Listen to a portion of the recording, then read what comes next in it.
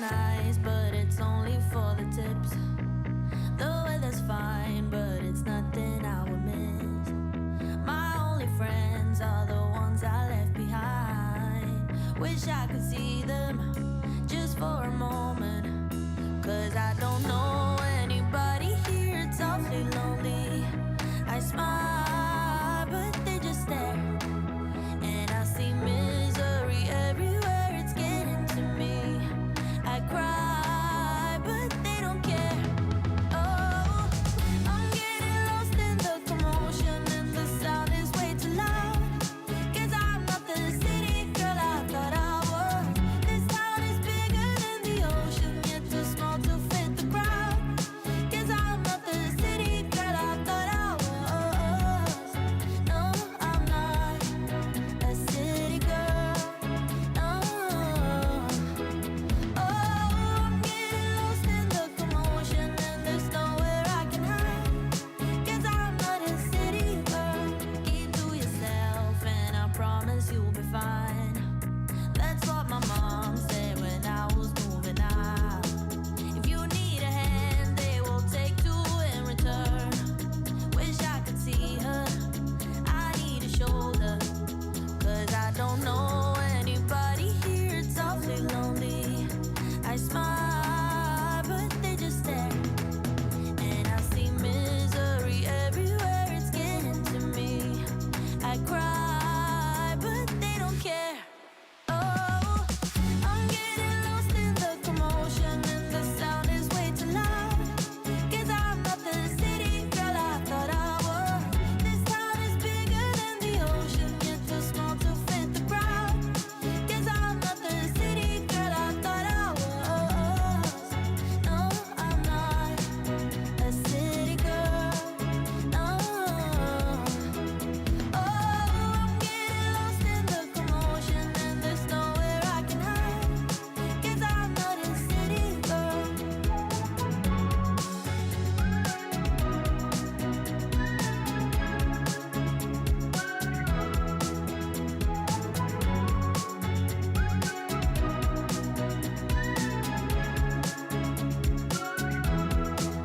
Cause I don't know anybody here, it's awfully lonely. I smile, but they just stare, and I see misery everywhere, it's getting to me. I cry, but they don't care. Oh, I'm getting lost in the commotion, and the sound is way too loud. 'Cause I'm not the city girl I thought I was. This town is bigger than the ocean, yet too small to fit the crowd. 'Cause I'm not the city girl I thought I was. No, I'm not a city girl. No. Oh, I'm getting lost in the commotion, and there's nowhere I can hide. 'Cause I'm not a city girl.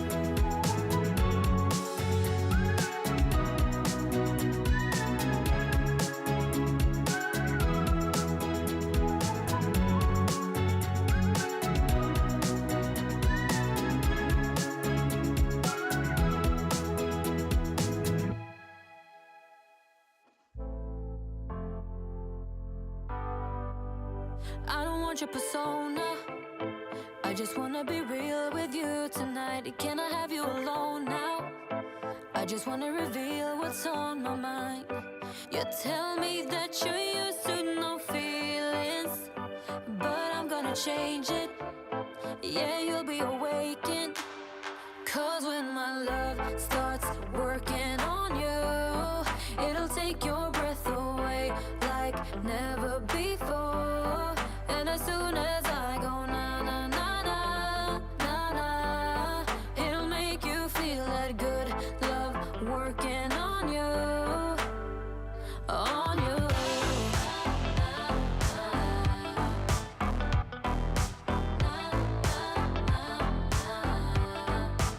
You got a bad reputation.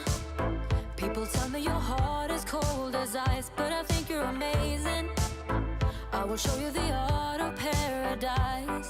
You tell me that you're used to no dreaming, but I'm gonna change it. Yeah, I'll take you straight to Wonderland. 'Cause when my love starts working on you, it'll take your breath away like never before. And as soon as I go na na na na na na, it'll make you feel like good love working on you, on you, on you, on you,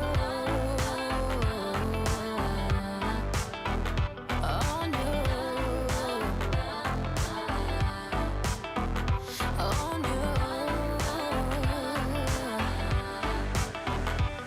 You're leaving me out in the rain when I try to reach you. I know it's hard to break through the chains, but I'm gonna teach you. I'm gonna reach you.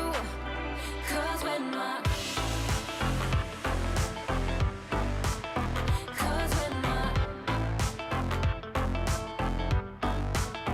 Cause when my Cause when my Cause when my love starts working on you, it'll take your breath away like never before. And as soon as I go na na na na na na, it'll make you feel like good love working on you, on you, on you.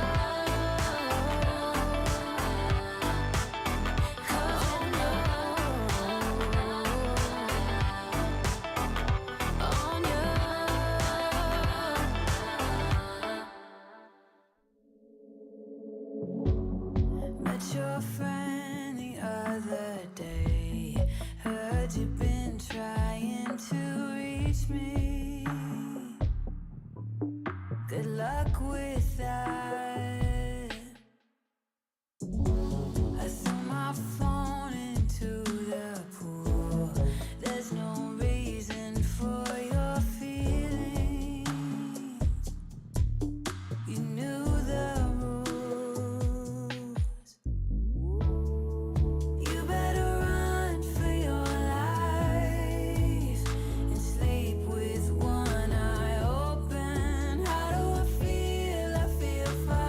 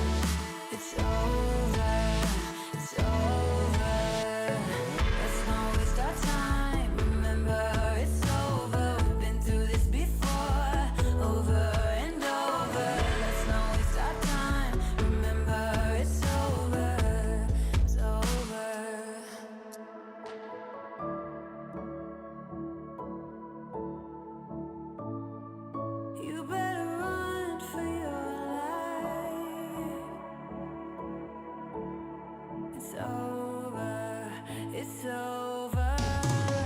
Let's not waste our time. Remember, it's over. We've been through this before, over and over. Let's not waste our time. Remember, it's over. It's over. It's over.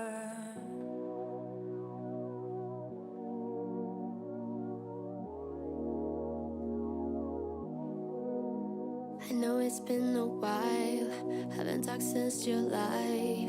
You've been on my mind, don't hang up.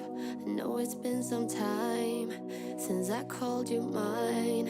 You've been on my mind, don't hang up. Maybe I'm a little bit jealous, haven't told my friends we ended it. Yeah, I know that it is wrong.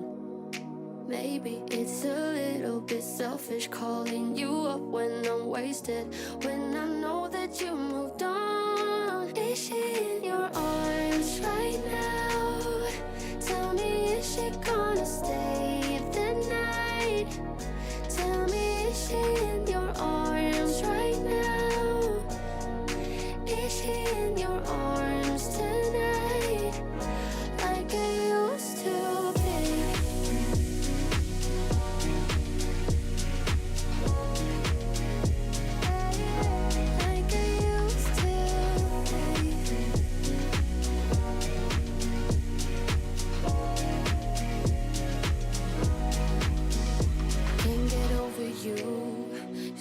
Talk things through.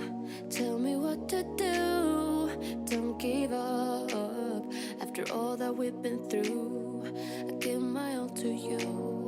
Just tell me what to do. Don't give up on me, yeah. Maybe I'm a little bit jealous, haven't told my friends we ended it. Yeah, I know that it's wrong.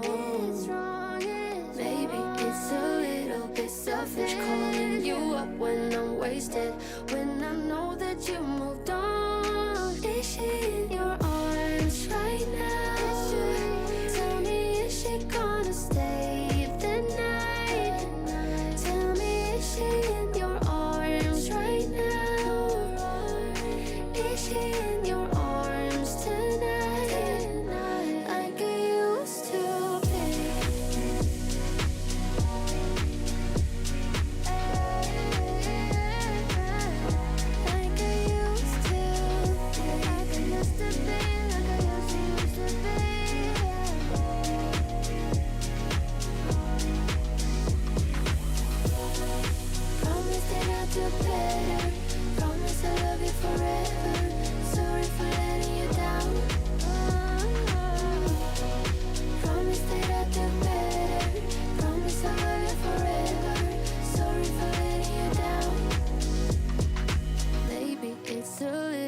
Selfish calling you up when I'm wasted, when I know that you moved on. Is she in your arms right now?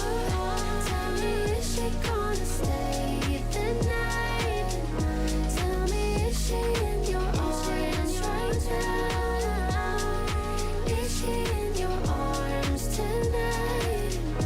Like I used to, like I used to be.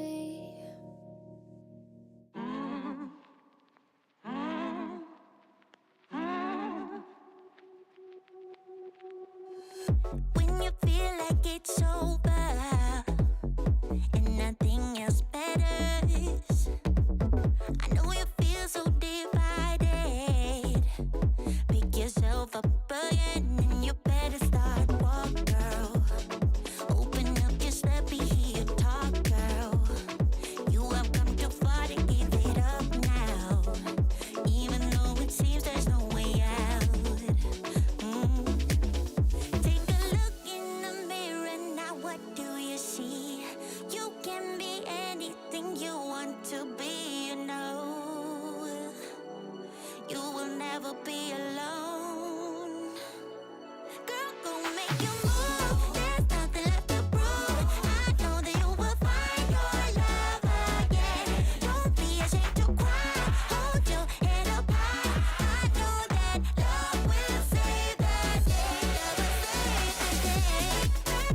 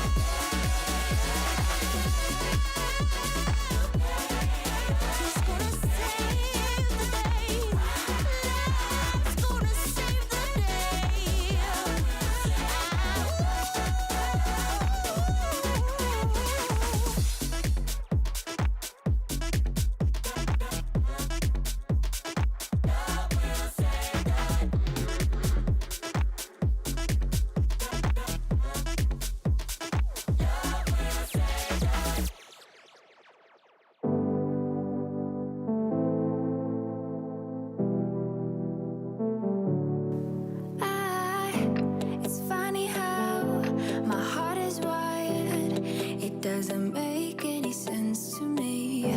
But who am I to question my feelings? I'm leaving you for someone else, but it's not who you might think it is. It's someone who you're already loving. I've been over this for a long time now, and I finally know where my heart is. This is our last kiss, and I hope you know that I thank you for making me see it. No, I never meant to hurt you.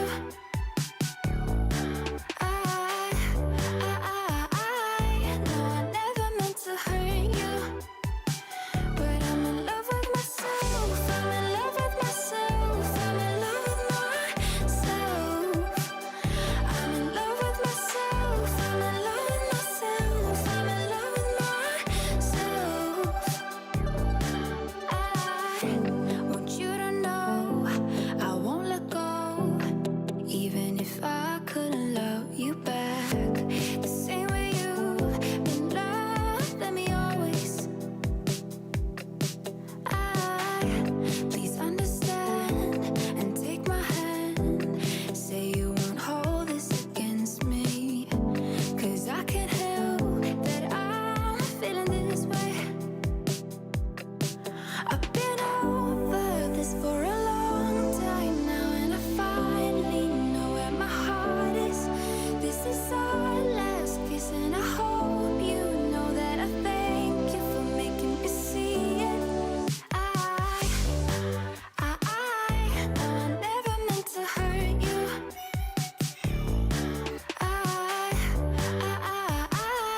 No, I never meant to hurt you.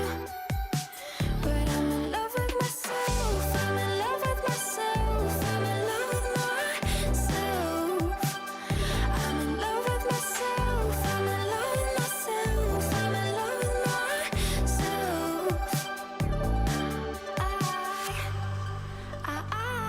No, I never meant to hurt you.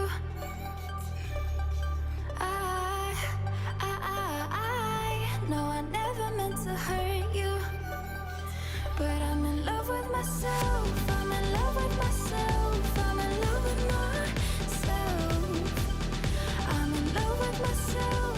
I'm in love with myself. I'm in love with myself.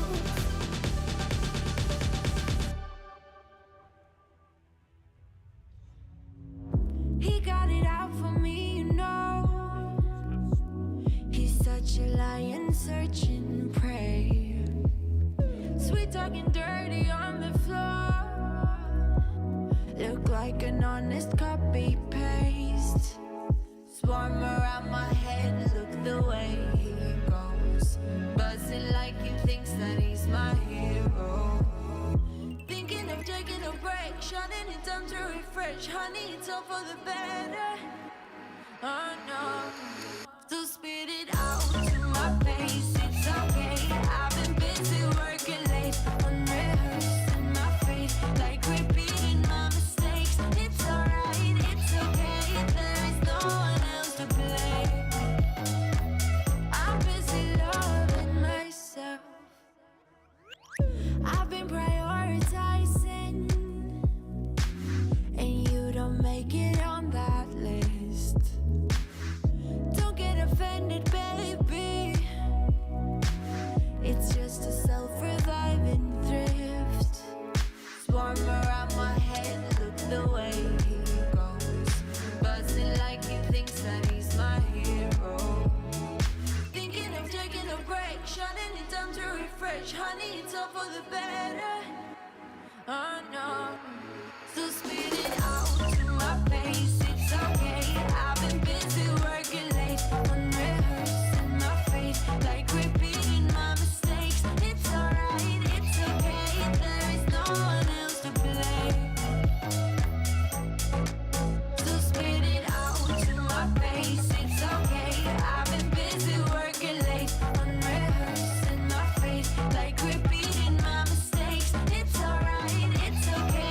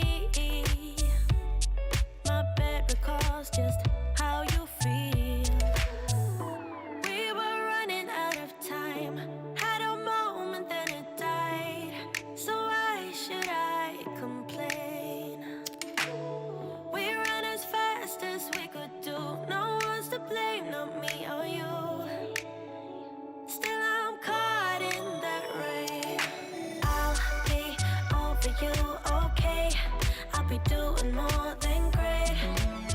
But I just miss ya, I miss ya. I'll sing happy songs one day. I'll be doing more than great. But now I miss ya, I miss ya.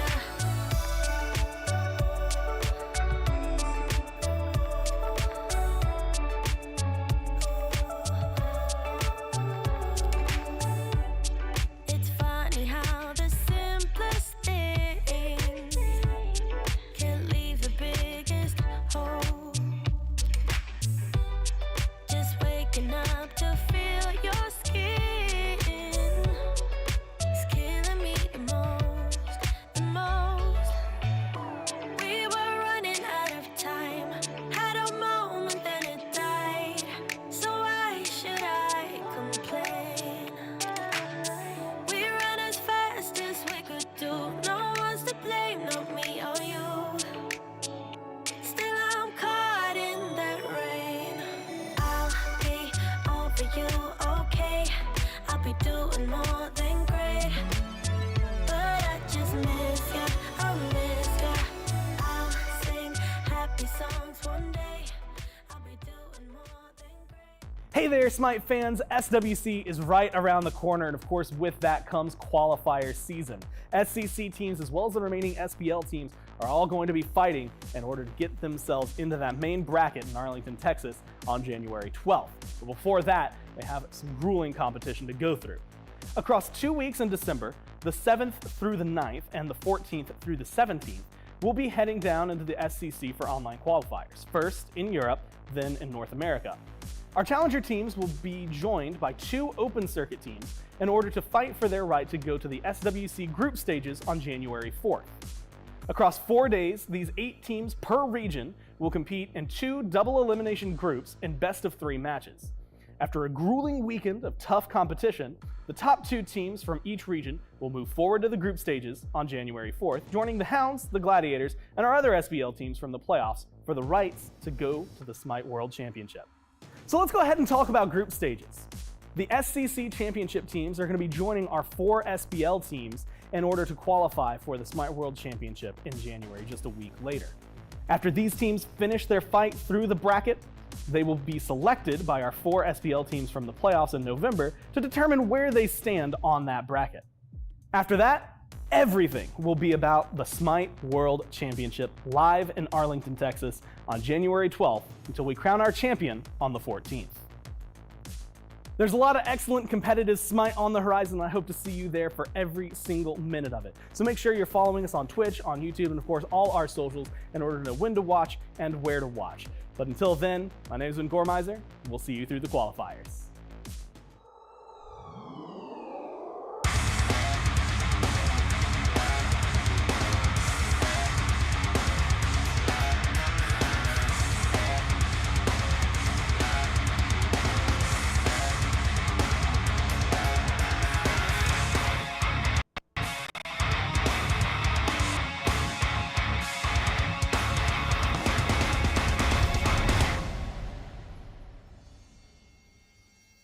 Well, hey there, guys, gals, and non-binary pals, and welcome back to day 3 of the NASCC playoffs. I guess it would be day 7 of the total, just general SCC playoffs. Last week, we knocked out Europe. In fact, you can go to youtube.com/SmitePro and check out a recap of that.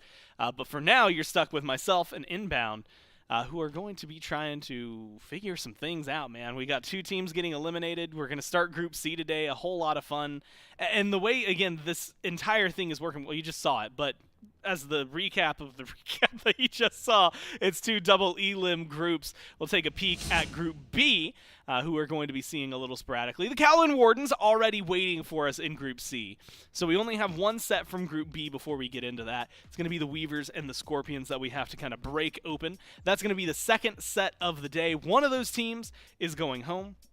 One of those teams is going to Group C, joining the Wardens. And remember, the Weavers came in as the number 2 seed, so for them to be in this position is pretty surprising. But you could say the same thing, actually, in Group A, because guess who's also on an elimination match right now? That's right, it would be the number 1 seed in the Valhalla Valkyries, who lost to one of the 6th seed teams Wild. In their advancement match. So now the Storm are waiting in Group C.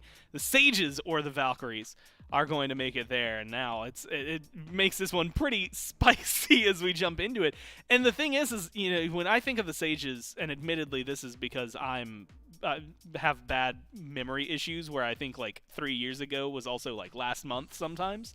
I think of a ton of teams like Privid's team, right? Because that's just what it's been. That is not the case. Of course, we've gone over that. We've seen them a few times, and they have been playing incredibly well. Snatty Grave, Nehu, who have been playing together, Donut Doug, who's been around for a long time. These four have looked really good. And Evermed, while it's someone, again, who very recently came onto the team and someone who I haven't been personally very familiar with, seems to fit in pretty well.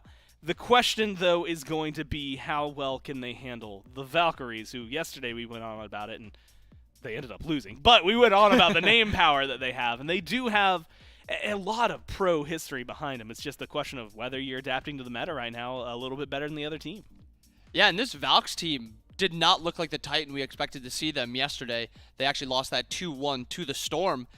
And as you said, the Storm were the 6th seed coming into this, so far these seedings really don't mean much. We have a number 5 seed and a number 6 seed waiting in Group C for these teams to come out of.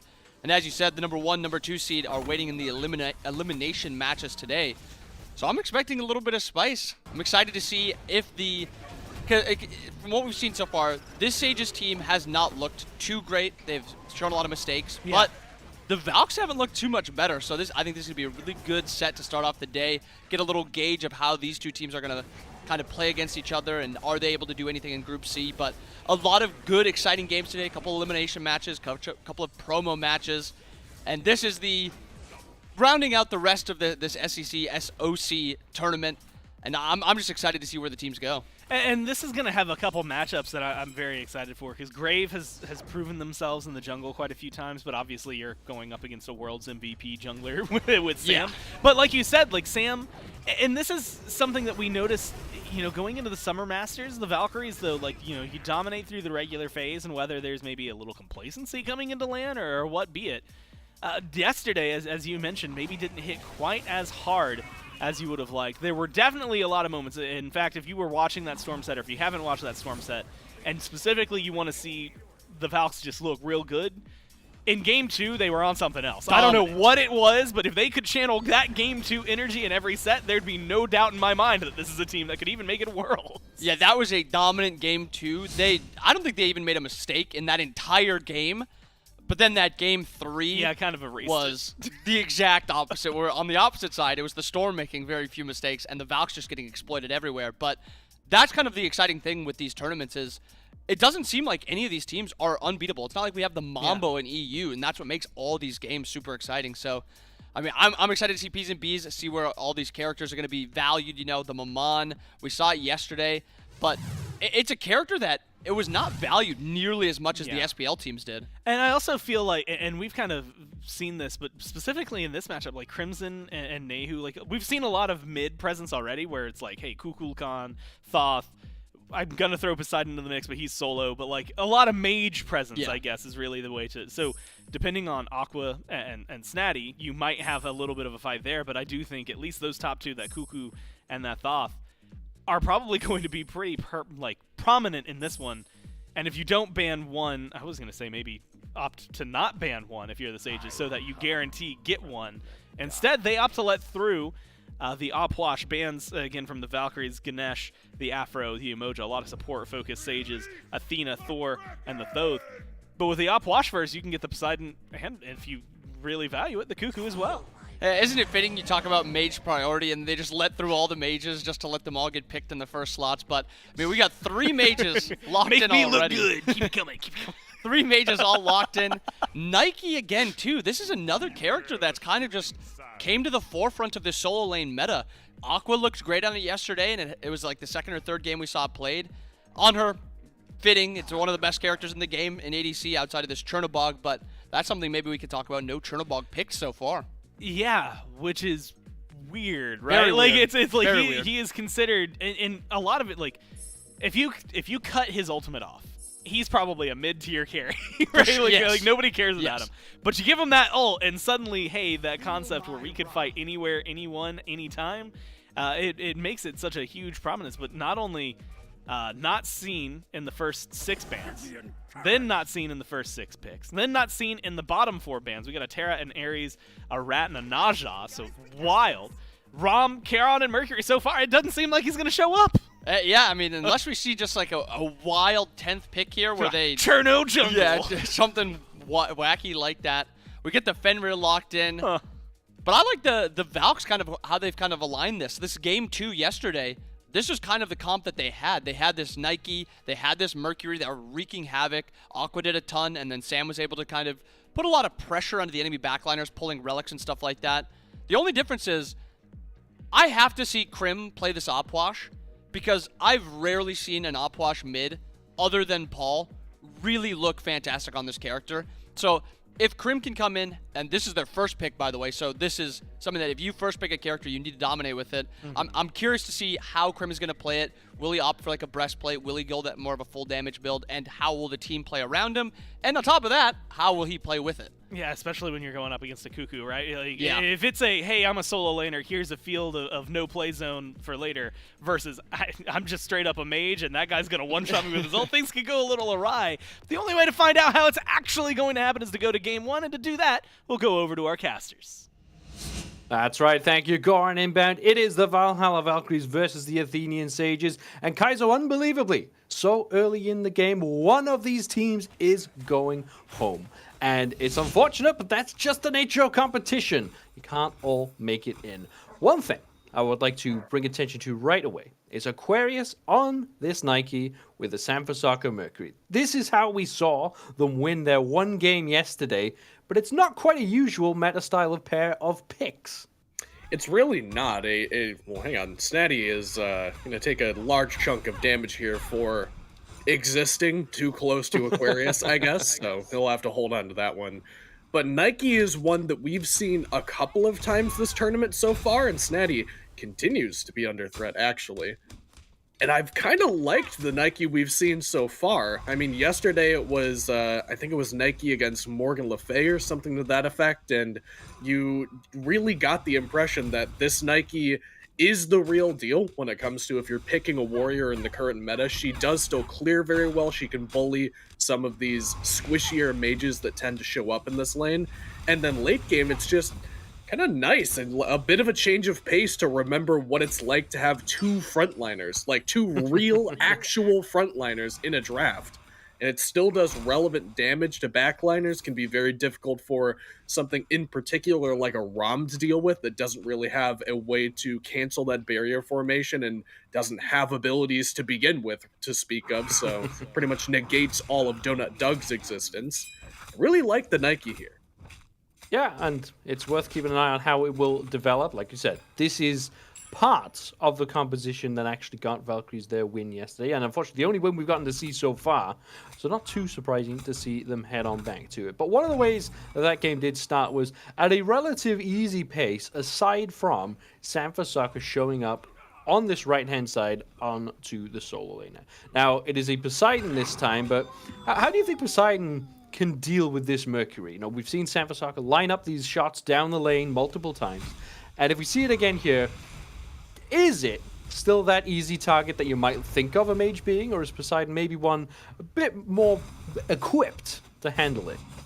Probably less equipped than the average mage solo. I mean, the reason you play Poseidon in the solo lane right now is kind of favorable matchups into the other mage solos, and then just really good burst damage and objective shred. They often go for that Frenzy second relic and more of a, wow, he actually got 2 of those over the wall. Nice. More of a almost utility mage in a way, which is weird to say for a Poseidon, but that really is what his role has been, where he has the Kraken for secure, he has the Frenzy for the objectives. Here we go. The blue buff invade yet again does go the way of the Athenian Sages. Oh, Aquarius actually up downs there. Doesn't connect with anyone. Shards go flying, but no more aggression from there. And it will just be the first attempt on the blue buff of the Sages, but nothing doing just yet. No successful invade. So, like we were somewhat expecting, all of the attention so far on this right-hand side, with the left side of the map being quite slow. And a bit of boxing here and there, but both sides, I think, trading out shield buffs. In fact, I think it was Grave who got the first shield buff. So slight edge for the dual lane of the Athenian Sages. And is that how you would expect this dual lane to go? Do you think this will be a bit of a snooze fest over here? It should be. I mean, there's not really a reason for either one of these two teams to fight. Usually, if you're putting a bunch of attention to dual lane in the current meta, you're working with something like an Aphrodite support, which we saw yesterday, I believe, where it's pretty susceptible to being abused early on, and you want to really start directing some resources toward her to not only slow her down on her scaling into the late game, but ideally take advantage of that most susceptible phase. And I mean, well, Charon and Sobek don't really have that stage of the game. We'll see an ult go down from Sam for Soccer in mid. Looks like he burned that one onto Nehu, and he's got the rotation from Grave. Grave is in. There's the Brutalize. One shot, but then triggers the Ragnarok and gets the beads out from Erupt Crimson. And first attempt used with that Sonic Boom from Sam for Soccer doesn't pay off, but does at least get the ultimate and the beads from Nehu. So expect to see this Mercury returning there somewhat shortly. But I do wonder how well Erupt Crimson on this Arpwash can follow up Sam for Soccer's damage here. We did see for the Valks again yesterday, combining that special delivery from Mercury into a Kukulkan ultimate. It's pretty self-explanatory, does what it says on the tin, but not quite so simple when it's an Arpwash in the mid lane instead. It actually is slightly more reliable in a way. I mean, it's a, granted, slightly smaller AoE than a Kukulkan ult, we'll say, but the Opwash follow-up naturally on a lower cooldown, and despite that fact being of at least somewhat comparable damage, I mean, you talk about Kukulkan ult as obviously it's your big cooldown, right? Like, it's the one that's going to take some time to come back online, and Opwash, just by nature of, you know, being a character with crazy good burst damage, will have a lot of that inherent in the kit, and Gamma takes all of the shots here in return for trying to secure that shield buff. Looks like they did get it, but Donut Doug and Evermed were not particularly pleased that Gamma just burns the summon sticks for that one. Yeah, shield buff did go the way of the Sages. Might actually turn into, though, a purple buff invade. And yeah, Evermed looking to put the pressure on it, uses the charge spray. Wowie drags the buff all the way into the tower, and that will be that. Grave steps up high, and Sam for Soccer rightly punishes them for it. But looking at these two junglers here, there's again a jungle buff rotation of the blue buffs, just going to who they should be going to, right? The respective owners pick up their respective blue buffs. But a somewhat old school method of just figuring out Smite and who's doing well is Fenrir attacking the enemy buffs or defending his own? If you can keep Fenrir on their side of the map, that already takes out a large portion of the strongest part of their game. It is Fenrir, an early game Titan, not to the extent that, you know, we saw Slash basically just walk around the map and kill people yesterday on the Thanatos, but not quite the same story for Grave on the Fenrir. It has a lot of actually really, really good mid-game utility on this Fenrir, being able to apply beads pressure, especially when you have something like a Sobek on your team that not only gets benefit from those beads being down, but can also force them pretty reliably on his own. As long as Grave is involved early and often, that's going to be an optimal look for the Athenian Sages. So you're totally right that the Valkyrie slowing him down is a pretty big thing. I mean, you don't want him to be pressuring your buffs constantly, as Sam looks to pressure a buff over here on the left-hand side. Evermed could have been in trouble there, but Sam a little bit off the mark with that special delivery, and it's actually in the right lane that we're going to see first blood. Looks like Grave made his way back over here. Ragnarok on cooldown. I think you can assume how that one went. Yep, tends to be pretty self-explanatory. Ragnarok's on cooldown, ton of damage out from Poseidon as well, and that will just be that. So finally the first blood on the map. It's taken some time to get there, but while this has been going on, look at the gold differential between these two teams. 2,000 gold just after first blood. Where has that come from? You know, we've seen decent shield pressure or shield camp pressure from the Sages. I think they've got the majority of them so far, but you know, 4-1 on the totems in favor of the Sages as well. That's quite a significant gold lead to just sort of passively accrue here. Looks like about 1,000 gold in the lead here for Snatty over Aquarius, which that'll happen if you're credited with first blood naturally, and your enemy lane opponent will end up losing a little bit of that farm as well. And then about 500 as well for Donut Doug in favor of Wowie, and for Grave in favor of Sam for Soccer, which not super surprising, just because the Fenrir obviously a better early game character than something like the Mercury, who hasn't gotten involved yet, and we'll see Donut Doug ulting to try to defend his own purple buff invade. Evermed will go lurk under the waters, and this is a weird engagement, Judas. Been very weird. It started strangely. It's continued just as strangely. Just a couple of ultimates burned there from the Sages, but at the moment, nothing too much happening. I think there was a pluck attempt from Evermed onto Sanford Soccer, and if that had connected, we did see Donut Doug in the sky, ready to rain the snipes down. But, you know, that might well be where a lot of this lead has come from. You know, we've seen that purple buff contested pretty much since it started respawning. See Sanford Soccer maybe looking at making a play onto Nehu, but Grave here to play bodyguard will prevent that from happening. Use the Unchained in place. Sanford Soccer charging the ult. Nothing happening still, and again, passively, the Athenian Sages taking a lead. This mid lane is not one that you're likely going to want to keep an eye on, because we've seen a lot over the last couple of days of these NA mid laners tend to just hate each other for no discernible reason and just box to the death just because they're near each other. That seems to be the general theme of the last several days, but unfortunately for the viewers at home, Nehu on the Kukulkan and Krim on the Opwash, not likely to be particularly involved early on. I think that both of these guys are going to be pretty satisfied with just chilling out and farming up as Aqua dodges a Kraken and now has to contend with Grave. Ooh, yeah, the jump was down, but does use that Sentinel Zeus just to dissuade any more aggression. Grave, I think, had already opted out from that tower dive, but just in case, Aquarius keeping all of the aggression at bay. But again, it doesn't seem to be too problematic for the Sages to do that. You get some big cooldowns off the board. Yes, we did see a Poseidon Kraken go down, but already has plenty of cooldown in the build. Means that's not going to be too much of an issue. Sanford Soccer now gets a flag onto Donut Doug, holds them in place. There's the summon sticks, but it's not quite enough damage. Connecting there, plenty of setup, not enough follow-up. Shout out Summon Sticks, by the way, being the name of that ability, which I'm pretty sure, Judas, throughout all of the SCC, I called it Stygian Surge more often than not, and Donut Doug is getting surged on.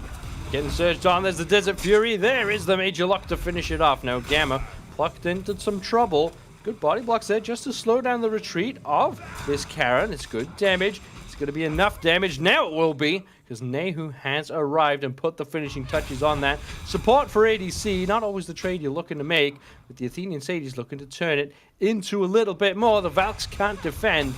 The Sages get some stuff after the stuff. And pretty good there from the Valkyries, despite the fact that they do lose the purple buff on the back end of it, because like you said, you trade your own support for the enemy ADC, and it's Donut Doug specifically, who is 2 levels up, by the way, on Wowie on this on her, which is no small sum. The Athenian Sages sensing an opportunity that the rest of the Valkyries are not here, will go ahead and grab this Gold Fury uncontested, and just expand that gold lead, expand that experience lead a little bit further. I was gonna say it wasn't bad for the Valkyries the way that trade went down, because, you know, you've got Sam for Soccer, who just wants to scale into the late game, has the Rage online, finally gets his first stack on that one, which is pretty meaningful. Want to get that stacked up as quickly as possible, but if you're giving up a Gold Fury on the back end of it, then it feels less worthwhile to end up trading support for ADC. And I feel like the desk has talked about this a number of times, where these more experienced teams just seem to out-farm you every single time, which is why it's surprising that the more experienced team is getting out-farmed this hard.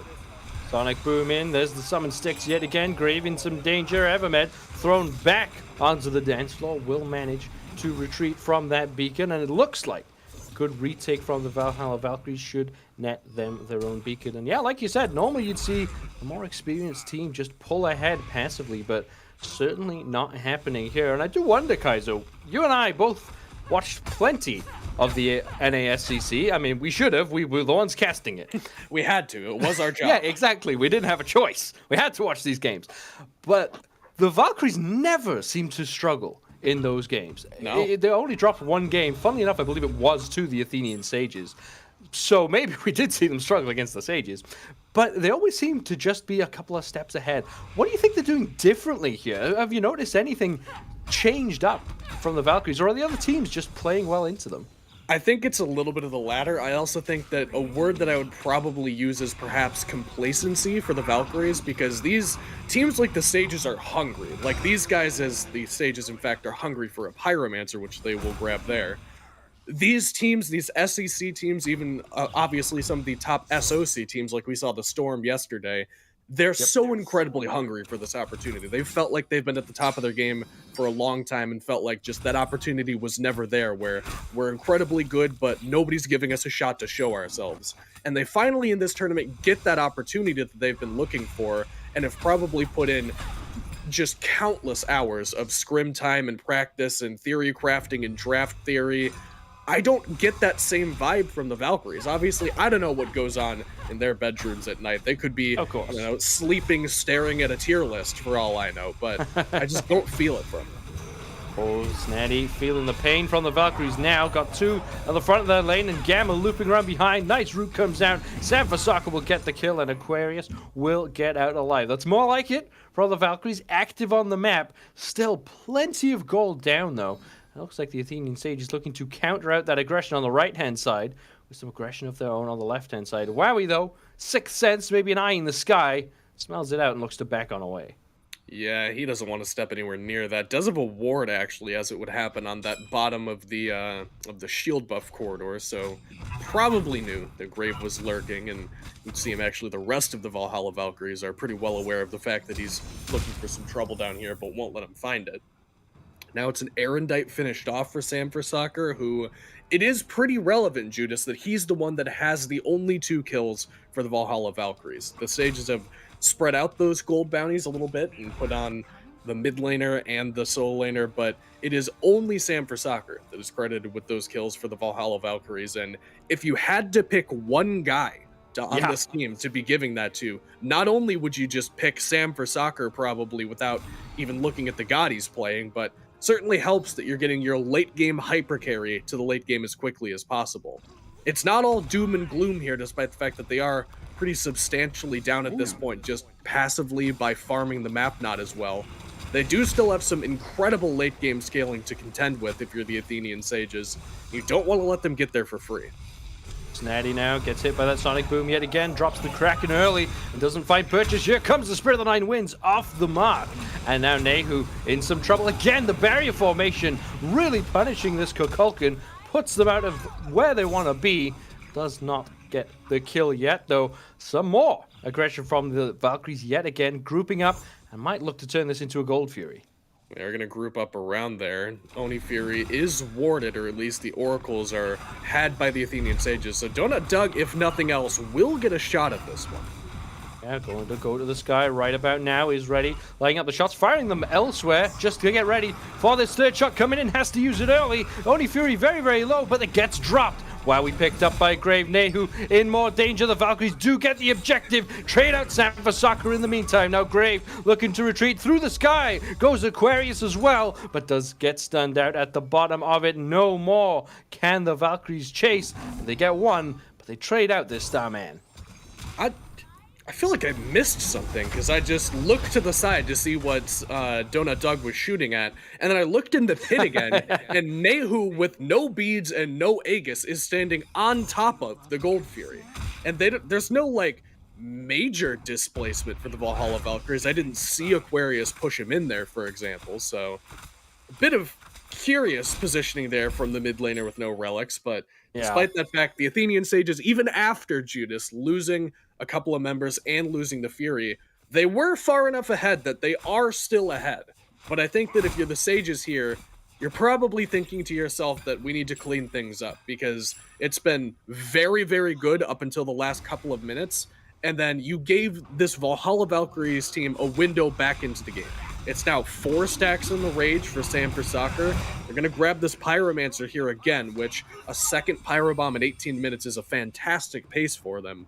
But you don't want to give many fight opportunities like that last one to the Valkyries. The sooner that you can get this Mercury online if you're a Valks fan, the better it is for you, and the more likely they are to be able to fight back even, despite the fact that they are relatively far behind, even despite that last fight. Yeah, we've seen this sometimes from some of these teams where they will be down a significant amount of gold, and then they just decide, you know what, let's just play as if we're equal. And then all of a sudden, the doors start opening. We saw San Francisco use that Sonic Boom aggressively 3 or 4 times now in the last couple of minutes. So more activity, like we'd mentioned. Maybe now, feeling like with that Arendite build up, they are at the power spike that they'd like to get to. And actually getting to see Aquarius involved. You know, we mentioned the laning phase being one of the key points for this pick, such as Poseidon or just these other mages. But now that we are out of that stage, we're able to see these solo laners rotate, really starting to see the impact of this Nike. And they're going to have to keep an eye on the Poseidon in particular, because he just now picked up that Frenzy, or at least just now upgraded it. He's already level 17, so he's had it for a good bit, but this Frenzy upgrade is the one you really got to worry about, because that's what makes this character so good in the solo lane. You can just walk, 6 feet, maybe 7 feet over to the Fire Giant pit, and then if your enemy ADC is not accounted for, you can just take that for free. Oh, there we go again. Ults traded by the junglers. Crimson fighting in those emptied crypts, but taking a lot of damage in the process. Nehu steps up, cannot connect with the ultimate. Grave out of this fight. Aquarius into this fight, chunking down the health bar of Evermet. There's the knock-up. There's the push again. Erupt Crimson gets another detonation. Now Snanny makes their way in, has to quickly make their way back out. Gamma gives chase, roots them in place. Can't do any more than that, but that's 2 quick kills. The Valks are looking at this Fire Giant. Sages just seemed to think that there were fewer numbers there, and the Valhalla Valkyries come out of the woodwork and provide some additional support. And now, as you mentioned, contending with this FG, it's already half HP, but members of the Sages are nearby. Donut Dug up to the sky, starts firing off some shots. That Astral Barrage has gone a little bit too early again, though, and instead just helps out with the speed that this gets cleared down. Does go on all 5 members of the Valkyries. Valkyries with a very sudden turnaround, Kaizo. A flip has been switched, and now this is the team that we recognize. A flip has been switched. That's I right. like that. That's adorable. You are right, though. Like, you're totally correct about that analysis, regardless of how you say it or how you could have said it. The British way. Yeah, the British way, we'll say. It's just a completely different team for the Valkyries. They were pretty content to just chill out and let the Sages do their thing. They lost a lot of farm into towers, were getting a lot of that neutral farm denied early on. But ever since they got that first kill or 2 under the belt of Sam for Soccer, they've been fishing for these opportunities with a little bit more success than the Sages. Despite the fact that, Mercury and Fenrir are typically attributed with 2 different play styles, one a hyper carry, one that, has a lot of late game priority, versus Grave on this Fenrir typically considered to be more early game and utility. They play the same way, and the Sages, oh my god, what a Sonic Boom! What a Sonic Boom connects with almost everybody, and the Sages now forced to retreat. I'm not sure what they were doing there in the first place. Pulling an objective into 5 with Fire Giant while the Oracles are there. Very brave call from the Sages. It does not work out, though. The Valhalla Valkyries were ready to react, but there's making a risky play, Kaizo, and then there's that.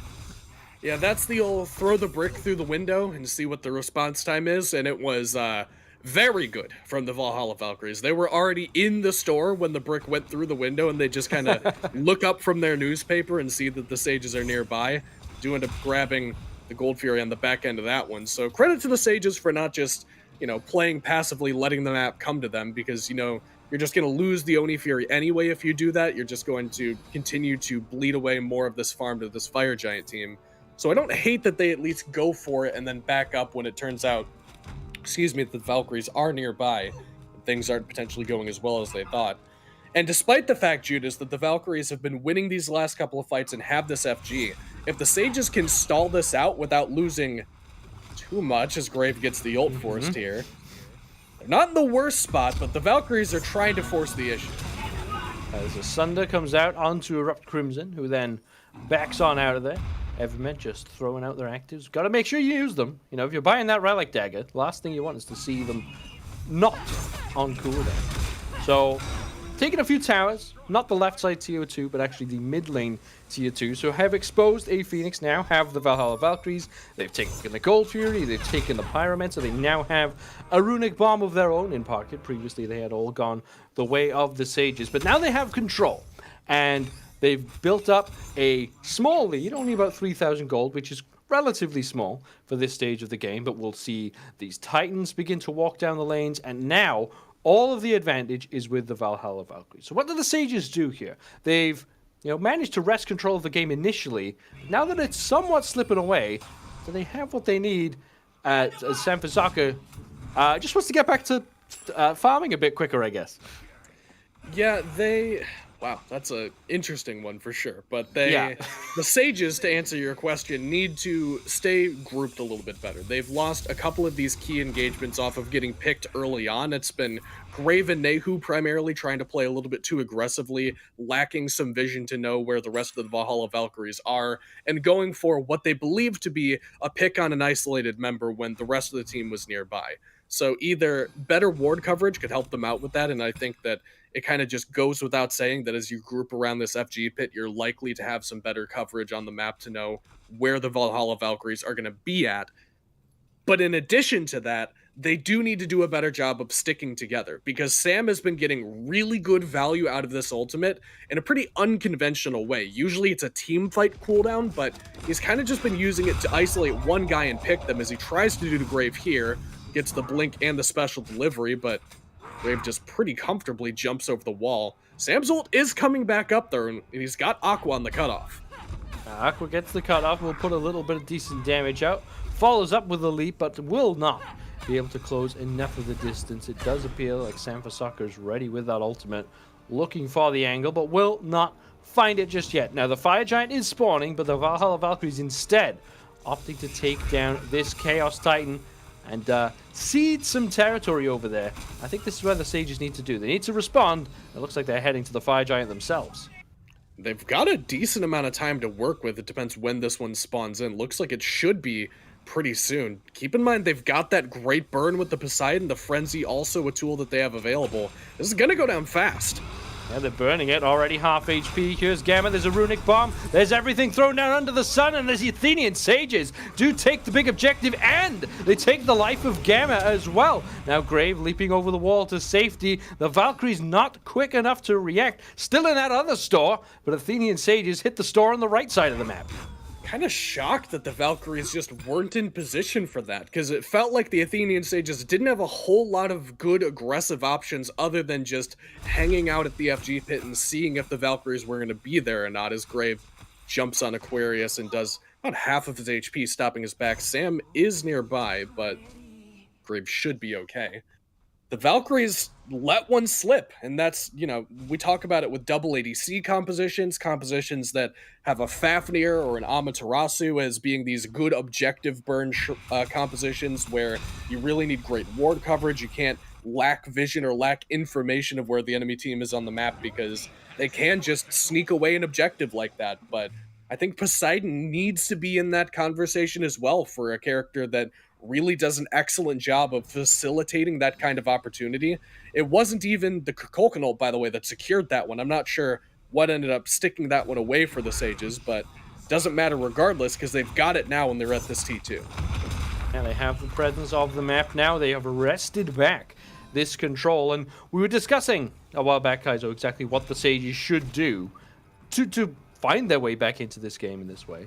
And well, the one box we didn't tick was actually just the one where the Valkyries make a mistake. I wouldn't say it was a problem to go for that Titan on the left-hand side. You don't want those clashing when you can make use of that resource later, but really didn't respect that the Sages could just do exactly what they did. And yep. I mean, even with the vision of it from Gamma and from Aquarius, they just didn't have enough there. So now the Sages looking to do a similar move, sweep down these towers. Grave gets a leap in onto Gamma. Aquarius leaps in response. Gamma locked in place, gets shut down, but there's the Grave return kill from Erupt Crimson from the Grave. Now up to the sky, goes 1-2 shots, finds Sanfasaka. And now it's 2-for-1 trade. One Fire Giant off the map, but the Sages keep pushing forward. And they've got 4v3 for a bit. No wave coming for a decent amount of time, and pretty low health bar on Evermed will mean that this is going to be awkward if they try to go for it. Crimson has great area denial. We'll put some of that damage onto Snatty in particular. Half HP on the tower. They look to try again.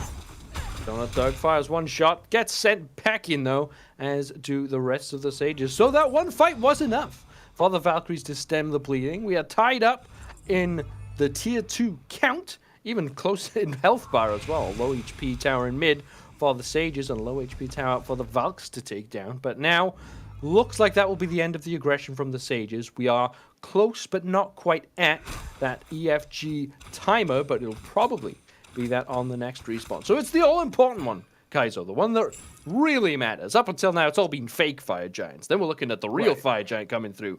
Who would you give the advantage to? Because the Sages surely can't sneak another one away.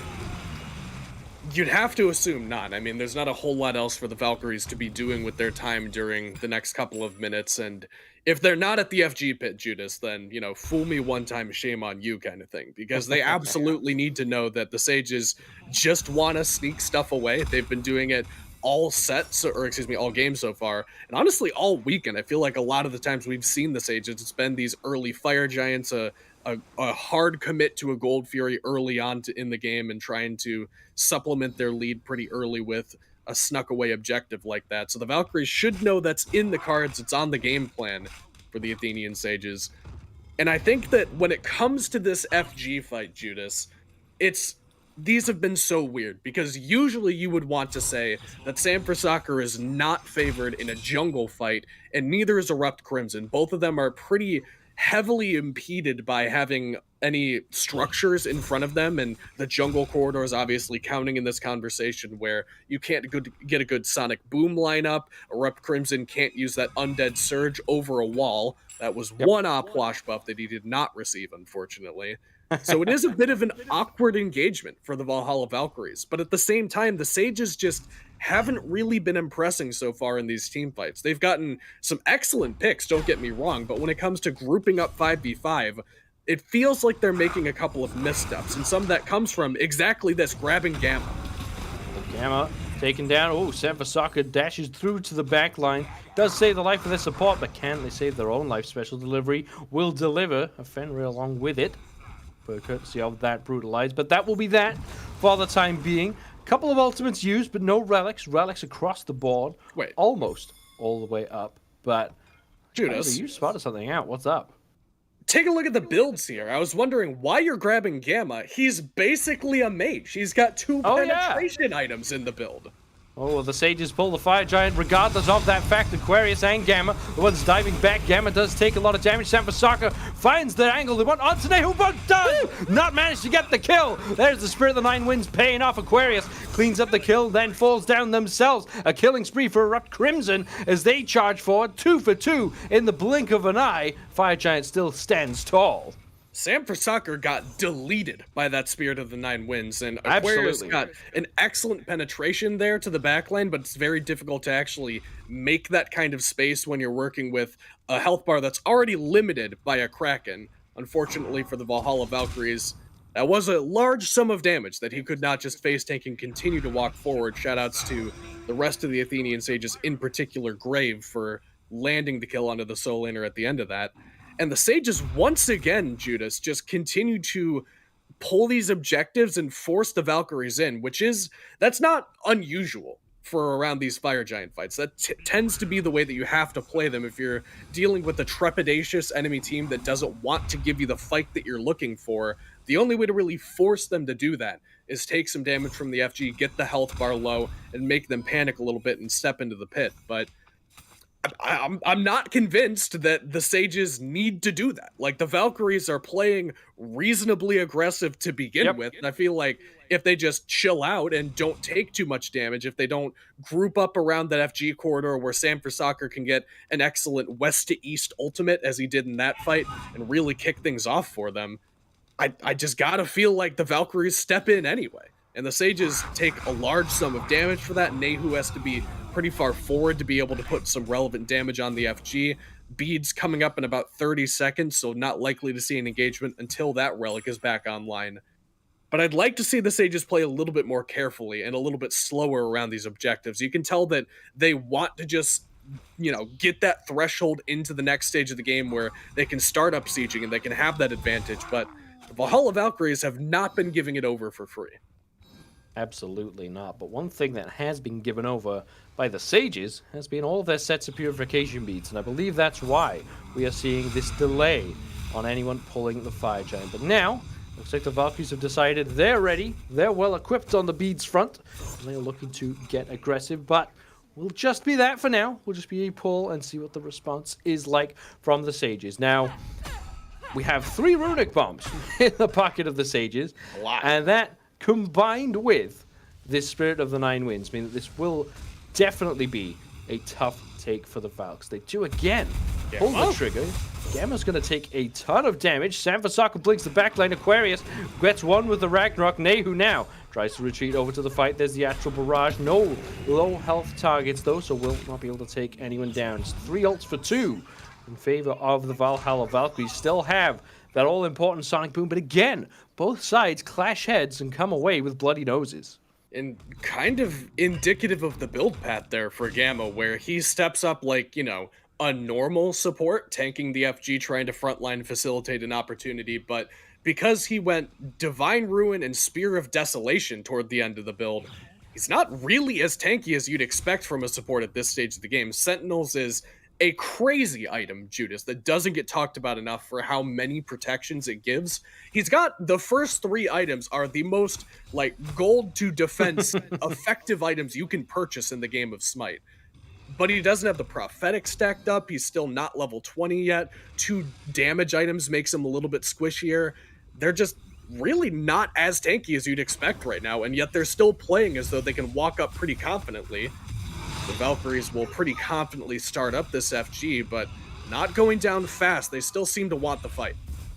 Well, gone are the days of 2 frontliners, I guess, Kai. So even with a warrior in solo lane, you still don't get a tanky Guardian coming out from support. But again, it's interesting now that the Valkyries are the ones who are trying to goad the Sages in. It had been completely the other way around previously. And now the Valkyries are the ones who feel like they should step up, but I'd still give the fight in favor of the Sages. Yeah, especially with the zone control that Nehu has and the fact that Sages know the Valkyries are never going to just outright commit to the objective unless the Sages just completely vacate the premises. They've got so much better secure with the Spirit in the Nine Winds and those 3 runic bombs, as you mentioned, which means that the Valkyries don't get the chance to just pull this and then coin flip it.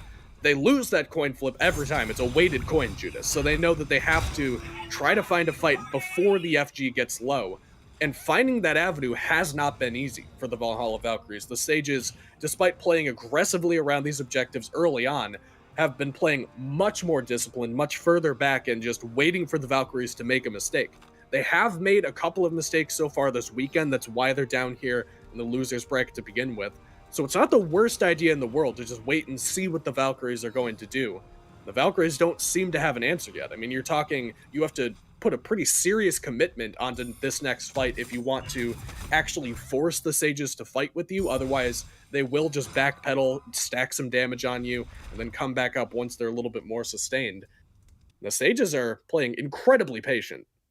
Incredibly patient, and Sanfasaka has had enough of it. Goes on to Snatty. Does get the purification boots out from the Poseidon. Actually, no, doesn't.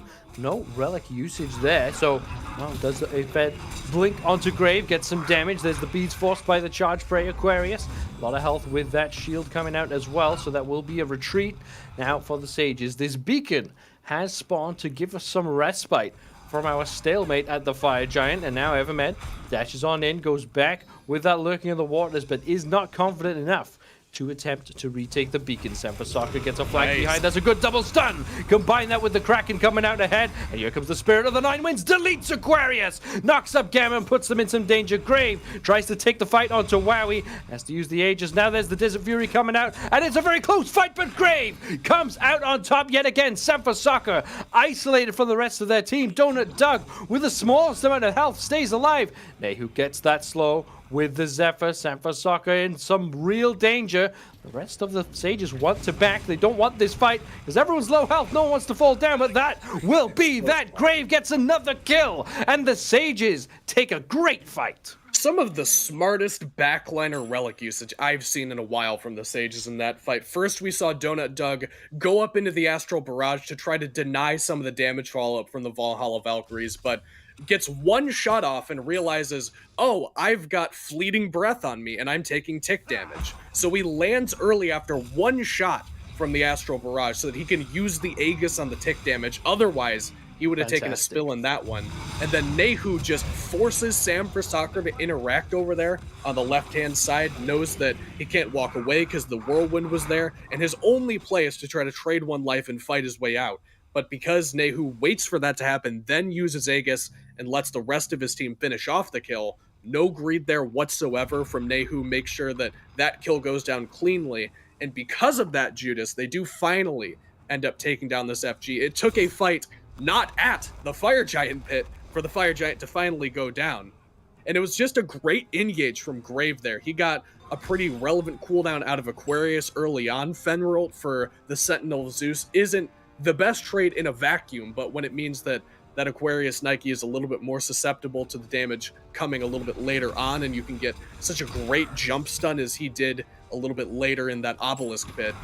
It was an excellent fight from the Sages, and the Valkyries were near margins on being able to turn that one around. I mean, it was very low health bars for just about everybody on the Sages, but I don't know if it was a lack of target prioritization or maybe some just unfortunate cooldowns not hitting, but when Aquarius gets deleted and you don't really have a great front line to stand behind anymore, the fight is not as easy for the Valkyries. So the Sages now with 5 members with FG Judas, Relics coming up just a couple of seconds for everybody on the squad. They're going to have every resource that they could imagine, including these Oni minion waves coming up in just a couple of seconds, to be able to break into this base. Well, first wave hits on the left-hand side as a wave hits the mid side of Snatty and Grave, both combined to take down that mid Phoenix. So already, one bird off the map makes this defense a lot more difficult. There's the Astral Barrage onto Wowie, sends this Anhur back to base. Gamma uses the Summon Sticks to try to get some space. Nehu in some trouble again from Sanfasaka. Aquarius follows them up. There's the Spirit of the Nine Winds yet again. Sanfasaka must be sick of the sight of the Spirit as charging forward comes Grave. Low health, doesn't care. Still wants in even further. The Valkyries sent packing all the way to base. Have they bitten up more than they can chew? Look at the very low health bars for the Sages. Grave still doesn't care. Minus 200 HP does not matter. Just wants to get in and get more kills. The Valkyries lose another 3, and they might even lose this final Phoenix. Another clean fight from the Sages there, even in the face of that Stygian Surge I said it again. Summon Sticks from Gamma, Judas, is what that ability is called, alongside the Sonic Boom from Sam for Soccer. They managed to turn around the damage and a great ult from Nehu. They're not done yet. They want this tight. Looking to end this game as early as they can. Evermed takes some damage. Here comes the Spirit again. Just deletes the health bar of the Titan in 40 minutes. But in a blink of an eye, the Titan falls down. The Athenian Sages take a 1-game lead over the Valhalla Valkyries, who now have their lives on the line. They do. Back against the wall now for the Valkyries, and the Sages played a fascinating game there, where it was so fast-paced in the early game. They farmed incredibly well in the early transition into the mid stages, and they took one stumble, or actually, I guess, a chain of stumbles in the early to mid game. And then from that point on, it was just clean, very clinical Smite. They didn't play too aggressively. They didn't overexert themselves. They basically forced the Valkyries to be the ones to initiate these fights. And more often than not, the Sages ended up coming out on top of it. I love to see these adaptations during the game from these teams, and the Sages 100% made the perfect one here. Well, the Sages on the brink of yet another upset in this tournament. Can they round it out, though? Let's find out after this break.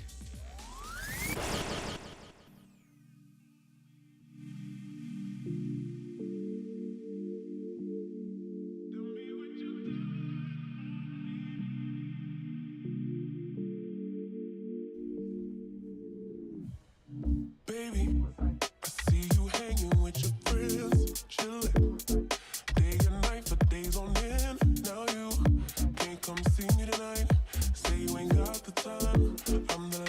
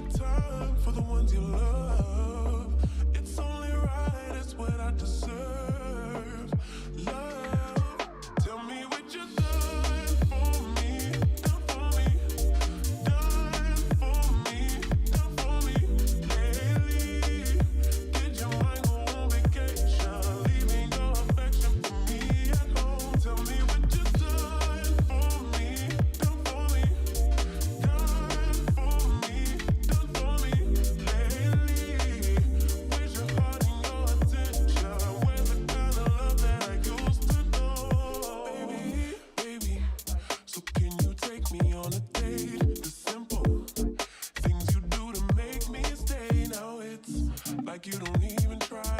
I used to wonder why, but now I'm left with no more tears to cry.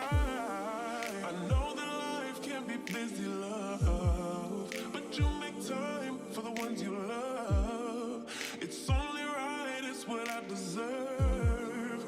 Love, tell me what you done for me, done for me, done for me, done for me lately. Did your mind go on vacation, leaving your affection for me at home? Tell me what you done for me, done for me, done for me, done for me lately. Where's your heart and your attention? Where's the kind of love that I used to know? If you want me the way I want you, put your all into all that you do. It's only right, it's what I deserve. Love, tell me what you done for me, done for me, done for me, done for me lately.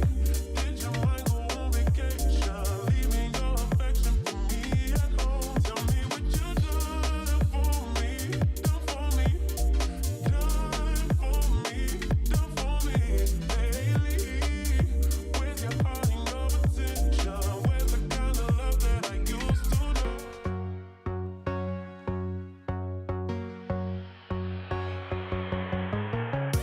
We never can get high enough. Nothing here to hold me up. It's pretty cool to fall in love. It's kinda like a fall from space. What they call a fall from grace. But I'm not gonna fall today. When you're up, you think you'll never go down, never go down. Ooh. Once you're down, you think you'll never get up, never get up. Ooh. When we love, we think we'll never break up, never break up. Ooh. But we break up and make up, get down and get up. Break up and make up, get down and get up.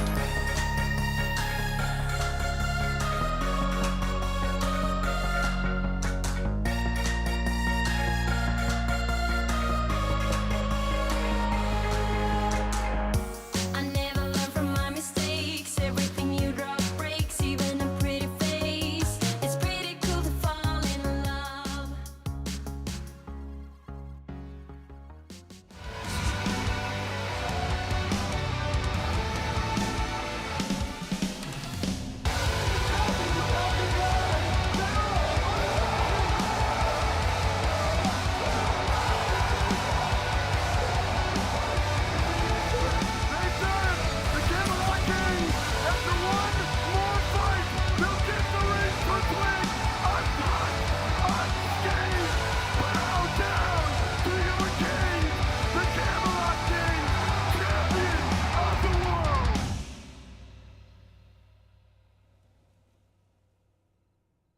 That's right. Worlds now less than a month away, January 12th through the 14th. These teams are playing for the qualifiers on January 4th, of course, to get there, and that is their primary goal. But whether you're going to be there, whether you're going to be at home, you can rep the World Championship that's coming up, whether it's your favorite team or you just want to celebrate Smite and the SWC going into Season 10.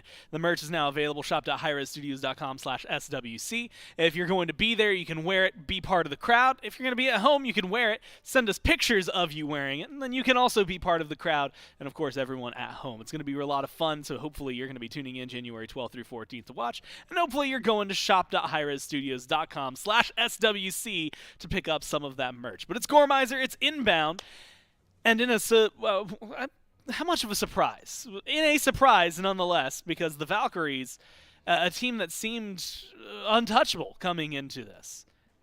It was They lose game one. Yeah, it was a weird game, I think is how I would classify it as. The early portion of the game is, for some reason, all Sages. Like, it's just all them. They're not really winning that many fights, but they're just out-farming that mid and early portion of the game. First Fire Giant, though, however, goes towards the Valks, but they don't really do enough with this Fire Giant. And then after that, the Sages just start taking some fights and just start winning these fights.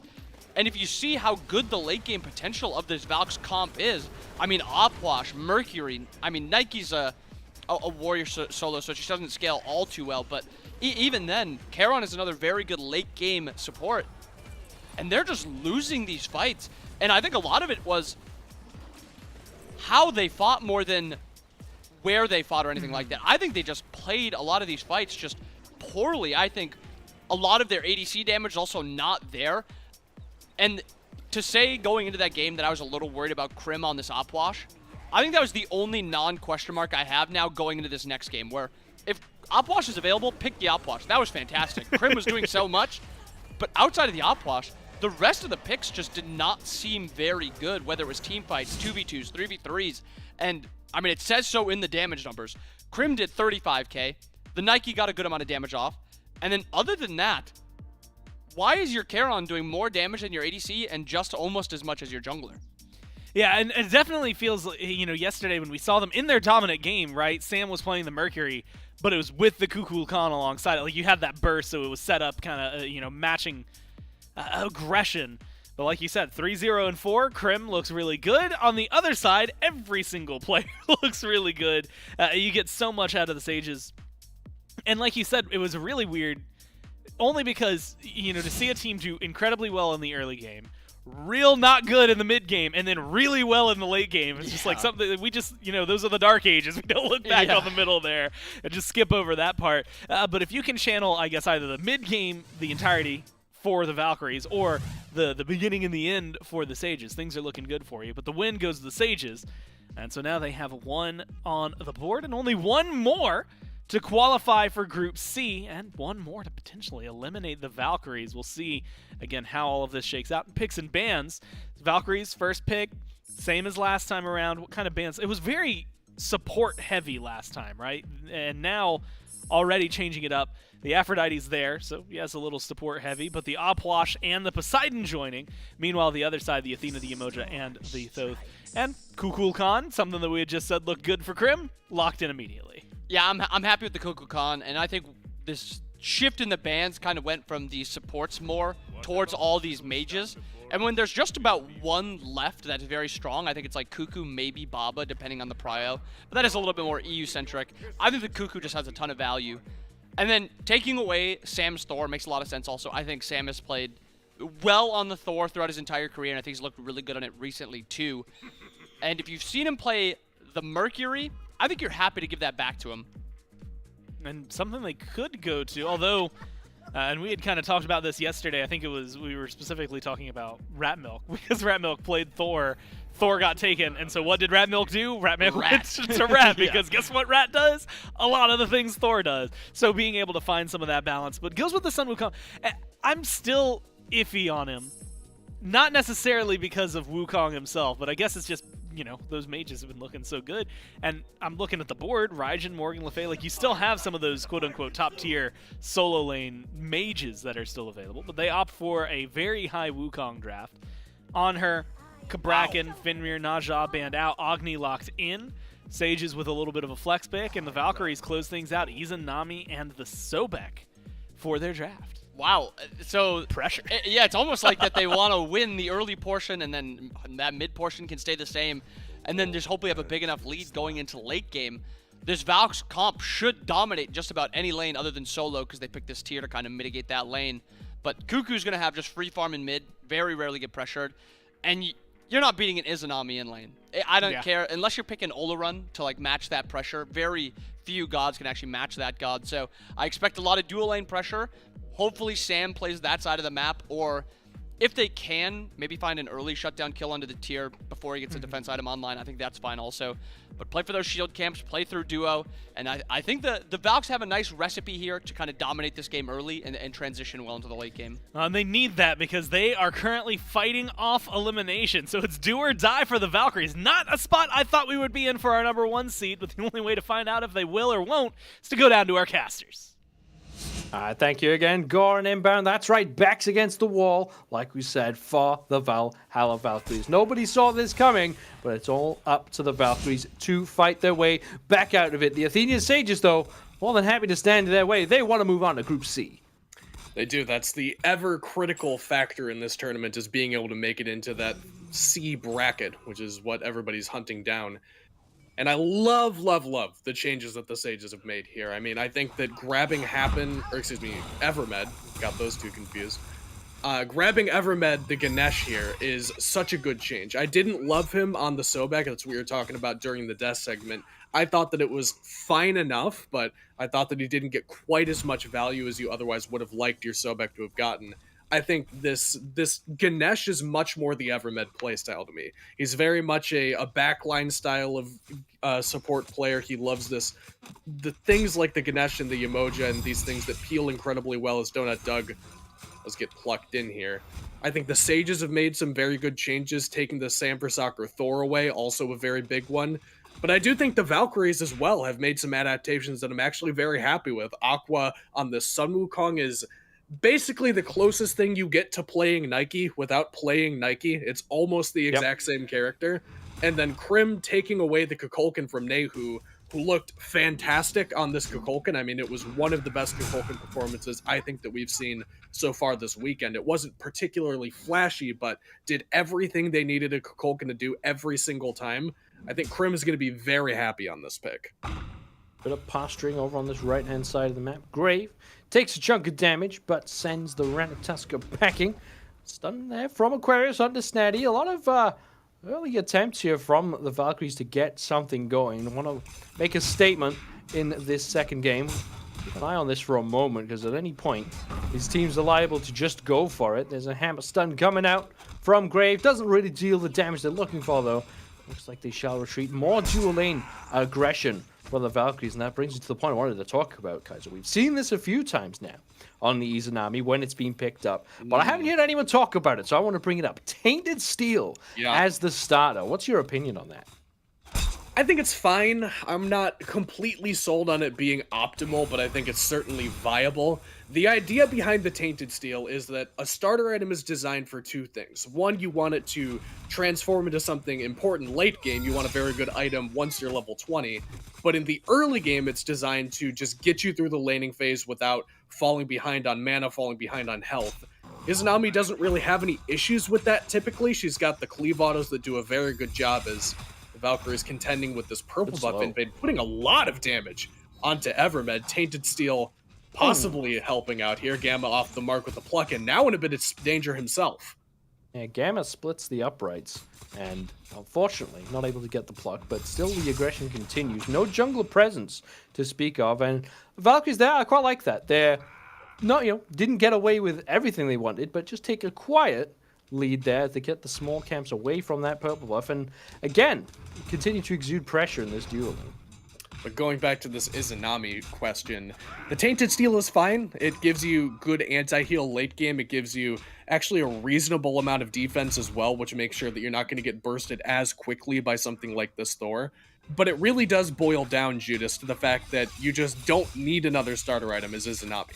I think that Gilded Arrow is fine. Hunter's Cowl is fine. There's a couple of fine options, but you don't need any of them. So if your team feels like it's going to struggle to spread anti-heal, if you think that's going to be valuable for you, or if you just want the decent base stats, which it does give you quite a bit of, even at this, level 1 stage, it's a fine enough option. You just don't need anything else, is really all it boils down to. And this is what I really love to see from these teams, is when you get pressure on one part of the map and you use that to help someone else elsewhere. So with the pressure that Valhalla Valkyries have established in this dual lane, it's meant that Sam for Soccer can come over and help with this purple buff. But now, some big aggression coming over here. Level 5s across the board. Good stun onto Evermed. Drops the Dharmic Pillars. But that will be that. Everyone just decides they hit 5. They might as well use their ultimates. Blasted on each other. No real winner in that, though. Yeah, good disengage, though, for the Athenian Sages, because they needed to make their way out of there. Grave, was not anywhere nearby, so if that boiled down any further, then probably don't want to be taking that fight outnumbered. Sam for Soccer lending some of that dual lane pressure that Bobby was asking for on the desk, and at least checking in to see what's going on between Wowie and Donut Doug, which not a matchup that you typically consider to be particularly involved between those two characters. Both of them likely to be pretty satisfied to just farm up to level 20. Same thing alongside this Kukulkan once again for Erupt Crimson. But if you put a thumb on the scale, if Sanford Soccer is there consistently, or Grave obviously can do much the same with basically the same character in Thor and the Ratatosker, you can put a pretty significant change into the way that balance works out. It's not as though these characters are immortal or aren't going to interact at all. It's very possible that a good jungle gank and a well-timed purple buff invade or a back camp invade or whatever the case may be could be a pretty significant change to the way the dual lane ends up happening. Oh, Gamma there, looking for this sneaky invade style that we've seen some of these supports go for. It does get caught in the act and will be forced to charge prey away. Now there's purple buff again under duress, and Evermed opts to pull it into the tower. That's a win though for the Valkyries. You still get that reduced amount of gold from that camp, so small wins yet again for the Valkyries, looking to passively build up a lead, similar to how we saw the Athenian Sages do it in game number 1. It's not paying off in massively in the gold lead yet, but it's not really supposed to. This is where you want your experience lead to tell the difference, and it's ever so slightly in their favor. And it is a large-scale change from game number 1 as well, because don't forget that even without any kills on the map, the Sages were starting to pull pretty significantly away from the Valkyries just by denying that farm and having a better control of the neutral objectives, as Donut Doug does get plucked back in, should be alright. And the fact that the Valkyries not only staying even, but also getting a little bit ahead in the farm game, means that they made some pretty significant changes in the draft and possibly in the playstyle as well. As Sanford Soccer gets eliminated, Judas, for first blood. He was 100% HP. Wow, yeah, the amount of damage that Agni and Thor can put out absolutely needed to be respected there, and unfortunately Sanford Soccer not able to react, has the Blink Relic in pocket, no beads to speak of. And, I mean, that's just what CC brings you, right? You can get a long-range stun with those Noxious Fumes, a long-range stun with that Tectonic Rift, and being level 8 on the Thor, Grave, and Mjolnir's Attunement double tap will do a very large amount of health, as Sanford Soccer has just found out, if you didn't know already. And that's the first blood yet again going the way of the Sages, negating most of this gold lead across the map. There's the blink coming out from Gamma. Donut Dug in some trouble, low health, but there's the portal, not going to be enough damage, and will not connect. But Dug on this Hachiman expectedly under a lot of pressure. And doing a great job there of hanging onto the beads, understanding the danger that he's in. Even if that dark portal from Wowie connects, I doubt that it's enough to bring down Donut Doug. And he wants to keep that cooldown available of the purification beads in case there's a rotation from Sanford Soccer. If Gamma catches him with another pluck at a less opportune moment, Evermed appears to have stolen away the shield buff there. So I like that Donut Doug was willing and at least able to hang on to that cooldown. It does keep him a lot safer and kind of dissuade some further aggression. I mean, you can tell by the ward coverage alone that the Valkyries want to play on the dual lane side of the map. Oh, yeah. That's what Inbound was asking for on the desk, and that is their very clear game plan, is they have everywhere around this purple buff warded up, and they've already got Sanford Soccer at least flirting with the idea of making his way toward it. Here's Sanford Soccer nearby yet again, local on the map, as is Grave, who takes up to the sky. Now Gamma goes lurking under the waters, is in range of the ult, so will take the hit. There is the pluck coming out. There's Grave dashing away, but here's the dunk down from Sanford Soccer, gets that return kill. No, Donut Dog manages to dash into the tower. Erupt Crimson also in the fight, putting some damage onto Evermed, but here comes Nehu from behind. Evermed doesn't manage to stay alive, but a big stun onto all three, puts Sanford Soccer in big danger. Donut Dog just about by the skin of their teeth avoids the damage from that Spirit of the Nine Winds, and there are two easy kills that the Valhalla Valkyries were looking for. I didn't know about easy. I mean, that looked pretty well earned there from the Valkyries. They definitely got the better end of that engagement. Grave dunks down, just tries to confirm the purple buff and get on out of there, but a great pluck from Gamma puts him in a spot he doesn't want to be in, forces the beads, which means that once Sanford Soccer finally does land from the Through the Cosmos, there's no innate immunity that Grave had available to keep him alive there, and unfortunately for Evermed, he's just a victim of the crossfire, as tends to happen to these supports. Once again, the Valkyries on the better end of an early trade for what feels like the first time, because the, game one didn't go so hot, but absolutely kicked things up here in game number 2. Do not want to go down just 2-0 and then have to make their way on out of the tournament. And it's an optimal start, realistically, for them, because you're getting a lot of kill participation once again over to Sam for Soccer, who is a little bit behind Grave, just because Grave has spent a little bit more time farming, whereas if you heard Mifflin talk about it yesterday, he said Sam for Soccer is a very traditional jungler in the sense that he will just sit in the jungle and wait for an opportunity like this. He's Like not that. farming, he's not collecting any gold right now, but he's just waiting for an opportunity, trying to see if you make a mistake. A mistake made by Nehu there, but gives you a good idea of what this guy's doing and why he always seems to be in the right place at the right time. Yeah, it's the trade-off, right? You're making the conscious effort to be at a location if there is an opportunity, and maybe the Sage is smelling an opportunity on the Gamma, but no, it is just yet more aggression on this left-hand side from the Valhalla Valkyries. Now, the purple buff due to spawn relatively soon.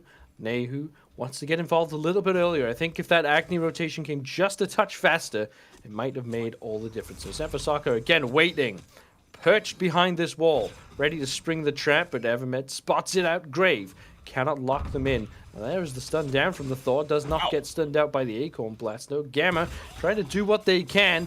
Again, this purple buff faces the ire of the Valhalla Valkyries. Are up Crimson, making the rotation yet again, but now it's the retreat coming out from the Valkyries. They have decided they've got what they wanted. They take the shield buff as well. They get out safely, and the Sages still can do nothing to help this dual lane. It's one of the most reliable and consistent ways to cultivate a lead in the early stages of a game of Smite, is just pick a buff and invade it every single time it goes on cooldown. It's one of the sayings in Smite that a single buff invade is not a lead, but if you invade a couple of them in a row, then it really starts to add up over time, as it looks like Crimson gonna try to put some damage on Nehu, gets answered back by Evermed. Decent grouping from the Valkyries, Judas, around this beacon, which doesn't at least look like the Sages want to fight with. Grave does have the ult available, but will elect not to use it. They're kind of giving up a lot here to the Valkyries, whereas game number one, it felt like they were the ones asking the questions, forcing the objective fights, making the Valkyries interact with them. This time around, the Sages are playing much more quietly. Yeah, playing quietly and not getting that passive lead that they had in the first game. Now, the lead for the Valhalla Valkyries is actually still quite small in the gold charts, but like we mentioned earlier, it'll be the experience difference that'll really tell the tale of how this early game has gone. The solo lane's been relatively quiet, both Snaddy and Aquarius not quite equal, but very close to that, just because of how peaceful it's been here. When you put warriors here, the junglers just go away. And I'm not too surprised to see that, but surprising Evermed with a blink pluck his Gamma puts them right into that tornado. And ooh, Spirit of the Nine Winds flies through with nobody in its vicinity. That means that cooldown's off the mark if the Valkyries decided to take the Gold Fury instead. They cannot, so that will again just be a washed engagement.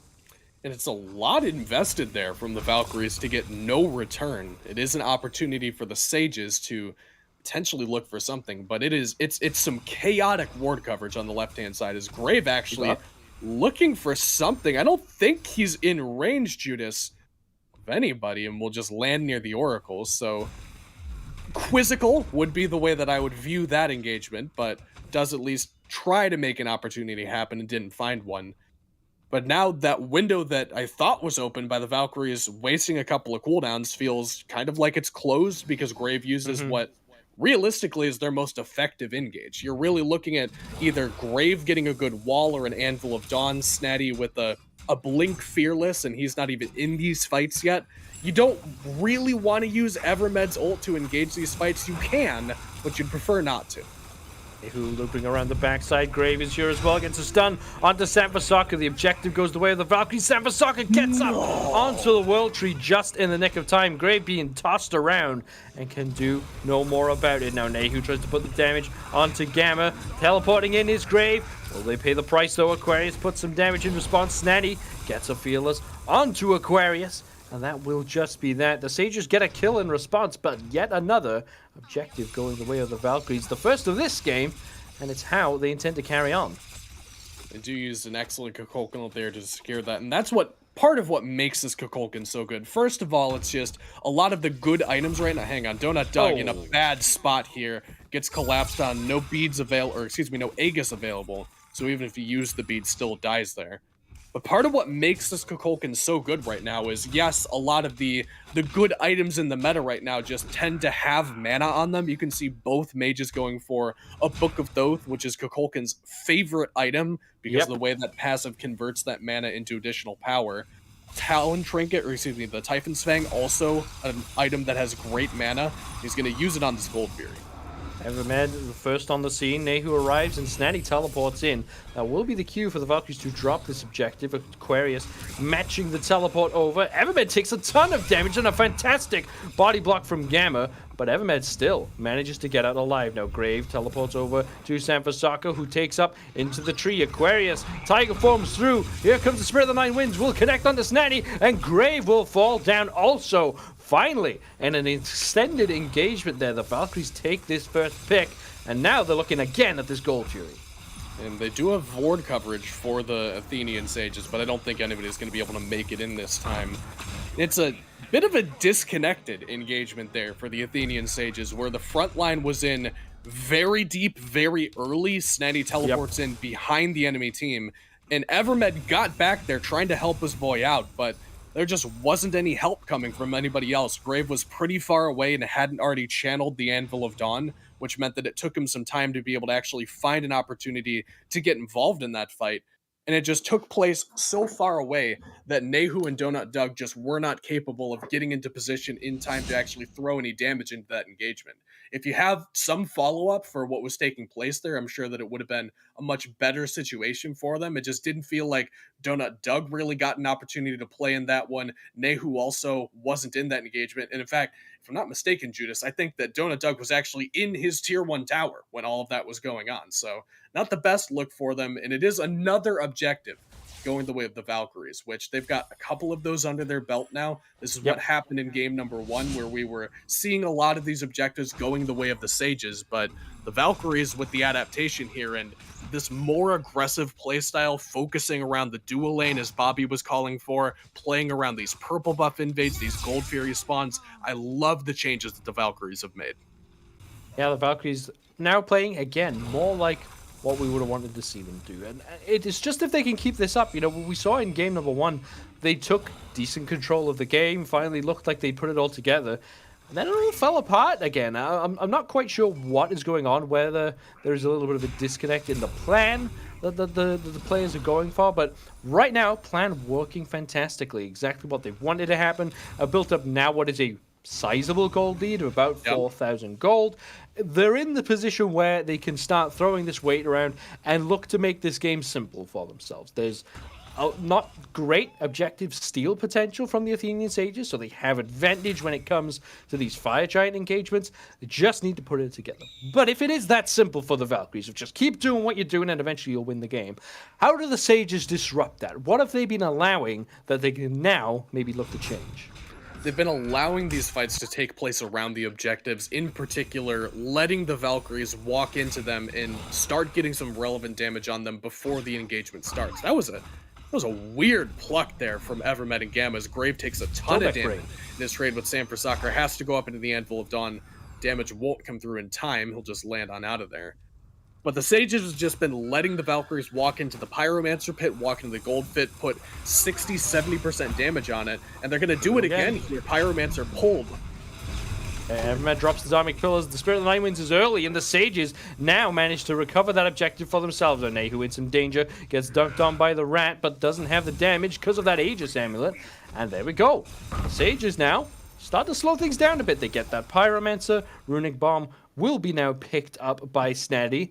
And they've got all the pieces in the pocket again. They've basically did what you said, guys. Though the fights were starting in the pit. The Valkyries get there early. They make it so they force the Rough Crimson to use this secure when they don't want to, when the DPS can't quite follow it up, and that's what opens the window for this Pyromancer to be stolen away. And another key thing for the Athenian Sages is that we haven't really seen the involvement of these solo laners yet. And Snatty finally shows up to one of these fights, and, you know, no credit against Snatty, where he just hasn't really had a chance. He tried to teleport into the fight and left, and it just wasn't a good one. but neither one of these guys have had the opportunity to get involved yet, and Aquarius certainly can make it happen on the Wukong, but when the Athenian Sages need some kind of additional engagement where Grave hasn't been able to do it all himself with the Thor, you don't really want to burn the Dharmic Pillars for the engage. Snatty is an excellent avenue for how you actually get to this Valhalla Valkyries team, especially if you know where they're going to be if they're setting up around one of these objective fights. Having somebody to help stand in front of some of that damage and make sure that Krim and Wowie can't just stand wherever they want to and DPS the objective just freely is definitely going to help out in the next fight that the Athenian Sages have to take. The Gold Fury has respawned Judas, and not a lot of attention paid there just yet, but likely for my money to be the next point of contention for both of these two teams.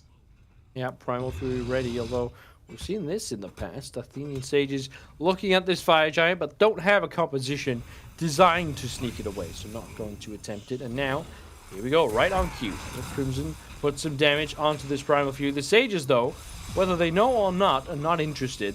They are nowhere to be seen. In fact, Sanfasaka putting out some extra zone duty just in case. So another Gold Fury goes into the pockets of the Valkyries. They have this beacon spawning on the way, and hopefully for them, they can then make it so that Pyromancer Steel was just a blip on the map. The Sages are playing like they are very confident in their late game. Sam for Soccer is going to do something dirty to Doug here.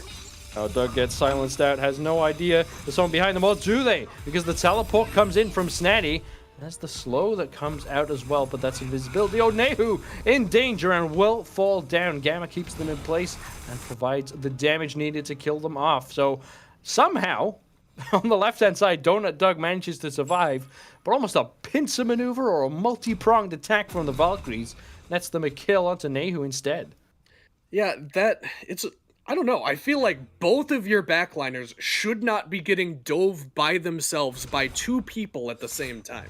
I didn't see what the Sages were doing at that moment, but the fact that both your backliners were isolated, standing within radius of threat of both of the dive characters of the Valhalla Valkyries just strikes me as a little bit unusual. I mean, I could totally see Donut Doug in a vacuum just dying there because he doesn't know that Sanford Soccer's around.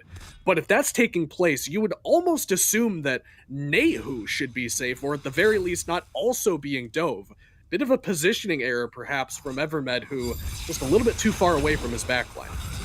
Snatty put into a positioning error as they get plucked in by Gamma and take a ton of damage. Have to use that Lawbringer to escape, but they will be out alive at least.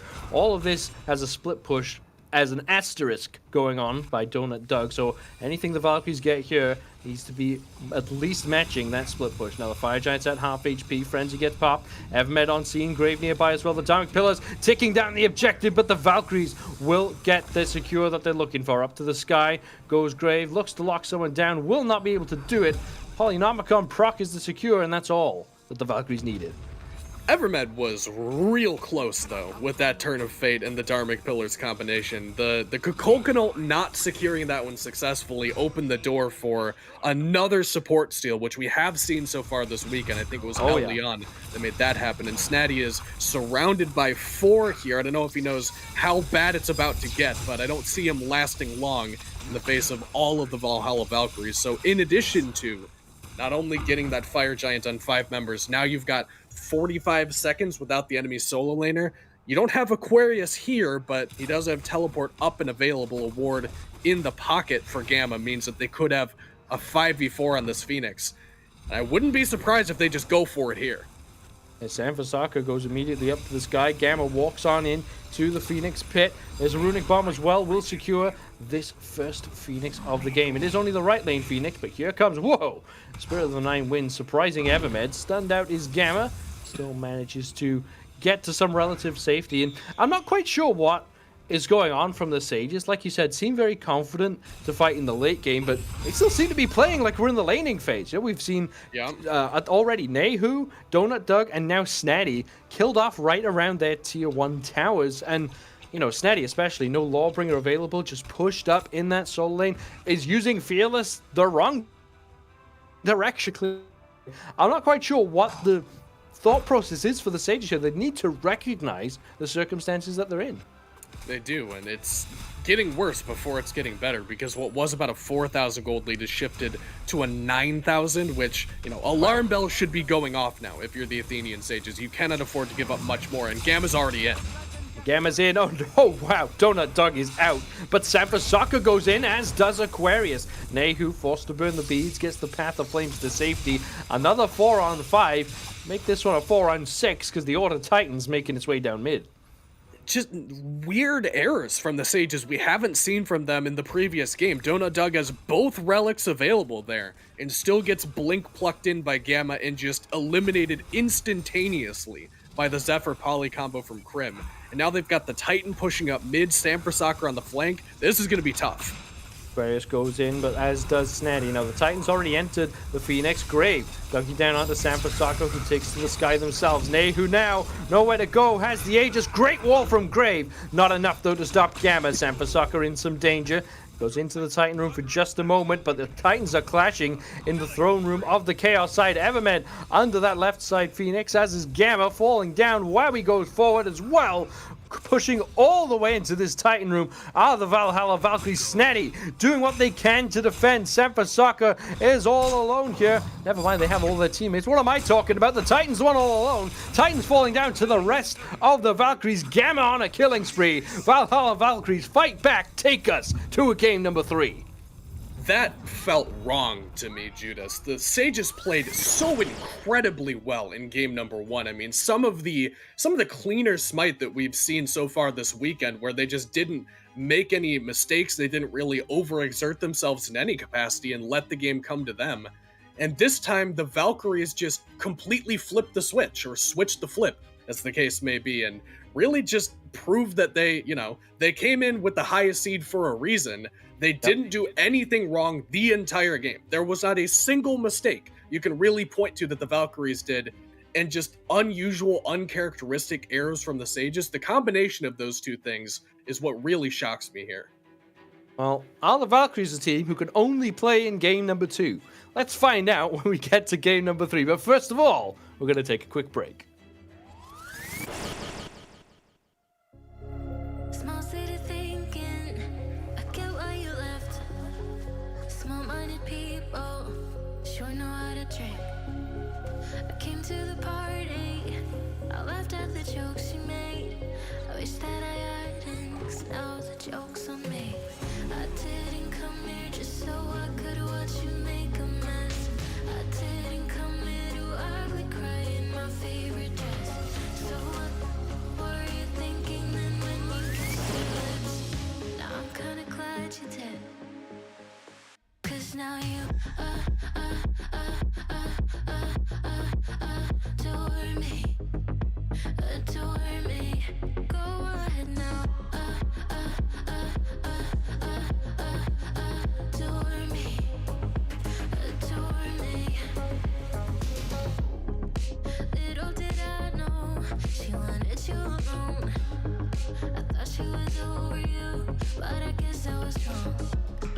I came to the party, I laughed at the jokes she made. I wish that I hadn't, 'cause now the joke's on me. I didn't come here just so I could watch you make a mess.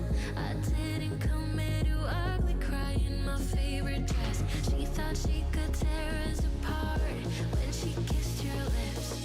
Oh, what a plot twist. 'Cause now you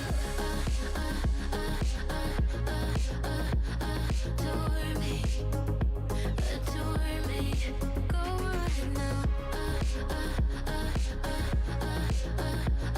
adore me, adore me. Oh, so cruel.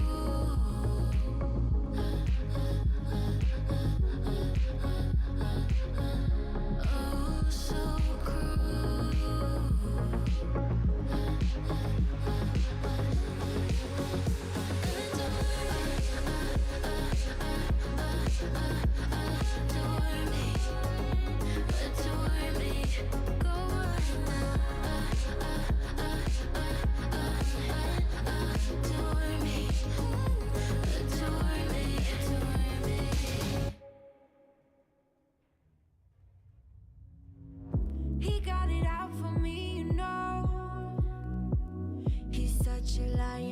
watch and pray.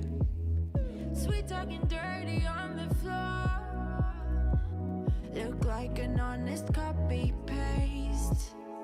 Swarm around my head, look the way he goes.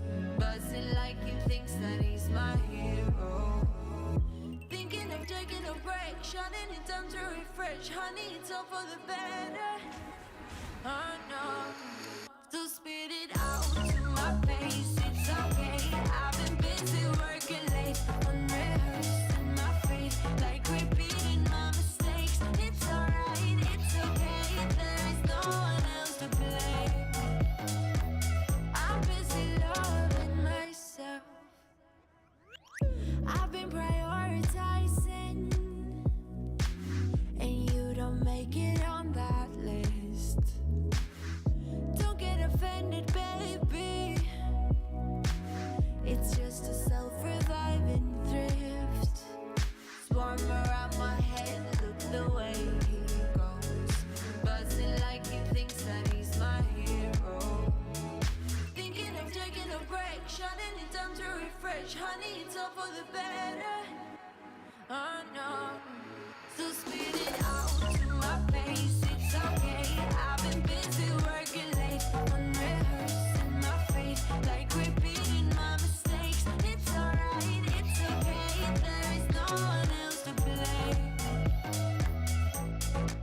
So spit it out to my face. It's okay, I've been busy working late, unrehearsed in my faith, like repeating my mistakes. It's alright, it's okay, there is no one else to blame. I'm busy loving myself.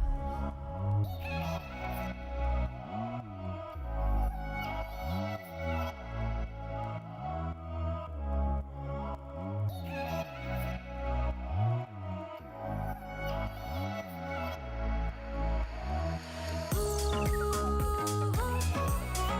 yeah. Spinning it out for me, spinning it out for me, baby. Ooh, yeah.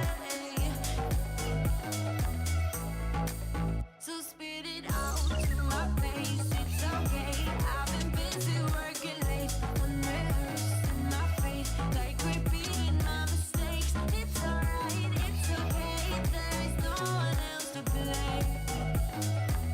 I'm busy loving myself.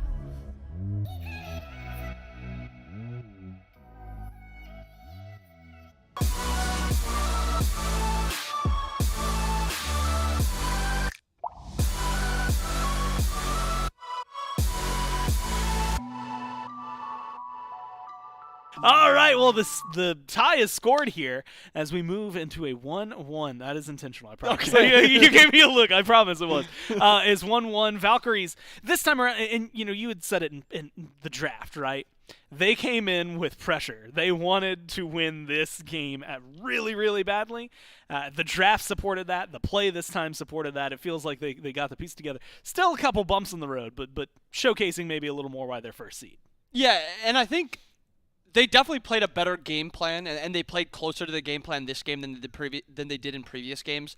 But this team just doesn't feel like they're all always on the same page like you usually see with these top teams. Like, if you watch the Mambo, you can tell all 5 players are all together. You watch, like, the top SPL teams, everyone is kind of on the same page with what they want to do in these fights, how they want to play them. And it just feels like a lot of the times this team isn't 5 strong as a team. It's like 5 really good individuals. Because don't get me wrong, they're still all great players. They're still all 5 great individual players. But a lot of the times it's like 2 are doing one thing and then the other 3 are doing something else. And I think if they can really take that and move on to this third game with the strengths of this comp and the good fights with this comp, I think that they can sweep the rest of the tournament. But that consistency is my biggest problem so far with this team. More specifically towards this game, I liked their draft a lot more. They had a clear game plan with how they wanted to play through duo, get a lead. And I really like how they play around this Cuckoo when they have a game plan other than just let's go to objectives and let's one-shot them. Because so far, again, Crim played great, but Crim didn't need to do anything special this game compared to that first game. The first game, Crim had to be extraordinary for them to even be in that spot. This game, it was 4 really good players and a really good supporting play by Gamma that just made this game very easy. And it is interesting because, like you said, pressure right in the duo lane. You got 4 kills on both your duo lane members. Wowie goes undying. Gamma only dies once. Plucks are there. Donut Doug doesn't have too much to say or offer. Evermed, unfortunately, doesn't have too much to say or offer. And we saw in the highlights, Crim does a great job with the kills that he gets and the setup and tornadoes, things like that, the 7 assists that come through. But a lot of it was like, all right, you hit your Zephyr or you hit your ult. You did the job. Like, you did it. Like you said, kind of like supporting cast in that circumstance, but doing a great job of kind of helping them all as a team, but getting that full, coalescence, I guess, of like, what is it like? This is a bad. Never mind. That was going to be a bad analogy. We'll just move on away from that one before I get into it. Jump into picks and bans. It is just going to be good for them if they can get it all together and all on the same page. And it's still going to be imperative. Now, both of these teams feeling the pressure, because last time it was just the Valkyries who are on tournament point. Now, it's the Sages as well. You lose this one and you're out. You win, you get a 1-up, you get to go to Group C and have a reset for the double elim. So the question is, for the Sages, what are you going to do about it? Well, the first option is take first pick in Game 3, and then ban Thoth, Thor, and the Sun Wukong. Other side, Athena, Poseidon, and the Kukul Khan. So we're going to be seeing some mage changes. The Opwash. And the Opwash, but when we saw it, so Crim played it, and we gave him thumbs up. Thumbs up. If this goes mid for the Sages, are we still thinking thumbs up? Because it's kind of hard to do. And again, I was questioning Crim going into it if it was mid Opwash once we saw all 5 gods. So we still don't know, some flex potential, so it could be in solo lane. But if Nehu plays it well, I love the Opwash mid. I just have to be proven that it can be played, because we've seen mid Opwash do just nothing and just die off cooldown. And we missed that. Aphrodite actually made it through P's and B's, and it's something that kind of Oh my god, and snuck Chernobog, by finally. us. And now we finally get a Chernobog. This top 3 from the Sages is scary. And now I'm wondering, because we talked about it, I think, last game, maybe a sprinkle the game before that. Raijin, Morgan Le Fay, first off, that would be a lot of magic damage if you locked in both. Don't do that. But, you get an assassin in there, maybe go for the one, send Opwash into solo, you get one for the other and mid. There's definitely some wiggle room for the Sages here, and I'm curious how the Valkyries are going to handle it. They go back for some pressure, right? Sobek looked good. Izanami, guess what? Looked good. Rat looked good, so go right back onto it. And then ban out Naja, the Fenrir, control some things, grab the Raijin away, so the Sages can maybe go for a Morgan Le Fay if they want, or something completely different. A Nike ban and a Giannis ban, which is something that would stand out. Soul, potentially a Camazotz to get locked in here for the Sages. And the Sages are doing something that we saw the Valks actually do yesterday, which is probably, at least in my opinion, put this Chernobog in mid lane, which it didn't look too great in the hands of Crim and the entire team around this Chernobog. So I'm a little worried actually about this Bog in mid. But the Valks almost going back to the exact same comp that they had, slightly less safety in solo lane and clear potential with Odin instead of that Wukong. And then in mid lane we have this Raijin instead of Cuckoo, but I like how this comp is kind of rounded out again for the Valks. I think it goes back, little shout out to that season or that Game 2 draft that they had, and I think it makes their comp actually play even easier than last game because they're not reliant on this, let's go to the objective and let's just one-shot it with Cuckoo. It's we have a really strong 5v5 that doesn't require a Cuckoo ult for us to win it. So it almost feels like this is an even easier time, maybe other than around objectives. We'll have to see. Can the Valkyries do it, move themselves forward? Will the Sages find an upset? The only way to find out is to go down to the casters. All right, thanks, everyone. That's right. The tide is set. We are getting on in to this final third matchup. Everything is on the line for these two teams. The winner gets into that Group C, gets that extra life. The loser going straight home. They are, and Judas, I've got some concerns for the way that this game is going to go for the Athenian Sages, because the Valkyries looked phenomenal when they had a very clear executable game plan of focus pressure into the dual lane, play around the purple buff invades, abuse the enemy dual lane, and they're already doing it here in the left-hand side of the map. Evermed gets plucked in, doesn't take a ton of damage. But Evermed on this Aphrodite first of all, I don't think I've seen Evermed play Aphrodite, but second of all, it's a pick that can get abused and is getting abused very early on, has to burn the sprint. They've got Sobek to deal with him early, they've got Odin to deal with him late. I feel like this is the Valkyries just have a much easier game plan to execute than the Athenian Sages, which sometimes in competitive Smite can be a very significant boon for you, because all the Valkyries have to do is just abuse Evermed, play around the purple buff invades, play around the shield buff contest, and then their game plan is set. That's literally all they have to do. Whereas the Sages have to live through that, get to late game, find a way to initiate with this composition, which, by the way, not easy because they don't have the most reliable crowd control. I've just got some question marks for the way this Sages team is supposed to function. Yeah, I mean, we saw the game plan from Valkyries in game number 2 was, you know, punish the early game of the duo lane. So what do you pick into that? An Aphrodite, someone who really doesn't do well getting punished in the early game. Now, Donut Dog is on the Sol, and Sol at least is pretty relevant basically from minute 1. Now, of course, we won't be seeing this sort of very fast Bastion taken in the first 2 minutes thing. I mean, it's already passed for a start, but also doesn't have the pressure by virtue of this Izanami Sobek lane. But at least Donut Dog has relative safety, has a decent amount of damage to put out. But if Gamma continues to hit these plucks, eventually it's going to start catching up with the Sages.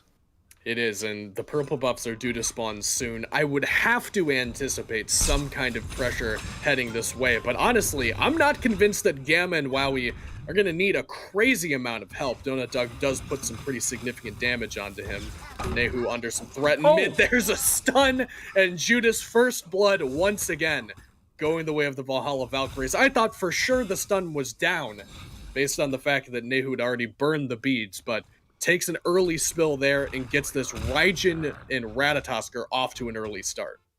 Yeah, the Raijin in the mid lane, not something we've seen too much of lately. Even though we've seen tons of Raijin, isn't always played in that mid lane. But normally because Raijin struggles a bit into these big burst mages when you have to stand relatively still for those taiko drums. But Nehu, of course, on the Chernobog, doesn't really have that. You know, we'll certainly struggle to get in close onto this Raijin, but one thing that Raijin has always done well, even when they've not been a particularly high meta pick, is these aggressive early starts. And Chernobog, being one of the slower starters, tends to have a support with them, of course, really paid the price there.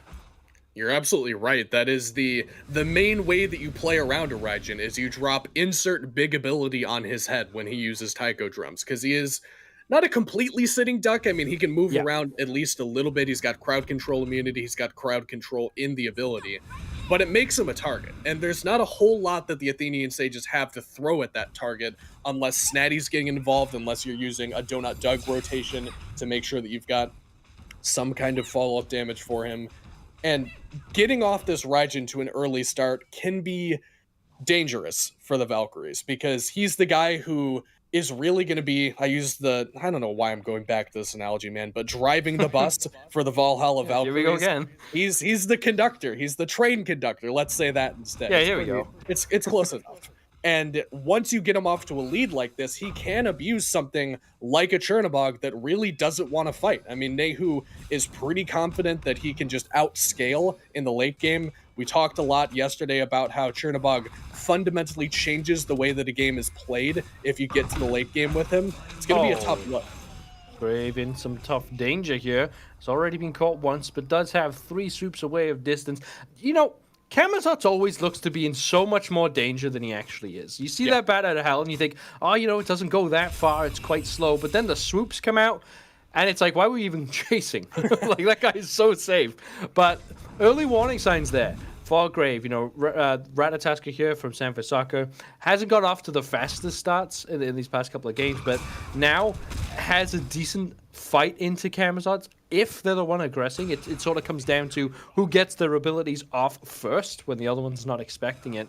So I do wonder if Grave is going to be more alert to the presence here of this Ratatasker, who's blinking forward, actually climbs up on the tree as well. I wonder how much the Sages know about this. Here come the crypts getting emptied. Stun off the mark from Grave, but big damage because the Rock Crimson is here, gets the taunt in and has all the damage they need. Long rotation from the mid lane, but it does pay off. I'm surprised that they even managed to pull that one off, too, because you can see all of the ward coverage that the Valkyries have around the left-hand side of the map. Clearly, the initial game plan, at least, was play around the dual lane here. Donut Doug will put a ton of damage onto Gamma, who has to go underwater. And goes underwater. Stellar burst off the mark as the Dark Portal on the Supernova comes out, but doesn't connect with enough damage. Lovebirds don't quite hit. And there's the Sickening Strike to heal up this Crocodile. Manages to walk away. Wowie out of mana, but does not care. They have the distance they need, and nothing managed to be picked up in response by the Sages. But it's just surprising that the Valkyries managed to make it to right lane in time to defend that buff. I was about to say that if you're the Sages and you know that the pressure's coming for the dual lane, it makes a lot of sense to try to dump resources into Snatty's lane, play around getting Aquarius behind, which it looks like they're going to go for here. Graves back over again. Brave is in, but Aquarius is in tower range. No mana, of course, on the Odin, because that blue buff being down. Oh, Sanford Soccer takes a ton of damage from Donut Doug, who wants to do it all by themselves. Looking to dive the tower, gets one shot, but it isn't enough. Has to use the beads early, just to make sure they don't get plucked. Evermed does get plucked over, and now has to try to get to safety. Wowie. No mana still to speak of. I don't think they've returned to base since we last checked in over here. So again, this Izanami not able to have the impact he would have liked. Good body blocks there from Evermed, keep his ADC alive, who did use the beads preemptively, assuming a Sobek pluck was coming his direction and wouldn't have time to react to it, couldn't get slowed at all. Gamma held onto the cooldown and unfortunately just couldn't hit the mark onto Donut Doug after the fact due to the play from Evermed there. The Valkyries are spreading out the love a little bit here, putting some pressure onto the left lane, putting some pressure onto the right lane. The fact that Aquarius lives there when Grave rotates over and Aqua has no mana is kind of huge for the Valkyries, because that can be a point of contention for the Sages. You know that the Valkyries want to do the same game plan as last time, so over here in the right lane could be a place to look, and Snatty is the one getting rotated on. Crimson is here yet again, has those Taiko drums, has all the damage they need, and that is what Raijin can do. I feel like we should have been seeing more of this pick, because, you know, Nehu just can't keep up. Has done decently well in the farm game, but when Erupt Crimson is sitting here on 3 kills, 8 minutes into this game, this Raijin already proving to be a major problem. You ever see those sports clips where it's like there's a trick play that is so good that it tricks out not only the players on the field, but also the cameraman? Might have to come back to that in a moment. Sam for Soccer, Living Nightmare on top of him. Does go in from Nehu. Yeah, Rough Crimson, no Taiko drums, of course, but Sampasaka does have the Through the Cosmos and use it immediately. Oh my goodness! Onto Grave and blows up the health bar. There's the Blink Pluck from Gamma. Does get the beads only from Nehu, but Athenian Sages finally look to get aggressive on the mid lane and get duly punished. They do get punished, and it's 4-0 so far in favor of the Valkyries, but here's the thing, Judas. The Sages are somehow ahead in farm. I'm frankly not entirely sure how it's happening. I guess it has to just be Nehu that is keeping up. No, it's actually Erupt Crimson that's the top of the charts. So your guess is as good as mine. I'm not going to sit here and do all the math, but point being, despite all of the pressure from the Valhalla Valkyries, it's the Sages that are somehow managing to keep up, which is a good sign for the Sages, because when they won game number 1, it wasn't off the back of these overwhelming team fights. They weren't picking people left and right. It was just farming better than the Valhalla Valkyries. So the fact that even though things might look on the surface like it's not going too great, like the Valhalla Valkyries are getting the better end of a lot of these engagements, which they are, it's still kind of okay for the Sages. Like, they are still farming good enough to keep pace with the Valkyries despite the fact that they are behind. That's all they need to do for the Sages. If they can get Nehu, Donut Doug, Evermed, all of these late game scaling characters to that full build level 20 mark without falling too crazy behind, it is still a win for the Sages. So I love the fact that despite the fact that the pressure has been near overwhelming for the Valhalla Valkyries, the Sages are still keeping up in farm and actually threatening to outpace if the Valkyries can't net another kill.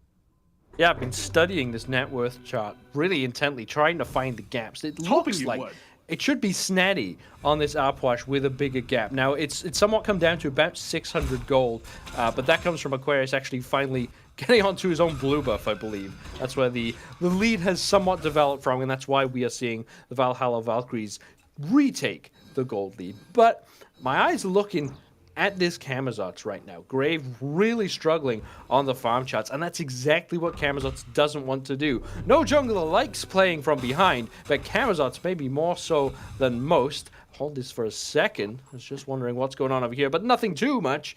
But still, Grave struggling to farm. So I want to go back to what I was saying because I was pretty proud of this analogy. So if you ever see like one of those sports clips where it's like they make a trick play and it's so good that it doesn't only fool the players, it also like fools the cameraman and he doesn't know where it's at.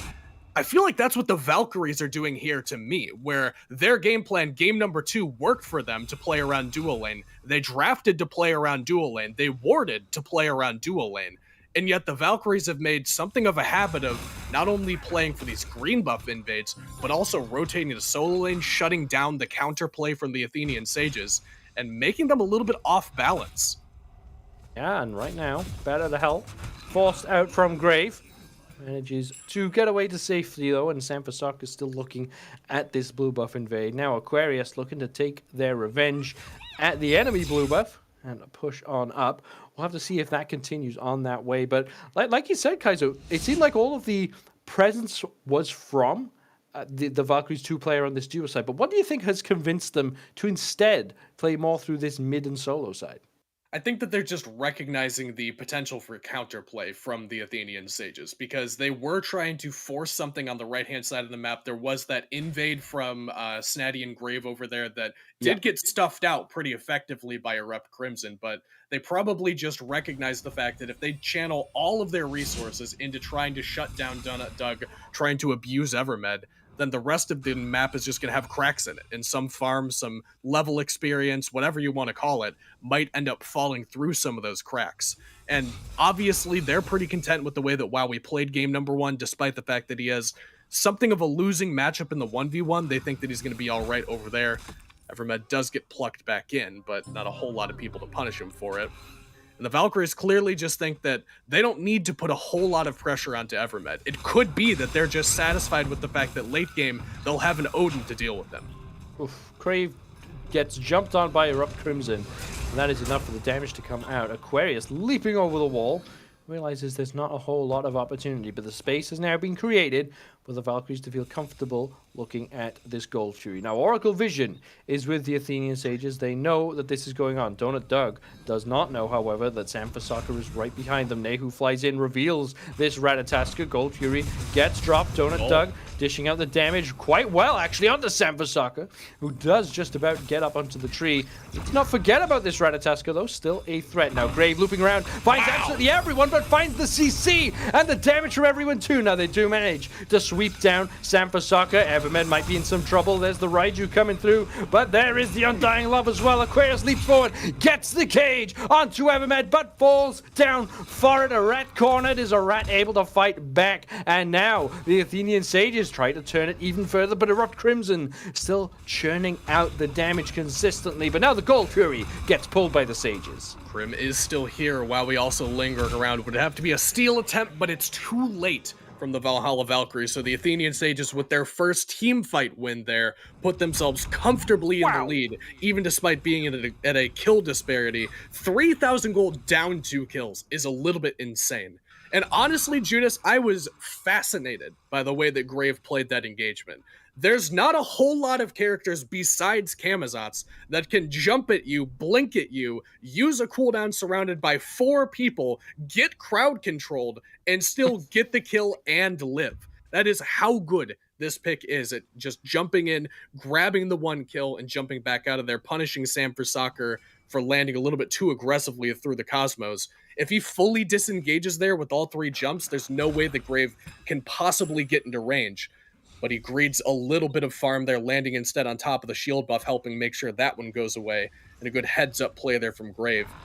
And once again, the Athenian Sages just looking comfortable in a situation where it really doesn't feel like they should be. I mean, the Odin cage came out. They weren't bothered by that. They broke it pretty quickly. They're playing an excellent job around these objectives, and now they're grouped up around this Pyromancer. Attention turns to the Valhalla Valkyries, who have all of their eggs in this Erupt Crimson basket. The pressure is on this mid laner. If Valhalla Valkyries lose this game, of course, that is their season done. A season that could have looked so differently. They could have been part of the SPL several months ago. It looked like they might be.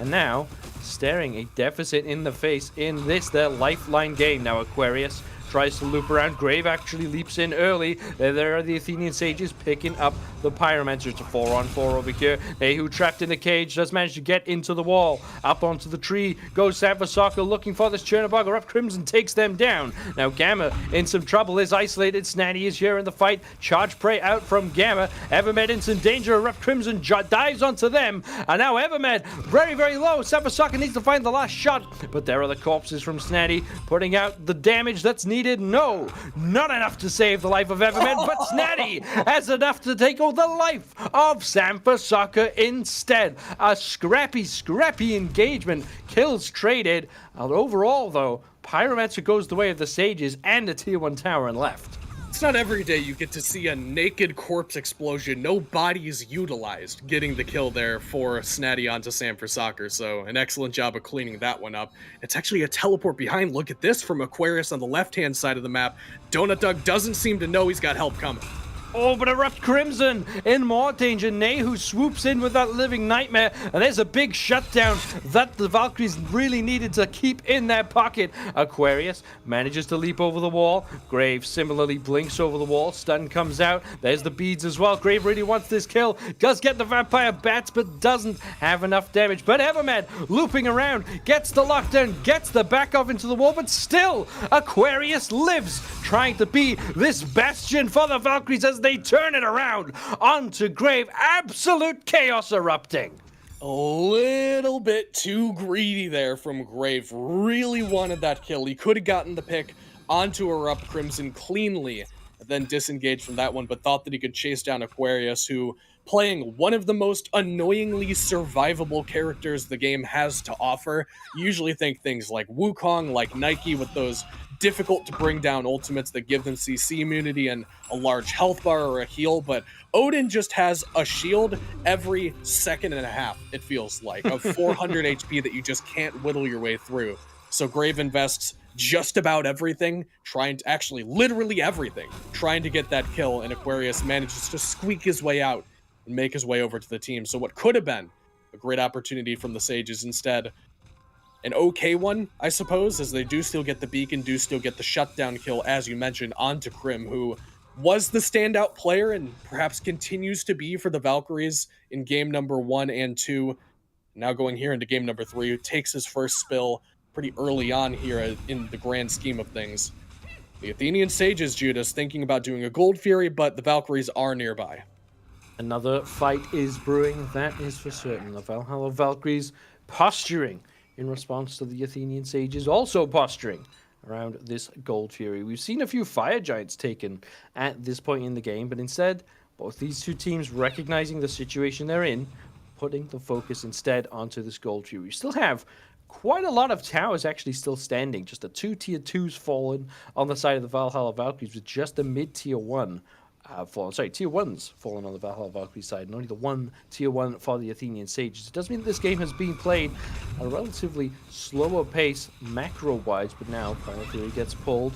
Donut Dog recognizes the danger behind them because Nehu has that living nightmare. Goes for the root combination, doesn't find it just yet.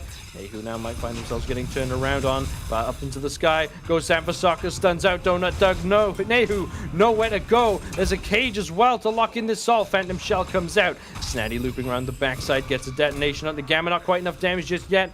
There's the shield being ticked up yet again from Aquarius, but does get whittled down. Now Grave finds their way onto the backside. Erupt Crimson finds the damage over the wall in response. Everyone trying to retreat with what they've got, but never mind. Gamma wants back in and will pluck Evermed into danger. There is the Raijin over the wall. Erupt Crimson yet again popping off, and Sanfasaka takes down Grave in response. The 4-man push forward from the Valkyries. Why we get sent right back, and Snatty doesn't want to give it up. Wants to continue giving chase. Cannot close the distance. Tries to put out some more corpses. This Upwash still a threat. Neutralize the threat. Does Gamma. The Valkyries take down 3. Crimson continues to impress not only on this Raijin, but everything he's played so far today. It is his taiko drums over the wall that prevents that fight from going catastrophically for the Athenian Sages to begin with. He uses it as sort of a deterrent to make sure that nobody wants to step further forward and chase down after getting that initial pick off onto Aquarius, and then jumps over the wall at an opportune moment, pumping out just so incredibly much damage onto the Athenian Sages, making sure that nobody is comfortable stepping forward. And Nehu is sick of him already, uses the Living Nightmare, trying to get the 1v1. Beads expended there from Rep Crimson to keep himself safe, understanding how valuable his life is in the grand scheme of things. And the Valhalla Valkyries, after one good fight, managed to cut the lead more than in half, Judas, and get themselves back into a pretty comfortable position against this Athenian Sages team. It really feels like a do or die moment, right? Both these teams know exactly what's at stake. Like I said, it is the end of your season if you don't win this game. Both of these teams would have been looking to, at the very least, make it to the late stages of these qualifiers. And Valhalla Valkyries, I mentioned earlier, a lot of people tipped this team to not only make the qualifiers, but also possibly make Worlds.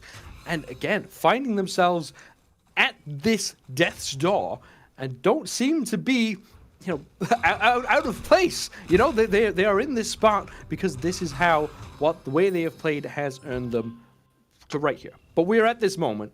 The Valhalla Valkyries know it. They're about 2,000 gold down. Fire Giant, the only objective on the map, and they know they need to be the ones to get aggressive onto it. And Snatty in some danger. There's the block. There's the beads, but there is a fantastic cage as well. Empties the crypt to the Snatty. Isarpwash likes to fight back, but can fight back no longer. Aquarius will slash them down with Gungnir, and now advantage Valkyries.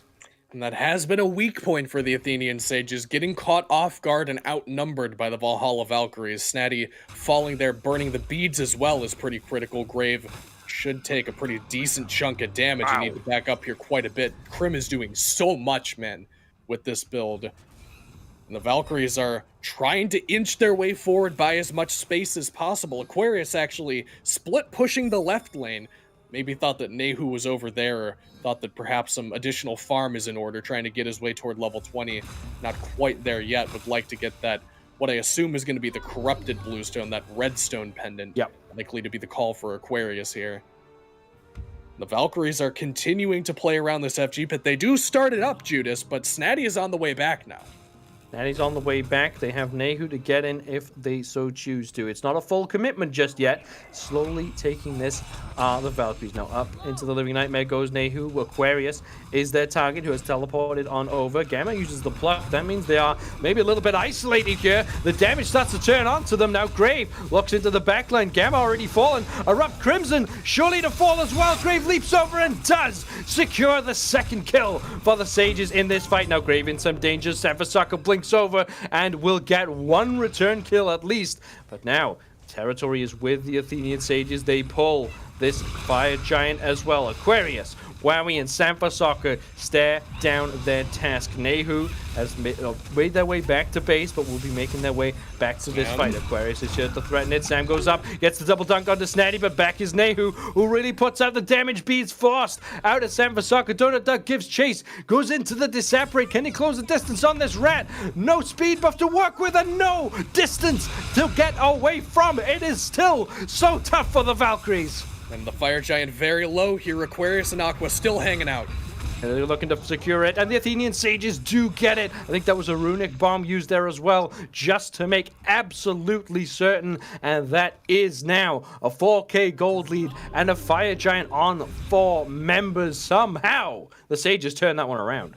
And the Sages are absolutely in the optimal position now, because don't forget, their game plan was get to the late game even, or at worst a little bit behind, because we have the better late game scaling composition. All of these characters only get better with time. You can make the argument that Grave may be an exception there, but with the way Grave's been playing, with how effectively he's been just assassinating one person in the backline and usually getting out for free, I don't think that he necessarily falls into that discussion. And now the Sages are at the point where Fire Giant on 4 members, they have the late game Chernobog, which can split push, which can outnumber you, change the way that you have to play these defenses. The Sages are absolutely in a commanding position right now. And the Valkyrie's siege defense is pretty good. I mean, if you get plucked in by Gamma around these structures in particular, that is a certain death sentence, unless you're going to use a relic, unless you get Undying Love, something to help you out. And Aquarius has been on the mark with a lot of these cages, but hasn't felt like the damage follow-up has been there every time. Erupt Crimson usually standing somewhere else or contending with a different player. Wowie generally off doing his own thing as well. But this time, at least, everybody will be grouped up. The damage will be there to follow up on it. So the Valkyries have some tools to keep them alive. It's just a matter of how they contend with this split push that's going to be coming out from Nehu. Of course, with this double ADC comp coming out from the Sages, these structures will fall fast. If the Valkyries are not alert to the danger or not ready for both Nehu and Donut Dog to step in within Phoenix range, it will just burn down. Now, this is where it gets very complicated for the Valkyries. There is a Order Titan pushing up the mid lane and a Chernobog in the left lane. Instead, the Athenian Sages opt to all group together with this Chernobog and push down this left-hand side first. Maybe not feeling confident that a Phoenix is in order. Maybe just trying to consolidate this lead. However, they're just pushing forward. It's only Aquarius here for the moment. Damage is being used on this Phoenix. There goes the Runic Bomb as well. Grave in the back line, but Aquarius on the opposing back lane. Now Grave swoops once, swoops twice, and now it's surely going to be in danger. There's a Ratatosker in the sky looking to catch him as they land. Gamma gets stunned out of the charge. Prey midway through from that kiss from Evermed. And now the Valkyries find themselves a man down and a Phoenix at half HP. Like we said, the Sages can walk in and they shall waltz in, take down this left side bird, and send the Valkyries packing. Phantom Shell burned there. Sanford Soccer will get jumped on by Nehu. Living Nightmare will get him at least into position to take this tier 2 tower. Aquarius got a great cage, but the Phantom Shell was up and was good enough from Evermed, and they don't look done yet. Now they're looking at this mid Phoenix instead. Sampasaka still lurking behind. Gamma still off the map for another 14 seconds or so. Sam goes in, nice double stun. Doesn't trigger the Valhalla Valkyries to push any further forward, though, and the Athenian Sages will back away. But we've said it many times, Kaizo, they've got that all-important left Phoenix. They do, and probably for the best that they back up here as Aquarius respawns and has the ult back available. You'll notice 14 seconds or so on both of the relics for Evermed. Looks like Sprint and Shell used at the same time has that relic dagger just to make sure that they have those cooldowns up as much as possible. And that's probably a pretty darn good way to get out of the Odin cage. I mean, you are trapped in there with pretty much everybody on the team. Grave can jump out, and Nehu can technically at least hide in one of the walls, but everybody else technically trapped inside of that cage. And if you get a health shield, you can walk through the walls and you can sprint away, and it's the entangling vines as well, which means that he can root everybody nearby. You've got an Puash ult for disengage. That means that Aquarius's ult, which is supposed to be the go button for the Valhalla Valkyries, where you say, you know, I've used Odin cage, everybody drop damage here, let's move our way forward. It's not exactly the best avenue into a fight for the Valhalla Valkyries, just because of all of the utility that the Athenian Sages have to deal with it. And we've seen it a little bit in the jungle fights. I think that it became much more clear in that engagement around the Phoenix, the way that the Athenian Sages want to use this cooldown. Now grouped up around the Pyromancer, and the Valkyries are here, but find it unlikely that a fight is brewing. Yeah, unlikely that they can really commit to that. Of course, a Pyromancer at this stage, not the most relevant thing. We are not quite at that full build level. So, you know, you're still worth farming up, and this almost 11,000 gold lead in favor of the Sages is still being felt somewhat by the Valhalla Valkyries. So they do need to be extra careful here. It is a minute out until we are at that enhanced Fire Giant point. And the best case scenario for the Sages, for the Valkyries here, is that the Sages actually look to take this fight early, because that is when Valhalla Valkyries don't have to worry about it being an enhanced Fire Giant. Gamma steps in to cause some disruption, does send the Athenian Sages off of the objective, and now look to re-engage, have the sustain, of course, from Evermed on this Aphrodite. If this fight keeps going in this sort of poke war, it does only favor one team. Titan starting to take damage from those minions, but not a huge grouping of the fire waves on the left-hand side does send Aquarius back to base either way. A little bit surprised, Judas, that Nehu's sticking around for these engagements. A lot of what we talk about that gives Chernobog the strength comes from being the sole member, split pushing, and then ulting your way into these engagements. Looks like they want to group up as 5, though. Grouping up as 5 at this pit. Here we take over to the Enhanced Fire Giant, and Grave takes a ton of damage to start this fight. Nehu goes up, but Nehu comes right back down again. Sanfasaka loops behind, does get the beads from Nehu. The pluck onto Evermed is good from Gamma. Erupt Crimson brawling it out with Snaddy. Sam goes back up under the tree, and they've isolated this Upwash. Look to take him down, but here comes the backup with Evermed. There's the Undying Love to keep him alive. Nehu still low health, still can't be caught by the front line, but Donut Doug can be caught. Gets knocked up by the tail whip, has the Disapparate form to keep them safe, and somehow nobody dies for that entire engagement. Nobody dies, but Athenian sages with some tight lips, we'll say there, are definitely thanking their lucky stars that they made their way out of there without taking any spills and actually sustaining pretty well. Everybody from the Valkyries has reset, and you've got this double ADC composition. They seem to recognize that an opportunity is brewing. It is now Enhanced Fire Giant Judas, and they're pulling it. Sanfasaka is on the outskirts, knows this is happening, looks to turn the attention. There is the goes, and there is the secure from the Athenian Sages with that corpse explosion, I believe. Now Aquarius over here. The left side Phoenix has a fire minion wave barreling towards it. The Valkyries backed to save that objective, but they're now going to lose it. Now Snaddy in some danger, gets locked in the cage. Grave swoops in to save them, as does Evermed. And now the re-engage coming out from the Sages. There's a slow one to Gamma, damage onto Erupt Crimson. More low health bars. Sanfasaka lurking around the backside. No target though. The death ball from the Sage is just too strong, and Nehu goes back in. Nehu slows everybody, and the chase is on from the Valhalla Valkyries. The Athenian Sages all the way on this Phoenix line. Gamma into the lurking in the waters, and they could just walk into this burn. Yeah, they continue the momentum forward. Double stun comes out from Sanfasaka again, but the mid lane Phoenix has fallen down. Left lane Phoenix did go down to those fire minions, and now the Sages looking to pick apart the rest of the Valkyries. The Valkyries on their absolute last lifeline here. They already got 2 Phoenixes down. Gotta make a big stop on this right-hand Phoenix. They've already got both the left and the mid down. It's looking like they're chasing through the jungle, trying to catch somebody backing. Snaddy will start channeling the back, but this could be bad. If one member gets isolated here, it could be catastrophic. It looks like everybody gets away. Sanfasaka even burning the ult, trying to get one member by themselves, recognizing that the Phoenix Siege going to be much more difficult to defend than a fight in the jungle for them. Unfortunately for the Valkyries, they don't manage to catch anybody. And the Athenian Sages just have to play slow and clean at this point. I mean, you've done all the homework. You got your late game composition, double ADCs, Aphrodite, Opwash, all that good happy stuff to the late game. Oni Fury down as well for the Athenian Sages. That's going to augment their siege. Another Pyromancer bomb will make it so that they can just walk their way into this right-hand Phoenix. Polynomicon also online for Donut Doug means that only a second, maybe 2, going to be required to knock down the last bird.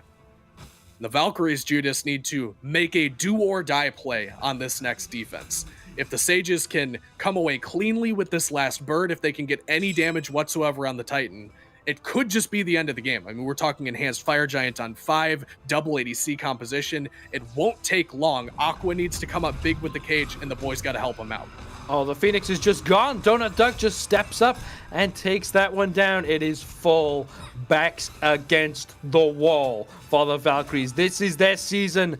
Are we seeing the end of the Valhalla Valkyries for year 10? Looks like the Sages are going to back away. Look to re-engage at a different opportunity. There's those enhanced fire minions with that Oni buff there. Just taken down, even forces the cage out from Aquarius. When do the Sages go? Looks like it's right now. Donut Doug gets blinked on. They're looking to commit to the Titan. Grave just goes right forward. What is the defense like from the Valkyries? The Titan's falling lower and lower. Donut Doug gets one, and that is it. The Valhalla Valkyries fall down to the Athenian Sages. They are making their way over to Group C. Athenian Sages advance, and the Valkyries have to go home here, and there was no cause for defense from the Valkyries. They just walked their way in with the Athenian Sages. They Chernoboggle, the Living Nightmare, slows everybody, and then it's Evermed hooked up to Donut Doug there, uses the Undying Love, beats Aegis, solo, all of that good happy stuff. Make sure that he can make his way straight into the Titan. That's what I was saying, man. If they don't make a defense on that Phoenix, it is too much pressure for you to defend on the base. The Valhalla Valkyries, after an incredible regular season, Judas, fall to the Athenian Sages here. Yeah, it's been a tournament so far for the lower seeded teams. It's somewhat incredible. Upsets all across the board, but it is one heck of an upset today as the Valhalla Valkyries do go home and the Athenian Sages progress. We won't break it down though, we'll send it back to the desk to find out some more. All questions were asked and answered here. The Valkyries eliminated from contention. And so far inbound, I mean, it's the Sages that do it. And we were a little iffy, right? It was a Valkyries draft that looked solid at base, but some question marks. If you can play it well on the Sages, thumbs up. And then the answer, they played it well. Yeah. The bright side that the Valks had in their comp was a dominant 2v2. Izanami, Sobek, kill potential, clear, everything they need. They didn't get it done in that lane. The rest of the lanes weren't doing enough as well. This Opwash was freely scaling into the lake. If you see the late game of this Sage's comp, it is incredible. Kama is one of the best divers by himself because he can banish himself. Opwash, so much space, survivability. And then on the back line, trying to dive Soul, Chernobog, and Aphrodite is near impossible. And they actually got off to a nice little kill lead, the Valks did, but it wasn't enough to actually get a gold lead, and the Sages kind of just kept staying really even. Eventually they started getting their own little lead, and if you couldn't put this comp behind enough, the Sages comp eventually gets online, and we saw them get online, and it was just a pain to deal with in those 5v5 team fights. There was so much survivability, so much damage, all that good stuff. And as said in the cast, if you don't make that defense on the Phoenix, if they are able to get into that Titan room with this comp, this damage, you're not going to be able to stop them. And really, you know, to highlight what you had mentioned, because the Valks, you know, they looked great. They got out, like you said, to a pretty massive amount of kills super early on. We saw the 12, but it transitioned into only 13 by the very end, right? They only got like one more over the course of it. In reality, you know, especially when it doesn't come to that gold lead, it showcases, you know, Sages, yeah, maybe you're not winning every single one of these like early/mid-game skirmishes, but you're getting the stuff that matters, and you're getting the lead through those. So really being able to play the map strong, just look good, and then by, like you said, the end, come online and be able to knock it out of the park, especially when you're doing some odd, you know, let's say 30,000 damage for Donut Doug, and just about 30,000 damage for Snatty. Yep. You know, you've got two really heavy hitters on your team. I like the idea, you know, especially with the Odin on the other side. It just didn't seem like as the game progressed, they were able to continually execute what the Valkyries had wanted to do. Yeah, I think the Odin, in theory, makes sense into the comp that he was playing against and the comp that he had with him. But you compare it to the Wukong, what the Wukong is able to do, the dive potential, the survivability, just like the threat in the backline. Odin can't replicate that, and I think that was pretty obvious when he got to those 5v5 team fights. And unfortunately, I mean, it sucks when your #1 seed is now eliminated, because that is the last we're going to see of the Valks this year. And, I mean, as said on cast, they had a great regular season, but, I mean, it did not translate to this postseason run. And we find ourselves in a very, very interesting dynamic. Valkyries, the #1 seed coming into this in Group A, have now been eliminated. The Sages will join the Storm going to Group C, which for anyone who's maybe keeping track of at least numbers-wise, that is your 4th seed and your 6th seed that have advanced. And then if we go and take a look over at Group B, and you go ahead and take a look at the teams that are already there, and of course who we're waiting on, well, you've got the Wardens, which means 4, 5, and 6 were able to move forward. 1 so far has been eliminated. Wow, eliminated. And then the Weavers and the Scorpions, a fight between the 2nd seed and the 3rd seed coming into this one. And there's a chance that, depending on how that next set goes, the top 2 seeds coming into the tournament are gone. And if I told you right now the Scorpions win this and we do get a 3-6, it's not that crazy with how, like, not They've been playing great. so well. The Scorps have played pretty well. The Weavers have not played too great. But again, this is the only game that matters. Maybe the Weavers come in, look absolutely dominate, crush them 2-0. And that's what's so exciting about these elimination games. You don't know what team is going to show up. Are you going to have a fantastic showing from the Weavers, fantastic showing from the Scorps? And that just makes me want to watch this set all the more. Well, you know what? I've got good news for you. What's the good news? We are going to be watching that. Nice! There's no way to avoid that. You're going to have to. It's going to be really exciting, again, to see what these two teams have. I'm looking at a lot of fantastic names on this one. Like you said, some play that maybe needs a little bit of work from the Weavers. And the Scorpions, well, they have a stinger to work with for a reason. We'll find out how that one's going to shake down right after this quick break. Small city thinking, I get why you left. Small-minded people sure know how to drink. I came to the party, I laughed at the jokes you made. I wish that I hadn't, 'cause now the joke's on me. I didn't come here just so I could watch you make a mess. I didn't come here to ugly cry in my favorite dress. So what were you thinking then when you kissed your lips? Now I'm kinda glad you did. 'Cause now you adore me, adore me. Go ahead now.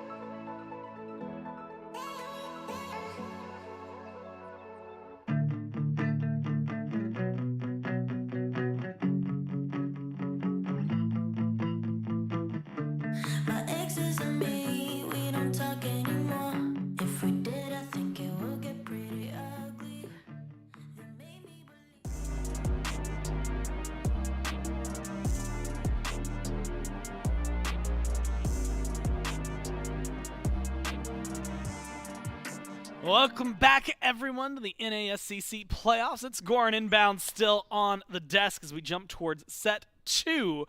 One that, again, I think we're both really excited for. So we're already off to a wild day with the Valkyries, the number 1 seed, eliminated completely from the playoffs, meaning that their Road to Worlds dreams have ended.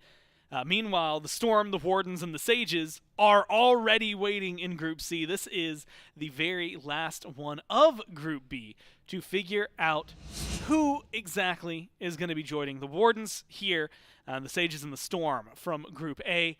In that third group to try and qualify for Worlds, will we get the perfect 3, 4, 5, 6, or do the Weavers still have some fire to be able to fight back? And that's going to be the big question that gets answered in just a little bit. And looking at the names on these teams, and Bound Weavers and Scorpions, I mean, both of them, again, have people who've been around for a little while. I think it is unsurprising that the Scorpions, even though they showed, I think, some good potential that first day, unsurprising that they stayed in the lower bracket. Would not be maybe too surprising if they were able to overcome the Weavers. The Weavers, though, it is pretty kind of crazy to find out that they're down here. Yeah, the Weavers have had a hot and cold so far weekend, I think, or week. And I think a lot of it comes down to, outside of layers, the consistency isn't really there. I think Zen has been somewhat consistent. I think they've shown that they have highs, but I think they have equal part lows, and I think that even includes layers. I just think layers is usually a little bit more towards the highs. And I think that's where their problem comes from. And usually when you talk about these lower-end teams, what their problem is, it is consistency. Consistency is usually a bigger problem with them, and that goes towards SPL also. The higher-end teams consistently dominating, lower-end teams not. Yeah. But I want to focus on the mid-lane matchup here. Tripno and Baroneri. Baroneri against Nog got heavily outplayed, more so on Nog just playing fantastic. But when they won, a lot of it was Baroneri kind of putting the team in a comfortable position to actually take home a lot of these wins, these team fights. So that's what my eye is going to be on. How is Tripno going to play against Baroneri? How is this 1v1 mid lane matchup going to kind of fizzle out? And again, I think it's one that's genuinely exciting to watch because it feels like mages have been top of the tier. I didn't have a good tier works. I didn't really have a good place to go with it. But on top of that, Thoth, the Kukul Khan, those two have really been the ones kind of hanging on. If you let one through, well, then you typically get the other. If you ban one, especially if you're first pick like the Weavers, then you theoretically get the other. And this is a surprise because we have seen a lot of different prioritizations. Naja gets banned out first, something to control maybe just from the Scorpions, but the Cherno, the Kukulkan, Opwash, Poseidon, Athena, all those make sense. Aphrodite has been on the rise. Certain teams really love her, some teams hate her. The Weavers love her. They lock her in. Scorpions ignore the Thoth and go for the Raijin Morgan Le Fay duo. Yeah, that's an interesting 2 for them because I think the Naja ban makes sense. Miggy has looked fantastic on the Naja, and outside of it, I feel like he's been mediocre at best. But then if you go for this Morgan and this Raijin, look at this top 3 that the Weavers have. This is incredible. Afro, Thoth, a lot of good backline damage, some good survivability for the Thoth, and then Kama diving. We've already seen Kama dive with an Aphrodite backline literally just in that last game. If it goes late is insane. So great top 3 by the Weavers, and more of like a basic but fine top 3 for the Scorpions. I mean, 2 mages that are strong. They're not top of the tier, I don't think, anymore, and then Hachi's just fine. But again, this Bog just keeps finding his weird spot where some games he's highly prioed. This game he's highly prioed. He's banned. Honor, not banned, but they don't go for the Honor. They go for this Hachi. Just seems like some weird prioritization. And it feels like, and maybe it's just the carry role. And we kind of talked about this a little bit during the SPL and during the playoffs as well, where it's like, all right, you've got Chernobog, and then you can just play some of the others. Yep. Like, we talked. I think even yesterday, me and you were mentioning it because like Hachi, the Ishtar on her, Rom, Izanami. Like there's been like 6 that have kind of been juggled there. Shibalanke, if you watch just Cyclone Spin, he'll play it every now and then, but he gets locked in alongside an E-Shell who we don't see often. Yeah, really. Kind of just a different last pick. I think bottom 2 by the Weavers. I think their top 3 incredible. I love all of them. This E-Shell is a little strange, I think. We've seen it a little bit sometimes, and it's usually towards the solo lane. And I think it's because it kind of helps. Yeah, it kind of helps in that solo lane matchup. I think she just lives it a lot. And we've seen Solo play it. Isha looks strong if she doesn't fall behind early. Well, that's going to be the question here, right? When you're going up against another mage, so you at least have that going for you. How well can you hold your own in lane? The only way to find out is to go to the game and to jump down over to our casters. Thank you so much, Gore and Inbound. Tyrion Weavers, Aru Scorpions, big matchup to start us off. You've got Frog, you've got Dimes. Bring into the action, and I mean, this is another elimination match. We just have seen that qualification to Group C rather.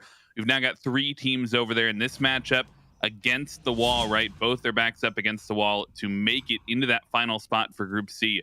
And we got seeds 4, 5, 6 over there in Group C. This is seeds 2 and 3 from the regular season, Dimes. So it should be a close matchup.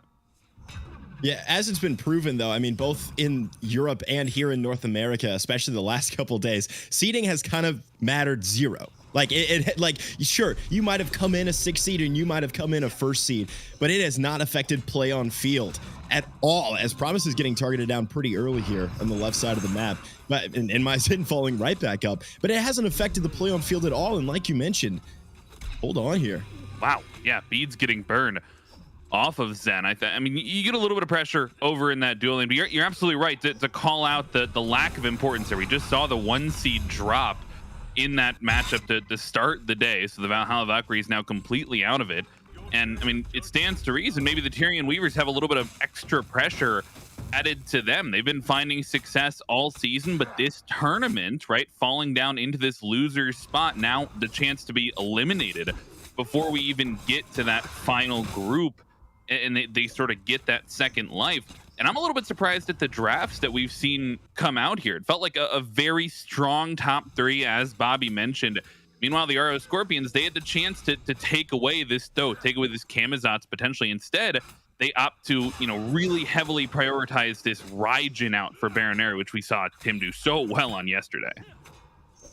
Yeah, I'm a fan of giving Baronary essentially anything they want, right? They give them the Baba Yaga, give them the Raijin. You prioritize a mid laner who puts up 70k on this Raijin in this tournament alone. Totally fine. Of course, Raijin has been preeminent in the meta recently, both in solo and in mid. I like it in solo. I don't think there's anything wrong with it. Of course, we've seen it perform very strongly. Put a couple defensive items on it, all of a sudden it's nigh unkillable once you get into that ultimate. But if you put it in the mid lane, where you don't have to buy all these defensive items, or you don't need to, right? You just build full burst cannon, right? All of a sudden, you've got Miggy diving the backline, as Miggy loves to do. You've got a Scarab's Blessing for backup, Baronary pounding on the drums, right? We're seeing a lot of distraction here in the Aru Scorpions draft, and it all starts on the back of Miggy and Baronary. Yeah, I think Miggy especially has been one of the premier space creators. Hold that, though, Layers. Looking for some pressure here, and it's right around the blue buff spawn timers. He's got the level advantage, the damage advantage, a tower dive to start the game off. Layers takes 2 tower shots. He's not even worried about it. He grabs the first blood onto Miggy, and they'll get the blue buff invade as well. A great start for the Weavers. Frog, there was like 3 things about that was super impressive. 1, the timing. Tough spot, Baronary over the wall there, following up on Camazotz that stuck around a little longer than Layers would have liked to. But like I said, there was like 3 things there that was really impressive with me. 1, Layers' knowledge of timing, right? Layers knew exactly where Miggy was going to be and that buff was going to be up. 2nd, Layers had a really excellent understanding of how Camazotz was going to fight into the Susano at around 2.5, 3 minutes, based on the itemization, based on levels, things like that. And took the fight knowing, okay, if I'm mechanically perfect, I come out on top of this. Layers was, in fact, mechanically perfect. And then the last thing that really jumped out at me there was knowing exactly how much damage that Layers was going to take from the tower shots, right? We saw Layers live with like 50 to 80, maybe 100 HP in the pocket after diving tower to take out Miggy. That wasn't just like random, if I get first blood, I'll die here. Layers knew exactly how much damage and how many tower shots he could take and still live, come out on the other side with the first blood. Well, that last one, maybe trying to answer back would be Remakami. I don't know if I want to credit that as a solo kill. I don't know if he gets that without the one coming through from Layers, but you clearly see where they want to put the pressure, at least early on in this one. That's Layers' 2nd rotation over towards that solo lane, and maybe trying to put this Ixchel made solo in a better spot come these 2nd blue buff spawns. I'm really liking the E-Shell in the solo lane, Frog. I mean, when you think about Ishel as a character, what the kit has in it, the sustainability, the survivability, it's got the same kind of damage output that you're seeing from like the Morgan Le Fays, the Raijins, things you've been shoving over in the solo lane.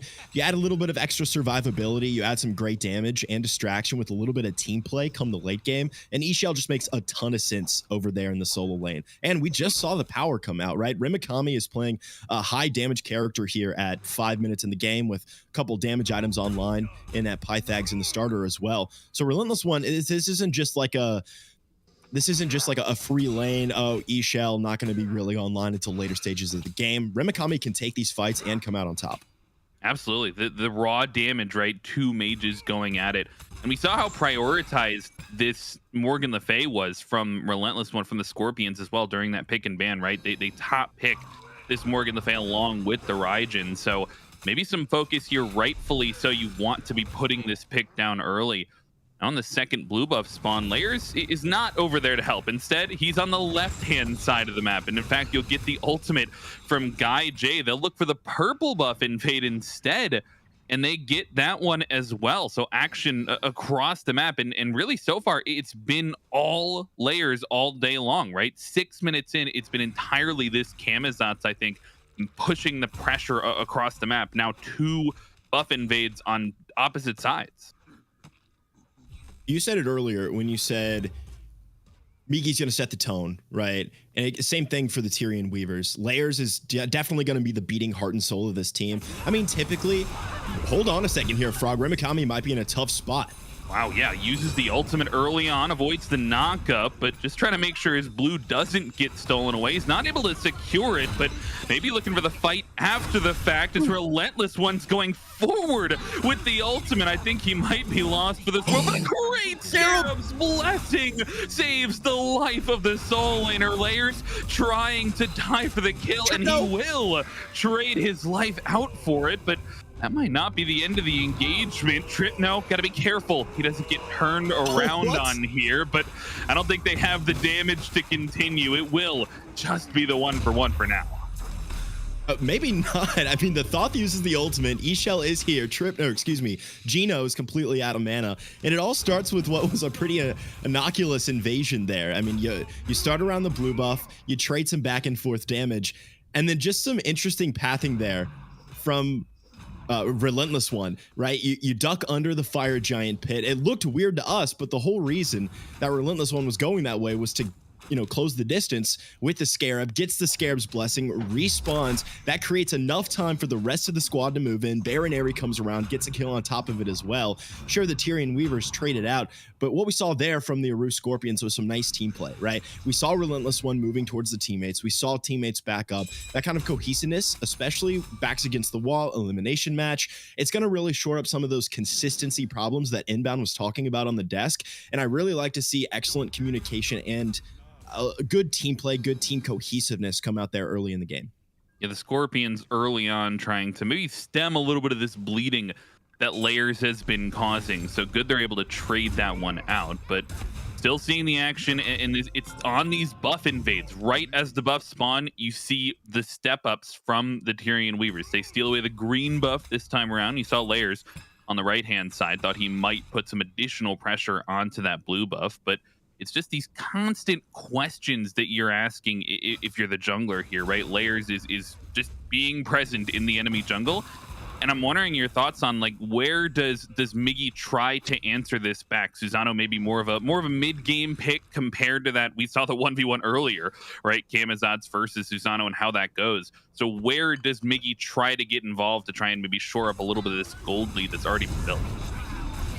Well, when Layers is clearly targeting the right side of the map and invading the jungle, you got a couple options if you're Miggy, right? You can either stick around the right side of the map, as Miggy's doing right now, and try to answer some of that pressure, try to help out your solo laner, make sure blue buffs are going your way, things like that. Looks like that's the case right now, as Layers is looking for yet another blue buff invade. And Miggy and Layers, they just refuse to leave this lane alone. Yeah, I don't know if they know that Layers is here, and Miggy actually blinks back in, but now the dive on the Bat of Hell will have to take the tower shot. See, this is a deep dive. He's all the way under the tier 1, but he'll get the jump over the wall, and he won't get the kill, but he'll make sure he survives survives the day. Remekami has the beads burned as well on the backside, but for all the health, nobody ends up dying.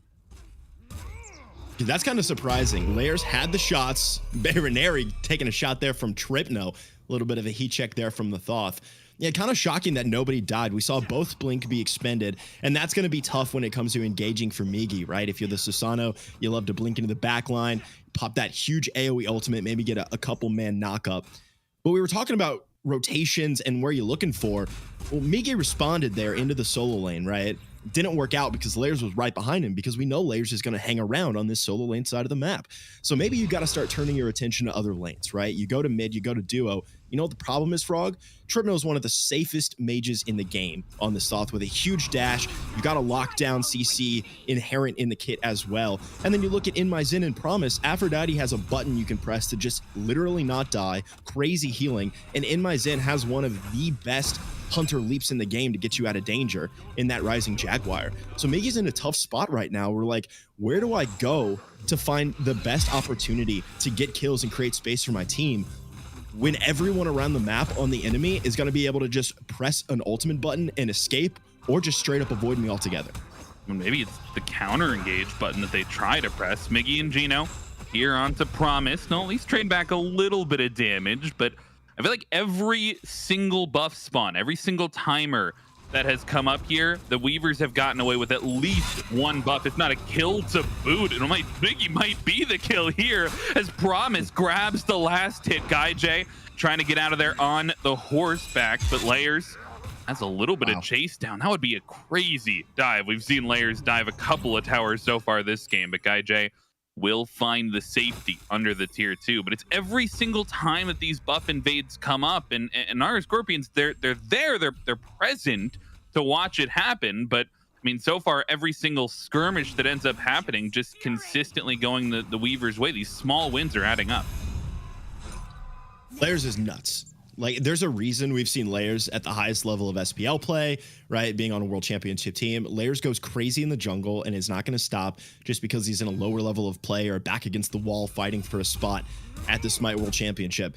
And it's going to depend on the Aru Scorpions shutting down Layers as a team, right? Migi's not going to be able to 1v1 this dude. Baronary's not going to be able to. Tripno might be in a tough spot. It's 3v1, but easy dash away there for the Thoth. But it's all going to come down to the Aru Scorpions taking team fights in which Layers can get shut down and isn't allowed to free cast in the backline, right? Because if you send this Camazotz into the backline, put him on Baronary after the dash, or Guy J and Hachiman with no ultimate, all of a sudden it's just a buffet and Layers goes nuts with those vampire bats. But if you can lock down Layers with, you make sure you burn the beads when Layers inevitably picks those up. Gino goes in for the hug, grabs him, locks him down. Big shots from Baronary, a couple autos from Guy. You put the jungler in the ground, all of a sudden, the team fight looks way more comfortable for the Scorps. Wow. Barra taking a lot of poke there as Layers once again finding his way into the enemy jungle. And we've seen, you talked a lot about the safety on the left-hand side of the map. The Weavers, of course, a lot of safety in those carry picks. The Aphrodite with that get-out-of-jail-free card. On the other side, I'm looking forward to the team fights from the Scorpions because they have a couple of the same calling cards, right? You have that Scarab's Blessing. Yep. You have Guy J able to get on the horse. When we get into those later game team fights, I mean, what do you want to see from the Weavers to maybe keep this pressure up? We won't even get the chance to ask the question, actually, is Remekami into the ultimate. Got to have the damage first, though. And Relentless One finds the answer back onto the enemy solo. This might open a window for the Gold Fury, though.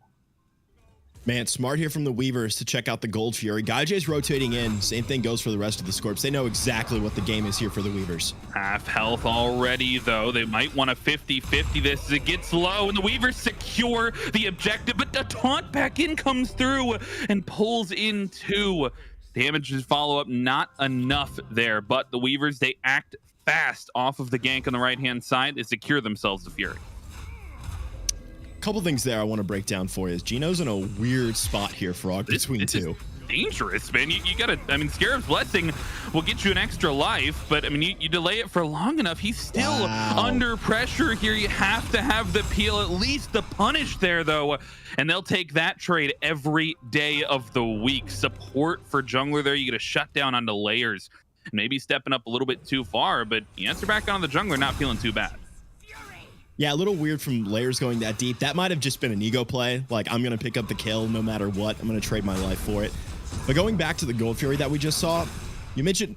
Oh, I thought it was a clone. Oh my God. I thought Rimikami just like annihilated Relentless One.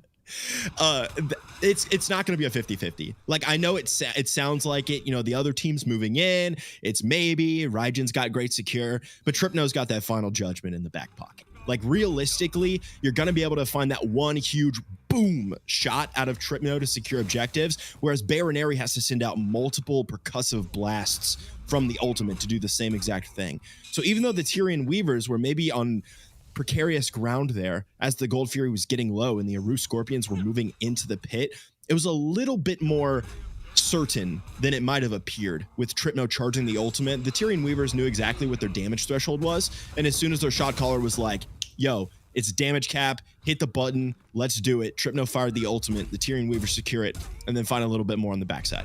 And that might be the objective play they're looking to take advantage of. They're grouped right here around the Pyromancer. 3v4 for the time being, but you see the rotation from the ADC. That's going to be the difference maker. Zen's over here, and Guy J is still farming it up on the left-hand side. Pyromancer dropped low, and the Weavers once again grab the secure. You might, call that fun, right? 3-man ultimate to come through for Miggy at the end of it there, but you can get a sense early of how the Weavers are looking to play around these objectives.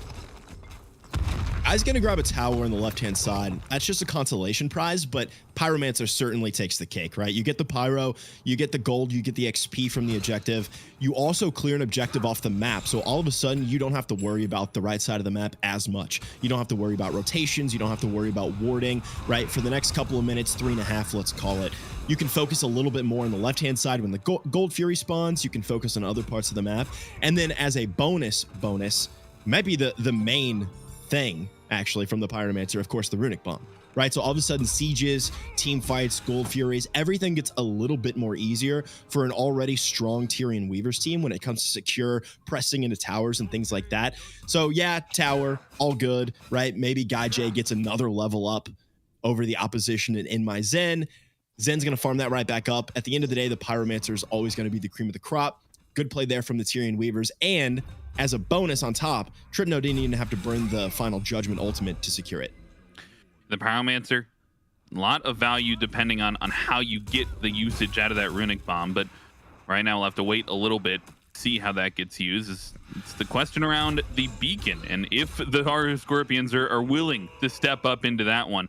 It'll so far be a 1-for-1 trade on those beacons, right? And you get the pressure a little bit now onto the Weavers more so. Despite this good objective play we've seen, both the Gold Fury and the Pyromancer going into the pockets of the Weavers, the Aura Scorpions have managed to keep it close here, maintaining this 2,000 gold lead for quite a while.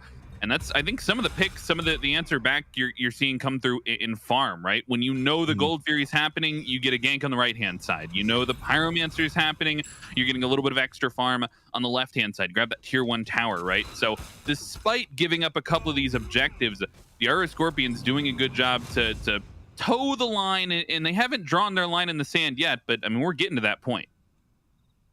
Good call there, giving flowers to the Scorpions, because when there's a gold lead and it's a little bit stagnant, there's always a question of, okay, is the team with the gold lead, did they just take their foot off the pedal and they're not pressing their lead as hard as they should have? And the other squad, the squad on the losing end of that gold lead, are they just not capitalizing? Tripno's getting yoinked in here by Gino. But no, you're totally right. The Tyrian Weavers have been pressing the advantage. They have been getting these objectives. So the Aru Scorpions have been intentionally and actively macro farming a little bit better, keeping that gold lead nice and tight. So it's certainly worth noting that the Aru Scorpions have credit for that. Oni Fury's back online here. It's a huge rotation out from the solo laners on their way, likely, as Relentless One's still chilling in solo. Picked up early, looking for the secure, and the Weavers have it once again. Bread and butter for them at this point around the objectives. Wow. And you got to imagine, you give up the Thoth. They had the opportunity to take the Thoth away, a pick that's been so highly contested in these weekends of play, and you give it over to Tripno, and this is exactly how they drew it up. They've now taken 3 objectives in a row. If you're the Aura Scorpions, where do you draw the line in the sand? What minute point, what power spikes are you waiting for to take this full-on fight? Well, you talked about the team compositions earlier, and we didn't get to chat about it because both these squads refused to stop fighting, but I do want to talk about it now. I mean, you look at the Aru Scorpions composition, and it's clear to me what their game plan is, right? We have to team fight, and we have to play around Miggy, we have to play around Bayernary. The survivability in this team is nuts, right? Guy J in the back has phenomenal peel between CC, a dash, and a CC immune ultimate that allows you to create tons of distance between you and the enemy. Gino's got Scarab's Blessing, right? Bound 4, ready to hit for anybody who gets low. It's likely going to be Migi diving into the back line. Migi's going to create tons of space with that ultimate, and then all of a sudden Bayernary and Relentless One both have CC baked into the kit as well. As the Aru Scorpions are hanging out around this Pyromancer, it's going to be a team fight here, and we're going to see the power of this distraction-oriented, split-up, more complex and mechanical team fight from the Scorpions. Yeah, and I think we ask where they want to draw the line. Might be at this 4th objective here, the Pyromancer. This goes down to the Weavers. That'd be 4 in a row. Be 2 runic bombs in their pocket, and I think that might be where the Scorpions want to fight around, as it's down to half HP, and Ramakami up in the front line. A blink in from Layers, and the ultimate hits nobody. But look at Miggy in the back line. The junglers doing work to try and find some of these kills, as Bayro gets saved by a beautiful Scarab's Blessing. And now here's the chase. Miggy finds Layers in the back of the fight, and the health bars are low for the Weavers. They've overstayed a little bit too long, and Promise will fall as well. A double pullback, and Miggy, Relentless One combine. They're looking for the last one, and it's a full-on deicide for the Aru Scorpions as they get a clean wipe. Man, that was just as they baked it up, and they say, who needs a Pyromancer when you can go straight for Fire Giant here at 21.5 minutes, Frog. That's exactly what the Scorpions were looking for. An engagement here from the Tyrion Weaver stepping forward, and then we saw that crazy CC come out, right? Relentless One with the fears, with the damage. Bayernary separating the fight out with the ultimates, using the taunt, using the fear to create space. Miggy in the back line, wrapping all the way around, saves the blink for the end of the fight, becomes all the way around and uses the ultimate to knock up Tripno and another member of the back line. They peel off from the rest of the fight. So all of a sudden, Layers and Ramakami are like forward. The Tyrion Weavers notice, oh wait, it's just Layers and Ramakami. They turn around. Miggy splits the fight in half beautifully. You mentioned Bayro got saved by the Scarab's Blessing, has a second life. And all of a sudden, the Aru Scorpions score a deicide. They grab a Fire Giant and now a couple towers, because why not? And this lead has flipped on its head. It was 2K for the Weavers, 2K now for the Scorpions, and it's not looking to stop. Promise forced to use the ultimate, and Tripno, he's off the mark with the ultimate of his own. This Fire will fall. Layers maybe looking for a dive. Is the chase now on for the Weavers? Got to be careful if you're the Scorpions not to fall too low here. The health bars, very careful to keep them as high as possible. But I mean, this is the Weavers not feeling too much pressure despite losing that fight, losing the Fire Giant, stepping up confidently in this mid lane. You got this sustain from the Fire Giant team now, and the fight just brewing on a nice edge here, Dimes. Well, the Tyrion Weavers are able to do so because of a couple reasons. One, Zen has got that Darkest of Nights ultimate, right? You cut the lights out, and all of a sudden you can either hit the gas pedal if you feel like you have a good in, or if the Aru Scorpions are engaging, then the Tyrion Weavers can just take their losses, bite it, and get out of there. This Gold Fury is not even being contested here by the Tyrion Weavers, Frog. Yeah, I'm not sure that they can step up into it. You at least get the final judgment through some of the members there. Barrow knocked down to half HP. And this Thoth ultimate has been such a focal point, I think, through a couple of these fights. You use it to secure the objectives, and we're oftentimes seeing this Thoth start the fights with it. You've got that Staff of Mirrodin, right? You want to be starting the fights with this ultimate. And in past games, right, even outside of this set, as we get a little bit of a dive, the Darkest of Nights comes through, but I'm not sure they're in a position to contest here. You'll just get the tier 2 tower, and the timing maybe a little bit off from the Weavers as they can't defend the tier 2 tower, and I'm not sure they're in a position to chase this one down either. It's only Layers up furthest here, but the Aru Scorpions just, once again, playing the macro game so well. You could feel Layer's blood boiling there, right? Like you could feel the desire to dive, the blink in, the ultimate to get out. I mean, there's so much safety here from the Tyrian Weavers that's allowing Layers to play forward like that. Promise has the ultimate. Remikami's got heals. Promise has got heals as well. Trip knows damage is a form of CC in itself.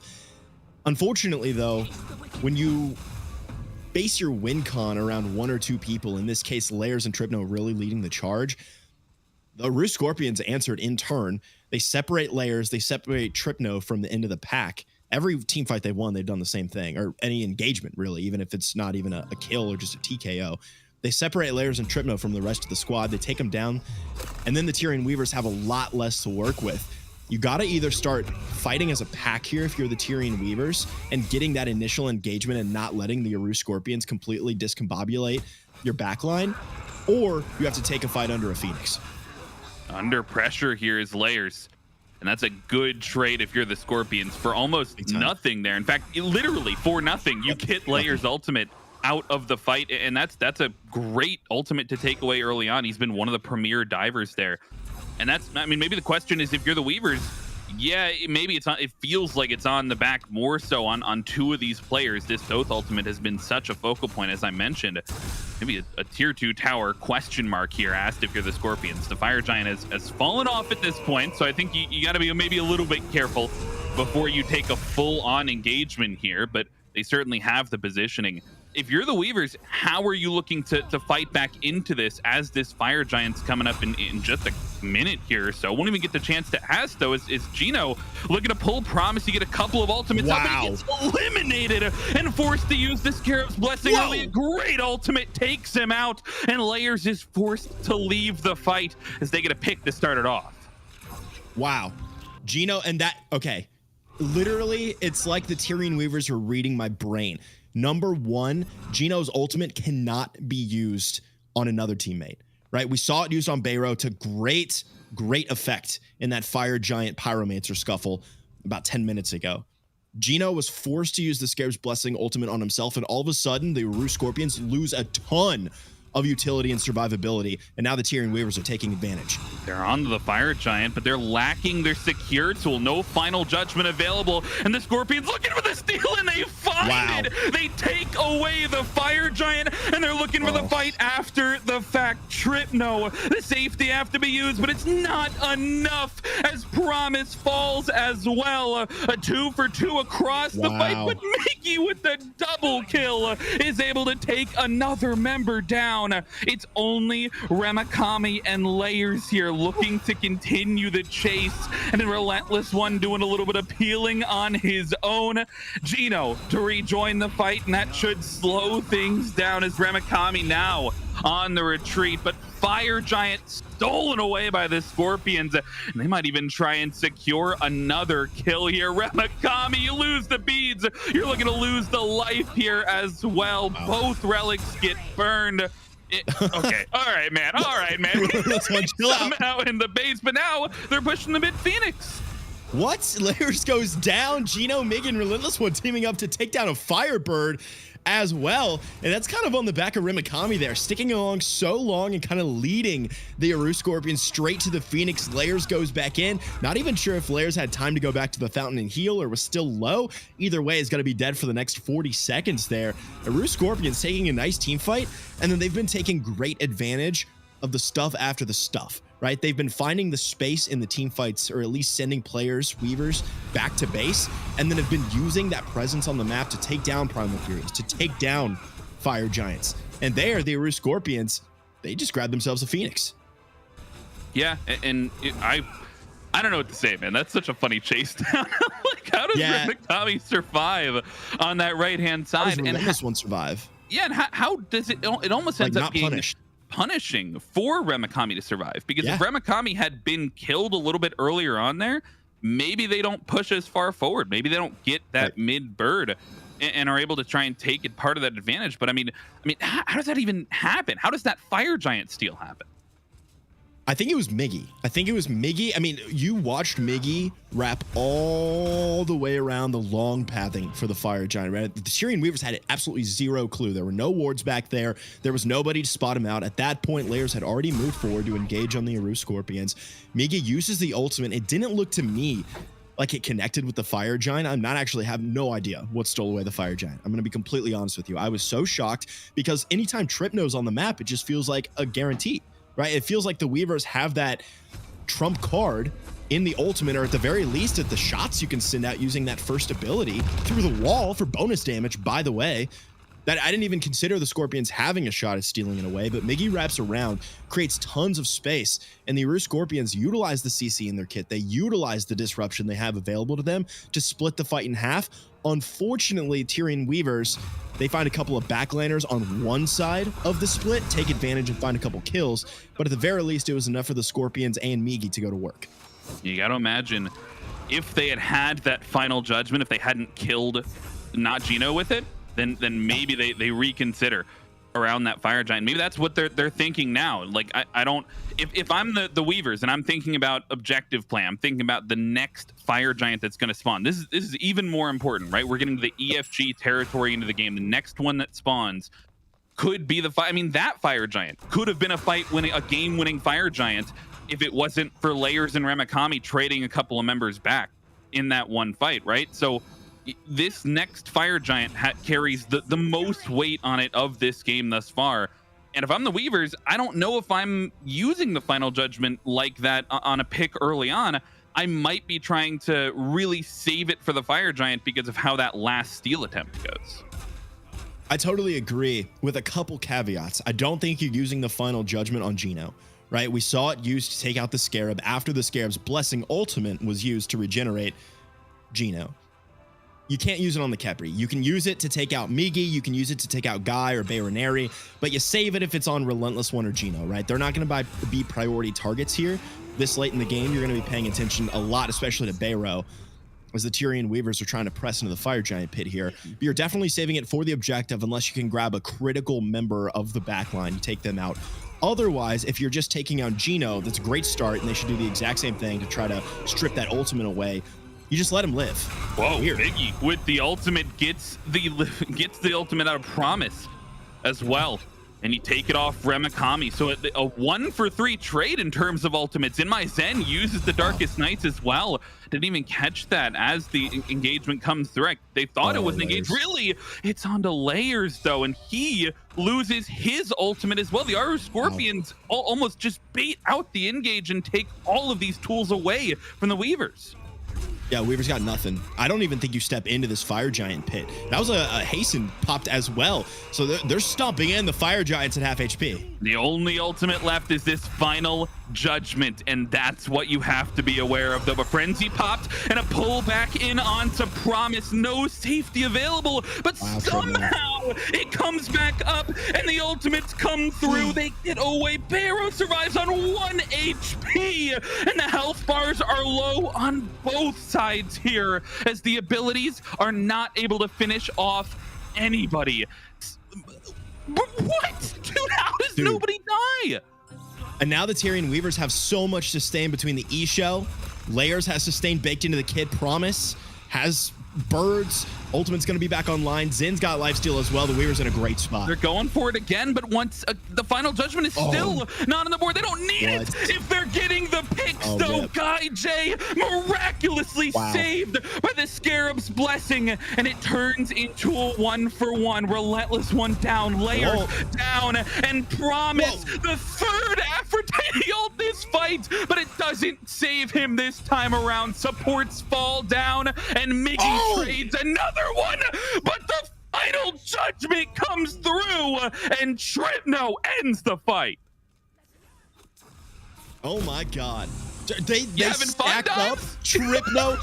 they stacked up in Tripno's scope, and Tripno pulled the trigger, and it was beautiful. That was the nastiest collateral I've seen in a long time, Frog. I mean, back on Tripno put that team fight on his back. And in my Zen, actually, I want to call out Zen, who was pumping out tons of damage, found some huge huge crits there onto the backline that knocked down a lot of those targets to get low. Does find one of the kills as well.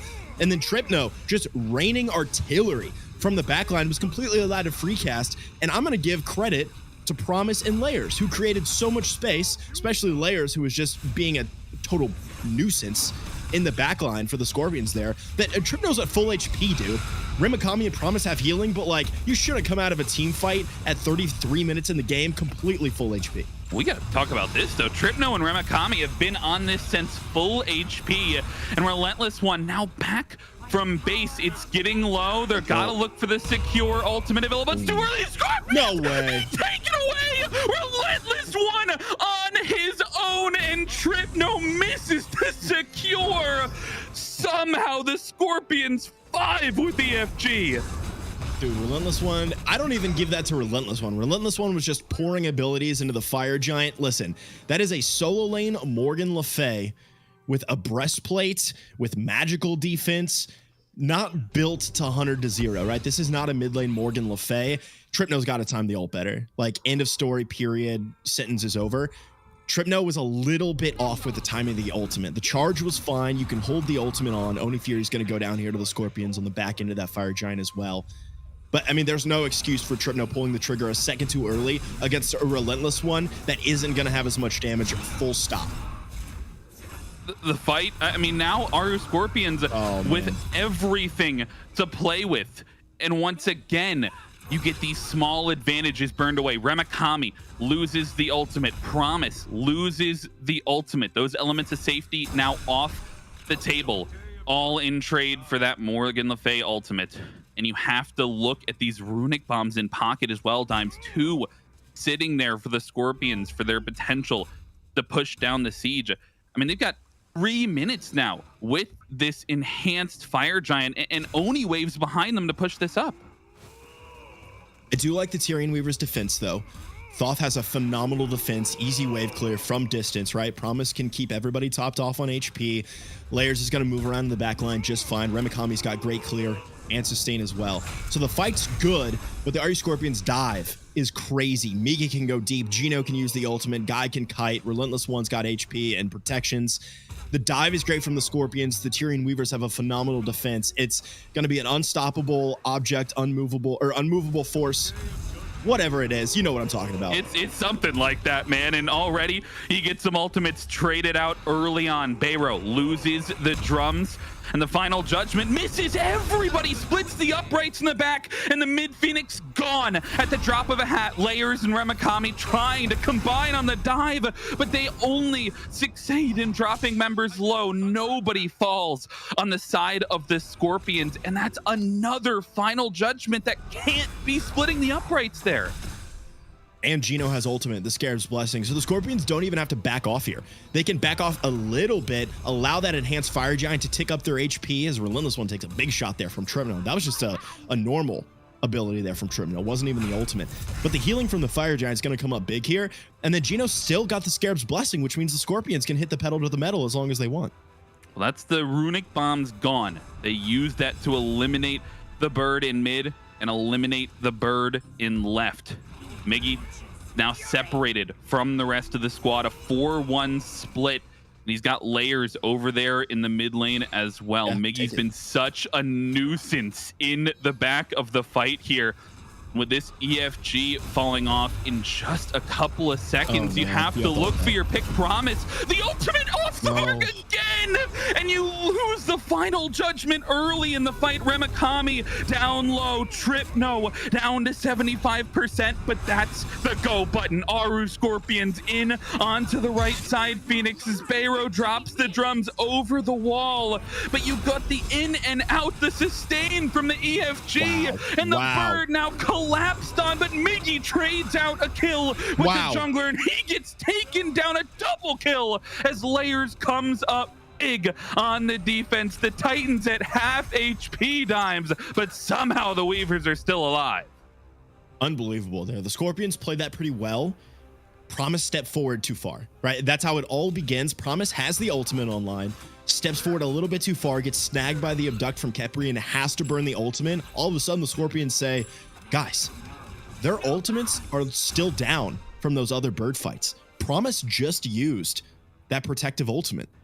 Wait, Gino, do you have ult still? Gino's got ult. Let's go. Like, let's dive. What's the worst thing that happens? One of us gets a little bit too deep, and then all of a sudden, oh, we have a second life because of Scarab's blessing. It's exactly what happened. They don't get the Phoenix. They do trade a couple, but the whole time, minions pouring into the base, dealing damage to the Titan as well. It's unfortunate there that the Scorpions couldn't capitalize and snag the bird. Maybe a couple of auto attacks from Guy could have landed instead of finding a home in one of the Tyrian Weavers. But a great defense there from the Weavers. And I think that just goes to show that Tripno, even without Ultimate online, you're totally right. Ultimate's got to land, period. Absolutely, can't split the uprights. But even with no Ultimate, Tripno has so much damage in the kit, in the back pocket, that there's still opportunity to fight.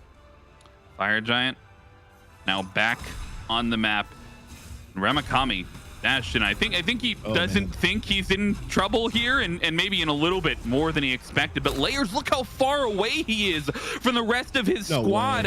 He's on to Baronary, but the safety will come through, and Gino is there just in case, as once again the final judgment is just not getting the value it needs to, as Layers is caught lazy backing in the wings. KaiJ has to use the escape tools, has to use the Aegis, and will survive somehow, but the damage comes through across the fight as they take down 2, and the Scorpions pushing forward. Layers has to back. Promise is going to go down here. No ultimate available for the Aphrodite. It's a lot of low health members here of the Scorpions, but they are 5. This might do it though. Low health bars, but you have the ultimates available still for Promise. He's the only one that's got the diamond, but he's dead. Nobody has any ultimates here. The mid bird falls down, the left bird respawns, but the damage that Tripno is putting out, you can't afford a misstep here. And Tripno is the one to die finally. The Titan falls down and the Tyrian Weavers fall. Aru Scorpions take game number 1. That inning was prophesized. I mean, there was only 2 members, no ultimates online. Titan was like, what, 40% HP maybe. You got 5 members of the Scorpions. Sure, they're low, but there's something to be said just for strength in numbers. You walk into the Titan and there's only so much 2 can do against 5.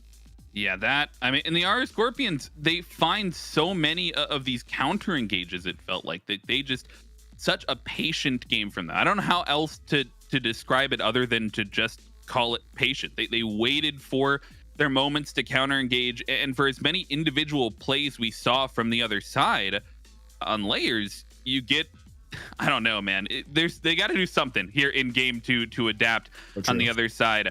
Tyrian Weavers now 1 game away from elimination. Stick around through the break. We'll be back for game number 2.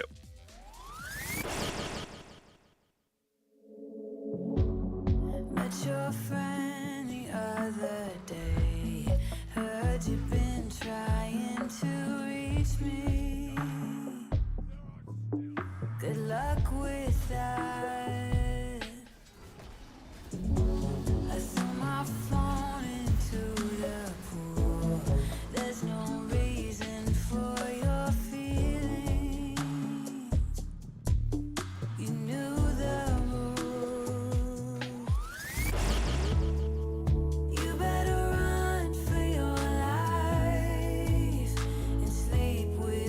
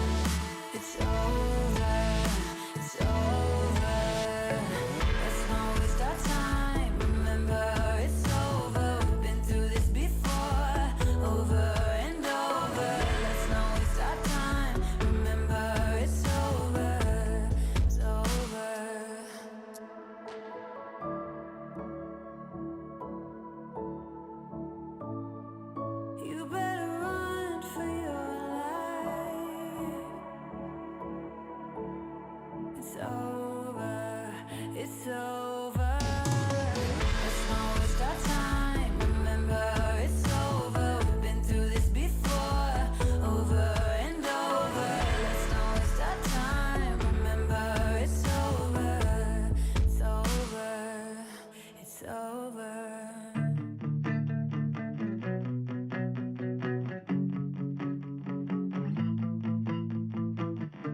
My exes and me, we don't talk anymore. If we did, I think it would get pretty ugly. They made me believe love's an open door. In the beginning, then they shut it pretty quickly.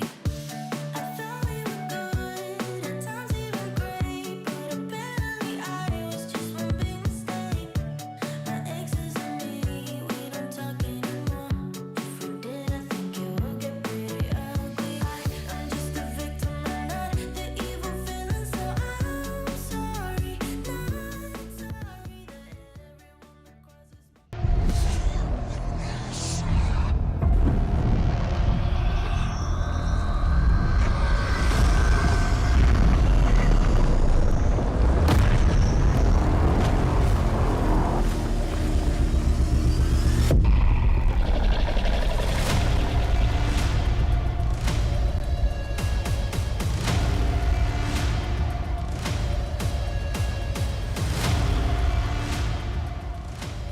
That's right. Cthulhu's Dream now available. You go to advance.gg/smite and you can pick up your own copy. What a tub. That's what sorry, I was like, it's not a copy. That's like books. Your own tub of the raspberry acai flavored powder that you can then use in your new Cthulhu shaker. Pick them up while you can. Advance.gg/smite. It's delicious. Again, it's a really, really good fusion. And by metric of having Cthulhu on it, it is at least 10 times cooler than it would be otherwise, which means that it's really, really cool because it would be a really delicious flavor even without that. So it's just gone above and beyond, and you should too by going to advance.gg/smite. But as far as things go right now, it's Gore, and it's inbound as we start to look at Game 2 of this set. Scorpions win Game 1, and this was a very seesaw, tug of war, back and forth, whatever you want to use to call it kind of game. Yeah, for sure there was a lot of back and forth, and I think a lot of it comes down to the inability of the Weavers to secure a Fire Giant. 2 Fire Giants, they pull, and 2 Fire Giants, they lose. And it's not like we're talking Thoth ult versus Cuckoo ult, 2 big ultimates, and it's a 50-50 if you pull. No, one of them was a Thoth ult with only one person in the vicinity, and the Thoth ult was mistimed, and then the other one was just an entire team fight that happens, and the Thoth ult is just not able to confirm it either. And that is a problem. That beginning to end is a problem for the Weavers. If you are picking a secure mage, you need to be able to secure fire. It's like picking Poseidon, Gore, and not being able to secure fire, and we know how that's gone before. But that I just had so many nightmare flashbacks to Worlds games with Poseidon in them. The start of something right now. Thoth versus secure, and he's not going to be able to secure going into Worlds time. But the Scorpions still, even though they were able to seal these Fire Giants, they were able to make plays after the Fire Giant, after they got the secure. They were able to push. Their sieges looked, I wouldn't say super clean, but they looked clean enough. And I think the problem that stuck out to me the most for the Scorpion side of things, the Weaver side of things, was these Fire Giant secure. For the Scorpions, it was that the weirder part of the middle game, you said it was a little bit of a seesaw, and I agree, and it was the Scorps had a nice little lead at multiple points in this game, and they needed a Fire Giant to really start pushing it. And I think if they can have that lead and build on a lead without, you know, relying on a secure on Fire Giant, I think that'll really bode well for them in this next game. And even looking across the board at the damage, I mean, Scorpions across the board, 43k, 30k, 35k, 20k. A lot of damage on both of these teams, but 43k from Relentless on this solo lane Morgan as opposed to just 23 from Remakami. That is like the biggest thing for me, because these solo mages, this is their job. They are supposed to do damage, they are supposed to harass, and they're supposed to be able to sustain in these fights. And the Morgan did it way better than this Ixchel did. And really, I think we got to see, a lot of it. First off, Baroneri had another good game, right? 5, 3, and 10 with the assists. And it really does feel a lot like that, where it is, damage numbers in general a little higher on the Scorpions. But there were also like some really weird trades where it'd be like Scorpions 10k up, lose, they kill 2, lose 5, and then it's like, okay, that's gonna set you back weird. a little That bit. shouldn't happen. Yeah, little moments like that. So cleaning those up, maybe the key to sealing the deal. The question is whether or not they can do it here. Because remember, this is a Weavers elimination game. They lose this, they are done. If they win this, they get one more shot. Same thing for the Scorpions. But it is the end of one of these two teams. It's just a question of now or in a game from now. So Scorpions second pick, Weavers once again on first pick. We'll start the bands, Kukulkan, Athena up front. The Chernobog, so far nothing too surprising. The Poseidon ends up getting banned out as well. But the Naja with a return in the Opwash. So pretty similar, if not the same, as last time around. What do you highlight the most? And this time they feel the Raijin. And Ride the Lightning. I should have said this time they ride the Lightning. Sorry. No, it's fine. Ride the Lightning. That's it. Gore said it. He didn't miss that. We got it. This time they look for the Raijin instead of that Thoth. And I really don't think the Thoth was a problem outside of the Secure. I think if Tripno is confident in the Thoth and he just looks to secure a little bit more, I still didn't mind it. But I think this Raijin has proven time and time again in mid and in solo the strength of it. We've also seen Baroneri go towards this Raijin in mid a lot. But I like that despite losing the Raijin, they don't get baited by going for the Thoth. They take this Morgan and they take this Aphrodite, who have shown a lot of strength just in last game, and then this Aphrodite just in general. Yeah, it's something that, again, we've seen certain teams have been really favoring the Afro, and when they favor it, they tend to back it up with their play. So we'll see it there, like you said, alongside the Morgan. I actually really like it alongside an On Her as well. Feels like, well, Afro herself can't get aggressive, super aggressive at least. You can do anything if you're an On Her and you've got someone healing behind you, so it opens up that. But they go back to the Thoth, they get the Raijin. It feels more like the Weavers. What was it? Was it last game? Maybe it was last set. We were talking a whole ton about loving their draft. I'm going to say I'm still loving their draft, and I might be loving it even more because the Scorpions locked in Shiva. What a different pick. Out of left field, too. It is, yeah. It is. It's like that Nike. The first time we saw the Nike, we were like, this is not something I expected, really. Yeah, except like Shiva's not been like good ever. Probably since he was released and played in jungle, and then he was just nerfed because of his ult. And I think it's a little interesting to see Shiva as opposed to something like that Nike, the Sun Wukong, because we've seen those gods, we've seen them in solo. They've looked good. Shiva, what does he bring? What does Wukong bring? What does Nike bring? And it's this warrior solo has looked almost better than a lot of this mage solo in this NA bracket. I think the strength of the dive and the mid game and kind of just how a little bit more sloppy the fights are. Warriors are able to kind of exploit that a lot more than those mages are. Mages get picked off a lot easier. So I don't really mind the Shiva pick. But in laning phase, it's going to be weird. I don't think the character scales all too well, so you're going to have to play through the solo lane, try to get the Shiva ahead, and just hopefully that's enough to kind of snowball into a win. Yeah, the Weavers have a solid draft. The Scorpions are throwing us for a loop, so the question is how well they're going to do, and can they seal the deal here? The only way to find out is jump down to our casters. Thank you so much, Gore. And inbound, we got Frog and Dime still bringing to the action on the cast. And this is a big one for the Weavers, right? I mean, this is a big set for both of these teams, but now backs up against the wall. You can't afford to lose any games, right? You had one to give away, and you maybe gave it away there in that game number one. And now these adaptations come through, and I personally, I'm loving what they were able to come away with this in this draft. Specifically, you get Tripno back on the Thoth. I think had some great moments and looking to shore up some of those smaller moments. And then you take the Raijin away from Baroneri is so critical for me in the draft phase. You do give over the Aphrodite, though, and I think that's going to come up big for Gino and Miggy, especially playing this Thanatos. That combination is going to be nuts. But you're totally right. The Tyrian Weavers, they grab a couple of critical targets that they really needed to lock down. Tripno looked fantastic and has even been like on point with the ultimates. I know it seemed like maybe a couple times in the last game he was a little bit off the mark, splitting the uprights like you said.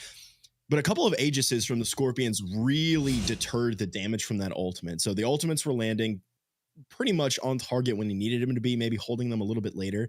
But if Tripno can shore up the target selection and the timing, especially Frog, on objectives, like on that Fire Giant that was just a smidgen from being dead to that Tribno ultimate. It's going to look fantastic. Yeah, I mean, we got to remember 2 stolen fire giants in game number 1. That's not really like a standard number there. Like I don't think 2 fire giants normally get stolen in the average game. Not in my games, at least, you know. So I think the Weaver's definitely looking to shore up some of those mistakes. You get a little bit of fighting here as both beads getting burned off of the carries there. Guy J falling down quite low on the other side, but it's the right lane where the action happens first, and Relentless One on this Shiva pick gets taken down to start the game. That's a great start for Layers. Layers is going to have to transition this into a lead around the map, though, because we saw Layers get a first blood on the right side of the map in game number 1, the same game the Tyrion Weavers lost. So we know that Layers starting off on this right side of the map, it's an effective play, right? We saw Layers going deep into the enemy jungle. Oh, Migi wants it so bad. As Layers is still hovering around this right-hand side, going deep in the enemy jungle, being there for buff respawns, being there to invade and to strip away experience and gold from the enemy squad. But we also know how game number 1 ended. So Layers has to transition this in a similar way to the early game of game number 1, and then the rest of the squad's got to be on his heels. I think this right-hand side, a big focus for Miggy, and I think for the Scorpions in general. But Miggy, remembering last game, getting first blooded under that tier 2 tower, you maybe lose the one-on-one fight. Not again. If you're the Thanatos. For Relentless One, off the mark, or able to dodge out, rather, that second ability. And this time, Miggy is over here ready for this, and he's got the power spikes as well. Blink in from both the solo jungle combo, and Layers maybe under pressure here, trying to find the last bit of damage as Layers, but the mana is not there for the abilities. And now you've got the rotation from Bayro, 1 to fall, 2 maybe looking for it as Layers down as well, and the blue buff defense is successful. Almost looked like it was going to go the way of the Tyrion Weavers there, because we saw Miggy and Relentless One target split. So Relentless One goes after Layers, Miggy goes after Rimikami. All of the damage is getting split up, which means no one target is dying. Fortunately for the Scorpions and unfortunately for the Weavers, Rimikami dashes away, which just leaves Layers between 2, and Miggy's like, oh, I guess I'll around and hit the Kamazots now. And then also, unfortunately for the Tyrion Weavers, Layers and Rimikami completely out of mana. We saw that last ability from Rimikami completely drain the tank. Smash down there from the Thanatos. Scythe doesn't even need it. That damage is instantaneous, it feels like, from the Scorpions. And you get the answer back, the look from Miggy on that right-hand side. And this Thanatos pick, I was going to ask you about it, that's exactly what you want to be doing with it. You get a little bit more of an early game pick. And talk to me about this build, this pickup. He goes for the Carapace Shard in that first slot of the relic. Hold that thought, though. Not Gino, looking to be under some pressure on the left-hand side. The pillars get dropped, and the Aphrodite gets collapsed on Layers into the batter to hell. This is I don't know, man. It's pretty dangerous under that tier 1 tower. So he will get away with his life, but you take down the purple buff, you take down the support on the left side. Well, we know Layers loves to go deep, and we know Layers isn't going to give up the fight. So no surprise there to see Layers go crazy ham. Gino is going to fall, though. The Tyrion Weavers scrape back a little bit. Migi's looking at Tripno here. Nice silence. A little bit off the mark there with the Scythe, though, unfortunately. It is worth touching on the Carapace Shard, though, because it is a little bit of a strange pickup, right? You have some options when you're Thanatos. Could pick up a couple different shards. Does end up going with the Carapace. And it's actually an interesting pickup because it gives you more damage and your teammates more damage, right? It steals magical and physical. Yeah, it steals the protections because Relentless One's health is getting stolen. Yeah, he's getting it back, though. He's stealing it back from the gods there on the battleground. Takes out a little bit of that healing. But look at this focus around the blue buff. You get a 3-man rotation here from both sides. Gino and Promise over here on this right-hand side. Miggy, though, on time for that buff and will make sure that Relentless One is able to grab that one. I think, you get a couple of these traded back kills, and I thought we were done. I thought Relentless One was okay over in that lane, but Layers sticking around. It might be because of this blue buff on his own side as there's so much posturing on this right-hand side, but nobody may be ready to full-on commit here until up into the air. Promise needs to drop down a little bit lower, and he won't fall into the execute range, but he will fall 6 feet under as the elephant goes to the gray screen. Layers looking to dive in and finds the 1v1 perhaps as the taunts come through from the drums, but the damage is there, and Layers is able to trade one back, but loses his life in the process. A 2-for-2 trade across the board as Bayro now under pressure in the mid lane and looking to make it out alive, needs to dodge it out, but gives a double kill to Tripno. And for all the posturing, it's the Weavers who come out on the trade. And it all starts with a simple little blue buff. Invade Frog. Baronary, or excuse me, Miggy and Gino have a great level 6, right? Like when this thing kicked off, Relentless One was joining the fray as well. It's going to have a little bit more in the tank as a warrior, whereas Rimikami has to tune up a little bit with some items. The fight looked pretty good, right? I'm always going to give the edge to a Thanatos early on. It was just a nice rotation there from the Tyrion Weavers. Rimikami shows up, Layers is already there, Tripno runs around as well. Promise does fall, but he bought so much time by being so tanky early on. The execute threshold was actually huge as well, buying a little bit more time. The rest of the squad rotates in. Nice cleanup there from the Weavers.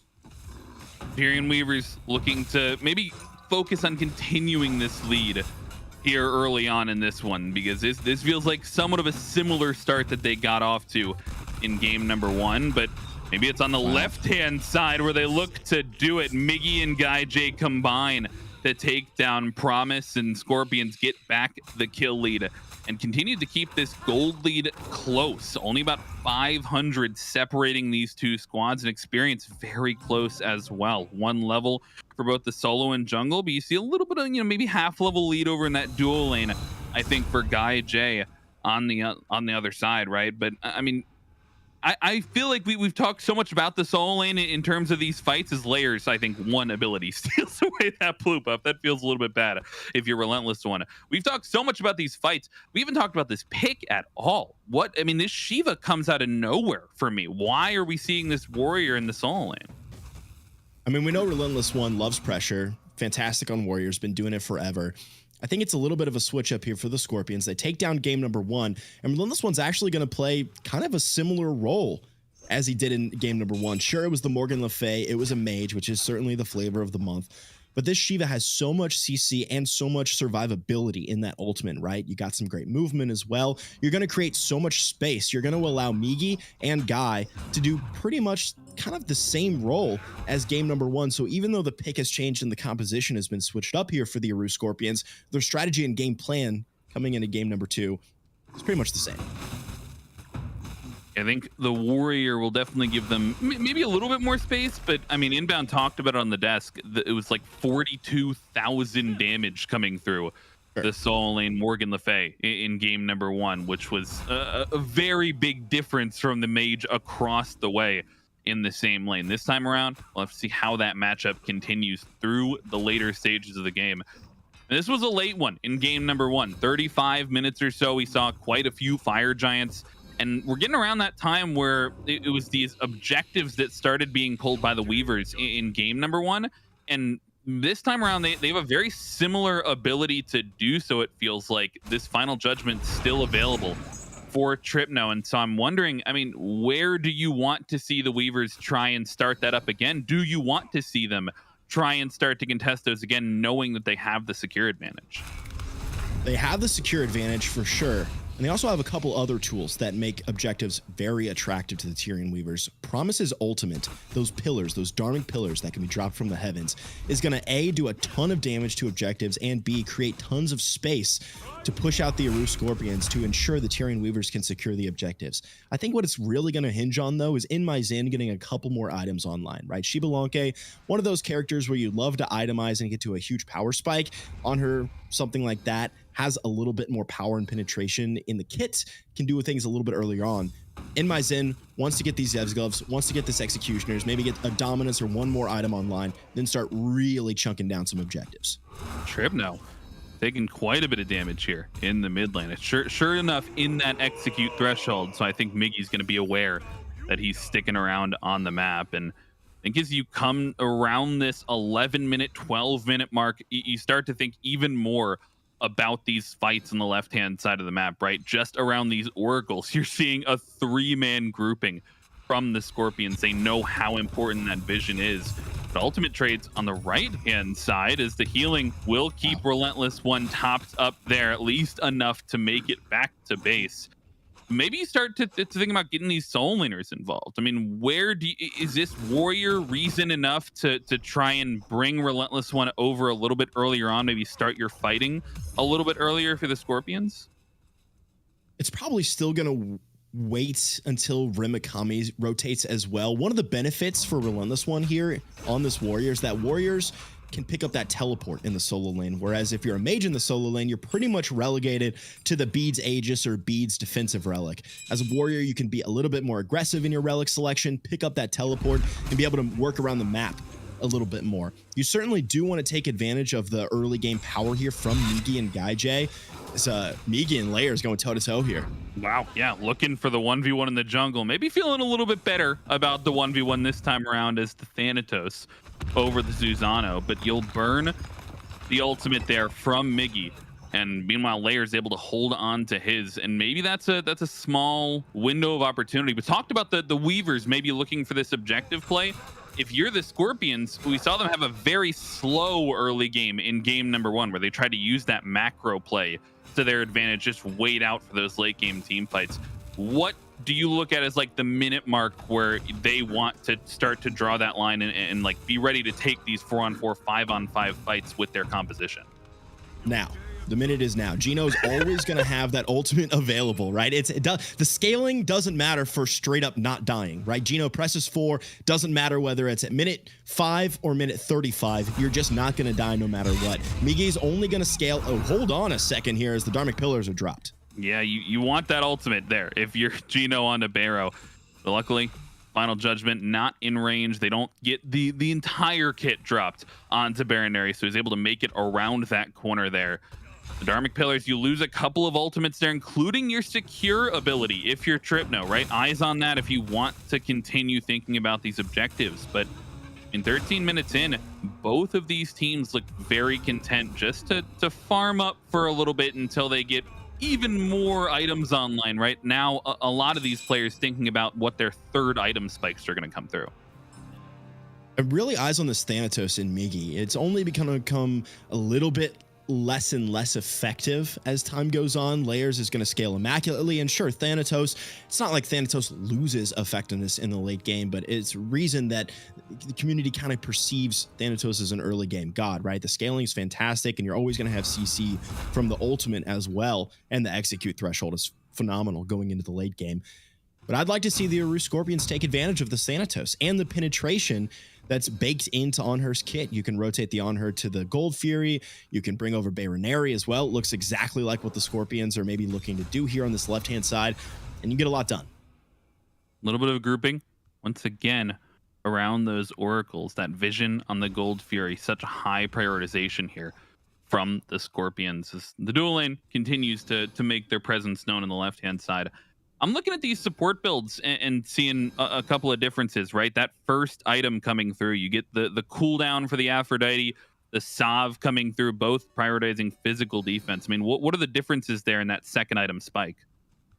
Well, the Sovereignty is a direct relationship to Relentless One picking up a warrior in the solo lane, right? We've seen mages be picked so often over there that supports can kind of prioritize maybe a little bit more magical defense or a little bit more utility, but here Promise going straight into the Sovereignty to provide physical protection to himself and the rest of the squad to combat Relentless One.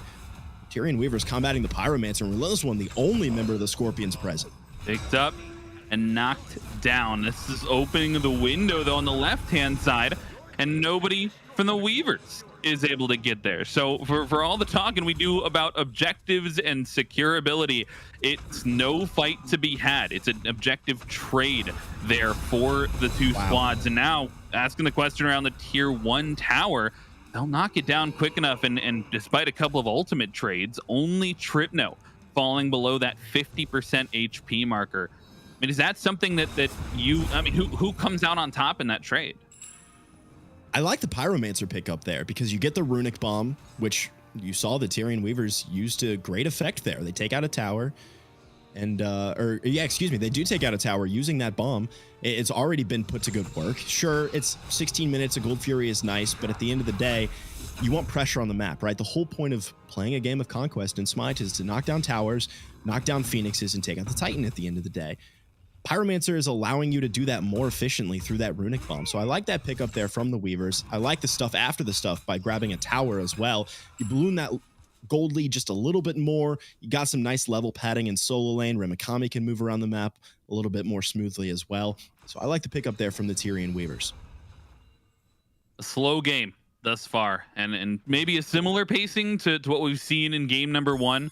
I think you look at the kills and maybe similar numbers there, but a lot less action because both teams seem pretty content to make it to the late game. They were like, hey, we tried to fight you a little bit in the early game in game 1. It didn't really go anybody's way. So we're just going to chill. We're just going to relax, get our items online, and come to you in this late game. But, I mean, even through that, the Weavers getting themselves off to a little bit of a lead, a little bit of an experience lead, I think, in some areas as well. That solo jungle still holding on. But now both teams feeling a little bit more comfortable to fight, and you get a 5-man rotation here for both squads around just the second beacon spawn. And thus far, it's the Weavers that have the pressure on that one. Just anybody looking for an excuse to find a good engagement, find a good way in to start a fight here. You see maybe the hesitation from the Scorpions there, maybe caused by that earlier tier 1 tower going down. They did not have that retreat point to feel as safe fighting into that. It's a great point, Frog. No retreat point, and my eyes go to Relentless One's relics as well. You still had 10 seconds left on the blink, and that last squabble we saw between the Scorpions and the Weavers, it was Relentless One stepping forward, blinking in, and finding a great pull on the Tyrian Weavers. Promise drops the ultimate there, doesn't find much for it. Woo! Great ultimate from Gino, though, and you immune the Thoth ultimate coming through layers. Trying to find the dive, thought they might have the damage after the fact, but wow. I think Layers maybe thanking his lucky stars that he didn't dive too far into that Miggy. Would have been there on the counter engage. Now you start to see how the fights are going to start off. I've loved from Promise thus far. I mean, typically you think of Ganesh as a slower pick, a counter engage pick, but he has not been hesitating at all in just being willing to drop these Dharmic Pillars anyway. Nah, man, true elephant enjoyers know that those pillars do like the most damage in the game. It's like one of the highest scaling, the amount of damage that you can do with those, especially like you remember back in the day with Nuwa and Fenrir when Nuwa had that ultimate, you drop them and then you pick someone up in Fenrir's mouth and you just shake them around like a dog and it like shows up as like 8,000 damage on the kill screen. Everyone who really knows the intricacies of Ganesh, calling you out here, Frog, knows that those Dharmic Pillars do an insane amount of damage. And of course, you've got the slows, you got space creation tools as well. I also like Promise's use. And like we've reached the point here where solo laners are rotating out of lane, Pyromancer's respawning, Gold Fury's going to be up. These teams can't keep splitting these objectives forever. Eventually, you're going to have to step up and take a fight somewhere. Well, Pyromancer might be the play here. Weavers, they take it down before the Scorpions get a chance. And they do it so fast that the Scorpions can't answer back with the trade. They weren't ready for the Oni Fury to be taken out. They weren't in position for it. So now, I mean, they're heading over there. And yes, no final judgment available means that it won't be a guaranteed secure here for the Weavers. But Air Scorpions, this will be a much closer fight. Oni Fury picked up, taken out a half HP as Promise, still looking to drop that ultimate. And just the threat of having that close, you get the back off from the Scorpions. Miggy alone in the front gets taken down before he can make it into the sky. And the Weavers, the positioning is fantastic. And they're looking for the chase, the dash in from Remikami, the damage there for Layers. And they're trying to push forward. Gino forced into the ultimate, but the damage is there on the backside. And the support will end up falling. A great answer back for the Weavers, and now they've got the pressure on the objective. This one's about a third HP. Heal's not available baked into that ultimate. Baronary is here, no ultimate available as well. But we saw crazy steals in game number 1, Frog. Baronary around the wall. For something. He can't even get close enough, though. And the Remikami zoning is great there. The Tyrion Waivers, they take down the Pyromancer, and it's that quick thinking, the quick decision making to just hop on that as soon as it spawns, and then they're able to be there in defense of the Oni Fury as well. And I mean, how does that all go so awry? Maybe Miggy stepping too far forward on his own. Yeah, man, originally you look at the Tyrion Weavers, they snag the Pyromancer using the Tripno ultimate, and you think, okay, Tripno doesn't have an ult. This might be a good spot for the Scorpions to either try for the Gold Fury, look for an engagement, something. This might be a good fight.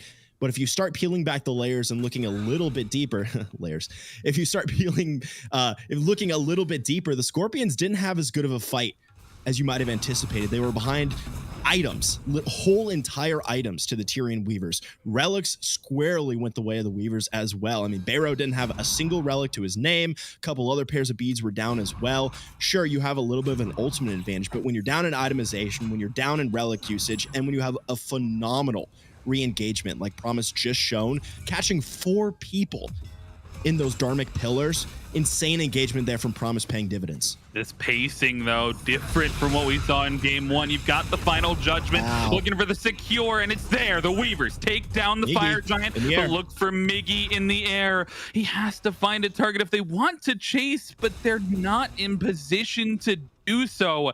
And that's once again the Weavers with the quick decision making, and they've got FG on 5. Frog, I'm going to be a little bit pessimistic here for the Aru Scorpions. The Tyrion Weavers composition is crafted as such that when they have established a lead and a nice pace of game, right, they have momentum in their corner, there's very little the Aru Scorpions can do proactively to crawl back into this game. Sure, it's only a 5,000 gold lead, but I think that's belying a little bit of the state of the game. It's squarely in the favor of the Tyrion Weavers here. They have jungle control. I like their composition deep into the late game as well. I mean, Gino's dropping low to just Tripno and layers. Migi gets straight up deleted in the meantime, by the way, and Baronero and Gino looking tasty. They're still on the chase. Baronero gets the ultimate, but I mean, he does not survive the batter to hell. A double kill for layers, and you see the volatility for this Camazotz, the damage coming through on the Weavers. And I mean, you might be right. They've got 1 Fire Giant 21 minutes in, and with those 2 picks, a wave in mid and in left, they're looking to threaten both birds right here. Tripno, the dive coming through from Relentless One, but all the while the left Phoenix falls. Gino falls down, and it's a collapse for the Scorpions. The mid Phoenix still under pressure here. Zen My Zen looking to finish it off with a couple of autos. Oh my goodness! Relentless One survives on sub 50 HP. And you can see the pressure that they have. Tyrion Weavers want to keep this thing rolling. You saw Tripno and a couple other members drop pretty low there in that Phoenix engagement. You just stick around, you let your frontline do frontline stuff, you grab the left Phoenix, you grab the middle Phoenix.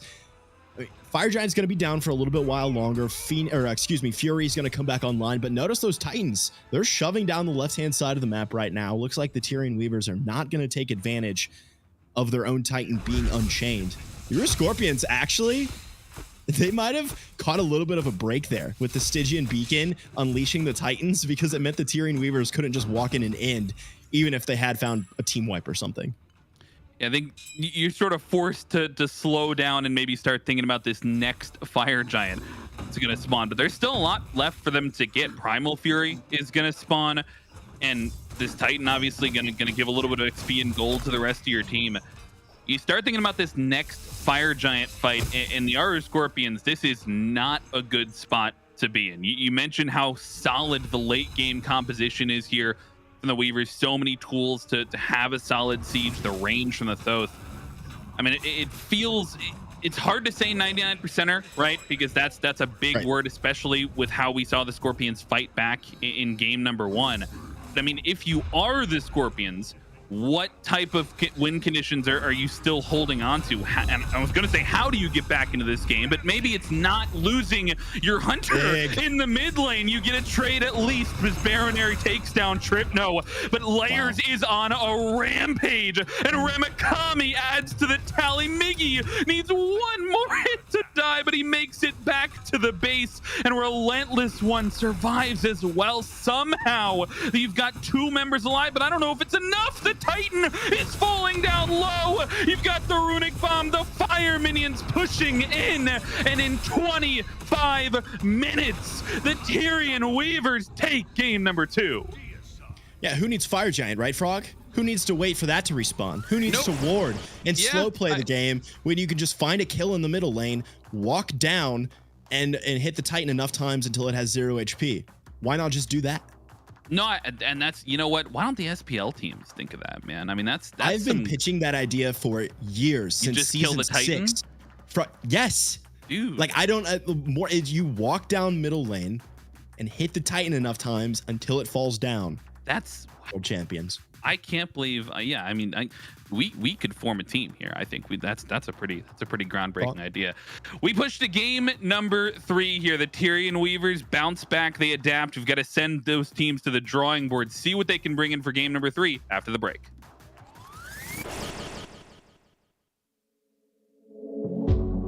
Met your friend the other day. Heard you've been trying to reach me. Good luck with that. I threw my phone into the pool. There's no reason for your feelings. You knew the rules.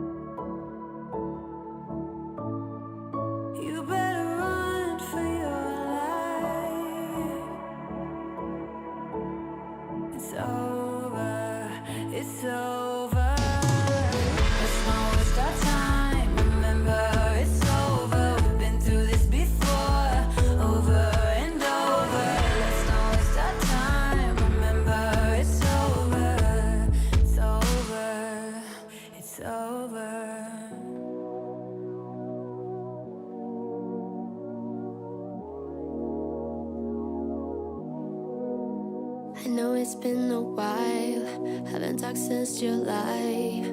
You've been on my mind. Don't hang up. I know it's been some time since I called you mine. You've been on my mind.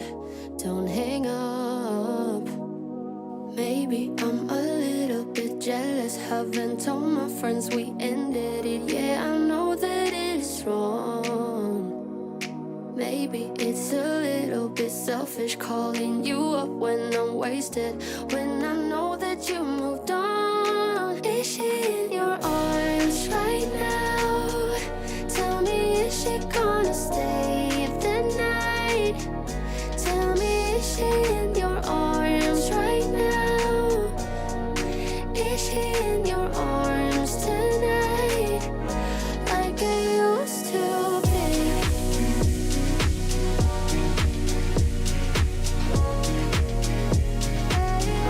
Like I used to be.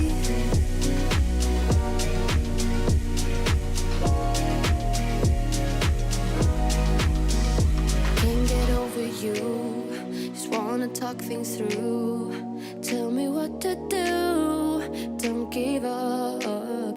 After all that we've been through, I give my all to you. Just tell me what to do. Don't give up on me yet. Maybe I'm a little bit jealous. Haven't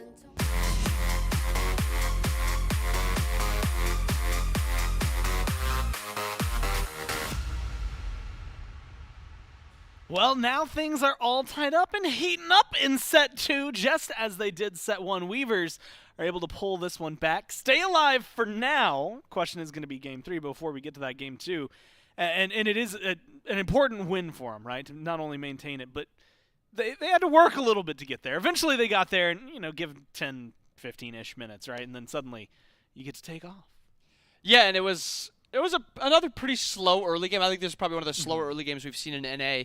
And then the mid game happened, and this Thanatos kind of just disappeared, and layers on the Kamazots just started to pop off, pick up a bunch of kills. But there really isn't too much to talk about, I think, for the first 15 minutes minimum. I think it was a little bit of back and forth, but nobody really got a nice little lead. And then it was just a fight here, a fight there, win for the Weavers, slowly snowball it a little bit harder, and then the game was just kind of over after a couple fights on the map. And I don't think I want to see Miggy on this Thanatos again. I think it's more so what the team needs from him, more so than him playing an exceptionally bad Thanatos. I don't think he played bad. I don't think there was really an opportunity for him to do too much. I liked seeing him on the Susano, and I really like seeing his Naja, and there's a reason people ban it. But I think he needs to look elsewhere, somewhere where he can be more of an engage god than a hyper carry, like cleanup, pentakill type of god. I think that fits the Scorpions a little bit better. And we talked about the Shiva on desk. It wasn't a horrible Shiva game, but I think there was a better plan for a different warrior, or even giving him the Morgan again and picking like a different mid laner. 14k damage, not the end of the world. It's not like a warrior's going to be dumping out the damage. But watching the team fights, the Shiva wasn't as relevant as we've seen Relentless One in previous games. Yeah, and that's, I think, really the biggest thing. When your best case scenario, maybe that wasn't the best case scenario, but for Shiva, maybe your best case scenario is like, hey, I can be somewhat impactful, maybe kind of impactful. Sometimes. Versus most games where it's like, hey, I'm just like, I'm actively just trying my best to not be a detriment. Yeah. I feel like Relentless One, like you said, we've seen a lot of impactful games on other gods, so maybe a change up there. And that one was one that I remember being kind of floored to see in general when picks and bans. So we'll see if they go back to it, but maybe not that one as we jump into game 3. Again, life on the line for both of these teams, Weavers and Scorpions. Whoever wins goes to Group C, joins our other 3 teams, the Sages, the Wardens, and the Storm. Whoever loses is just out, and they would then join, in that case, the Valkyries, Oblivion, and Cat Club, who are waiting for, I guess, their 4th friend out of the tournament. Scorpions, first pick, first ban in this game. They're going to get rid of the Poseidon, they're going to get rid of the Kamazots, and they're going to get rid of the Thoth. Kukulkan, Athena, and the Raijin band out on the other side. And so things mostly where you would expect it, but the Opwash left open, Opwash locked in. A couple other interesting characters with what the Weavers will do. Aphrodite, Chernobog are two available characters. Chernobog already locked in, done deal. Best available hunter, they want to get him right away. And they go for this Morgan this time. So a little bit of a shift up here with, we've seen Morgan on the Scorpion side the past couple games. This time it's going over to the Weavers. Little bit of flex potential still there. Will it go mid? Will it go solo? But that's what I'm excited to see. Miggy on this Naja is probably one of the happiest picks I could have seen him on. I'm very excited to see him on this Naja again because he's looked fantastic on Especially since it was banned out the first couple of games, yeah, it's right? been banned out for a bunch of games. Maybe the glorious part, like when we've talked about this, when your first pick and the Weavers were for games 1 and 2, you have that leeway of like, yeah, well, we're going to ban one of your gods because then we get one of the good gods because you only have 3 bans. And this time, your second pick, you got to ban all the good gods because otherwise they get the good gods. So I like that. The Khepri catches me a little off guard this early, I should say, right? I'm not unsure about Khepri. It just seems like there's maybe some other options instead. They don't go for it. Vulcan, Scylla get banned out, so nothing too crazy over there. Rat and Thor, though, which maybe could have been higher prio. With the Naja, I guess you don't have to worry too much about it. Baron gets locked in, so you get another mage. But with the Ganesh there, probably going somewhere else. Yeah, and I agree with this Khepri pick maybe being a little bit early because as soon as they see that, you see the Ganesh lock in, which is a very strong pick into the Khepri. Yeah. And it's very hard to play Khepri into this Baron also. And a little bit of a... I don't want to say a surprise because I think Lairs can pilot this Thana and he can be that hyper carry player. But when we just saw the last game, the Thana not really do too much, I think it's a little then bold to then lock in this Thanatos and say, like, I'm going to be doing so much more when, as you said, there was an opportunity to go that Thor or that Rat even earlier and maybe even wait on that Ganesh, but they opt to get that Ganesh and then they go for this last pick Thana. And when you play a character like this, you say it all the time, about a 40% chance you do nothing and you lose the game, 20% chance, nothing really happens, and 40% chance. What you have, it's something like that. If you put the numbers in the right place, you know exactly what he's trying to say. I mean, think about it. Last game, non-factor. Yesterday we saw a 17-3 game, right? Yep. So Thanatos can do a little bit of everything. The question is, what kind of game are we getting from him here? It's do or die for the Weavers and the Scorpions. We'll find out how it shakes out with our casters. Do or die, Weavers or Scorpions. Which one is going to continue on and which one is going to head home? Frog and Dimes here to bring you the action. And I love that little end of the desk segment. You just got to put the numbers in the right place, Dimes. That's really it. That's, you just got to take the numbers and put them in the right place. And I think you'll take the win. I think that's what it is. Switching around my loan payments versus the number in my bank account right now. Like if I flip-flop those, life would be unbelievable. Dude, it'd be man. It'd be so. You just got to put the numbers in the right place. Well, drafts come through. Frog? Yeah, tell me about it. The drafts. It's like you were reading my mind. The 1, 2, 3 from the Scorpions, dude. That was filthy to watch go down. Pwash, Khepri, Naja for Migi. Like, I got a bad feeling in the pit of my stomach for the Weavers. Yeah, it's man, I like Migi on the Naja, and that's about it. That's the analysis right there, Dimes. I like Migi on the Naja a lot because my man makes an immense amount of space on this pick. He just continues to be a playmaker, and I think he was a playmaker on the Susano in game number 1. I think maybe he struggled a little bit to do so on the Thanatos in game number 2, but I mean this Naja pick, being able to switch up the picks and mans and go back to it, and he's got the Khepri as well to help him out in surviving. There's a lot that you can start to do here, but even before we get there, Layers, it's the blink through the wall and the pressure onto Barrow and Miggy in the mid 2v2. Maybe you have to wait a little bit because, man, Thanatos has a lot of pressure, but I don't know. I still like the jungle matchup for him. Dude, that sash from Miggy was nuts. I think the sash from Miggy literally just saved Baron Aries' life. Layers would have continued in on the dive, hit a couple auto attacks, maybe Scythe comes back online, maybe it doesn't, but Miggy locks down the Thanatos long enough that Bear was able to just walk it out of there. Opwash is such an inherently unsafe pick just because there's no movement tools, right? You don't have a dash, you don't have a leap, you don't have anything to get out of dodge. All you have is pure damage and a whole bunch of good luck, and there Miggy coming in clutch for the mid laner. Gino. under a little bit of pressure on this left-hand side. We've seen sparks in this duel, and I think to start both or all three games at this point is in my Zen now. No dash available, looking for the little bit of damage, but that shell comes through as well, and Guy J forced to burn the beads on the back end of it. So once again, both hunters getting a little bit low for comfort's sake on that left-hand side. And I mean, you know where my eyes are going. Immediately dives over to that right-hand side as these blue buffs spawn, and it's the Agni solo versus Agni versus Baron matchup, a classic matchup, of course, that we see all the time. And as you know, Agni getting a little bit of that pressure. It looks like, no, I have no idea, dude. What is this matchup that I'm watching? Yeah, it really takes me back to season 2 when Agni and Baron were the preeminent solo laners. We saw that matchup all the time. Obviously, I'm joking. No, we saw Julio take this Agni into the solo lane consistently back when Julio was running out the EU championships just a couple of weeks ago, and it looked phenomenal. You have so much space creation, right? You got great movement around the map as well with the dash. Against someone like this Baron, don't know if you're going to be able to 100 to 0, right? Because you could drop a couple bombs, flame wave out, and then Remikami's able to heal up a lot of that damage, or maybe even respond with the life of the party for some CC immunity if you get the stun off for the Agni.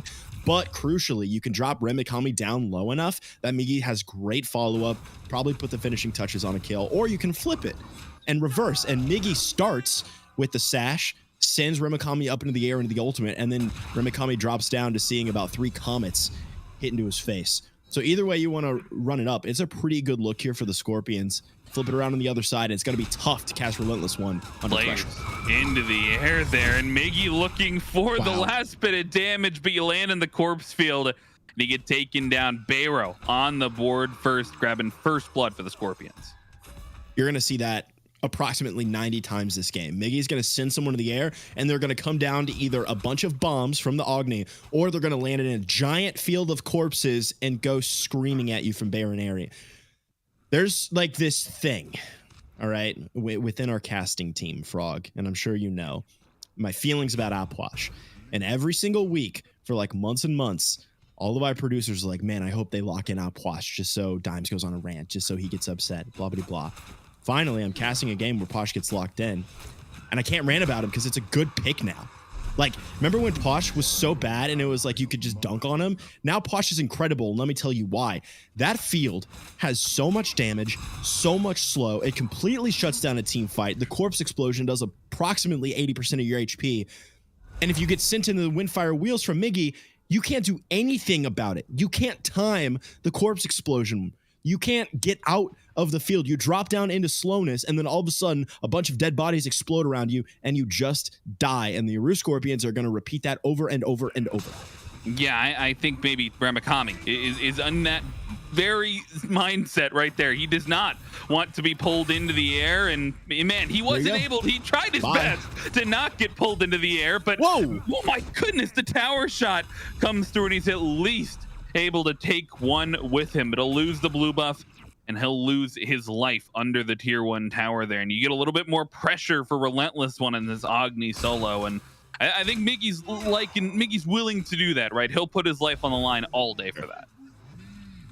You're a Naja, like you're kind of relegated to a glass cannon where you go in, you send someone up into the air using the ultimate, and you smash down, and then you throw your hands in the air. Like whatever happens next, happens next. Either I'm going to die, the Weavers are going to pile onto me, and Miggy's going to go to the afterlife, or the rest of my squad's going to follow up, and a bunch of people from the Tyrian Weavers are going to be in the grayscale for the next 20 seconds, right? If you're Miggy, you've kind of already accepted by locking in the Naja pick that you're not going to survive a lot of the time. And Frog, that's exactly where Geno comes in. Scarab's Blessing gives a second life to this Naja, who's going to die consistently by putting himself in a bad spot. Yeah, I wonder if you're Miggy, right? You're getting into the head of the Naja here. What kind of build are you looking for? Is it something like the hybrid build to stay alive, or because you have that second life, do you just rocket full damage? Yeah, I think you rip it, dude. I think you build full pin, full damage, maybe throwing a little crit in there if you're feeling cheeky and fun. I mean, look at what Miggy's doing right now, playing so aggressively, knowing that Geno is there for backup. I think that mentality is going to serve him well into the mid game, into the late game, thinking about what build he's going to run. You just run full damage. You run full glass cannon, 100 to 0. Either you kill someone immediately, or you get them low enough that the rest of your squad can follow up, and then you just kind of have to cross your fingers that Gino's there with the ultimate to save your life. I think it'll be a question of how he wants to play in this mid game.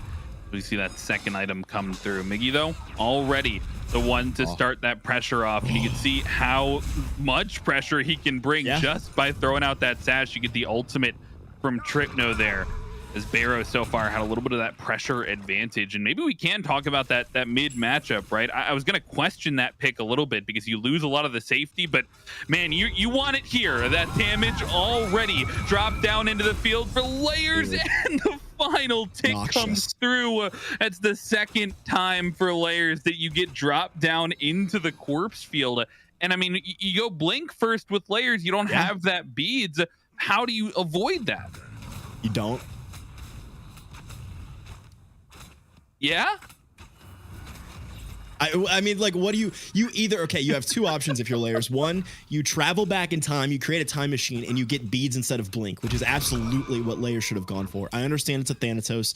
I understand you need to get going. Layers hasn't gotten going. Layers hasn't used this blink effectively. Saw a blink on the left-hand side, may have been the only one this game.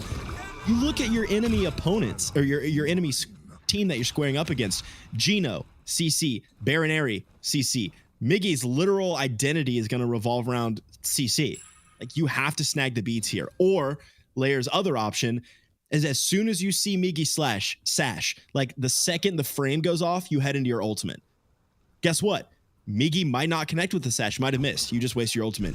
Miggy might not follow up with the ultimate. You just wasted ultimate on a sash. Layers is going to have to start the fight by using the CC immune ultimate to get out of danger, which means there's going to be no execute. It's not great for just damage. Sure, you could use the Thanatos ultimate for CC, but that's not how you want to begin an engagement if you're the Tyrian Weavers. So Layers has no options available right now to him until you have a second relic at level 12, which is 3 levels away. Yeah, it's a dangerous 3 levels if you're Layers. You want to be making sure that either you're in first on these fights, you're utilizing that blink, because I mean, I think he's going to be more okay with a 1-for-1. If you're dying for a carry, perhaps you be okay with it being taken into the air. But I mean, starting to think once again, that 10, 11, 12-minute mark as we reach that mid-game, how do you want to play into these objectives? And this time around, there's no huge secure ultimate to speak of, right? And so the Tyrian Weavers already gonna have to start thinking about how they want to play around those objectives differently in this game 3. Sure, there's no big secure ultimate, right? There's no one big cannon you can fire and completely lock down an objective. But Baronary's got the closest thing in that corpse explosion. You stack 3 corpses, and you hit that 2 button, and all of a sudden objectives are disappearing in the blink of an eye, right? That is doing a ton of damage, and you can time it up appropriately. Remikami forced the ultimate there. Adam Miggy gives you one in return as well. Life of the party going to be down. Luckily, though, Remikami did go into the beads early on, as there's a square up here in the jungle. Wow, Miggy under pressure here, but the up down from Layers is going to take down the Naja before he can get the ultimate. The heal, though, from the side is beautiful, and the silence is there as well. Zen teleports in the living nightmares. Great from the Chernobog to help out the team, and Layers able to make it out of there just with the 1 pick on a Miggy. Dude, that was promise all day long. Layers was dead to rights there. You come up, you come down. Relentless One is ready for you, right? Promise, phenomenal rotation, was already hovering around the middle lane.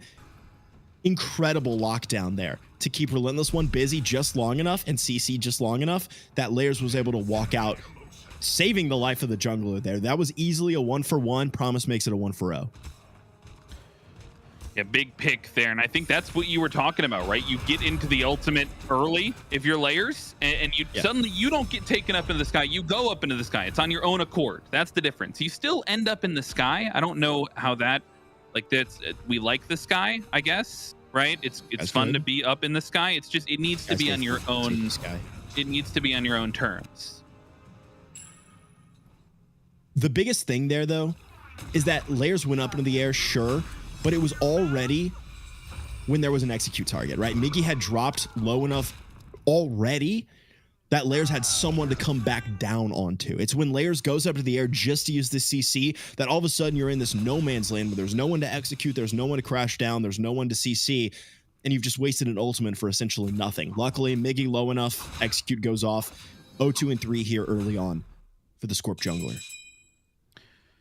Now, Beacon spawn goes down, right? Have to start thinking about how these mid-game fights are going to come through, because I think this is maybe the first game where the Scorpions they're the ones with the small lead, right? Still not huge, and we've seen that in games 1 and 2, right? That about 2,000 gold in favor, but it's always been in favor of the Weavers, and the Scorpions have sort of been trying to find ways in the macro gameplay to see where they can answer back. But this time, though, 4-man grouping, Miggy already taken down a little bit with that scythe, but you can see how much damage can drop at the flip of a coin right there, right? Just in the blink of an eye, you get all of the damage, and it's so much pressure around Baronary on this mid pick.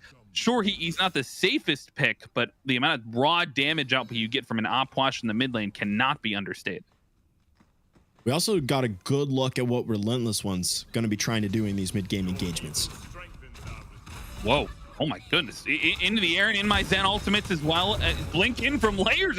Everybody wants to get engaged, but it's Promise maybe under the most pressure here. The CC comes through, and it's enough for the damage. Miggy finds the first kill in the fight, and Remakami maybe next on the chopping block. Pyro on a killing spree to take down the solo laner. And the Scorpions firing on all cylinders there. They take down 2, they make the space, and they'll find the gold Fury as well.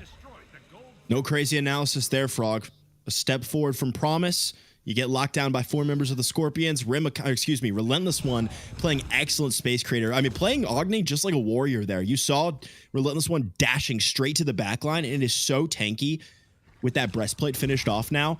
Between the stuns available through the Noxious Fumes and just the general tankiness of this build that Relentless One has gone down, was able to separate 3 members of the Tyrian Weavers away from the Scorpions, allow them to clean up Promise. Nachino under some pressure here and pops the Scarab's Blessing early, but that execute comes through, and that's been a minute since we've seen that interaction. But perhaps that's why you get the Thanatos late in the draft. You get to the late game, that Scarab's Blessing is not going to be as useful in this as a tool. I think absolutely, that's the pickup, the execution from the Thanatos. It cuts through that Scarab's Blessing ultimate, right? But late game, thinking about when the Scarab's Blessing is going to be used, right? And who's it's going to be used on. There's really 2 quality targets here. Baronary, who's going to pump out tons of damage and doesn't really have any escape tools. And then Miggy, who's going to put themselves in harm's danger in order to do their damage. When you're thinking about Thanatos and who he wants to execute and when you're going to execute, if you're waiting until Scarab's Blessing is being used, until execute threshold is available, it's too late in the fight. Baronary's already gotten through a full rotation of abilities. Miggy's probably already been in the air and smashed back down. You're executing too late, which means they're already having played all of their cards out of their hand, right? The Scorpions have dished out all of the damage, and the Tyrian Weavers will likely be on the back foot by that point, which means Layers is just going to be cleaning up consolation kills. I mean, maybe that begs the question, though, about the engage tools on the side of the Tyrian Weavers. If you want to think about using that ultimate early on in the fight, maybe you're leading with the Thanatos ultimate, but I really started to think about these solo laners, right? In the last couple of games, you've had a Raijin, you've had a Shiva, a Morgan Le Fay, all gods I feel like can really get in there. This Baron, though, a little bit of a slower, maybe backline pick that the Weavers might struggle trying to get in there at the forefront of a fight. I agree. It's going to be the life of the party, but it can only really pull one target, right? Sure, you're sucking in a lot of different targets if Remakami's forward in the fight, that is, but you're only locking down one, truly. And the whole time, I might add, that you're locking down that one target, the rest of the Scorpions are probably going to be focusing Remakami and dishing out damage. Remakami's likely going to have to try to use that ultimate to kick things off, but may pay for it with his life in return. Luckily, Promise has those Dharmic Pillars. We can create tons of space in the fight and be a great engage tool. Ultimate out, from Remakami, and you bring the Living Nightmare over as well. Miggy gets collapsed on the right-hand side. A relentless one. He may be next. A relentless one taken down low, and it's a double kill for In My Zen. The Chernobog coming up big on that rotation. And Dimes, this could be dangerous. A Fire Giant picked up at 16 minutes. Baronary and not Gino, they have a solid chance here. Scarab's Blessing is online. Baronary Ultimate available as well. Got to look for the fight if they want it to secure. If they want that, though. But Barrow, he's almost been left alone, made it through the window there as he drops the ultimate, and a great Scarab's Blessing brings him so far away from the follow-up. Layers, no blink available, looking for the chase down. The Aegis is good, and he will not get the kill. Layers somehow is chasing down and will lose his life, but he makes the space for the rest of the squad to get the FG. I have absolutely no idea how Bayro still had that Aegis online. Like, that is crazy. The forethought to know that your support is going to have your back in that situation, to use the Scarab's Blessing and then save the Aegis for that eventual follow-up. Unbelievable there from Baronary. Unfortunately, the Eru Scorpions are going to lose Fire Giant to their opposition. The Tyrian Weavers snag that objective, but good on Gino, good on Baronary for buying just enough time to at least scrape something out of that. Yeah, that is a crazy chase down from Layers too. Like, he still, even through the Aegis, you almost get the kill on like single digit HP at the end there. But I mean, we gotta talk about what comes next. That's a 17-18 minute Fire Giant on 4 members here. I mean, what are the Weavers looking to get out of that from 4K gold down? Oh my god. Well, it looks like this right-hand side of the map's going to be the target as In My Zen uses the ultimate on a relentless one. Doesn't have much in the tank here, but could be enough to at least get away. Nope, never mind. Yeah, he is. He's gone. So that's at least one of the things that they'll be looking for is a pick on a relentless one. They'll grab that tier 1 tower, but I mean, maybe you just use this to get back even. Pyromancer, Gold Fury still on the board, and now they've got a man advantage for another 30 seconds. Frog, I think if you're using this Fire Giant to get back even, you're undervaluing it a little bit. You grab the kill, you grab the Pyromancer. I think if you don't grab at least this Primal Fury or maybe a couple towers for your trouble as well, you're not optimizing, you're not eking every single bit of value from that Fire Giant, which was a little bit risky at 17 minutes. I mean, that is a pretty early on Fire Giant. And now the Tyrian Weavers definitely need to take advantage of this power play for the next 1 second. Well, now it's even, but at the very least, Relentless One is going to have to hoof it all the way to the Primal Fury. Not Gino. Here first for the Scorpions, and it's Promise answering back with the Dharmic Pillars. That space creation is something you have to be wary of, and the Scorpions maybe a little bit scared to step up through those Dharmic Pillars. And sure enough, both objectives now down after that Fire Giant. You almost think they went the opposite direction. You want the Gold Fury into the Pyromancer, into the Fire Giant eventually. They go the opposite direction, and they get the Fire Giant and then the other 2 objectives. But there are Scorpions still with their eyes on the macro game. They have not fallen out of this gold lead. I mean, they're still 2,000 gold up. They take that tier 1 tower in the mid lane. In fact, they've got 4 towers on the enemy side. I didn't even realize we've let Guy J farm over there on the left-hand side. The tier 2 tower in the dual lane has already fallen for the Scorpions. So, I mean, even as early on as we are in this game, there are already some of these space creation, some of the safety bastions that you're looking for in these towers is now every tier 1 tower down across the map. Tyrian Weavers might want to step up into a tier 2 here. Early Fire Giant. I mean, you look at the level leads. Guy J had created a nice cushion for themselves over in the duo lane. In My Zen has been using that ultimate to rotate around the map, that Living Nightmare, and has such has been paying for it in gold and experience. Dharmic Pillars dropped. Pharaoh under pressure and trusts the support again. A great Scarab's Blessing keeps him alive, and they're not even able to hit the tier 2 tower quite yet. But look at Miggy. He's so far away from this fight. He won't be here to participate if they try to start the engagement early on. And sure enough, the Weavers back off a little bit. They aren't going to try and push for that tier 2 tower. Now we're thinking about the next Fire Giant. Okay. Aizen targeted here from Miggy, opening the ultimate for the CC as well. Slams down on Relentless One. Relentless One has a ton of lockdown, Frog. Yeah, he goes down on, I mean, that's really the only place he could land, but now it's Relentless One with the dash in. He gets a double stun, but not close enough to follow up is the rest of the Scorpions roster. But still, I mean, thinking about the next Fire Giant, and if I'm the Scorpions still having a little bit of a gold lead, I'm definitely stepping up into this one. They need to get that ward vision to get that pit control.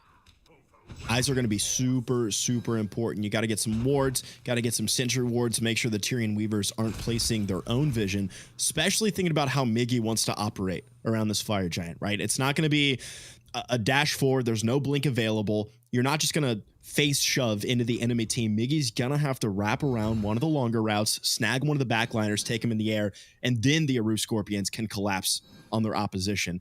Vision's going to be hyper critical here for the Tyrian Weavers if they want to keep Miggy off their backs.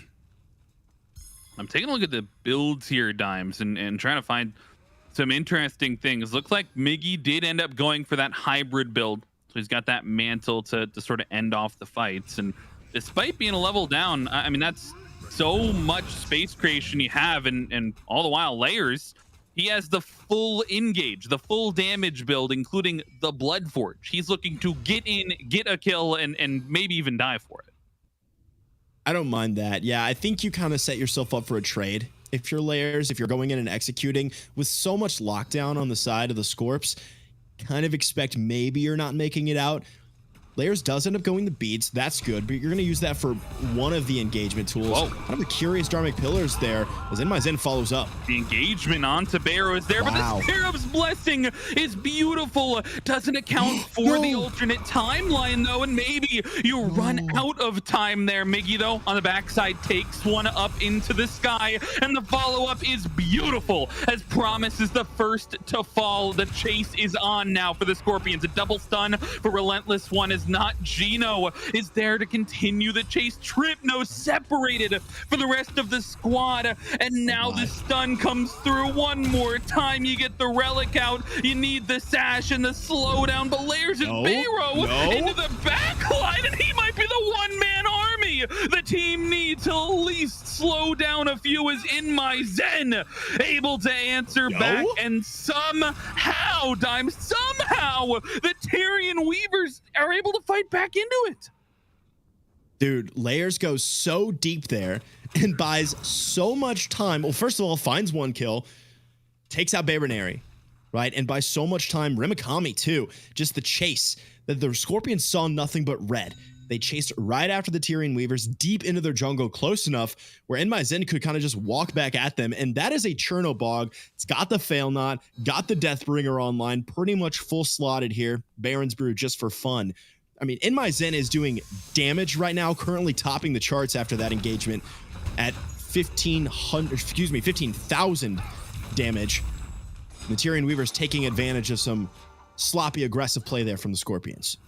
He's been really one to be getting involved here, really pulling the trigger on that ultimate earlier rather than our Scorpions get the Pyromancer, as I thought it would maybe tread a little bit slower, but when they're able to take it down, unfortunately, they'll leave the Runic Bomb there on the floor. Will not be able to pick that one up. I think it may, well, they might get it. It might time out. Baronary going for it and will end up putting it in the back pocket.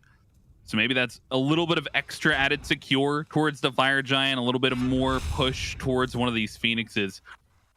I mean, for the Tyrian Weavers, do you start to get a little bit antsy here around that Fire Giant? You took the first Fire Giant at 16 minutes off of a big fight, and now you've lost all space, it feels like. It's all the Aru Scorpions that have the space around the subjective.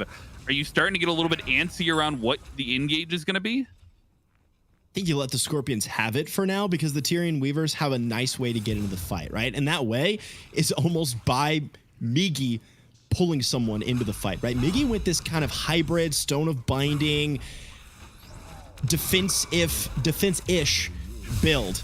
There's a 5v5 here on the right side of the map, Frog. Might be worth paying attention to. Yeah, Dharmic Pillars get dropped, as do the corpses. And Miggy, he's got to ult away, and you burn both safety the ultimates, but Layers out of nowhere finds the execute and trip no onto Relentless One. It's disaster for the Scorpions as they lose their solo jungle combo, with Layers with a double kill makes the difference, and he is the raid boss. He gets threes, looking for four, a quadra on top Layers, and they're pushing down the right hand side.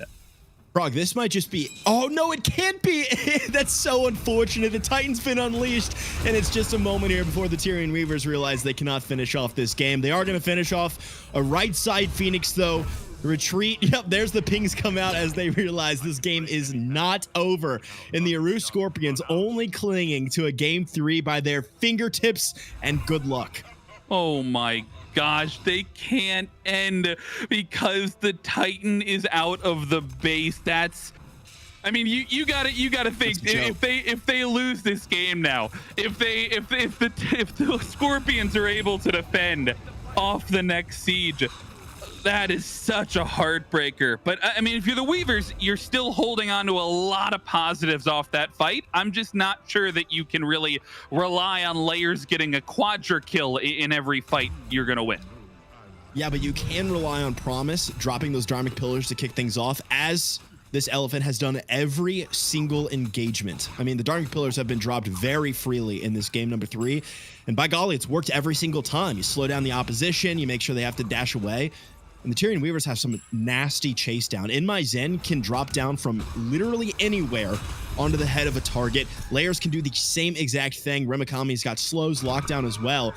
And the Aru Scorpions, they just kind of have to run away. I mean, Migi uses the ultimate as an escape.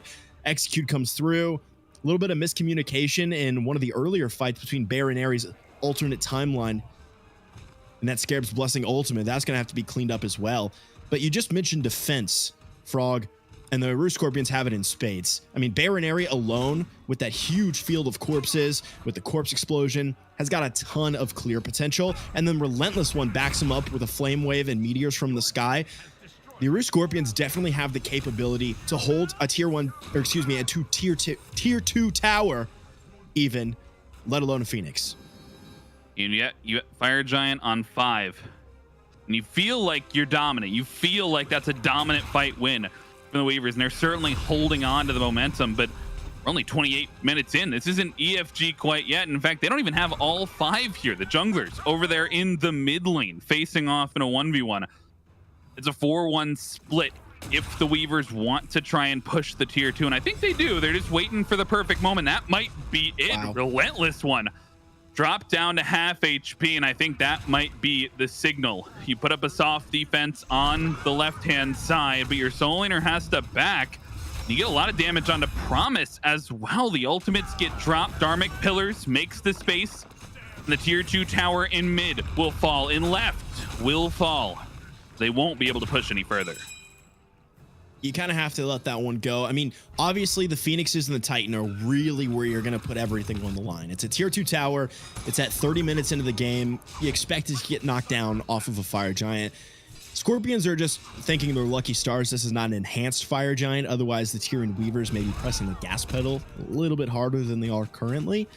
But you split the map like that. You got some crazy good autos from In My Zen. Promise can do anything Promise wants right now. Like literally anything. Promise is so tanky, is so big, has so much utility with that ultimate, and I mean a getaway dash if he really needs it. All Promise has to do, I mean, you saw it, right? Dharmic Pillars come down, Geno dashes away, Baron Aerie walks away, Relentless One dashes away, Gaje dashes away. The Scorpions have no option. You can't stay in the pillars. You have to leave. That creates enough space. Tower goes down. Strategy's going to be repeated 2 more times on 2 more Phoenixes. I really like that you were like ability accurate there. You're like, the Agni dashes away, Khepri has a dash, Hachi has a dash, Bear has to walk. Yeah. He doesn't get to dash away, he has to walk away. No but no, I mean, you're thinking about this siege if you're the Weavers, and you still have Fire Giant here, but it's maybe 1 or 2 more waves. So if you want to push down this Phoenix, the margins are a bit thin here. You have to be careful if you're going to do a full-on engage. But Promise not afraid to drop the pillars. You get this corpses in response. And the ultimate comes through from Remakami, but pulls nobody back. Layers on the right-hand side looking to try and finish off that weakened Phoenix over there in the right lane. But it's once again the jungler splitting off from the rest of the fight. And Zen joins Layers, and that Phoenix will fall. The macro play is good. And they'll at least walk away with that bird continuing to be down. Oh, dude, I love that because there was no danger there, right? You look at Miggy's build, you know there's not 100-0 potential. So Tyrion Weaver say, we'll pull everyone to this left-hand side. Layers is going to push up the wave, make sure a couple get under Phoenix, strip away some of those backdoor protections, and then we'll send Zen over there using the ultimate because we know Miggy's going to split off. So In My Zen can target Miggy, comes down from the Living Nightmare. A couple auto attacks is all it takes to finish off an already weakened Phoenix. And then the Weavers can just back off. They could have used that as an opportunity to engage on the left-hand side, maybe create a little confusion, but they don't. They just take the Phoenix they already have in their pocket. They back off. They're going to wait for In My Zen's ultimate to come back online. They're in a great spot as far as Relics is concerned. We're looking at full buys here. I mean, people are starting to buy power pots likely sooner rather than later. Tyrion Weavers are in a phenomenal position, and a kill here of Relentless One could really crack things open. Promise.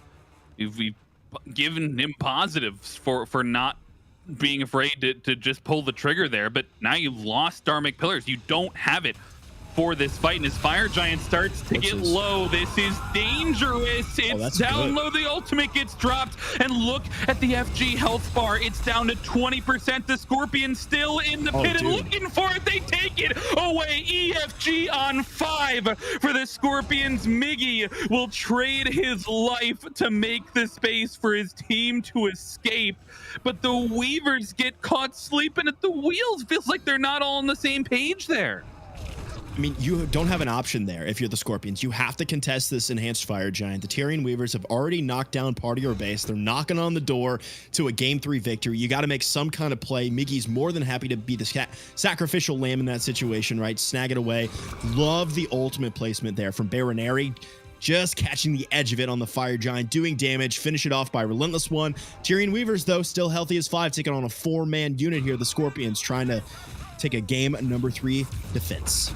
20 seconds before Miggy is back up on the map. And you've got one more wave to push with this man advantage. In fact, it's only half a wave. You only have the archers there as out of render distance, so I'm just wrong. But it's still not going to be enough for the Weavers to push. And now you're just left with the consequences of the actions right there. The Aura Scorpions step up. They defend EFG so well that they secure it for themselves. And you don't get it onto 5. Miggy has to give away his life. And, you know, it's not all bad for the Weavers. They still have a Phoenix down. They still have the Runic Bomb in their pocket. They're able to take down both of those other neutral objectives. But now for the first time, perhaps, the reins feel like they're in the hands of the Aru Scorpions. How does the siege look flipped on the other side? The siege is okay just because Baronary's ultimate, the same thing that provides such a phenomenal defense for the Scorpions, also functions as a space creation tool for aggression, right? So just like how Baronary walked into the Fire Giant pit, dropped the ultimate, and the Tyrion Weavers have to get out of dodge, same kind of deal. You drop it under the Phoenix, and all of a sudden it becomes way harder for the Weavers to dive into the backline of the Scorpions. I mean, the Tyrion Weavers, Tripno could clear wave just fine. The pillars are going to function as an excellent space creation tool. In My Zen's going to be chunking from the backline at this point. I mean, Chernobog is totally online right now. My eyes kind of on Remakami, though. If he can really pull in one solid target, preferably a backliner, maybe catch Miggy out as well, and Tyrion Weavers can pile on, get a kill, maybe even turn it around. Get the Magi's off of Promise to start the engagement. Relentless One burns the stun for that.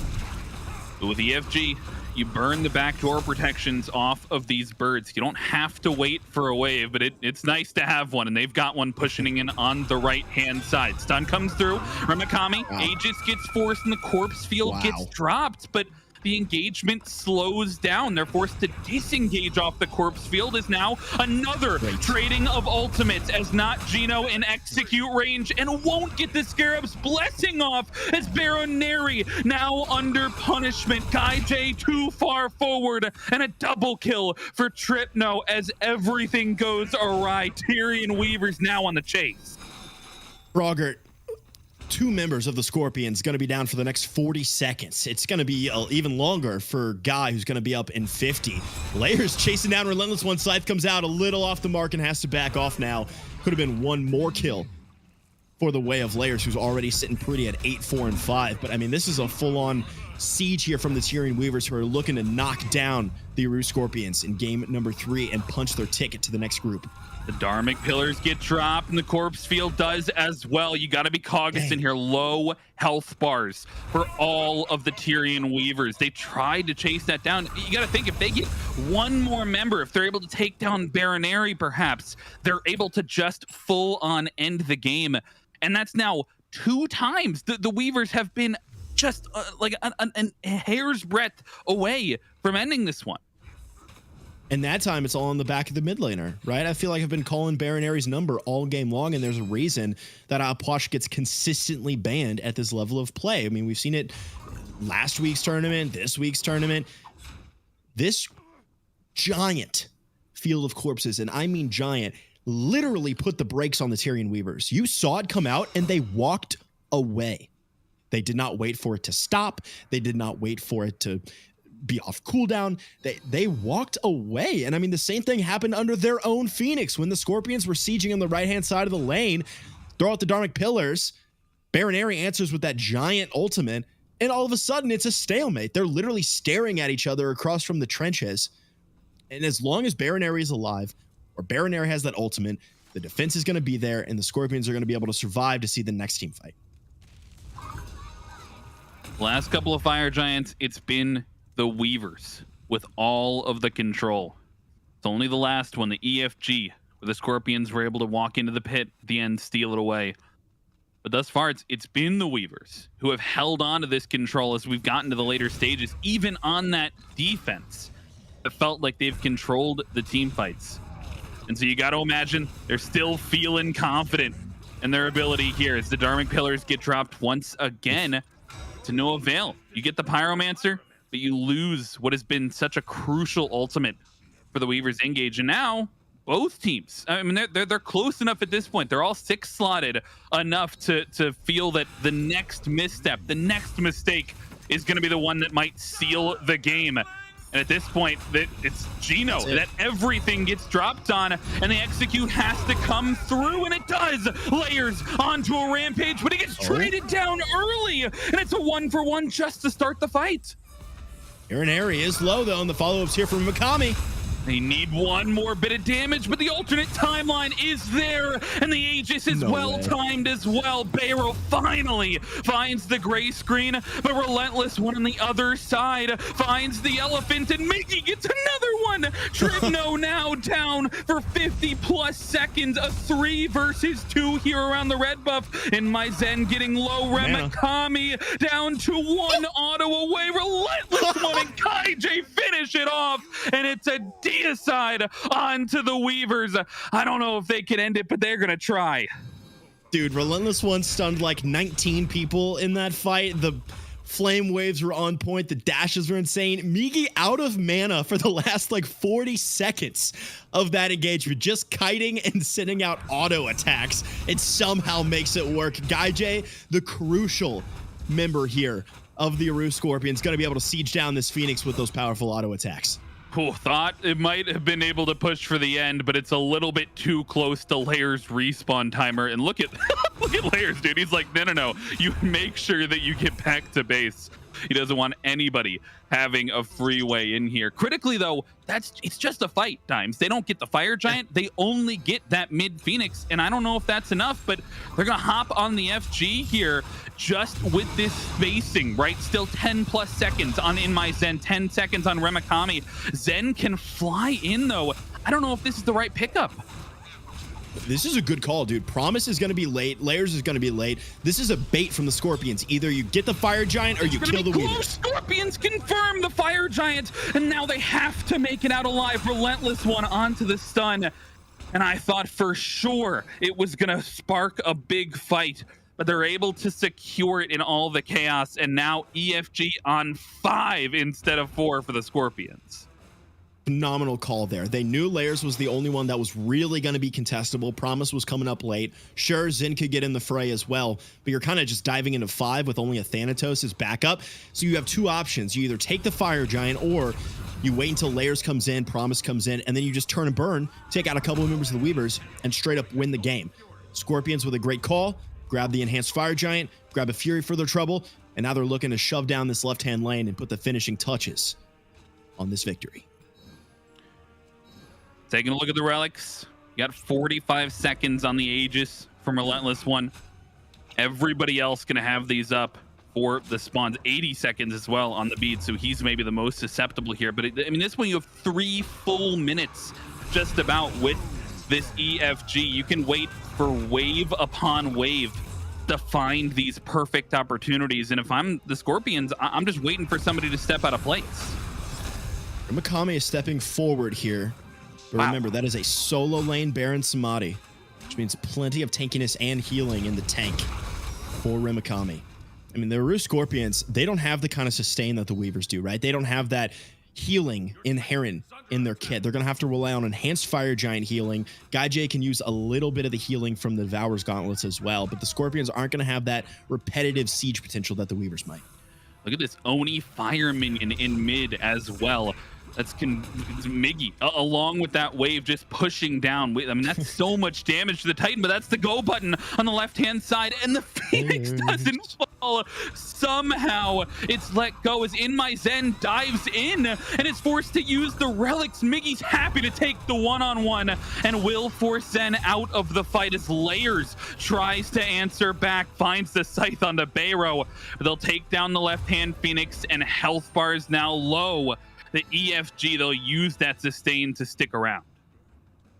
Shouts to Relentless One, and maybe a little bit of Baronary as well, for chunking down Weavers just low enough and stunning out Layers in the backline that the Weavers didn't have a follow-up. There was opportunity there, right? You drop down Miggy a little low, you strip the ultimate and some relics away as well. The Weavers might have had a way in to follow up off of that left side Phoenix engagement, but instead, Scorpions doing just enough damage where no kill potential really, but it's essentially a TKO, sending the Weavers back to base.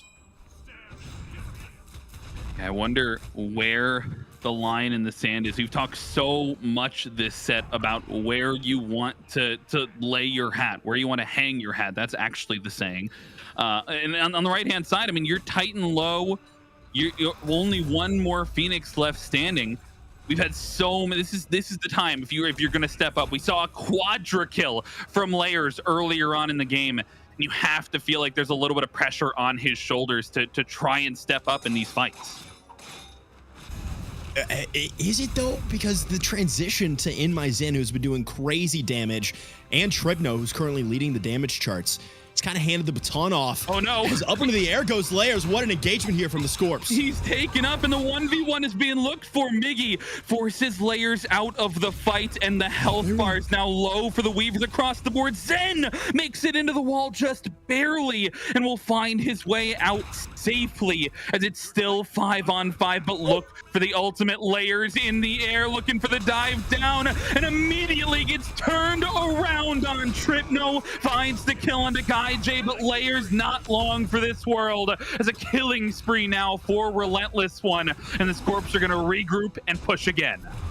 Giant kill for the Weavers there. Taking down Guy J in this Phoenix Siege is going to be a huge moral and practical victory here for the Weavers. You trade out Layers, sure, that's your guy, that's your quadra kill, that's your the heart and soul, the commander of this squad. Layers is going to be up in 50. Guy's going to have to truck it all the way back to the Enhanced Fire Giant, which is going to spawn sooner rather than later. And the Tyrian Weavers, nice base defense there. They're going to have to really, you talking about line in the sand, the line has got to be drawn at this Fire Giant. It cannot go for free to the Scorpions. That would be an in-game nightmare.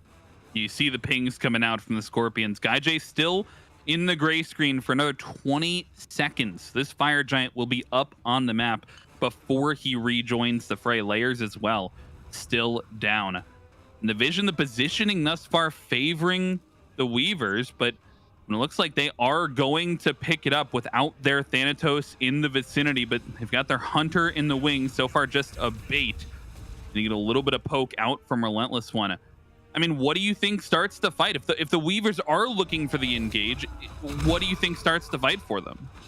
Same thing that's been starting the fight all game long, brother. Those pillars coming out from Promise or a pluck from Gino that might put him in a bad spot. God, Gino has to use the Scarab's Blessing, and the CC comes through a pick onto the bug. It is not a good start for the Scorpions. They lose out on their support, and then they still pick up the Fire Giant. I don't know if this is the right play. They've got the pressure breathing down their necks, though, and Zen, he flies in. The ultimate down now from the Chernobog. He's been poked to about half HP. It'll be 50 seconds before you can have the Scarab back in the fray. I mean, the Tyrian Weavers use so much to kill Gino, though. They're almost on the back foot, even though they have a man advantage, as the Scorpions start the Fire Giant again. Well, Layers is in the base. They're looking for the secure. They've got it. The Scorpions take the EFG, and the Fire Minions pushing into the base. Layers had to back, so it was a 4v4 on the engagement, and the Weavers just didn't know where they wanted to engage. The Scorpions, despite losing a man, still get the EFG. Unbelievable there. That, I mean, the Tyrian Weavers, sure, man advantage, no way the Scorpions are going to start it. Well, they do start it. The Weavers know they're starting it. They're right there. You've got to step forward. It is 47 minutes in a game number 3 for your shot at Worlds. If you were going to put your stake down, like, that was it, where you either go in or you try to chase them out. There's 4 of them. There's 5 of you. But then on the other side of the coin, the Tyrian Weavers used everything. Right? You saw Layers and Enmaizen both go up into the air after the kill onto Gino. Didn't find anything for it, right? There was no crash down from those 2 members of the Weavers. So you didn't really have anything left in the tank for the Weavers to engage upon. The Scorpions confirm the Fire Giant. They grab a Fury. They grab the Pyro. They've got a Runic Bomb. They've got 1 Phoenix down. It's about to come back up. A weakened Phoenix on the left-hand side. And man, all I can hear is your voice echoing in my head. If the Tyrian Weavers lose this game, oh because my, of the Titan they couldn't kill, that is going to be sickening for the Spiders. You have to, that's in the back of their head. You have to think about the mental component of a game that goes this long. 50 minutes is the timer that we're nearing at this point. And thus far, the Scorpions, I mean, they haven't been able to really find success on the siege. And maybe they've left 3 in the mid lane here. And Bayro, he's under pressure, but the ultimate doesn't hit the executed Layers. He gives his life away. He's taken down in the mid lane. Remikami now under pressure. The damage is enough. Miggy on a killing spree finds the killing blow. And a 5 versus 3 members strong here for the Scorpions. They've got the way in. They've got a weak Titan, and they're going to Group C. Unbelievable dub there from the Scorpions. It was a back and forth set, and the Tyrian Weavers sobbing right now, knowing they could literally broke the base of the Scorpions. They walked in only for the Titan to be over in solo lane. They couldn't finish the game. The Scorpions bring it back. They grab Fire Giant. They walk it down mid lane. An excellent engagement there. I mean, on to Baronary, the alternate time, Baronary's initial life, the alternate timeline life, the Scarab's Blessing life. 3 lives for Baronary, and it comes out with a Scorpions dub. Dude, think about, my mind goes to the change recently. Alternate timeline brings you back to 40% HP now instead of 20%. If it had been 20%, Layers gets the kill. He gets the reset on the site. He gets everything. But instead, it's not an execute. Thin margins for this one. But the Scorpions, they take game number 3. They push themselves to a spot in Group C. I'll do it for Frog and Dimes on the cast. We'll throw it back to Gordon inbound on the desk.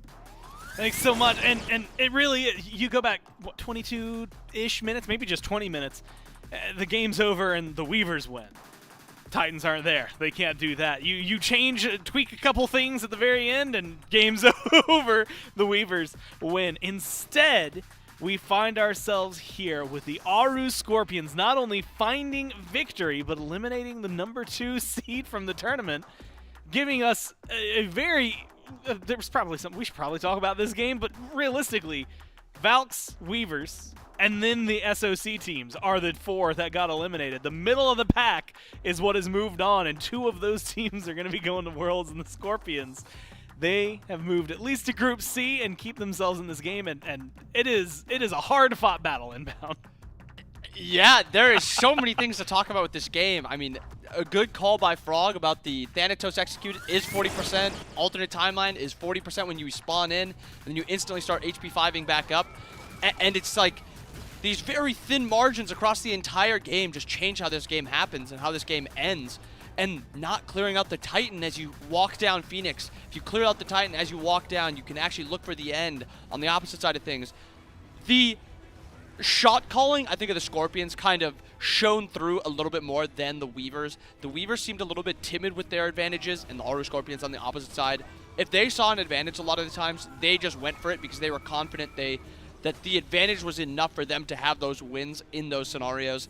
And at the end of the day, they did end up getting those wins, and the call for going Fire Giant with 4 alive and the enemy has 5, just being able to make a call like that because you know somebody's going to have to back to base to defend the Phoenix. So many good plays all around. This is probably one of my favorite games that we've watched this and last weekend because it was so close, so many close calls back and forth. And really, I want to shout out Baronary in this set. I think Baronary played probably some of the best Smite we've seen this weekend. I think he played the middle lane very, very well. A lot of his positioning plays were pushing the envelope as much as he could without getting punished for it, but it was very just frustrating to play against. So Baronary played a great game. Gino had a lot of really good ultimates also, so shout out those two. And it, again, puts us in such a unique position. And it's this game, and you know what? You look at them, slash lines, I mean, they're nothing, nobody's too glamorous, nobody's necessarily too bad either. It was just a lot, as you mentioned, of back and forth between them all, eventually getting to the point that mattered. And that is where we line up with the Scorpions finding the win and moving forward to Group C. So Group A, Wow. Group B now completely finished. And inbound, the Valkyries, the Valhalla Valkyries, who had not lost like a single set or something like that coming into this, have been eliminated. The Weavers, who were the number 2 seed and had a pretty comfy cushion over the next team, which was the Scorpions, also eliminated today. So a crazy start to this Saturday, and that's not even done, right? Because we're going to be starting Group C pretty soon here, and that's where things get interesting. Scorpions, Sages, Wardens, the Storm. The 3rd through 6th seed from North America is what has come in. So, as a visual reminder, Group B, what we have now seen finalized, the Scorpions stamp their spot forward. Unfortunately for the Weavers, that means this is the end of the road for them, as well as Oblivion, who are going to instead be knocked out. And it also means, well, that we've got our last team, Scorpions, for Group C to give us the double elim bracket and to show us exactly how that's going to go. So, for everyone who's been watching, again, it's a nice little reset for them, right? Now, it's not the end of the world. You lose one of these next 2, you still have a chance. You're back in a refreshed new life. And so Group C gives you that opportunity. If you can win, though, match 14 or match 15, well, that means you're going to the SWC group stages January 4th. So a lot is on the line. And maybe a few teams that no one expected to be here are going to be showing up. The 2 that were almost, let's say, quote-unquote, the guaranteed teams, right? Aren't guaranteed, and they've shown that. And I think we're in for some interesting Smite the rest of the weekend. Today we're going to get a couple moving forward, not necessarily to group stages, but at least out of their matches. But Wardens, Sages, Scorpions, and Storm, I don't think there's a single one of these that's going to fall flat. Yeah, this is going to be a very interesting Group C indeed. And all you need is 2 wins, 2 set wins, and you'll be making your way through. And it starts today. We get to watch at least 2 teams getting their first victory. And then at the end of it, I mean, I don't know. This is just going to be so interesting. But so many things to actually look forward to watch with these next couple games. So we have 2 more sets today. And I mean, Scorpions, after a game like that, they have to get a mental reset in because that is a lot of pressure that you were on for that entire set. I mean, those were 3 like 40-minute sets, so a lot of stuff that they kind of have to now reset and go for that next one. I'm really excited to see, actually, honestly, what the Storm are going to do at this point, because they're the ones that have caught me the most by surprise. So the question is, what is that 6th seed going to do? I know what the first 2 seeds are going to do, and it's not continue Not competing. much. Yeah, they're going to be done. We're going to be kicking off Group C, continuing on this double elim as we try to whittle down to the last 2 teams. But all of that is going to be right after this. Small city thinking, I get why you left. Small-minded people sure know how to drink. I came to the party, I laughed at the jokes you made. I wish that I hadn't, 'cause now the joke's on me. I didn't come here just so I could watch you make a mess. I didn't come here to ugly cry in my favorite dress. So what were you thinking then when you kissed your lips? Now I'm kinda glad you did. 'Cause now you adore me. Go ahead now, adore me, adore me. Little did I know she wanted you alone. I thought she was over you, but I guess I was wrong. I came to the party, I laughed at the jokes she made. I wish that I hadn't, 'cause now the joke's on me. I didn't come here just so I could watch you make a mess. I didn't come here to ugly cry in my favorite dress. She thought she could tear us apart when she kissed your lips. Oh, what a plot twist. 'Cause now you adore me, adore me. Go ahead now,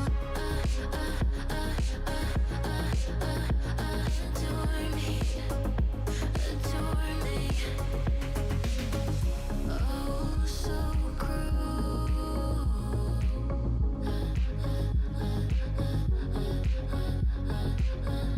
Oh, so cruel.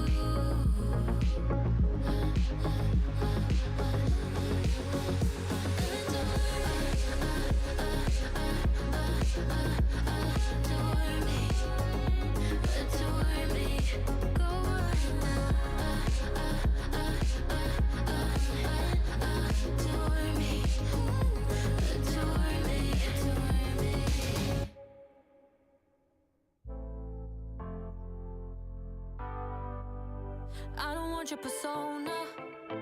I just wanna be real with you tonight. Can I have you alone now? I just wanna reveal what's on my mind. You tell me that you're used to no feelings, but I'm gonna change it. Yeah, you'll be awakened. 'Cause when my love starts working on you, it'll take your breath away like never before. And as soon as I go na na na na na na, it'll make you feel that good love working on you, on you.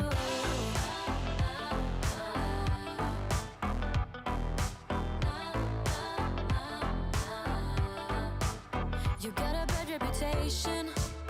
People tell me your heart is cold as ice, but I think you're amazing. I will show you the art of paradise. You tell me that you're used to no dreaming, but I'm gonna change it. Yeah, I'll take you straight to Wonderland. 'Cause when my love starts working on you, it'll take your breath away like never before. And as soon as I go na na na na na na, it'll make you feel that good love working on you, on you, on you, on you,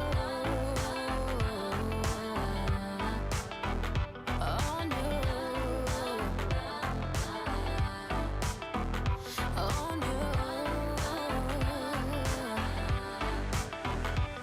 You're leaving me out in the rain when I try to reach you. I know it's hard to break through the chains, but I'm gonna teach you.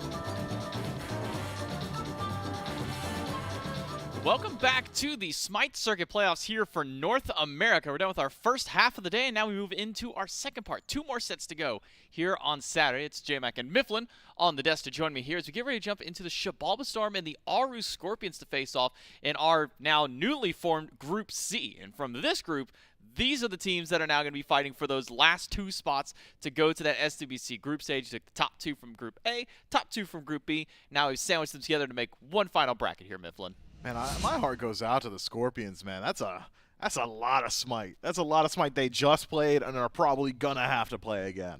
Yeah, I mean, 3-game set for the Aru Scorpions. That's them their victory here. I believe it's also a 3-game set for Shibalba Storm yesterday to get them up to this point, qualify over the Valhalla Valkyries, and then the Valks falling down. Which, looking at these teams here, the top 2 teams from North America are gone. The Weavers, the Valkyries, the teams that were spearheaded way above everybody else in their division in the regular phase of play, they're both out of this one. It is the 3rd through 6th seed SCC teams, SOC, both out as well.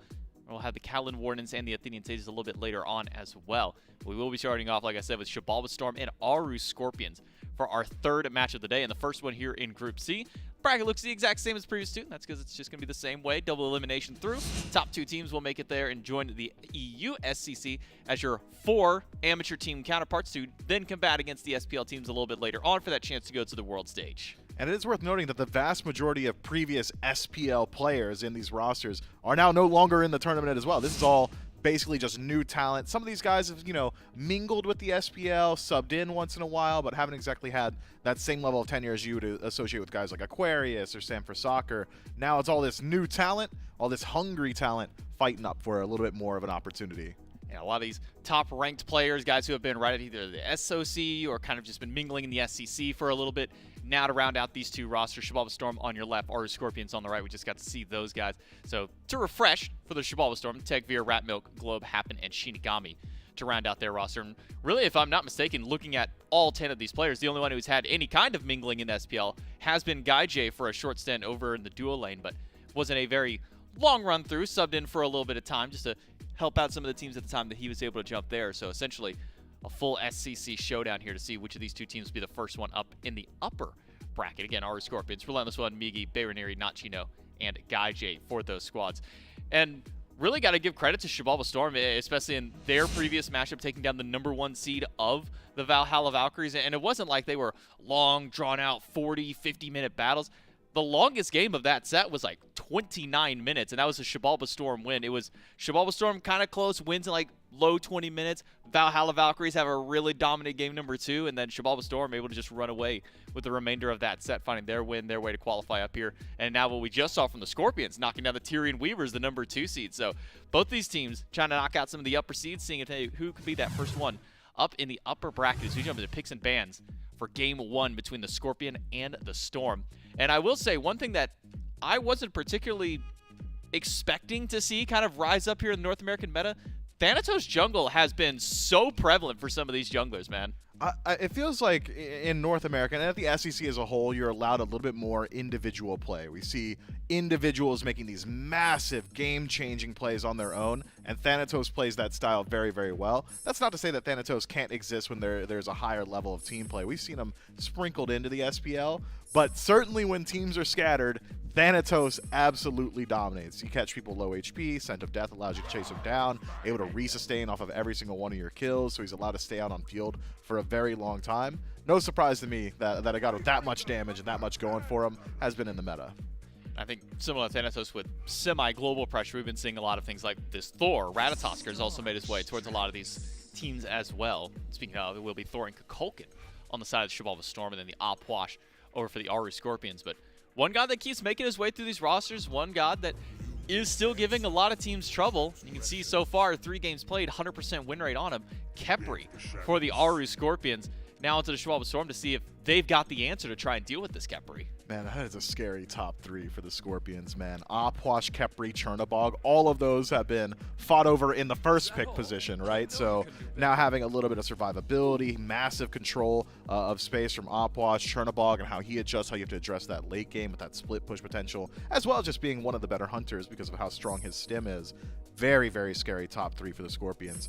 Answers to the Khepri already drafted, though, for the Storm. Get a little bit of an execute from this Achilles. It'll help out, but we've seen that it's not exactly guaranteed to land it. If the Kepri's playing real heads up, can block out that Fatal Strike himself, or even just take fights when Achilles isn't around. I've been kind of wondering where the Khepri has been. I mean, we're seeing a lot of Thanatos. Maybe the Thanatos was the deterrent for the Khepri players, but people are still out here playing Khepri anyway, so maybe that's not it. So maybe it will be this Achilles. And on her Sobek, the dual lane draft for the Storm in the bottom two, and then it's Susano and Agni for the Aru Scorpions. I guess my question to you is, given the way that the solo lane meta has developed for the mages, and knowing that this is going to be Achilles kind of jumping over to that solo lane, would you rather see the Opwash or the Agni over there up against him? It's probably just the Opwash, right? Let's not get too crazy. I think having Opwash over in the side lane gives him a little bit more safety. Lacking mobility, Agni can kind of hold his own in mid a little bit more. So if you're playing into that sustain from Achilles, having Opwash there as well, pretty decent. The only concern I would have is that we've seen in North America a very high emphasis on the solo lane, a very high willingness from the junglers to camp that lane. Opwash can struggle in that scenario. Well, let's see who can take the lead in game number one. We throw it over to the Aru Scorpions and Shabalba Storm. Let's jump right into our first game. Thank you very much, J-Mac and Mifflin over on the desk. Supersonic Blur here, joined by the spookiest of the Marses to go ahead and break this one down. Spooky, we just got finished watching the Aru Scorpions battle tooth and nail and hair follicle and whatever else they could pull out to get their win here. And now they've got to do it all over again against the Shabalba Storm here. And looking at the comps that they've drafted, I mean, we just saw how impressive Khepri can be. Now you've got the Agni again, you've got the Arpush you've got to fight into. That's going to be a difficult task to master. Yeah, I'm not surprised whatsoever by this draft that they've pulled out here. I mean, you've just seen Baronary play this Opwash to a great performance. No surprise to see it back in the mid lane, Relentless back on this Agni. And what I'm looking at is Scorpions have a really good draft. If it already worked in a high-pressure environment once, go ahead, run it back. They pretty much took as much as they possibly could grab from that draft, stuck it all back onto the team, and said, hey guys, let's just do our thing again, play the same way, and we will have results. Small skirmish machine over in the dual lane. Just a bitter one. Shinigami went in aggressively looking for the level 2 here, and I imagine that Shabalba Storm, that's kind of what they got to play around. I mean, Rat Milk on Thor. This is the one that Mifflin was like, if Rat Milk is on Thor, we're all just living in his world. So it sounds like he's got a lot to live up to here. What's the game plan? It's pretty much just try to facilitate Rat Milk right now. I mean, you take a look across the board, he's got plenty of options on where he can go. Obviously, the solo lane is a little dicey with it being an Agni. The mage solos notoriously safe, play very far back. But with Tegvir on this Achilles, Rat Milk on Thor, they have lockdown potential. They have kill potential early on.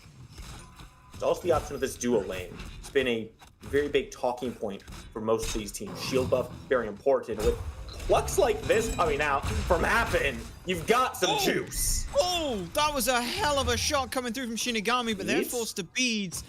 And unfortunately, just overlapping of knockups. You can't knock up someone twice when they're already in the air, but Gino put down to, well, that must have been 100 HP. Thank their lucky stars there on the Khepri with the fortitude, or else they might have been in trouble. But like you said, there's a lot that Rat Milk can go for. We saw a little bit of an attempt over towards the solo side. Happen has been the one who's making it happening. Every single one of these plucks has found a home. And you can't do that. Sobek looks OP when you hit every pluck. As now over on the solo side again, an invade was attempted. Miggy and Relentless One both caught by the stun from Rat Milk. They're gonna get chased all the way back. Beads do not keep you alive there, Relentless One. Rat Milk takes first blood. Yeah, we were looking for the damage reduction beads, which unfortunately do not exist in the current game state. Maybe he has some knowledge about an upcoming patch that we don't. He is going to take a fall on that one. Meanwhile, it's aggression across the board here, Blur. Shabalba Storm is looking for any opportunity that they can create here. Successful invade on that purple buff.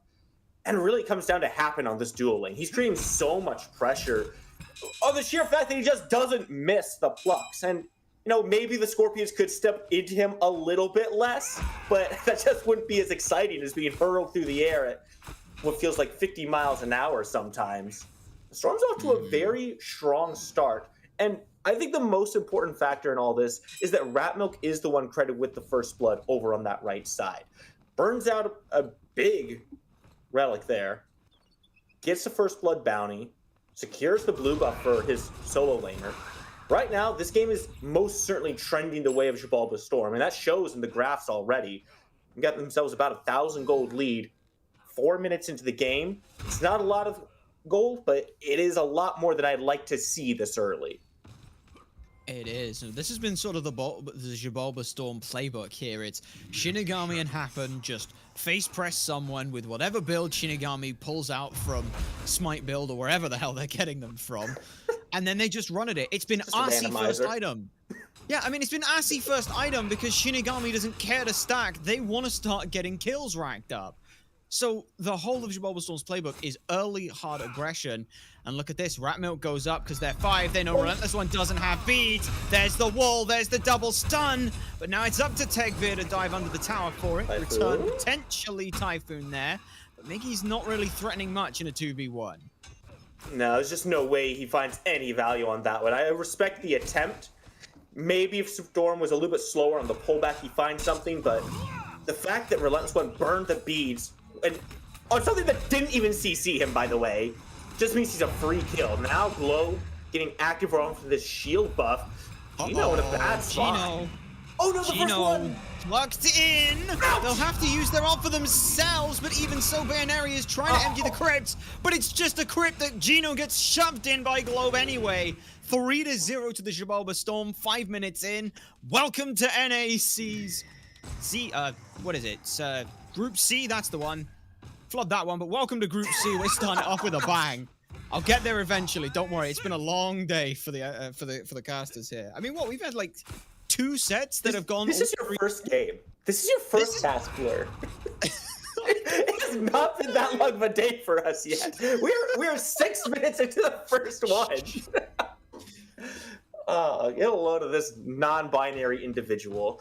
So let's pull it back to the game itself here. 3-0, Storm is leading right now.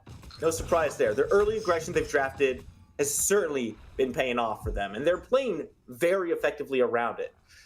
It feels like the Scorpions dual lane is just kind of being baited into these small exchanges with Shinigami and Happen. And by baited, I mean they're just not respecting Happen's ability to land these plucks consistently and toss them way far back.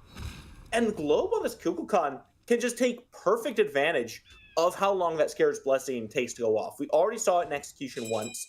He simply drops tornadoes on wherever that respawn point is and says, okay, yeah, did you want to come back at full health? Not going to happen. You're going to be respawning into damage and probably just dying again.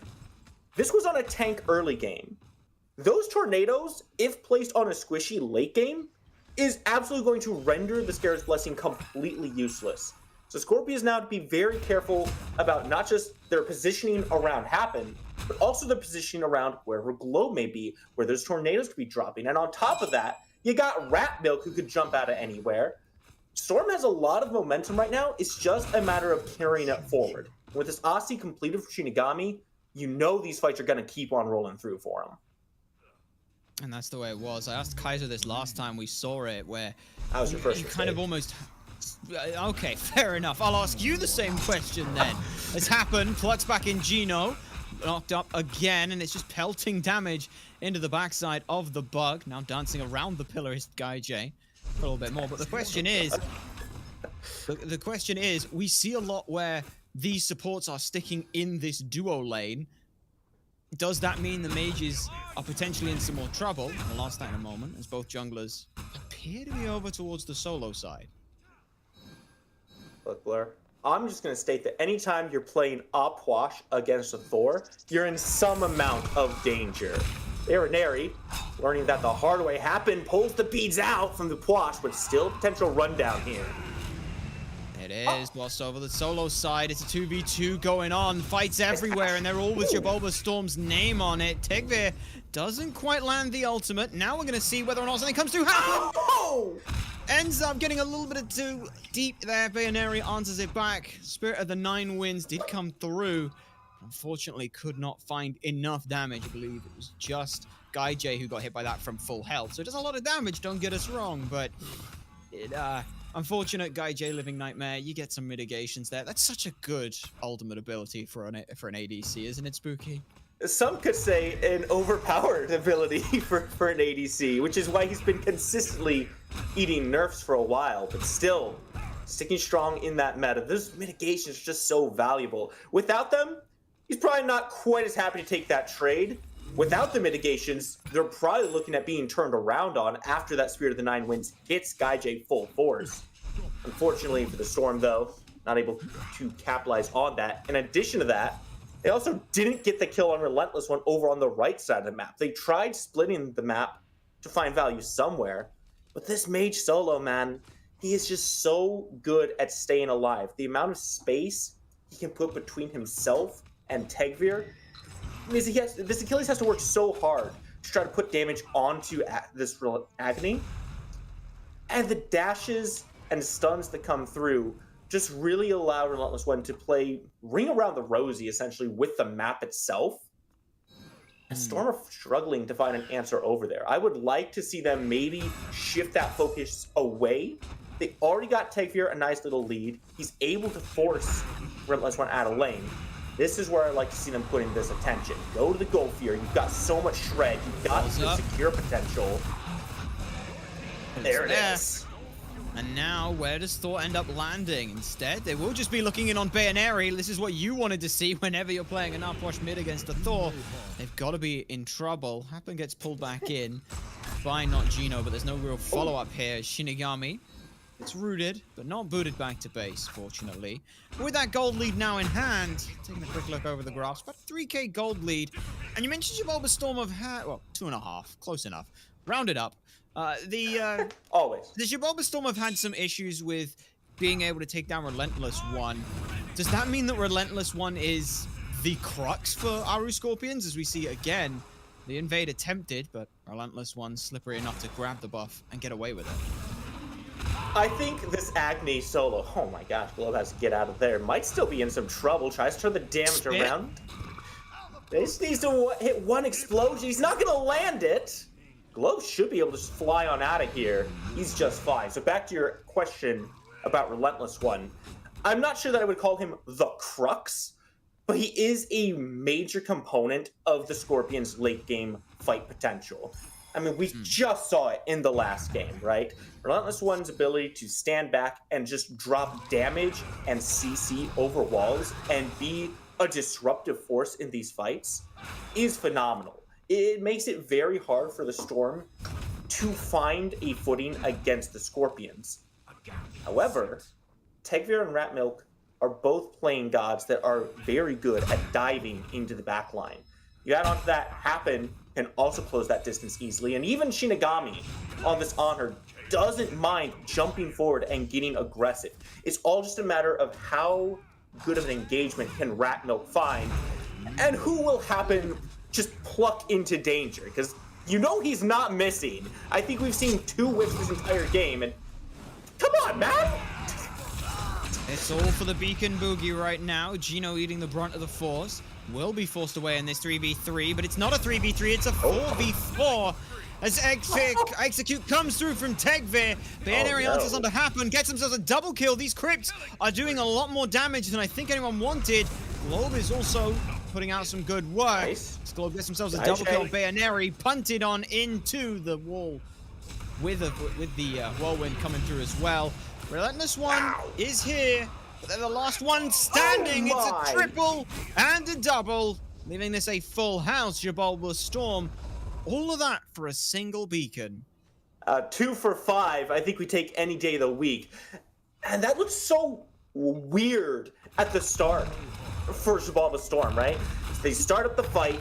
They drop the Spirit of the Nine Winds very early. Doesn't connect with Gino. Instead, Tegvir is the one who has to execute him under that tower. And by doing so, they really felt like they committed way too far. I was a 2 for 0 at the very start in favor of the Scorpions. Unfortunately for the Scorpions, Bulbastorm just has a whole backline that can step forward and say, well, now that all your abilities are on cooldown, let me show you what damage we can do. Simply And it's a put, lot of Ratmilk damage. drops down, stuns a few, pulls out more sets of beads, and turns that fight completely around. They get the full D aside, they grab the beacon for themselves. While it's still too early for the Pyromancer to be in contention, you look at the lead, you can see Storm is trending towards a 5,000 lead right now. It's only a matter of time before they go for that Pyro. In fact, they're around it as it begins to spawn in here. Look at that, perfectly timed for it. They've got Globe, they've got Ratmilk here. Jabulbastorm are putting their name across the entire map, and there's nothing that Aru Scorpions can punish on it. As the Fury has spawned, they'll be around for it. But look at this, everyone on Jabulbastorm has recognized that this is here. Shinigami the first one in. But look at that, Aru Scorpions respect it so much they drop off of it. Serpent on the 9 wins is used as Ratmilk goes around the back. They find Baroneri. But Jabulbastorm don't overcommit. They weren't there for the fight. They were there to get Aru off, and that's what they did. I respect that decision from Ratmilk. Drop the wall, see if anything gets used from Baroneri, whether it be the beads from the Opwash or the Scare's Blessing from Gino. Patience on both ends, recognizes he doesn't have any potential to go in there. Spirit of the 9 Winds already being down meant there wasn't any secure if they tried to go for a fight. They play it safe, back off, and just pretty much keep the lead where it's at for themselves. Storm doing a phenomenal job right now of playing the map and really denying the Scorpions any entrance points to fight back into this deficit that they've fallen into so far. As we take a break from that Fury, you can tell Storm is still keeping an eye on it. You see everyone kind of shifting to that side of the map. It's an Oni Fury, so that's a lot of pressure to be put on the map. And the fact that Happen does currently have a Runic Bomb, they've got a lot of options to play around with. They can either look to secure the Oni Fury and then use that Runic Bomb with the Oni minions to try to pressure some of these tier 1s down. We can simply hold on to this Runic Bomb like we have seen a lot of teams do and start to stockpile them for the late game. Instead, Look at looking this. for a fight. Happen. Oh, but they got Miggy in an awkward spot. no. The wall cuts them off. They'll get the ultimate through. The Scarab's Blessing will keep them alive. But Ratmilk gets his back. He follows it through and gets away with it. Globe kills him once. Ratmilk kills him twice. And now the world is their oyster as they head back towards the Oni Fury. All that pressure will be in the palm of their hands. The Jabulbastorm show no signs of slowing down. They are dismantling the Aru Scorpions at every opportunity. Now, the Storm have brought their A game here this week. Bear in mind, this is the team that took out the Valhalla Valkyries, pretty much one of the top seeds. I think they were number 2 in the NA scene. They are not here to play games. They're here to win. They are putting on a masterclass of it right now. Tegvir takes the Aegis off a Relentless One. The aggression started at pretty much minute 1 and has not let up for even a second. Storm is poised to start looking towards the Fire Giant. We're still early on, only 17 minutes into the game. But when you have a lead like this, you're pushing towards the 7,000 mark, you can start grouping up. You can start forcing things from the Scorpions. If they try to answer you around that Fire Giant, okay, just go for a fight. You don't actually have to try to take the Fire Giant. You just have to kind of, as Kaiser would say, throw a brick through the window and see what the response is. I thought quoting Kaizo was a bad idea because when I did it, you were like, "Oh, that's a mistake." Is a bad idea. Ah, but what if I asked him a question and that was his response? Well, then he's just a silly man, isn't he? Ah, got you. But when you say it, it's fine. Yeah, when I say it, it's totally fine. We have double standards here. Fair enough. As we come in towards the 18-minute mark, 90% kill participation for Ratmilk here, as they like they said, they're very hesitant to pull the Fire Giant super early, but they're just going to start setting up, seeing what they can do. It's not a brick through the window, more just a tap on the glass, casing the joint, as it were. And if they could get any more pressure onto Relentless One, then it could be a big look for them, because Thor's up. Everyone knows Ratmilk still putting out pressure, beads forced, and now there's no relics on Relentless One. That's a huge look for them. They'll go ahead and take down this tier 1 tower. And Guy J has made the rotation through with the Living Nightmare, but it is just a 5v5. Big Typhoon rips through multiple members. Ratmilk answers back. Serpent of the 9 Wind goes past the windows of everyone on Aru Scorpions. They are deterred from it. Instead, they keep their focus. Aru Scorpions We've been talking up the Xibalba Storm a lot, but Aru Scorpions are still in this game. It's 6k down, but they aren't playing like they're out of hope yet. Now, the Scorpions have done a great job of pulling Ratmilk out of position there. They bait him in. He just goes a little bit too far for Relentless One. Storm not able to get that Pyromancer away from the Scorpions. Desert Fury not going to confirm it. So now we're in a situation where the Scorpions are down 4 relics. The rest of them are available. Relentless One, no safety other than his dash. The Beacon being on board, Storm's still down a member or 2. They're not going to look to contest this one. Instead, they let that one go. I imagine we're just going to get ready for the next Fury that's going to be coming up here. Primal is the name of the game. That was going to take or make the Fire Giant a little bit easier to take down. Look at the positioning from Storm. They might just look to sneak this away while the Scorpions are resetting. They are wise to it. They've got pathing towards it. Relentless One, first one in, finds Globe on the back. There's the Beats Force, but look how quickly this Fire Giant is burning. Bayoneri throws out the ult. What will secure it? It will be Serpent of the Nine Winds. Xibalba Storm pressuring out relentlessly in through the Aru Scorpions. No chance to back up and set up. Instead, they will take what they can as quick as they can happen. CC'd and about half HP. But that is all that will end up happening there. All 5 members get away with this. That is the absolute, to quote you, a masterclass in just macro play coming out from the Storm. See, now you're getting it, Blur. You can quote me as long as it's not Kaizo. See, yeah, I got you on that one. No, phenomenal play from the Storm here. That is a best case scenario for them. Okay, best case would be that Globe doesn't have to use either of his relics in that situation. But if you're trading those out to make sure you've secured yourself a 20-minute Fire Giant, all right, we're happy with that. You keep everyone alive. Relentless One may not be alive for much longer. Aegis gets used. Dash comes through, caught by the wall. And lurking in the waters finishes that one off. It's just a Primal Fury now for the Storm. They're looking to snowball this lead here, Blur. And honestly, they're doing a fantastic job of it. Pushing themselves much further forward. Tier 1's still on the board on the left side. Tier 2's across the map. And we're not likely to see any Phoenix pushes off of just the first Fire Giant.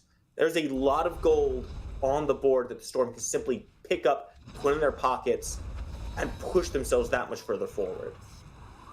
They really can. They've still got runic bombs in pocket, like you mentioned with Happen, so any one of these could be forced down and made an issue that Xibalba Storm will not have to spend too long diving for.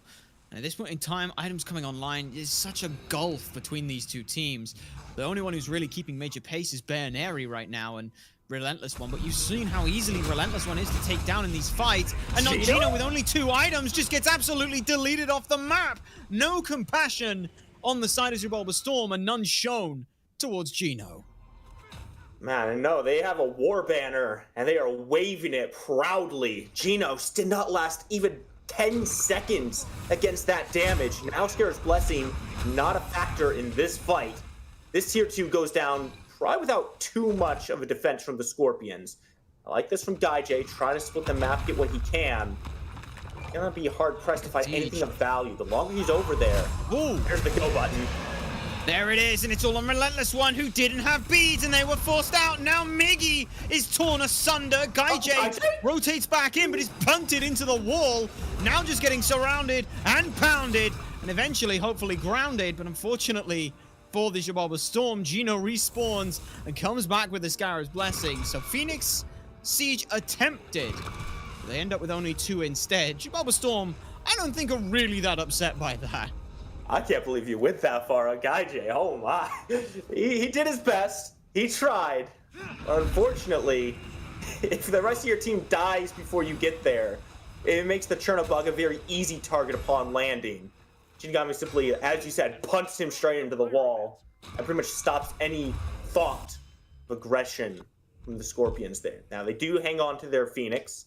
That was the big thing they had to make sure they didn't lose. So giving up lives for it. But as long as your base still stands, you still have presence on the map. Once that bird falls, it gets so much harder for the Scorpions to respond to any of the objective pulls from the Storm. Yes, it's the mid lane, But man, it just doesn't feel good to lose any of your Phoenixes at 23 minutes into the game. So good on them, digging their heels in. Maybe a little bit sloppily. Still, the Storm haven't gone for that left side tier 1. Still 2 tier 2s on the board as well. Maybe a little bit over-eager from the Storm. They recognized Gaijay on that right side, saw an opportunity. Unfortunately for them, didn't quite pan out as big of a win as it could have been. So instead, a pullback, reset, start looking at this Fire Giant again here.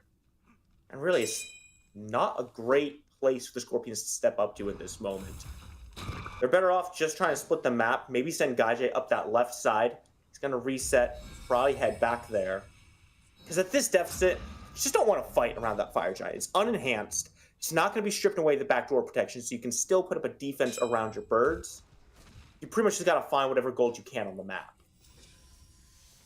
And as it stands, it is just going to be taking down that tower. This is the thing we expect to see. But Gaijay did this last time, and they bottled it early at the threat of the Phoenix. That may have been what Storm wanted. Didn't want to give up the tier 2 tower. Threaten the Phoenix, force them back. But either way now, with the Fire Giant still not respawned just yet, Bayoneri is also making their way over here to offer a little support towards Gaijay. They will hit Tegvir, but he just doesn't care with how little damage he's taking. Fire Giant has respawned. Relentless One is the only one from the Aru Scorpions here, and he will watch as it goes down. Very close, but no cigar. An early Spirit of the Nine Winds could have spelt trouble for them. But even so, Storm get themselves the next Fire Giant. They'll trade out the tier 1 and tier 2, but look where the Titans are going to be marching down. They're marching down that left-hand side. And like you said, they're waving the war banner with Happen here. I would not be surprised if that's where they want to go ahead and spearhead a fight. Yeah, it's just the easiest push to make at this point in the game. You just saw the Scorpions try to push those minions up that lane, so Storm pretty much has to get over there and start counter-pushing that if they want their Titan to get any actual leeway. And once that thing starts stepping up to the towers, those things will disappear very quickly. All that standing gold we were just talking about a little bit ago, that's going to drop off the map. Scorpions aren't really in a position where they can step up with their own Titan to try to counter-push this. What we'll likely see is Storm pretty much just killing off the Scorpions Titan in the lane, taking that tier 1 without a contention. Scorpions may try to step up at this tier 2, put some poke down range, but once again, it's at the Phoenix line that they have to dig in. Love this from Gaijay. He knows they've got some time to play with, so try to even the odds as much as you can. He's got to keep going, though, because he knows Storm. This will turn into a base race here. No one's rotating. This will be a trade out of Phoenixes. But look at this. Storm recognize it. They try the same try again. This time, they send 3 members over. Bayoneri, though, gets the alternative timeline to stay alive. And the follow-up ult. And Globe is getting so low. The Phoenix hasn't fallen. Instead, it's Aru Scorpions who turn it around. Gaijay shows up, takes down Tegvir. And they got the right side Phoenix. Finally, the left-hand side minions start making their way in. Titan will start slapping, but the Storm, they have been halted in their tracks. They have not been halted, Blur. They were picked up by their collars and hauled out the door and thrown back onto the street. What a swing from the Scorpions. Now, don't get it wrong. This is not even the game by any stretch of the means. Storm, still up 7,000 gold, still plenty of room on this map to play around with.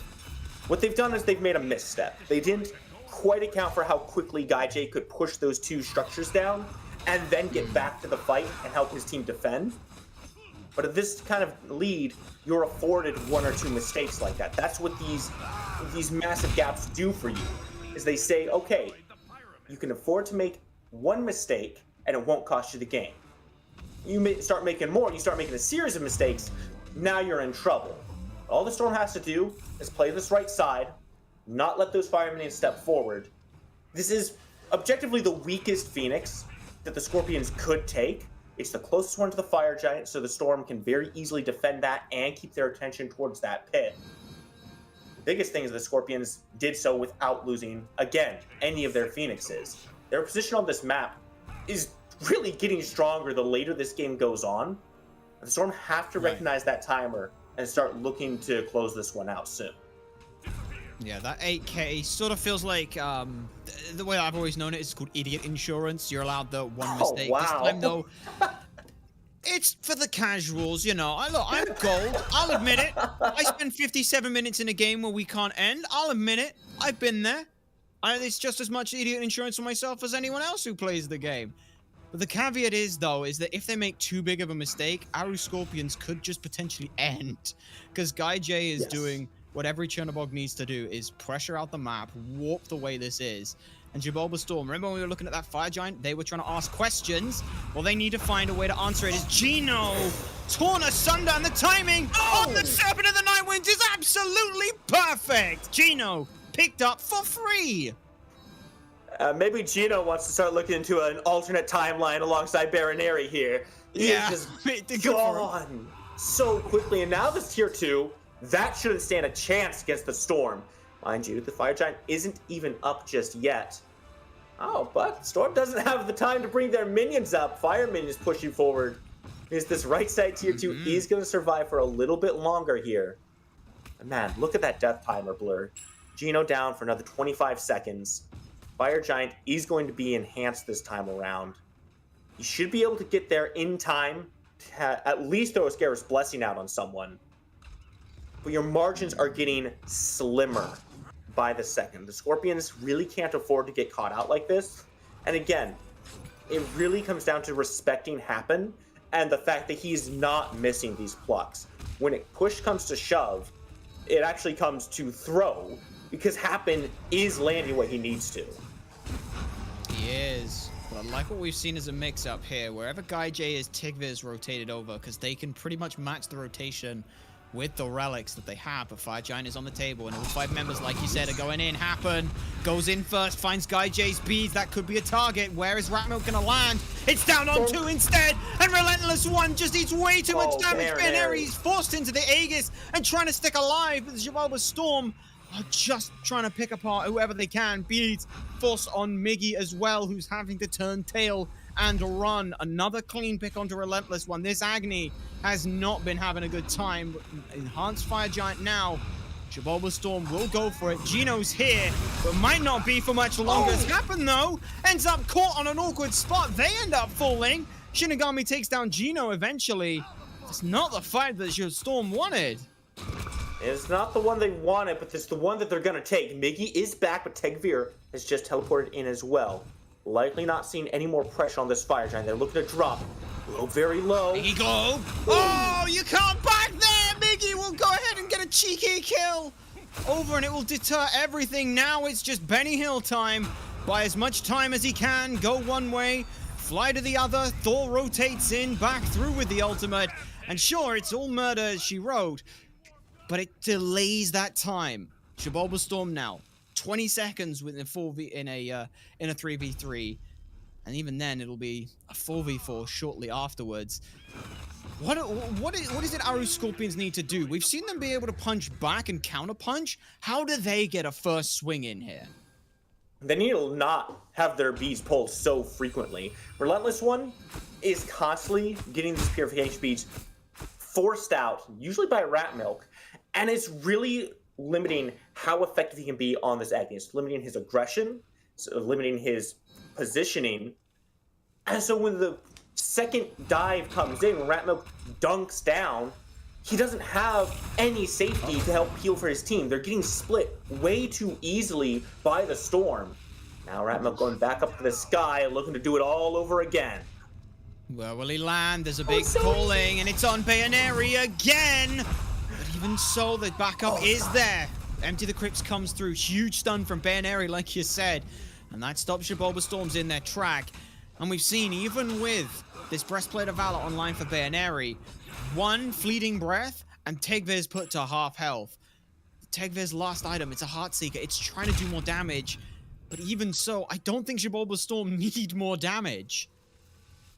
No, the Storm have plenty of damage as it is. They are very quickly deleting members of the Scorpions on every engagement.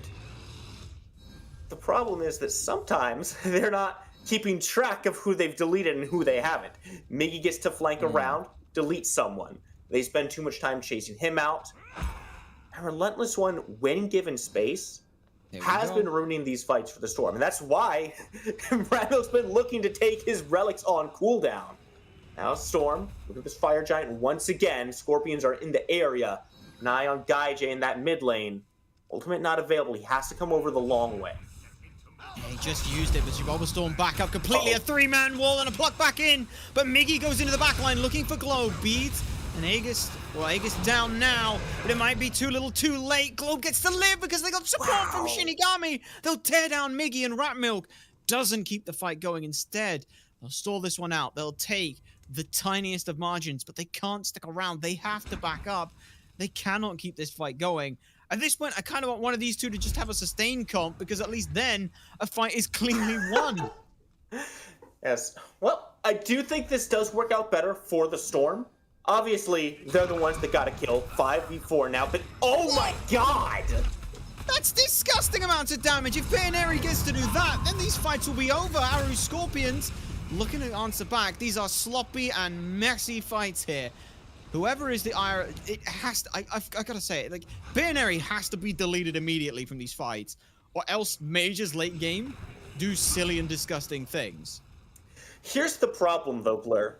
You want to delete Bayonary first in the fights? Great. He's got 3 lives. Dime's just covered it, right? You got your initial life, your alternate timeline, you got the Scarab's Blessing to worry about. Okay. If you are somehow able to get through that, you've still got Relentless One dropping bombs on your head. You're probably not getting backup from your team because he's just creating a no-play zone where everyone is stunned if they try to step forward.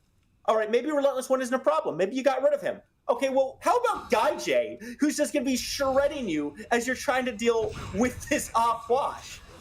It's such a tough place to be in. They have to get this Fire Giant. Rat Milk's up in the air. Bulbasaur do grab it again. Where is Rat Milk going to land? It's a full disengage. Happen will be the sacrificial lamb for it, and they're happy to do so. So Aru Scorpions now with a small window. I say small. They've got a minute of time to try and play with this, so they have an advantage. But even so, Bulbasaur do have that enhanced Fire Giant. This will not be easy. They're going to go ahead and they're going to smash down this tier 2 tower. They could potentially even try to brute force this Phoenix. They've got Bayonary's ult for zone control, but Globe, if they can clear the minions out, it's going to be so difficult to go in. Gino CC'd out heavily. They'll be forced into shelling and making a break for it. Bayanary throws out the ult. Everyone's backed and away. They could get this. Gaijay needs just a little bit more damage, but they can't find it. Instead, Bayanary tries to step forward. Now Miggy blinks in on the back line and takes down Globe with the Typhoon. That is massive. Rat Milk tries to find the hammer, but Bayanary walks out alive. Everyone from the Scorpions managed to get out of this one. I was on the fence about that push, Blur. Yeah. Just going for it. Oh my god, Miggy, what are you doing? Get out of there, buddy. Just don't worry about it anymore. You got what you came for. Now is the time to leave, where you throw away what you've earned. Globe falling on that defense was critical for the Scorpions taking down that Phoenix. The Tornadoes and the Spirit of the Nine Winds just puts out so much zone control and makes it so difficult to step forward to shred that objective. Miggy has the target prioritization on lockdown. And really, it's a lot easier for the Scorpions than it is for the Storm. There are no 3-life members of Xibalba Storm. You kill someone, they're staying down. You know that for sure. You can simply shift your attention to the next target. Or, better yet, kill and disengage as Miggy just did. The Scorpions, when their composition is online and rolling in the fights they want to take, is so much easier to execute because they've drafted all the things that would mess it up. They really have, and it's been great to see it. I think for me, the big one is they play around with that backdoor protections. Minions get in, and as long as someone is tanking the Phoenix, those backdoor protections are down. If you step out and then go back in, they're back up. But every member from Aru Scorpion steps in, even Bayanary, like you said, gets away on the barest minimum HP that they have, and they're able to get that mid-Phoenix. Now, that's 2 Phoenixes that Xibalba Storm have either lost or had respawn and back to their weakened state. Xibalba Storm, though, looking to brute force down their own side. They'll go ahead and clear up the left side Phoenix. I am surprised that Aru Scorpion still have 2 Pyro Bombs or Runic Bombs in the pocket. It may have made the mid-Phoenix a bit easier to get down, but we are trading Haymaker for Haymaker here. And honestly, I feel like this is going to come down to which team blinks first as to who loses. I mean, it's about sending a message at this point, right? You don't need to use the runic bombs because we're just going to force it down ourselves. They had the numbers advantage, so they want to save those for a tighter fight. Maybe, around their own Phoenix, they might need to get a little bit more damage out. Still, Shinigami has the EFG around his belt still. Ratmilk and Tegvir both still have that extra damage. Sure, it might not be on Glow. But you have it on the one shredding the tower. And Gino? Huh? Gino went very aggressively forward. Thankfully, does not eat too much damage. Relentless One, though, cannot be saying the same thing.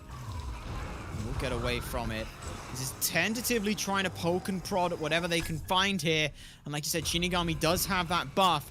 But Bayoneri may just be falling here. Will they be long enough? Wow. Just about one last tick was needed from the Whirlwind, but unfortunately it does not go through. So Bayoneri gets to live. They'll burn Aegis, but they've still got 3 lives. Here's the thing. I was saying like, oh my god, Bayoneri might die. No, it would have been an alternative timeline.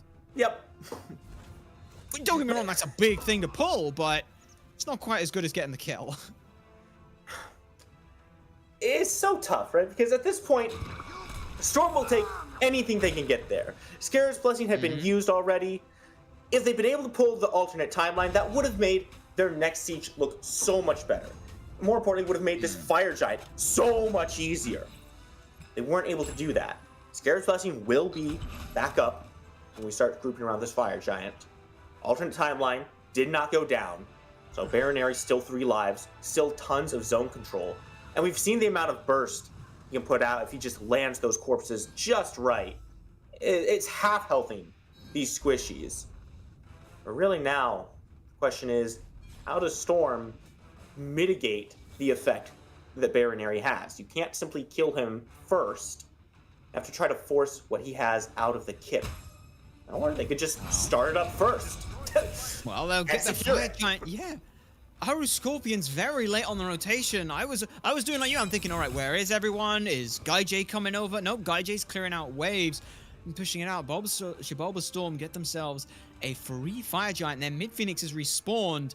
You can see everyone's going to make a beeline towards it. This Oni Fury might be a pivotal point. Guy J's going to try and burst this one down. But our Scorpions seem comfortable in trying to hold, and well, the item golf that I mentioned before, that's all gone. It's relics and 3k pots being upgraded to being looked at now.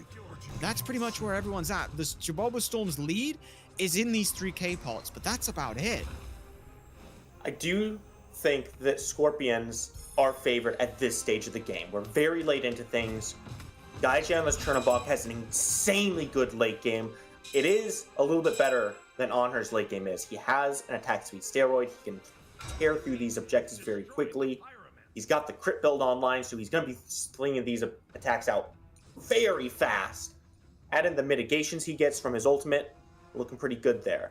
We haven't talked about Scarab's Blessing because I feel we've done that quite enough so far. Yeah, and you can see here, just look at the player damage. It's a huge block of Bulbastorm, but look who's topping it. Yeah, is it any surprise? Baronary simply presses 4 and puts out massive damage. Happen, pull back in. Not a great spot for him. Oh my god. Yeah, and look at this. They can start pelting back. We talked to early stages where happen. Oh my god, he's hitting these plugs and is doing so much. Gino is kind of like that, but in slow motion. He'll pull someone in and then drag them back for that situation. It may as well be a knock. It may as well be the same thing. I mean, they're both Egyptian gods. Maybe it's an Egyptian thing. You heard it here first, folks. Kepri is just so back, but in slow motion. I mean, one of them's a Nile crocodile. The other one is a giant scarab beetle. Tegvir tries to push up in the mid lane and has eaten way more health than I think anyone on the team would have liked to see. So that has pretty much stunted this. I mean, look at this. This has been such a disjointed fight from Bulbastorm. Every Phoenix is back up now. Man, this is just so strange. The Storm are trying to force these objectives down, like 3 people on one Phoenix, and then maybe one guy goes to the other one, and then Ratmilk is just kind of waiting on the back, seeing, okay, well, how's this one going to go? They have the EFG. They just need to group up as 5 and take a step forward, a confident step forward. But think the reason they're so hesitant is, again, because of these 3 lives the Baronary has. It's so difficult to make a play and say, this is going to win us the game. Because if you miscalculate, if you put everything into killing this one guy, and then he just gets revived, your push has just been completely destroyed, and you have nothing left to fight back against the Scorpions. So they're fishing to try to get any opening they can, trying to poke someone out, force them back to the fountain before they step forward.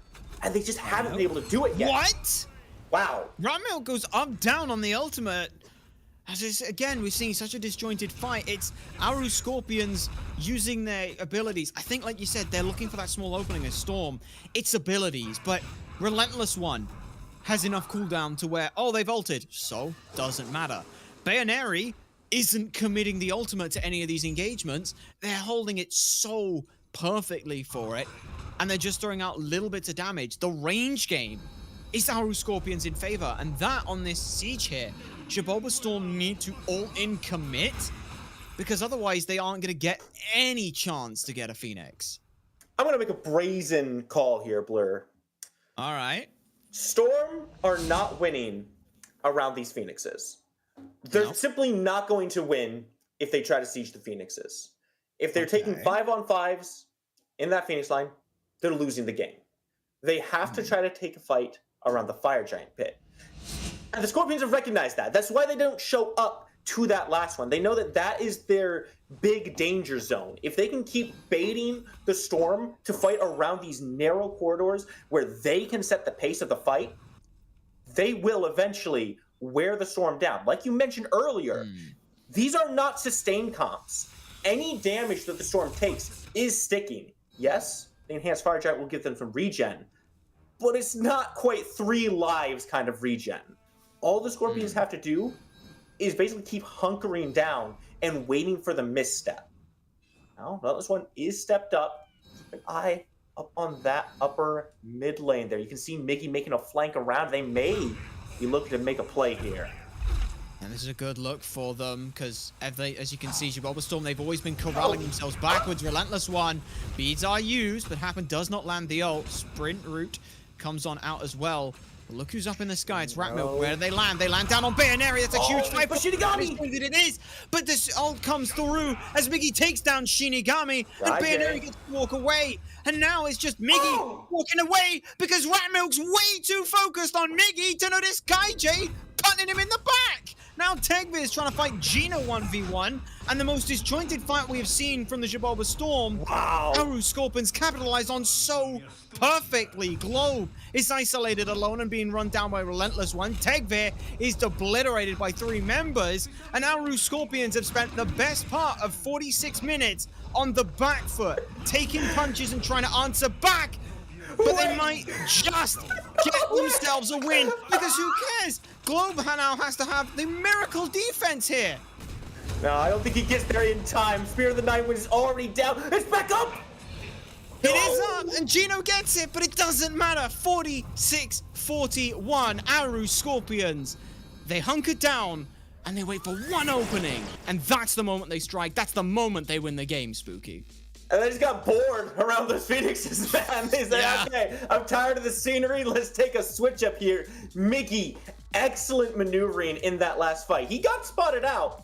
It didn't really matter because Baronary is so willing to step forward because he has so much safety with the Scare's Blessing alternate timeline. He can just throw himself out there and say, hey, you know what?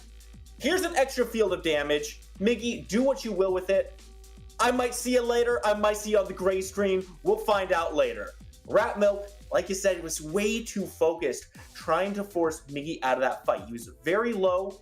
He could have secured the kill if his hammer can come up just a second faster, but he just took way too much damage from KaiJ, and it just really just cascaded from there. It certainly did, and hopefully we get to see something like this come through for Game 2, but we're going to go ahead and get that set up. So now's a good time for a snack. You don't want to miss Game 2.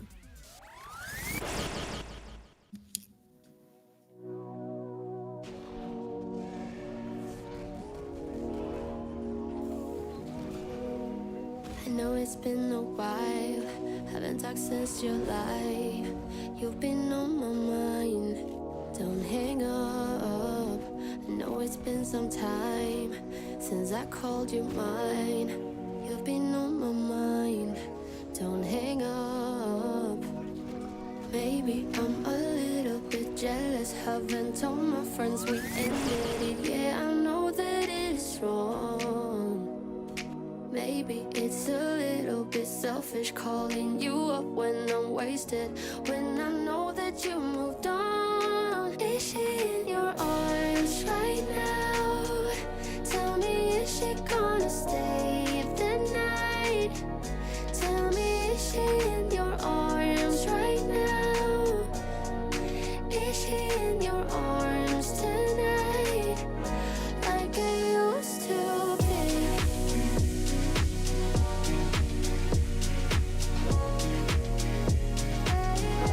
Like I used to be.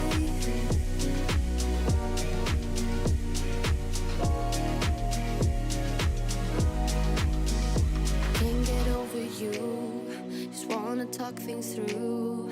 Tell me what to do, don't give up. After all that we've been through, I give my all to you. Just tell me what to do, don't give up on me, yeah. Baby, I'm a little bit jealous, haven't told my friends we ended it. Yeah, I know that it's wrong. Maybe it's a little bit selfish calling you up when I'm wasted, when I know that you moved on. Is she in your arms right now? Tell me, is she gonna stay the night? Tell me, is she in your arms right now? Is she in your arms tonight? Like I used to be.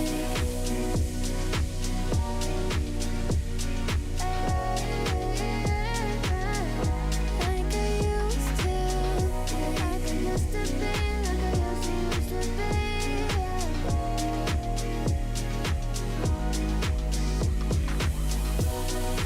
Promise that I'll do better. Promise I'll love you forever. Sorry for letting you down. Promise that I'll do better. Promise I'll love you forever. Sorry for letting you down. Maybe it's a little bit selfish calling you up when I'm wasted, when I know that you moved on. Is she in your arms right now? Tell me, is she gonna stay the night? Tell me, is she in your arms right now? Is she in your arms tonight? Like I used to, like I used to be.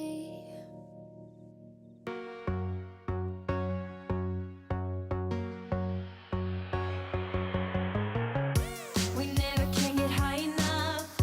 Nothing here to hold me up.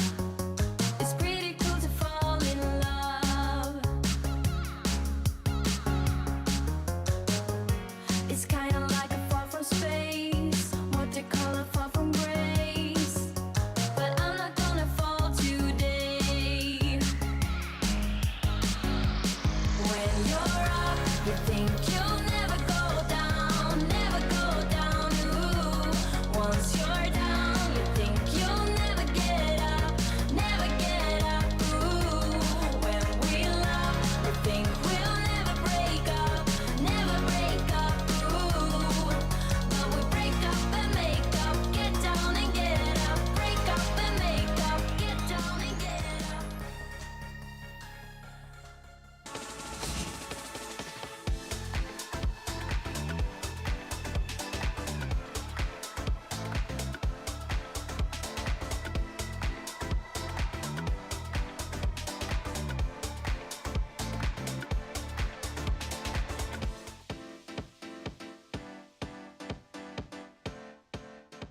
Well, the Ari Scorpions were down, but certainly not out there in game number one. And if you may have missed out on some of what the Ari Scorpions have been doing over the course of their phase, maybe some of these other SCC teams, you could.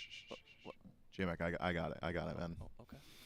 Listen here, chat. If you've missed out on any one of these games, one of these bangers, you know, that massive comeback that we just got to witness, you can check it out on youtube.com/SmitePro or youtube.com/SmiteVod. We've got content galore. I'm talking round tables. I'm talking square tables. I'm talking triangle tables. We got all the shapes. That's what woodworkers do. That's why we invented axes, all right, so that we can form wood in whatever shape we want. And that's what you'll get at youtube.com/ what I just said a moment ago. Nice, Smith. Nice. Smite Pro and Smite VOD if you want to check out all the behind-the-scenes content, or if you just missed out on any of the games and you want to see all the different shaped tables that we have, you can find those over on those channels. What you need to tune into is this set right now because, man, our Scorpions being down 30,000 gold by the end of that game. And when we start getting to, 35, 40 minutes, we start saying gold's not really a relevant number at that point. But 30,000 is still a big number even that late into the game. Kills were down like 8 to essentially 20 at that point. I mean, the Aura Scorpions were essentially out of that game. But all you need is one team fight, one good distraction. You pull the mid laner away. You keep this Kukulkan away from a base defense. And it makes it just a little bit easier for the Aura Scorpions to push in there, take that game. And the Storm run into the wall of how do we deal with multiple lives, right? We can get on to priority targets, but what about the timelines? What about the Capris? What about the Scarab's Blessings? How are we going to deal with all that? And the answer devised in draft was Rat Milk. Rat Milk is going to be our guy. He'll get into the back line, separate it, have Tegveer be the execute, and there's no way Gino's going to find the priorities every single time. Here's the thing. He absolutely did. Relentless One was putting out so much damage. Guy J was putting a little bit of pressure on map. I would have liked to see a bit more of the Chernobog split push, but top to bottom, the Aura Scorpions play into a massive deficit for an unreasonable amount of time. I think they stretched that game just long enough, playing upwards of 5 digits down for so long. It would have been criminal had they not found a victory at the end of it. So congratulations to the Aura Scorpions getting a leg up in this set. And that's got to feel bad for the Chihuahua Storm. That is a real mental crusher, being able to control the game for as long as they did, but still not be able to close it out. Yeah, I think a lot of the big turnaround, more than anything, at least for the side of the Aura Scorpions, was off the back of Migi on the Susano, really able to wrap through the back line, kind of bob and weave himself in just to really help things out and make sure that he can get these priority picks, take out these mid laners, take out these enemy junglers. A number of times we see him wrap through and just grab this Kukulkan with one quick little pull and make sure that he's pulling maybe this ADC out of position from a pull into a Typhoon. Just really helps set up for these late game sieges. Really makes things a whole lot easier for the side of the Aura Scorpions come late game. But it was a very difficult early game for them, being down 4 digits for quite some time. 5,000-6,000 gold, pushing up towards 10,000+ beyond there. Does make it a very tough task to really fight back in. But the Aura Scorpions are able to do so. It's now the question is for the Chihuahua Storm. I really don't think it's a case of, okay, well, now you need to draft something different. Maybe it's you just need to execute on field and be able to power through this. Or maybe just ban the Outwash. You don't got to deal with this timeline nonsense. Maybe it's the Opwash, maybe it's the Capri, maybe it's the combination of the two of them. But I agree. Anytime you've established a 10,000 gold lead as quickly as they did, you cannot look at the draft, you can't look at the early game and say, well, this is different. Well, maybe if we had a stronger hyper carry in the late game, things would have been different. No, it all comes down to execution on field. When you are that far up, you've got your hands on the levers of power solidly. All you got to do is firmly grasp it and pull down. And unfortunately, the Storm couldn't quite find that. A bit of a limp arm trying to pull the victory cord this it's time. Heavy. So we'll have to see if the Chihuahua Storm can be able to close out game number 2, take us to a game number 3. I mean, we've been there a few times already. And with how close these teams have really been, the fact that both these teams have knocked out a top team at this point, the Valkyries and the Weavers taken out by these two teams, actually respectively for first and second pick for those ones, means that they've got that fight back in. Let's see if the Storm will be able to close this one out for themselves. Already rapid firing through the bans, though. Naja, Aphrodite, and that Opwash taken away from the Storm. They said, you know what? 2 lives is bad enough when you got to deal with an Opwash and a Kepri. Throw the timeline in at a 3rd life, just a little too annoying, a little too much damage that can come through there. They banned that one out, and the Storm will go back and pick up the Kukulkan once more. Though it gives up the Raijin and Morgan Le Fay on the opposite side. Man, it's this mage meta, top to bottom. Man, I'm loving what I'm seeing insofar as individual selections. Great, Kukulkan, phenomenal for the Storm, first pick. It's been dominating the SCC for the last few weeks. That's fine. Raijin, Morgan Le Fay on the other end feels real good. It's now where we're going to start seeing some of the identities of these drafts start to round through. It seems like everyone in the SEC has agreed that the 3 picks that have been locked in have just about been the bread and butter. So now Ganesh Tsukiyomi starts to develop the identity of the Shivalba Storm a little bit. You've got a King Protection style support, great protection shared, objective shred potential, as well as just shred towards tanks. And then this Tsukiyomi, which has got a good deal of flexibility. We've seen it in the jungle. We've seen it in the soul lane. Most recently in the soul lane has had a lot of success. I'm thinking about that Aquarius matchup we got to see just yesterday. High kill potential, but most importantly, the ability to chase out some of these more difficult to lock down kills. Guys like Chernobog can go up to the air. If you hit him with Piercing Moonlight beforehand, he's still going to take that damage.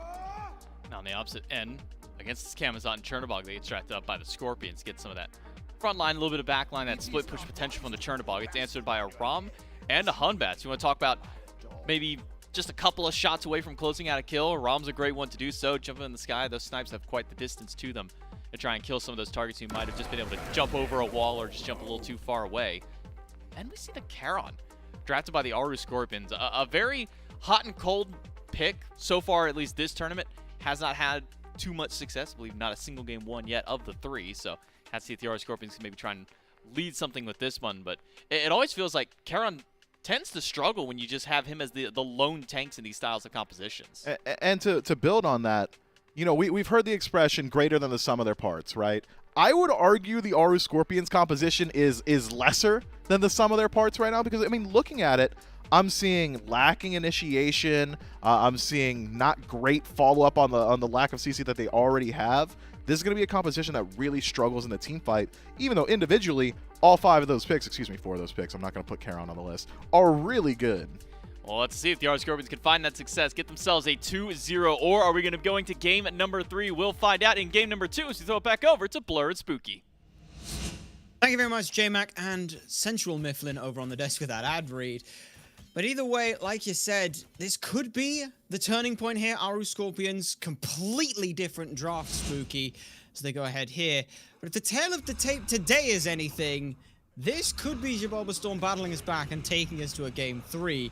And they got Globe back on this pick, and Tegviz on their signature pick as well for this tournament. It's not exactly a bad look for them.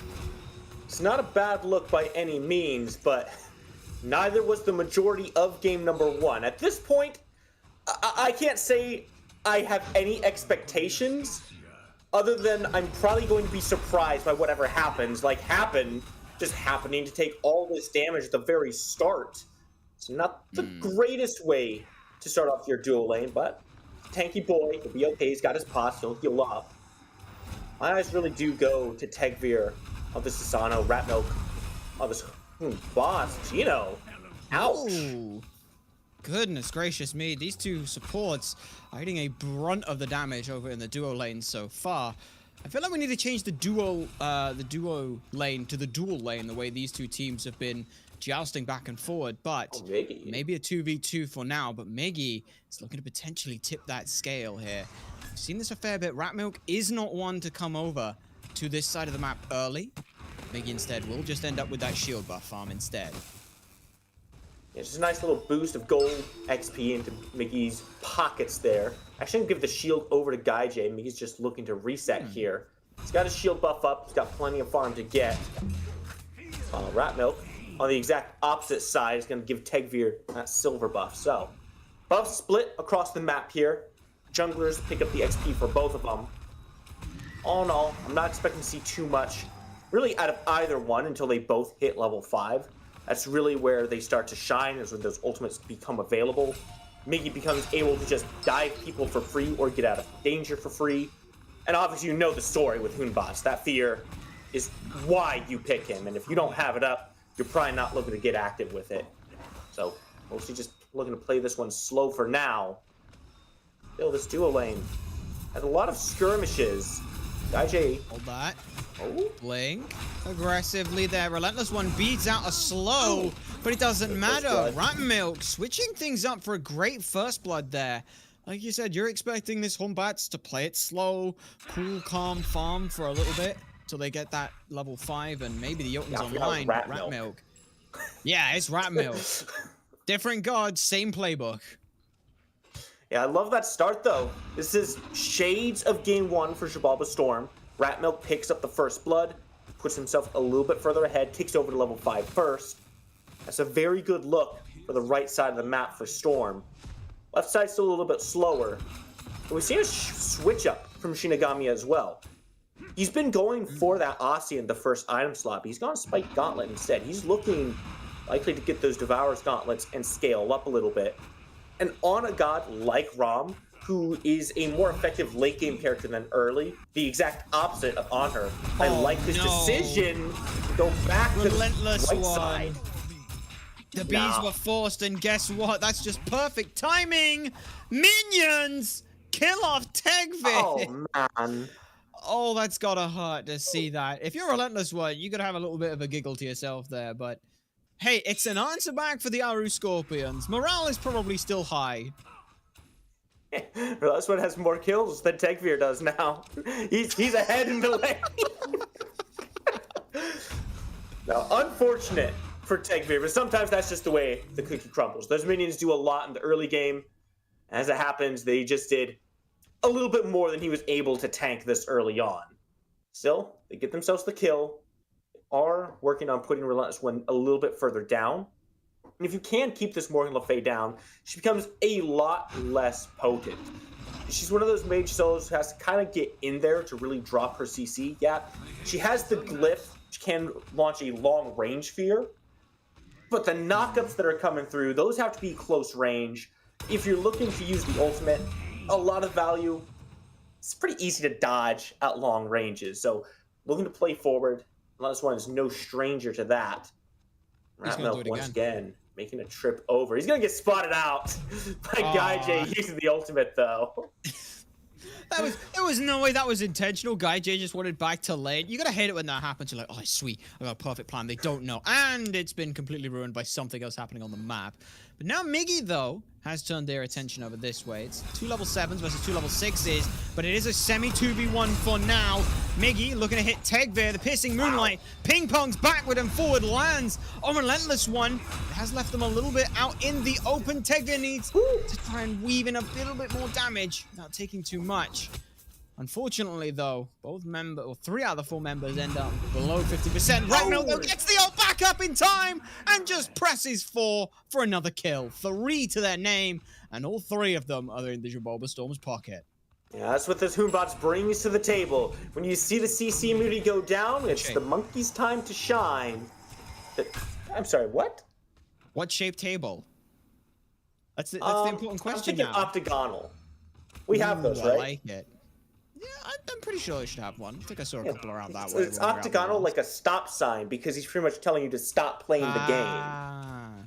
That's what he has been doing at this point. Well, specifically the Relentless One, who has been relentlessly hounded down as the one target Jaboba Storm can fight early. And it's worked out fairly well for them here. We did see Miggy make the rotation over in an attempt to levy some kind of mediation in control for this, but it didn't end up doing much. Is that really like what's going to end up happening with this? Because Miggy's on Camazotz. I don't see this as a god who comes over to a lane and says, guys, please stop doing damage. I don't want you to do that. He's the guy who has to jump in and get the kill first. He's good at saying, please stop dealing damage to this guy and try to do damage to me instead. Unfortunately, this early on, he doesn't really have a lot going for him. And as soon as Tegvir goes into Piercing Moonlight, he just gets to ignore Miggy.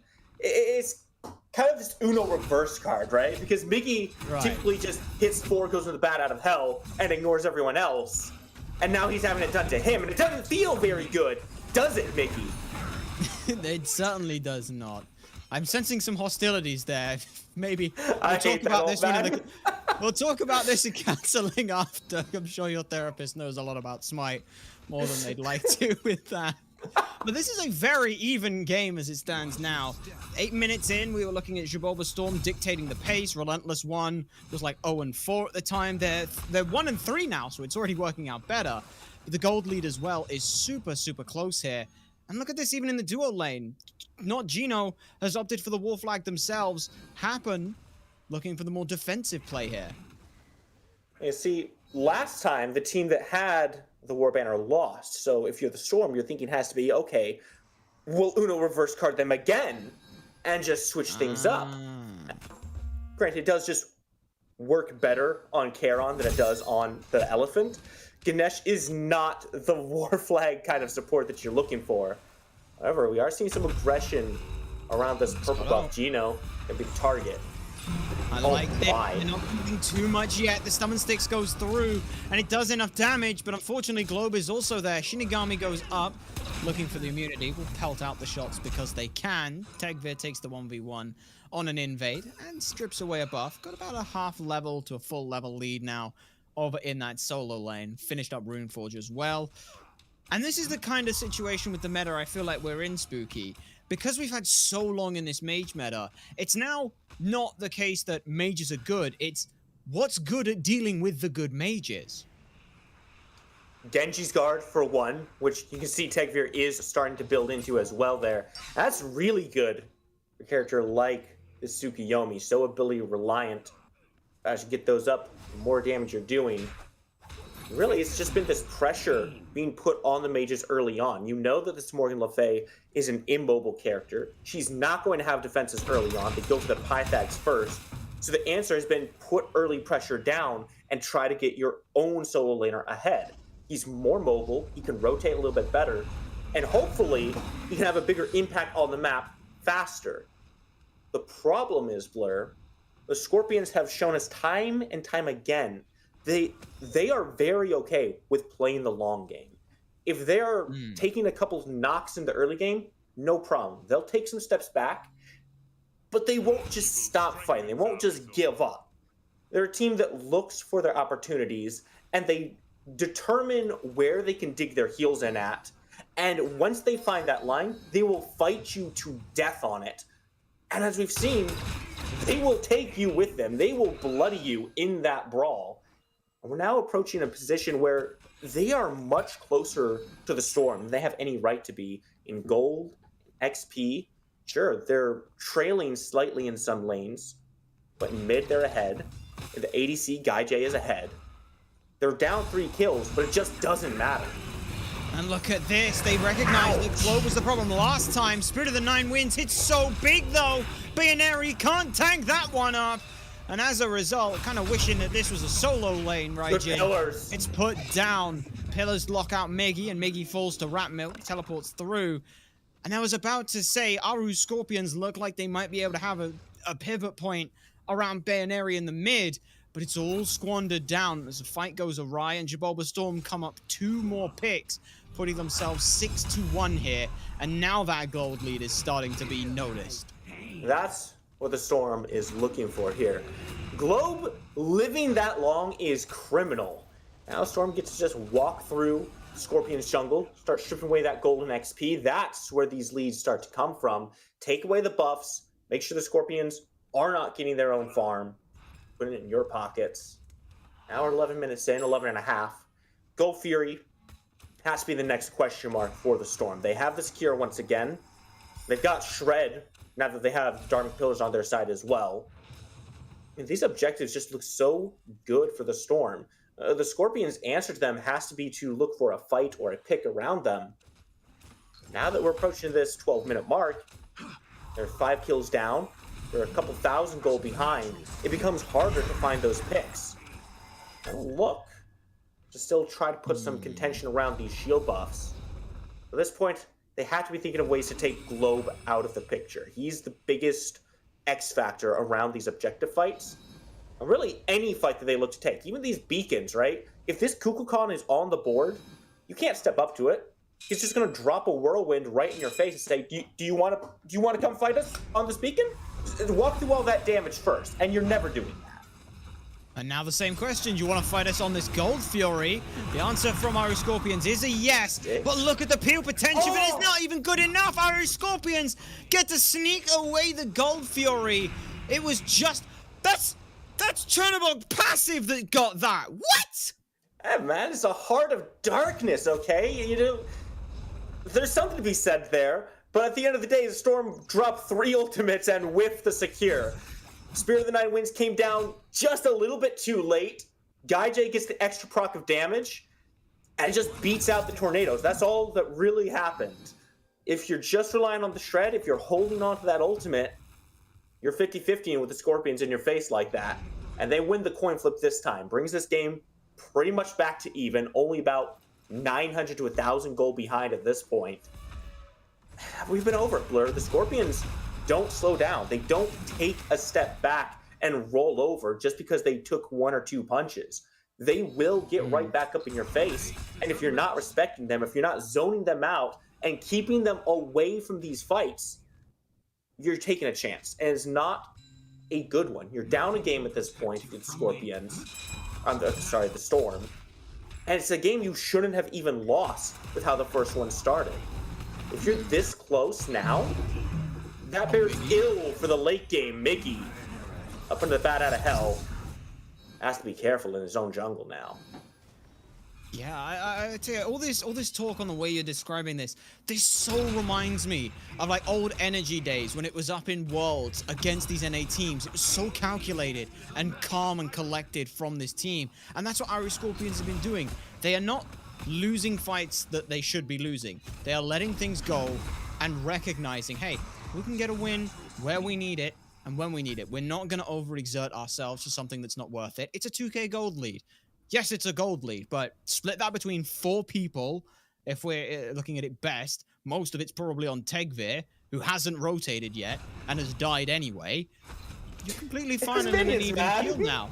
Yeah, and now look at this. Now Miggy gets to try and take a fight towards Happen. Summon Sticks comes out, and it will at the very least pull out a little bit of damage. Gets the Magi's off. But look at that. All of that, they don't need to kill. They're just going for the structures because players respawn, but towers don't. And now, they're just going to blink in on Shinigami, flick out a little bit more damage, and force them to ult. Well, have to be careful, though. Rat Milk in the area. Doesn't have the ultimate yet. Oh, that's such an awkward corridor, and the slow mows down one. Rat Milk follows it up, holds the ult, scares away everyone else. You may fear no evil, but you have to fear the fear no evil. Who needs the fear no evil? Fear the spirit of the 9 freaking wings. That thing is destroying lives at this point. It just eviscerated them. Biggie and Gaijay just eating so much damage off that. And it's because, as you said, the Storm just pushes them into that one specific corridor where your options to avoid it are so limited. Now Baronary, in a bad spot, goes up in the ultimate, just trying to survive both relics used, but it will not survive. He's gonna fall. Tier 1 tower still stands.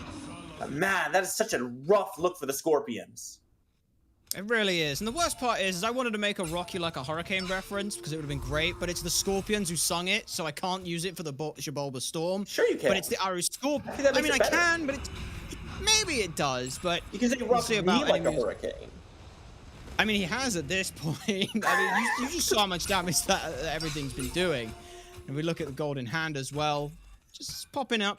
Staff of Mid and now finished. That's the big one that I was looking at, is when this comes online. Because you throw out the ult, and yeah, sure, it's doing 700 damage. But now suddenly Zephyr's doing like 900. Whirlwind's doing upwards of 1,000. Everything from the Kukulkan is scary damage. You know, you could have used it when Miggy was on the Susano, too. I could. Like, what's the difference between a Typhoon and a Hurricane? I don't know. I'd have to look that one up in the break. I'll get back to you on that one. They've got to be synonyms at this point. Maybe. I mean, isn't that ability called Typhoon? It says he summons a hurricane and casters call it like a whirlwind. You see? So there's a ton of different calls here.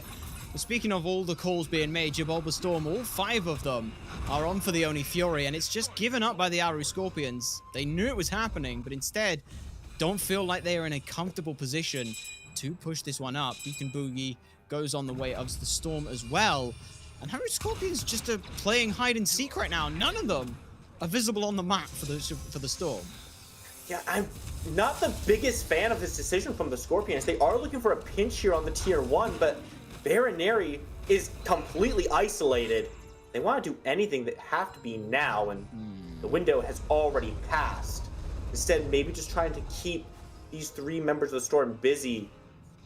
Gaijay looks to push down this tier 2 and left, but even that's not going to work out. Hello? Wait. Yeah, Gino doing? did just push up that far Uh-oh. with no other team members around and eat a half of their health in damage. Rat Milk makes their way over to Guy J to clear this one out. And it is 9-1, but the Gibraltar Storm feel like they're playing a little bit on the defensive here. Our Scorpions are taking it to them. Globe takes a lot of damage. No follow-up there from the Summon Sticks. And now Gino is not having fun. Tegvir just pelting them in the back of the head. I mean, what else is he supposed to do with those two blades?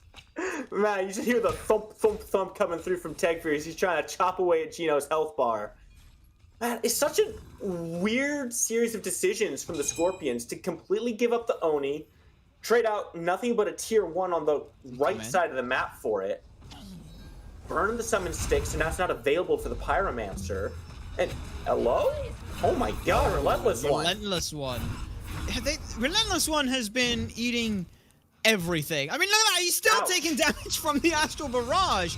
But look at this call from Gibraltar Storm. They're not interested in the Pyromancer. They want the big one. And no one on Aru Scorpions is able to stop it. Guy J is now pushing down this left-hand side because that's the best they can do. And Aru Scorpions lick their wounds. And in befuddlement now realize, is this going to go like game 1 did to start? I mean, that has to be the question on their minds, right? You think you're doing so well, and then you think back to game 1 and it's like, yeah, we were doing really well that time too. But there's a few key differences, right? No one on the Scorpions has 3 lives this time. Wow, that's already a major factor in favor of the Storm.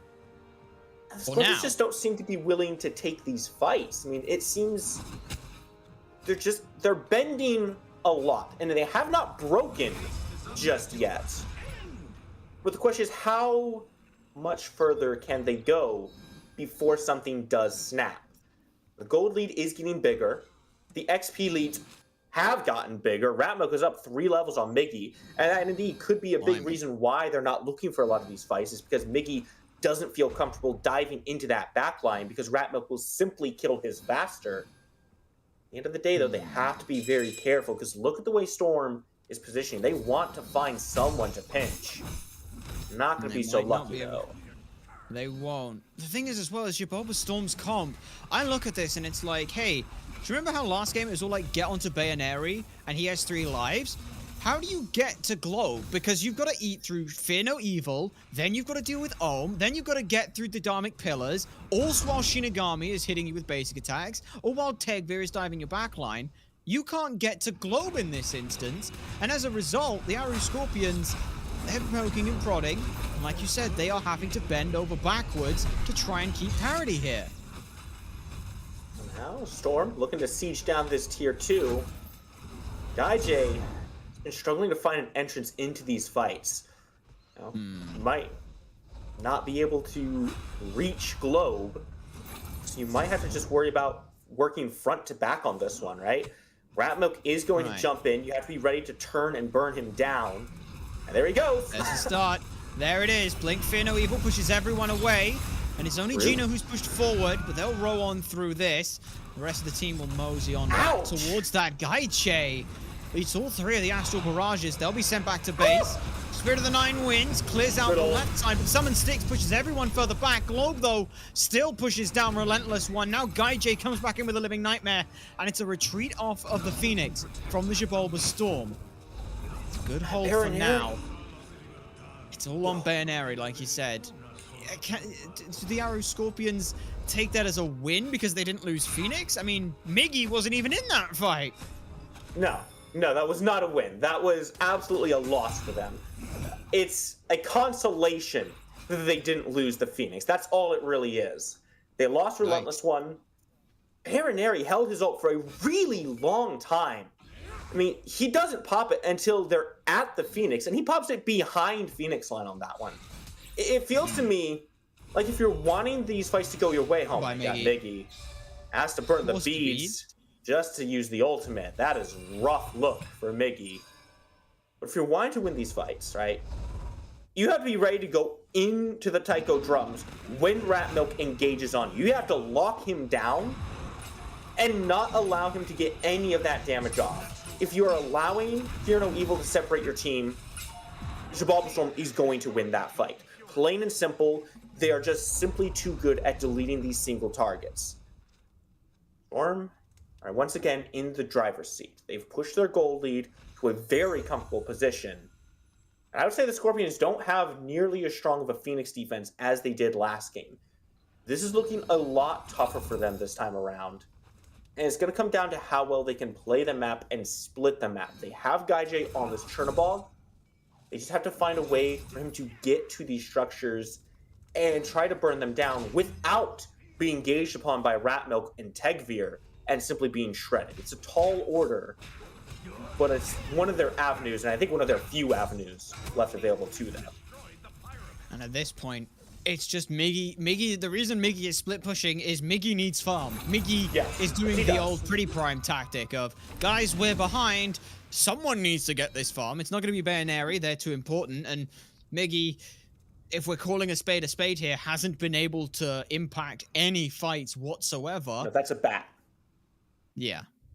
All right. Well, we'll call a bat then in this instance. That's better. That works better. Yeah. Whether or not the rest of the team works better. I mean, look at this. Storm don't even care about the Titans. They won't, because they know, hey, that just gives us the window of opportunity towards this fire giant, and it is completely free. Relentless One will watch it go down again like they did on the Agni. Storm, this is one thing I'm noticing, and it's a small thing at this point.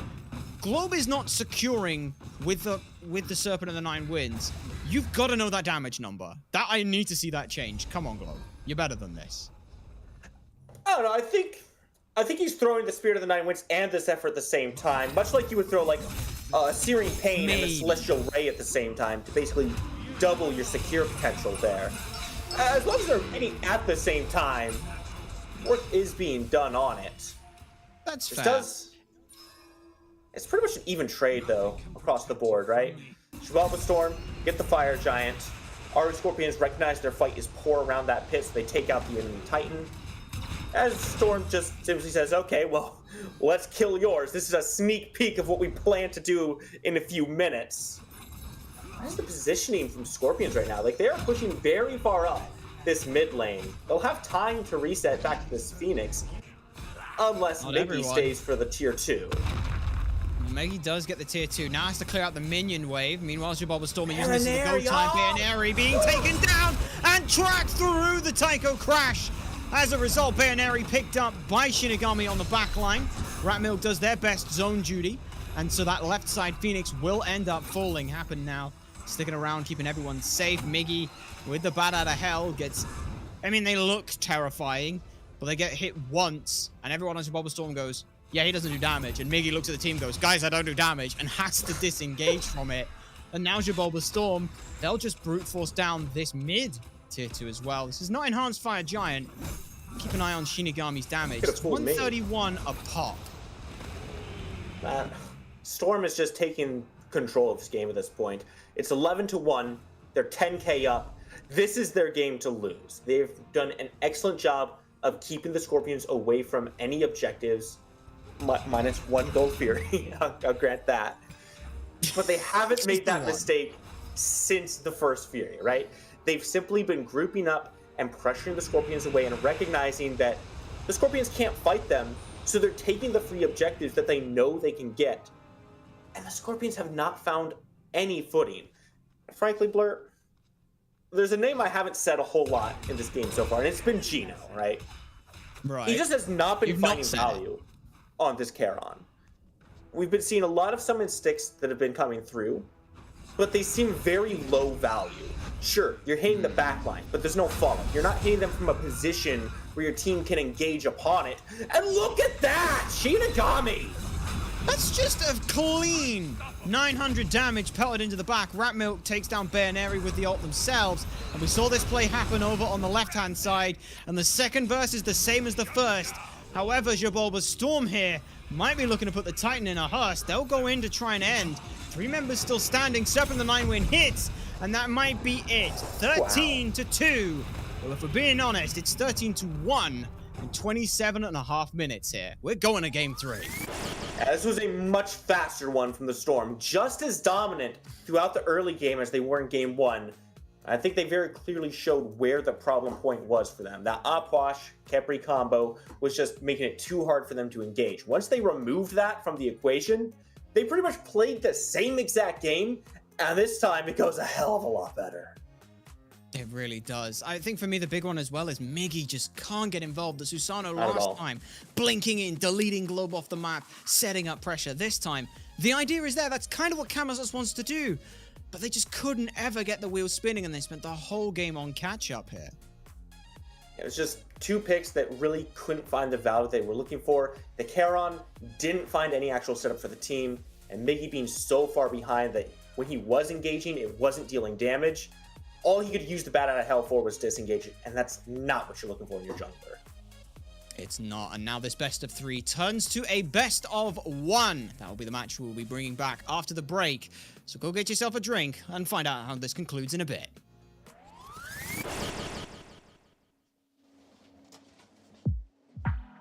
What are you doing here? Why are you doing that? No, there are other things that would be a better option right now. Right? Lights off, feeling like I'm falling. I don't wanna be alone with all these emotions. Stuck with my own thoughts, going in circles, no, I'm gonna end up more lost than before.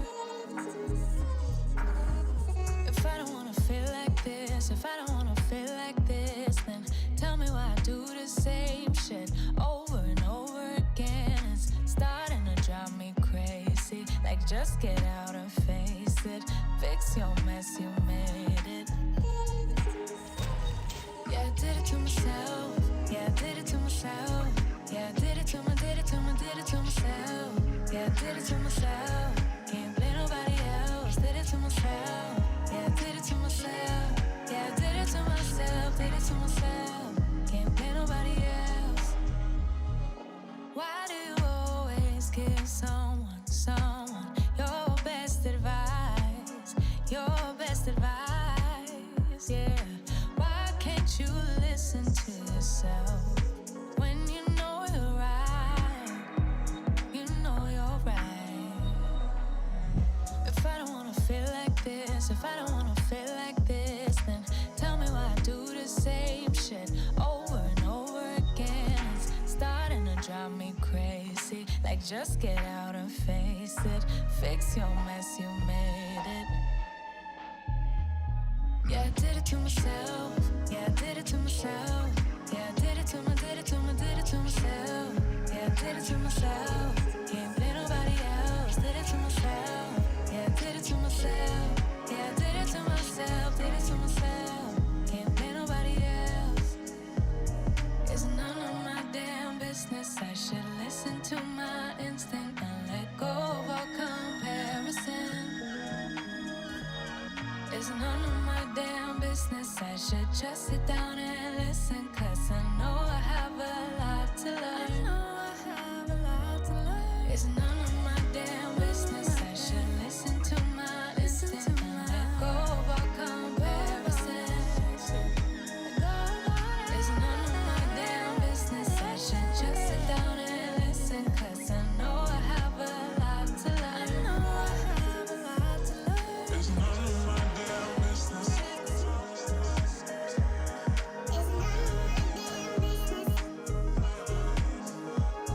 It's none of my damn business.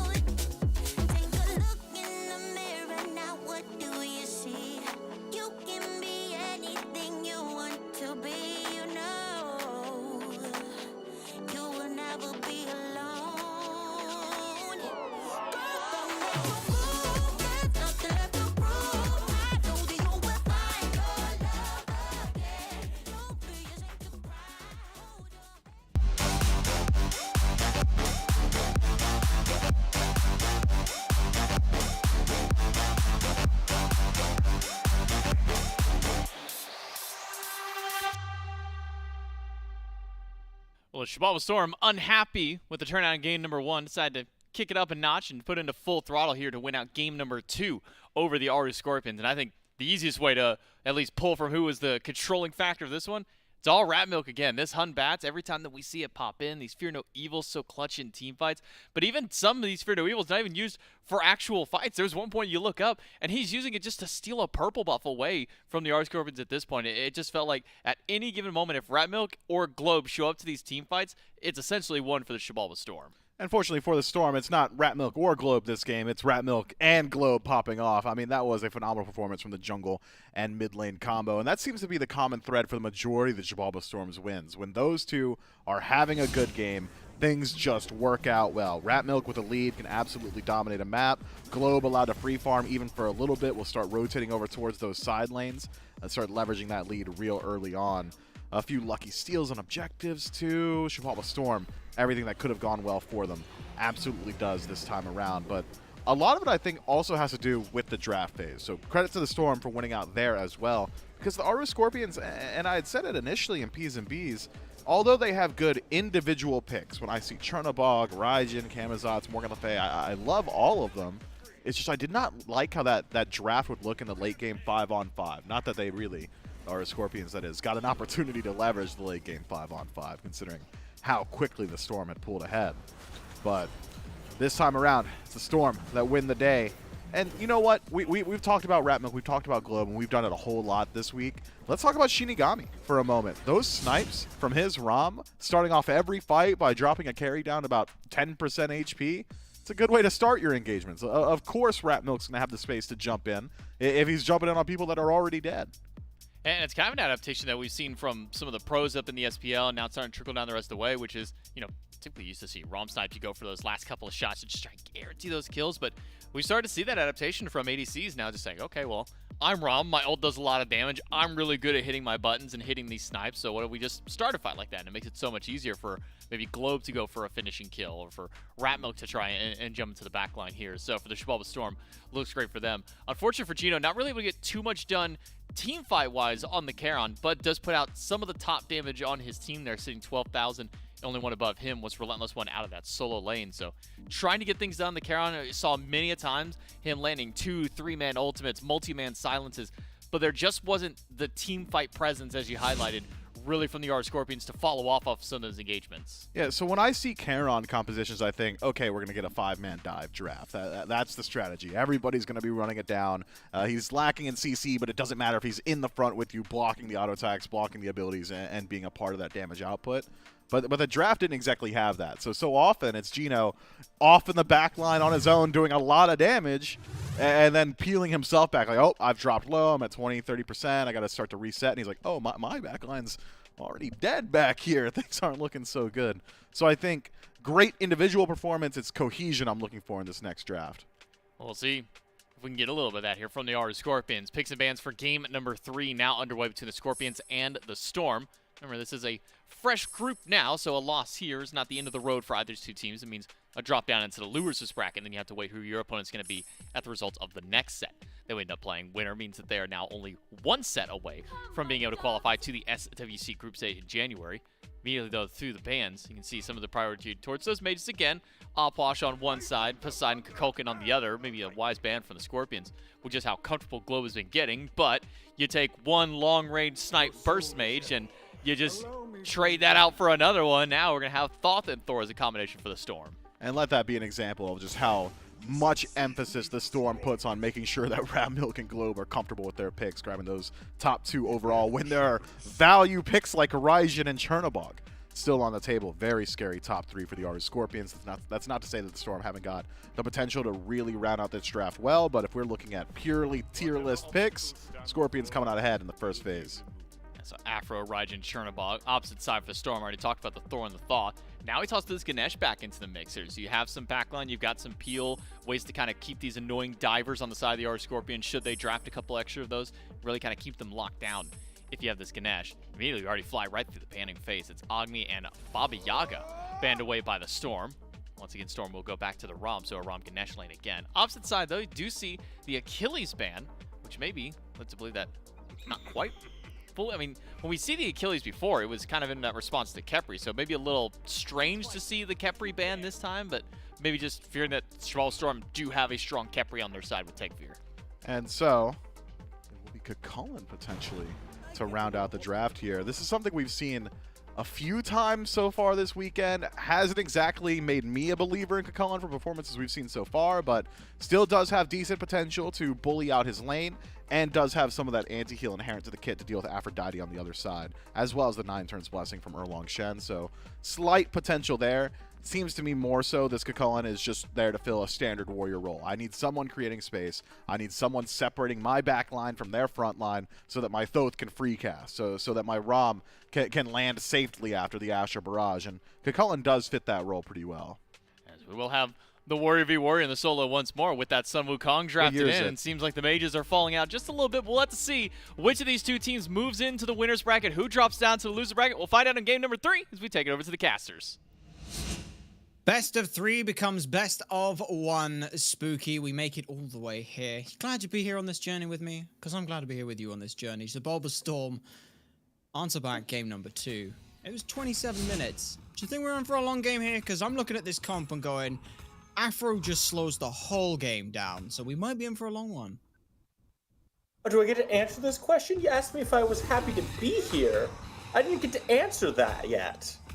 I could see in your eyes. We've done this long enough. I know how you're feeling, okay? What was my answer? By the way, your answer, your answer now is God's. I wish I was with anyone else, but no, but you're stuck with me for now. I do think you've kind of hit the nail on the head here.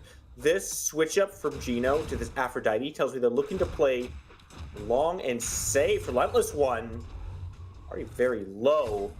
Has to be careful against this Kakulin. So already a couple things to talk about here, Blur. I want to focus on your question first, though. This Afro really highlights the successes of game number 1 for the Scorpions. Is when they could take some fights, disengage, hunker down, and just kind of heal off any of the damage that the Storm was able to do to them. That's what this Aphrodite brings back here. You've got the Undying Love for immunity to counteract some of this dive. So you can avoid entirely the final judgment coming out from Globe, or you can completely immune the engagement from Ratmill. Plenty of options there.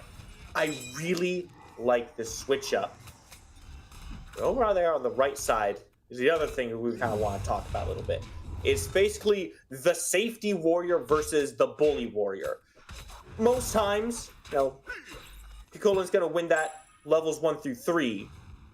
Once we hit level 5, Relentless One on the Sun Wukong really doesn't have much to be worried about in that lane, and he will just be able to play a little bit further back, clear the wave with the Jingu Bang, and not really interact with Kakulin whatsoever.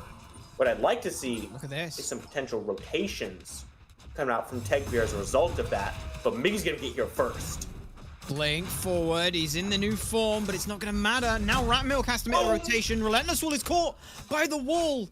The damage output there. Miggy steps up to threaten anyone who dare try and press up forward. So Relentless One gets to live on that one. But uncharacteristically, it was almost a switch up between these junglers. Miggy, the first making rotations over this way.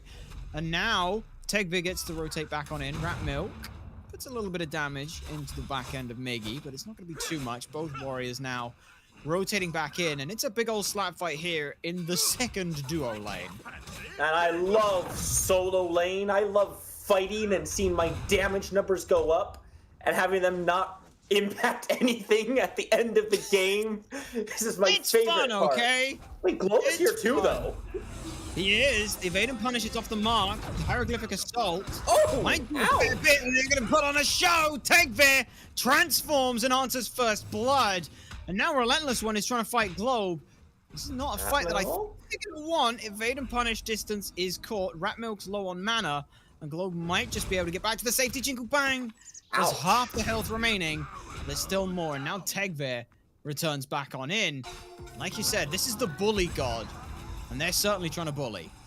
And that Jingle Bang right there is exactly why Ratmilk and Globe didn't try to turn and fight into Relentless One on that one. Had they taken any more damage, that's probably Globe going down there. If they fought together, that's probably a double kill for Relentless One. Good on them to know their limits. Gino taking a bunch of damage. Answering it back, though, is Gaijay. This dual lane, Blur, has been a hot point for most of the game, or most of the set. Now Miggy in the area as well, looking potentially for a purple buff that's not going to be there. Might just look for the gank with Gaijay. There's the pin, grabs both of them, but can't get the ult off sooner. So Shinigami gets through. It happened there. Absolutely perfect. Cool, calm, and collected. Silenced out. It's a good look for them. Bayoneri taking a lot of damage here. And the devs mention it. You take Globe off of one of these long-range snipe, high-damage mages, and he ends up on another one. There's a different story, though, for Globe. Comes online just a little bit later, it seems.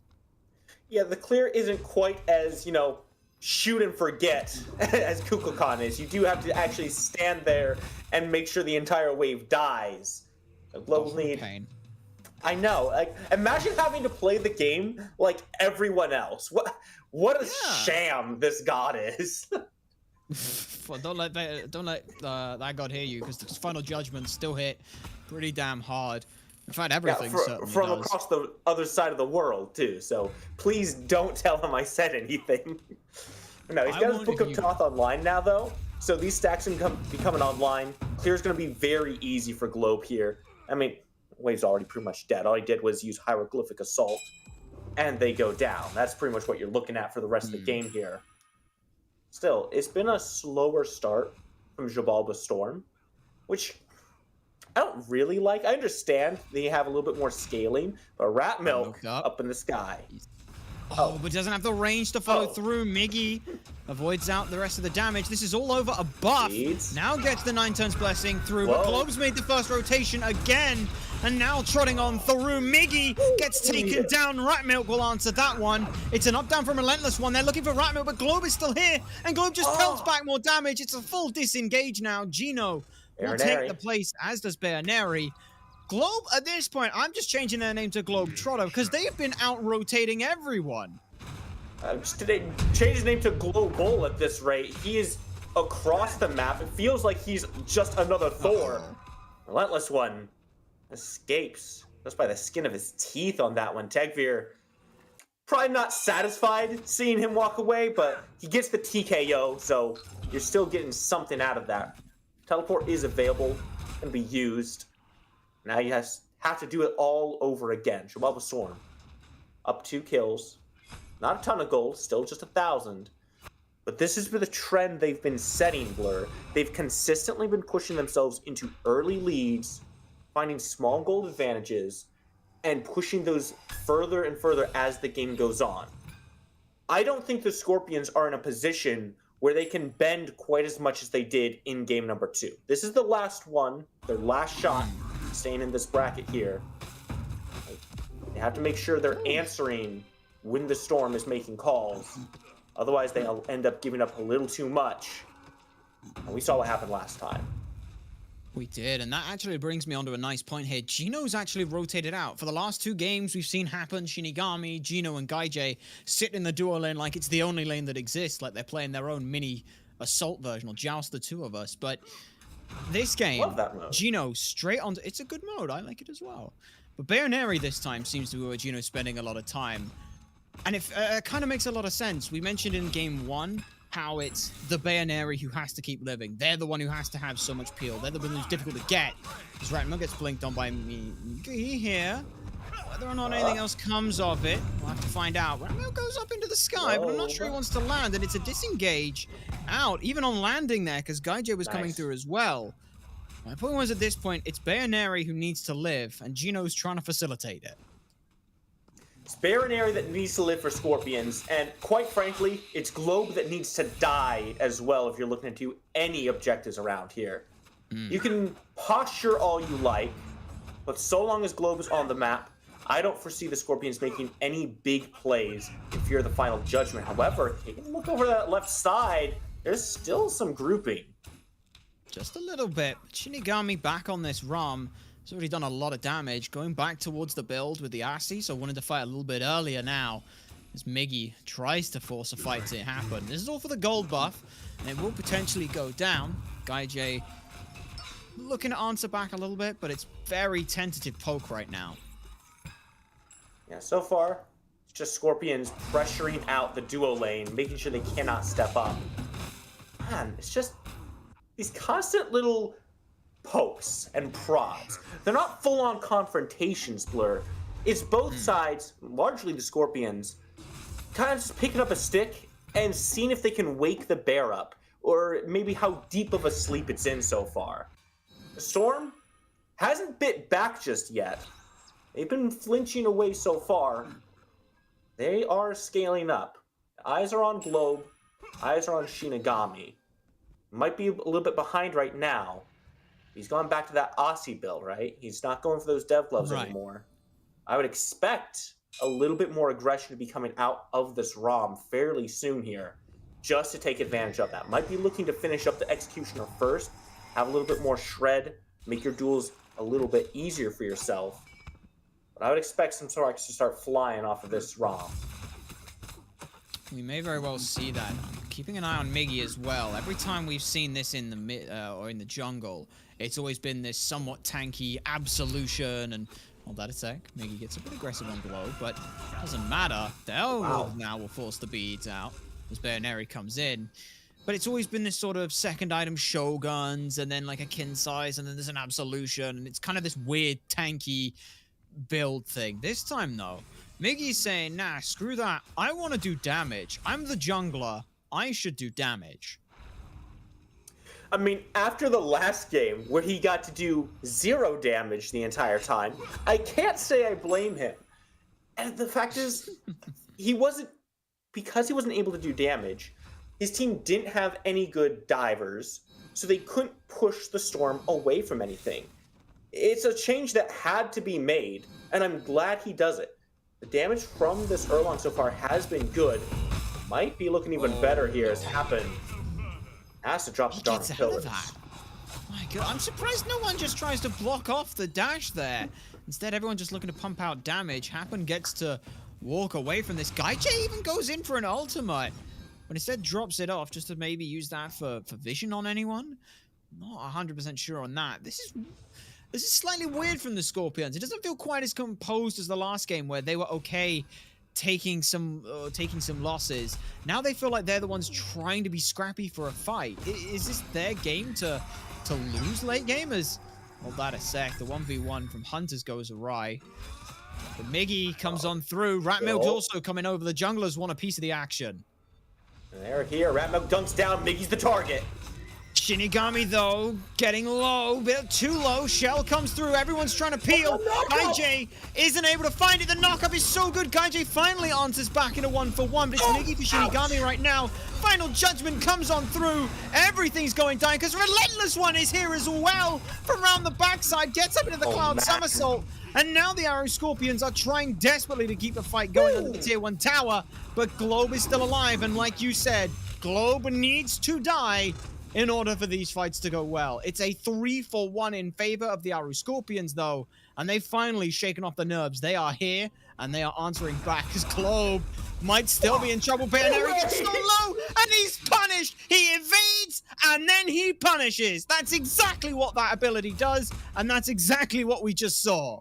Fun fact, that makes it a 3-for-3, because Miggy did die at the start of that, got caught, and Shinigami was credited with the kill to that one. You're right. They just overstay. They try to catch Globe, but you can't catch that man. He is just too good on this toast that Ratmilk's engaged on Miggy. He is. My goodness. This is the thing, is this is your Bulba Storm's playstyle. They want these early scrappy fights. They love this kind of playstyle. It's just so strange to see the Arrow Scorpions leading that kind of a dance. Oh yeah. Because it's what your Bulba Storm have done every single game. You asked a question before all that.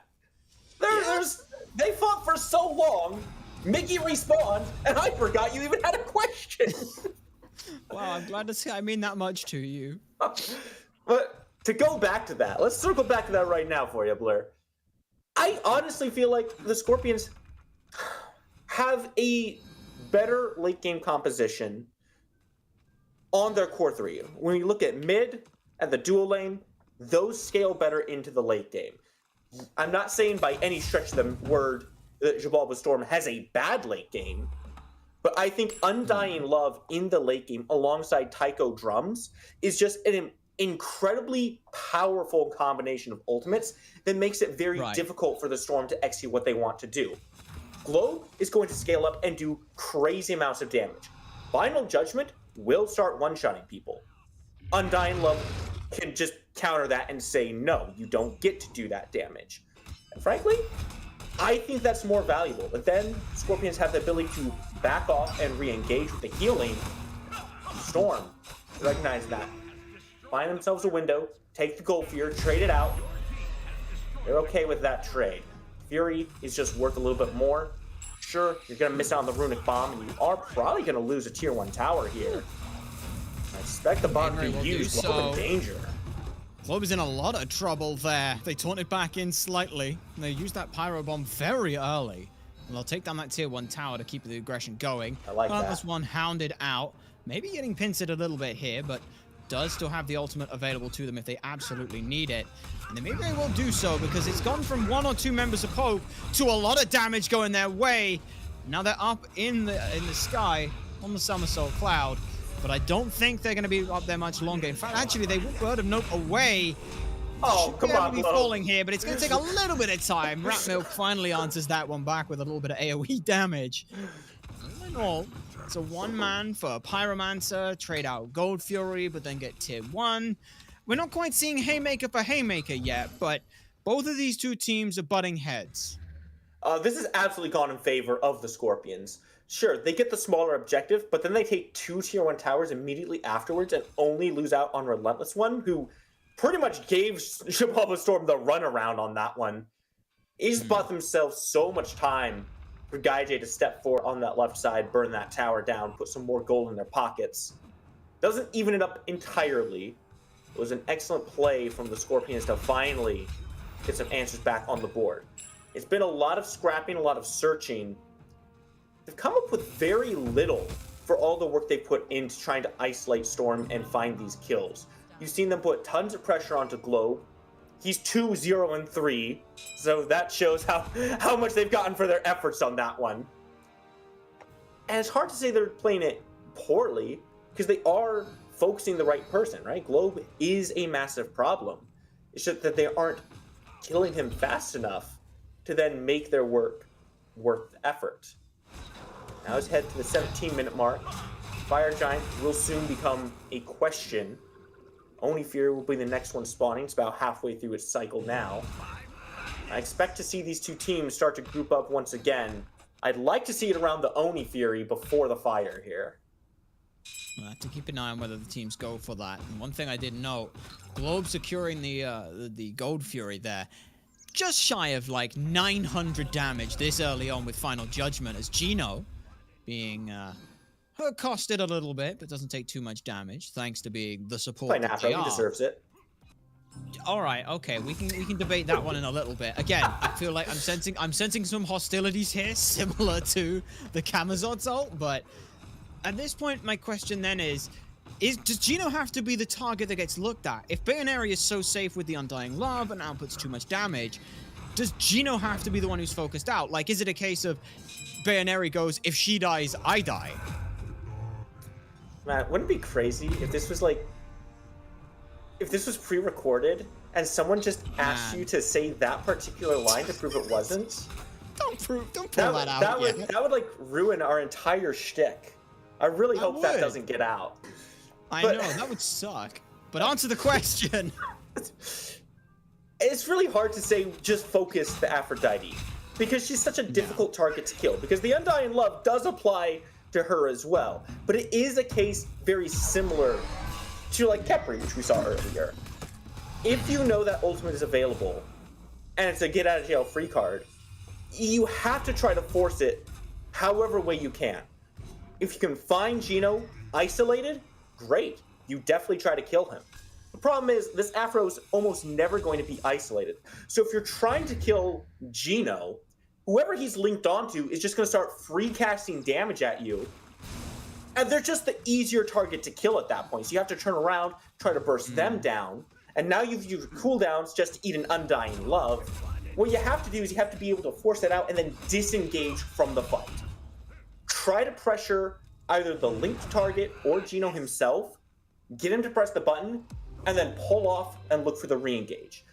Otherwise, you're just going to take a losing fight because all of your cooldowns have been used, and you've no more buttons to press. Yeah, I think the last time we saw something like this, it was, I believe it was Ice Silence who was looking at it. And it just gets so late into the game where the Aphrodite health bar is too difficult to chew through. I think there was Sunders involved in that game as well to try and burst the Aphrodite down. We don't see that this game. Those here. Instead, it's just going to have to be the old-fashioned way of a lot of damage and a lot of anti-heal, which thankfully now, with the Contagions picked up and the Brawler's Beatstick and the Divine Ruin, I think it's safe to say that they almost have enough to deal with the Aphrodite. Can you ever have enough anti-heal? No. It feels like the answer is, yeah, just no. Unless they are healing negative amount. I want to see Gino taking damage when he presses the Lovebirds. That's how much anti-heal I want to apply, and that's just unfortunately not possible. Storm will take the first step forward, though. They're going to group around this Oni Fury, negative healing or not. And Relentless One isn't involved in this, but Tidbear isn't exactly close by either. Ratmilk goes up into the ult, Jababa Storm get the Oni Fury, and this is the question, is this the fight or not? The answer is yes it is, but it's Arrow Scorpions who try and start this one. Miggy looping around the back, Relentless One's going on in, and Bayaneri gets the shutdown Globe. That is a huge start to this engagement. Gaijay finds Shinigami as well. Arrow Scorpions may not get the Fury, but they dictate the fight, and they say here and now, this is our set. Hey, you know what changed in that fight versus all the other ones beforehand, Blur? Miggy? They killed Globe. Globe goes down, and almost all the fight back is just gone. Granted, they killed Shinigami at the same time. If you have no backline, it's very hard to fight back into a team that still has all their damage dealers. This opens up a huge window for the Scorpions now. Globe and Shinigami still down, nowhere near getting this Fire Giant on time. They're not. The Secure isn't great for the Aru Scorpions, but look at the Jawbreaker Storm. No member really threatens this. Ratmilk at best is the person who could go in, but it's just a fight on to happen at this point. Bayaneri's not even fighting it. Takeback goes on in around the back. Spear Mortal Pain is up.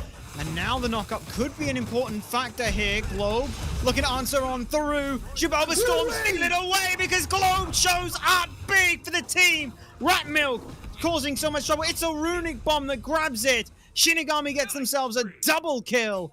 And Jababa Storm say, you think? No luck. The Undying Lab isn't there on time. Relentless One falls, and now it's all gone. Pete Tongue. Aru Scorpions trying to get away, but it's a double kill for Shinigami. They lose 2, but get 3, and more importantly, they get that Fire Giant. What a play from the Storm. They're still looking for one more. Miggy's in the area. He should be able to get out without too much trouble there. That's a dangerous place to reset. I don't know about that one. What a play from Happen. He dashed in, immediately got caught by the Fire Giant. Knocked up Miggy! Why are you behind that wall? You can't lazy back there. I'll call a spade, call an Erlang Shen, and call a kill. Ratmilk gets that one. And like you said, you just can't be there. He tried to start back in under the tier 1, and then tried to start back in at the back of tier 2, and now ends up falling because of it. Jababa Storm, they just get everything they want there. You know, Blur, we'll talk about that in a second. I gotta circle back to something you said. Did you say it goes Pink Tongue? Peak Tongue. What does that mean? It went a bit skew-if, all right? Things What does that mean? All right, so imagine you put a picture up and it's slightly slanted, but it's not. It's like it goes from like a rectangle to a trapezium slant. It's gone a bit like Pete Tongue. It's skew-if. Okay, now I'm putting you on pause. You just used the word trapezium. You're done here. Yeah. I'm looking back at the game after that one. Good lord. 3 strong with the Fire Giant, unenhanced. So Scorpions have that going for them. The fact of the matter is, Storm shouldn't even have this Fire Giant. This was the Scorpions to secure, and they didn't. They lost it to a Runic Bomb. It's 1,000 damage. It's not an insignificant amount, but it does mean they need to do better on zoning. They had their pieces in place, and they kind of just let Happen walk past it all. Sure, he ends up dashing to the Fire Giant knockup, And sure, they kill him afterwards, but as long as he drops that bomb beforehand, it's all worth it for the Storm. And they swung this game right back in their favor. Took any momentum the Scorpions thought they might have had after that fight. Now they're going to start looking to group up. Left side seems to be the play. The Primal Fury coming up relatively soon. I expect the Storm just to be looking to extend their lead and solidify the advantage that they have. So Globe has to be careful. He's got the Goon Squad looking for him. He does, and no one else in Shibaba Storm has noticed. I think Globe has recognized there's a problem. Guy J goes on in on them, tries to spring the trap as everyone's diving in onto Globe, but Globe gets to sit back to the safety of the team. Relentless One goes on through. Off the mark is Rat Milk with the ult. Uncharacteristic for them, but now the snipes might come on out, and it's Guy J who takes half his health in damage, and Globe lives, which means Bayaneri has to die. Guy J falls as well, and not Gino, left up in the air on their own. There's a Relentless One now being hounded down again. We've said that so many times this set, Spooky. Titans are here, and honestly, if it wasn't any closer, Shibaba Storm would be thinking that this was just game. Yeah, this is a devastating lost team fight for the Aru Scorpions. They were looking to catch Globe out, and it just doesn't happen. The fact that Wait, Storm is it still game? It might be. No way. Relentless One should be here with Gino. Should be. Is it enough though? I don't know. Look at damage. this. It's 5v2s in this situation, and this Titan just can't handle it. Shibaba Storm, they're looking not to punch up once. It wasn't just a fluke. They took down first seed. What's fourth seed to them? They'll take that in 3. Absolutely nothing is what it is to Tegvir created so much space in that last fight. The entire Storm was broken up and shattered just by the front line. Ratmilk and Tegvir splitting it up, allowing Globe and Shinigami both to just free cast on separate targets. The long range from this Toph taking down Baroneri despite the Undying Love trying to come through from not Gino.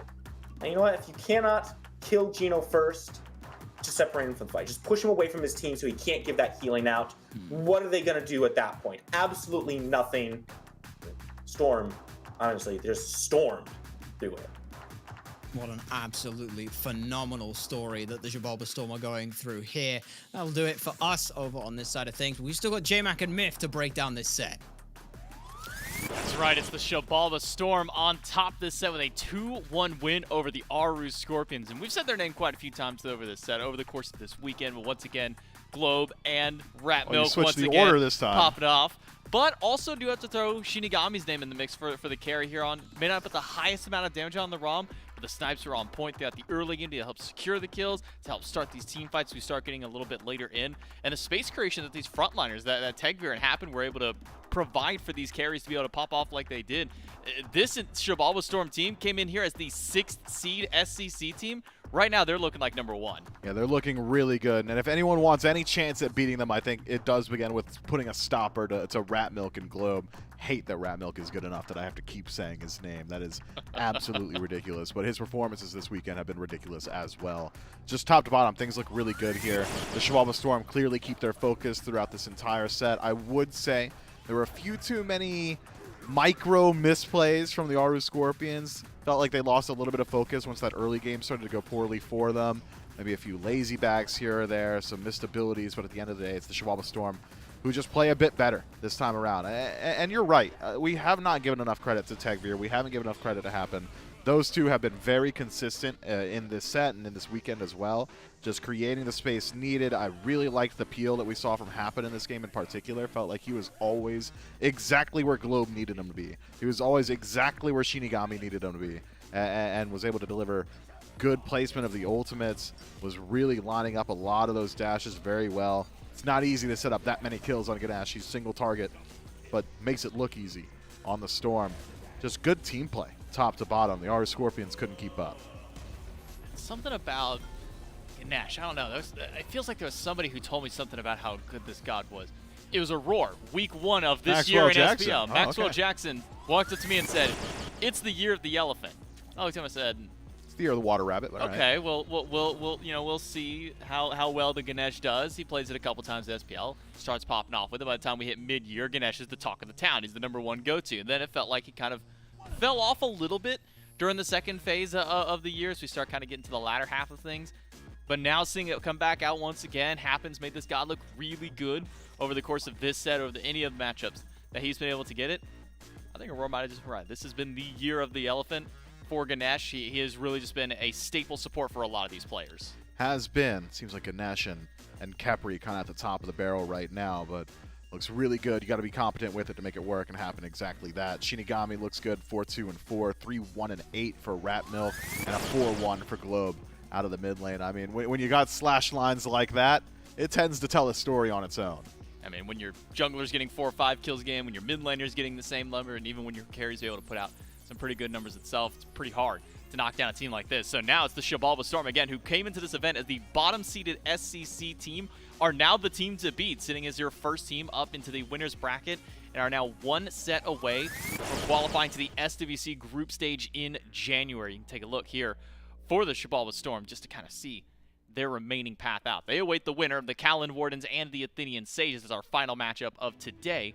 Loser of that one has to go down and play the Aru Scorpions for elimination match. So loser of that bottom seed one over there on match 13 with the Aru Scorpions. That match, loser goes home, winner moves on for one last chance to qualify up to the SWC group stage. There won't be an elimination today. As mentioned, Wardens and Sages will be our next match coming up here in just a few minutes.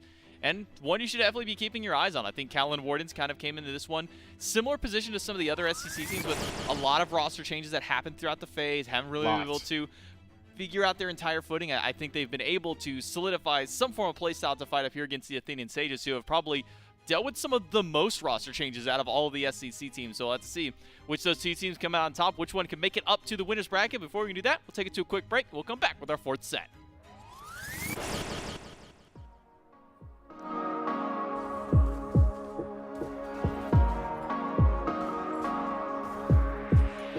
Just take a look at yourself. Do you really think it's gonna help if you always fighting yourself, trying to forget how you felt? Just take a look at yourself. Can't even be your own friend, cause you're way too stuck in your head. How do you think it's gonna end? Nothing that they could do, nothing that they could say, nothing that they could do is take all the pain away. Sometimes it works out and sometimes it don't. Sometimes you win some and sometimes you won't. But we could be everything, anything that we see we could be. We could be everything that we want. We could be everything, anything that we see we could be. We could be anything that we want. You think if they said it, then they must mean it. So you should feel it, somehow you think that you need it. Others' opinions, to know how you're feeling, to know if you're losing or winning, left behind or within it. If you're sinking or swimming, existing or living. Nothing that they could do, nothing that they could say, nothing that they could do to take all the pain away. Sometimes it works out and sometimes it don't. Sometimes you win some and sometimes you won't. But we could be everything, anything that we see we could be. We could be everything that we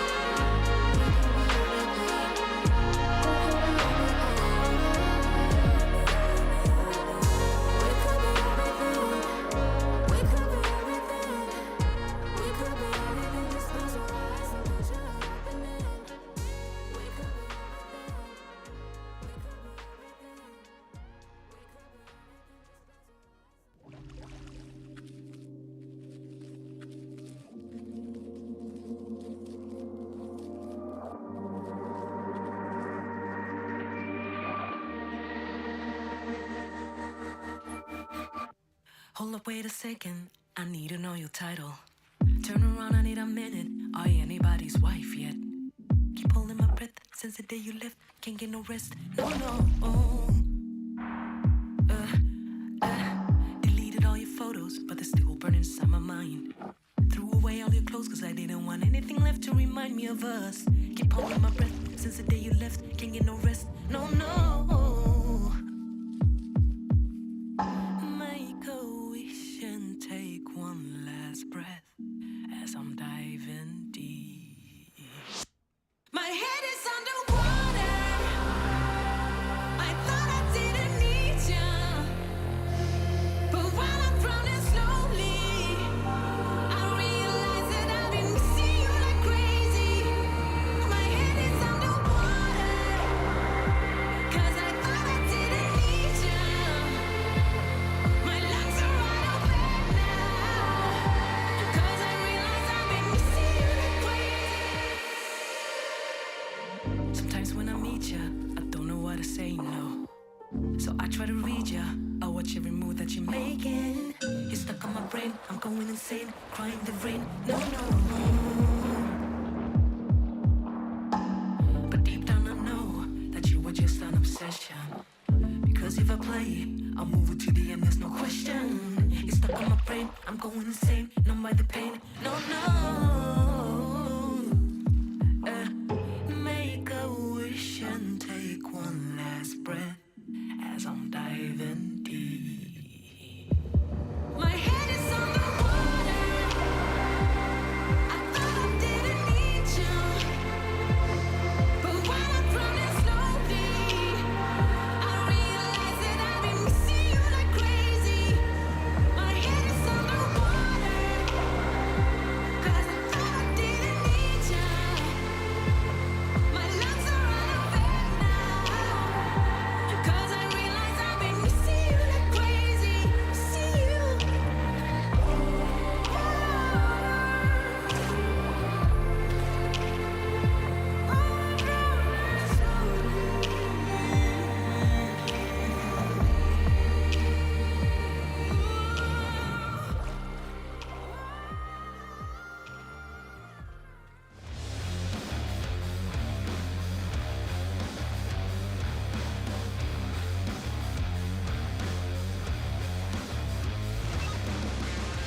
Three sets down, one more to go here today on Saturday, and then as I mentioned, we still have some more matchups to go tomorrow. We're going to have our qualification matches tomorrow. Before we get to there, we have to see who's going to be on the qualifier round and who's going to have to play for elimination, at least to start things out tomorrow, and we'll figure that out once we get through the Athenian States and the Calvin Ward. It's J-Mac and Mifflin here on the desk as we get ready to jump into our final set of the day. And something I alluded to a little bit kind of towards the tail end of that last estimate was the amount of roster changes that both of these two teams have had. We're going to take a look at their rosters in a moment. Before that, we can look at the bracket so you see what's left for the rest of our event this weekend. We just had Shibaba Storm 2-1 over the Aru Scorpions and net themselves on the winner's side of the bracket. So the winner of this match will play the Shibaba Storm for the first spot at the SWC group stage qualifiers, and then the loser plays against the Aru Scorpions for elimination match, and the winner of that one will play loser of the top one to figure out who that last team is going to be.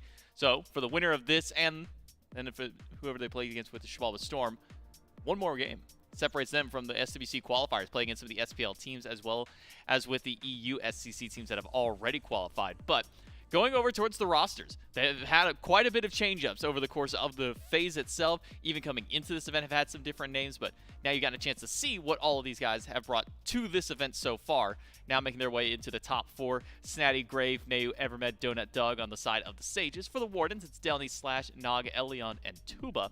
And I think Nog has really been kind of that breakout player from the mid lane. He's turned a lot of people into believers of this performance this event. Yeah, it really has been dominating the ranked scene recently. MMR capped and still absolutely running the map, and has now started to make that transition over to competitive play and has looked good for it, surrounded by a very talented roster, two very talented rosters here on both sides. But I think it is interesting to point out that there is parity. As you said, both these teams have really been afflicted by roster changes. These are not roster changes that they've elected to go for themselves. It's not, oh, we're going to drop this guy so we can get this guy. It's, oh, someone...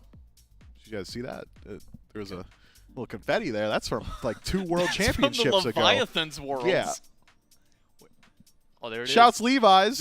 Man, What was dude, I was saying? dude, Something. That's a sign. That's a blue confetti, a blue team. That might have been the omen. Is that ominous for the Callan Wardens, or is that a celebratory moment here for the Athenian Sages? We'll have to find out. Peace and We have peace. picks and bans for game number 1.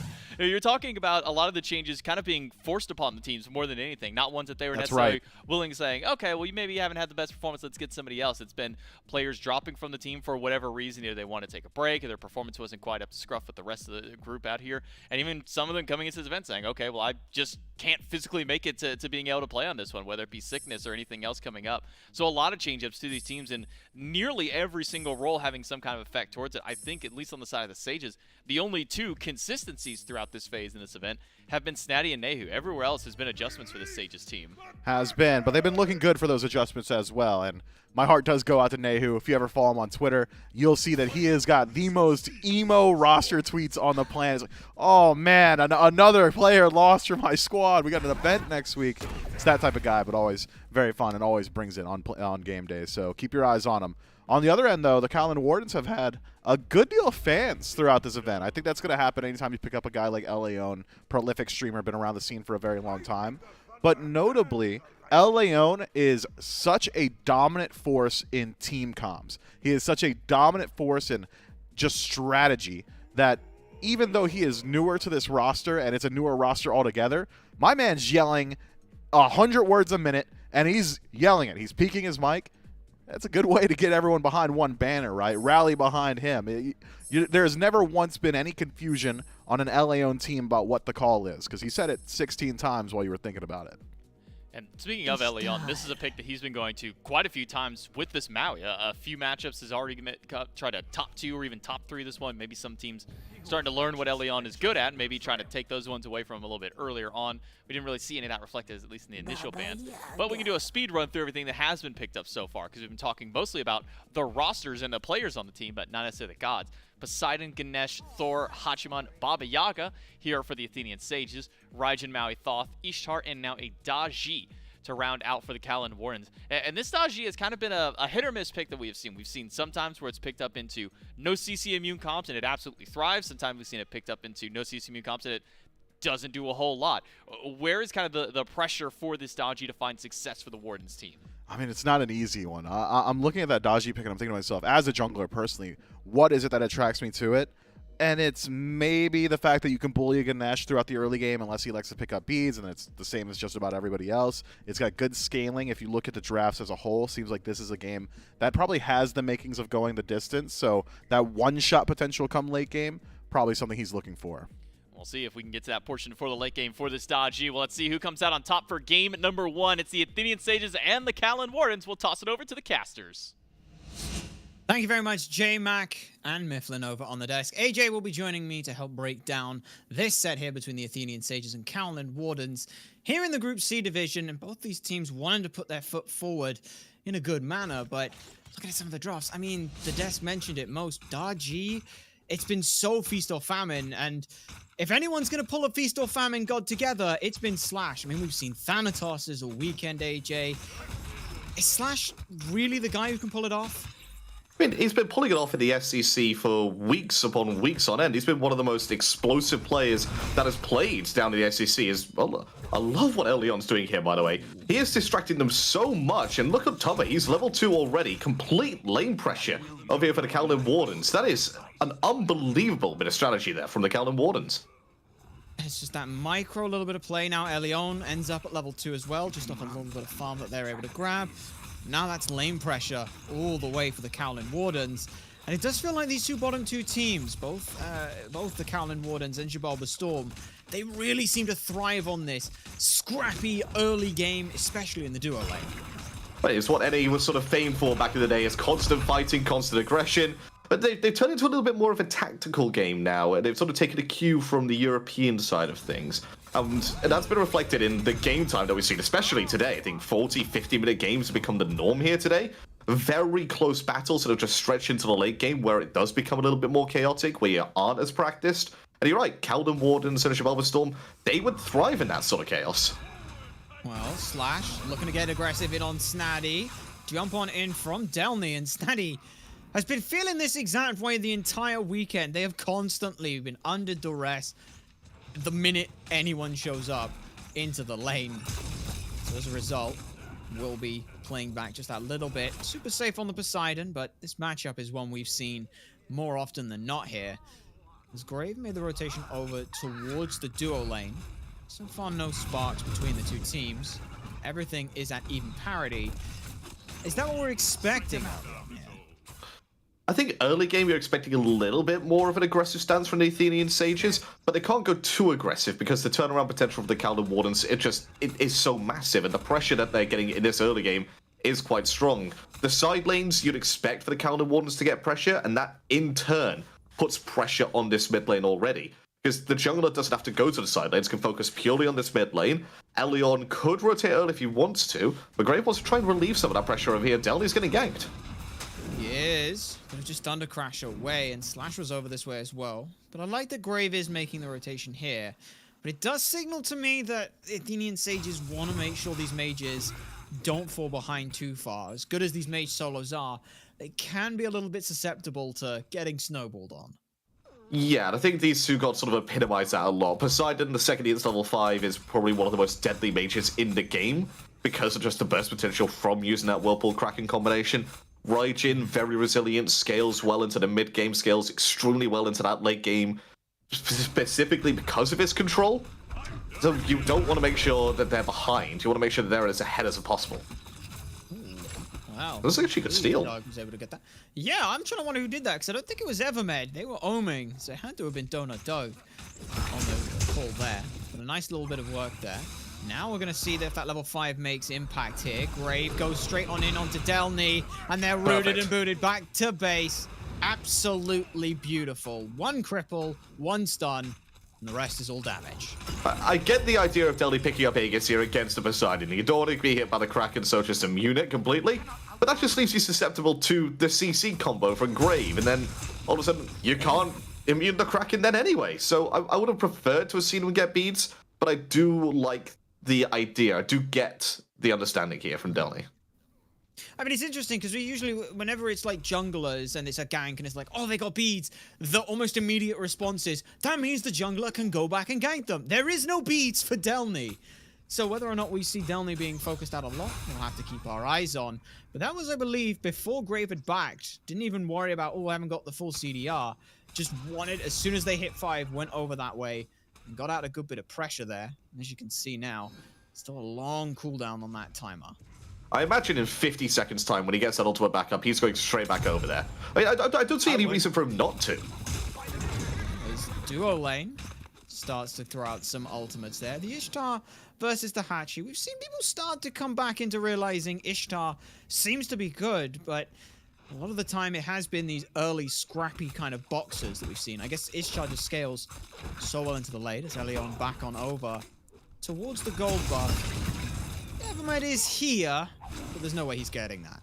Yeah, but Ishtar does not scale as well as something like a Hachi Man into late game. I feel Delny ganked again. Ooh, bit of miscommunication there. He gets the Aegis off fine that time, but Graves' ultimate will be back up very soon, and I actually think that might be a win for them still. Could very well be, but I'm going to just go back to that point there. When Ishtar first came out, it was the Ishtar Maui lanes, and that's what we're seeing from Cowlands. And everyone was talking about, oh, look how amazing the late game is of Ishtar. She boxes so well. It's like she has no weak points in the game, but now she's not scaling as well as the Hachi. What's that about? I just think that's the safety and the ability to play at the back line coming on from a Hachi Man just makes them a lot more viable in these burst-style compositions of this burst-style meta than somebody like an Ishtar, who's more of those, more like a mid-range ADC, something a bit like your Cupid that wants to get a little bit closer to the action, which is why you don't see him that much. Early on, going to be a backcamp bandit like before, this time blocked in by Evermed, and we'll keep an eye on whether or not Tuba is able to play that mid-range kind of hunter effectively. Because Nehu will be more than happy to throw out enough damage there. Beads are forced, and the health bar is just getting so low, a little wide on the final judgment. Now it's just out for damage, and Elion might be the one who has to do it to get away with it. The home sweet home ends up falling off, and Elion picks up one. Tuba gets the second.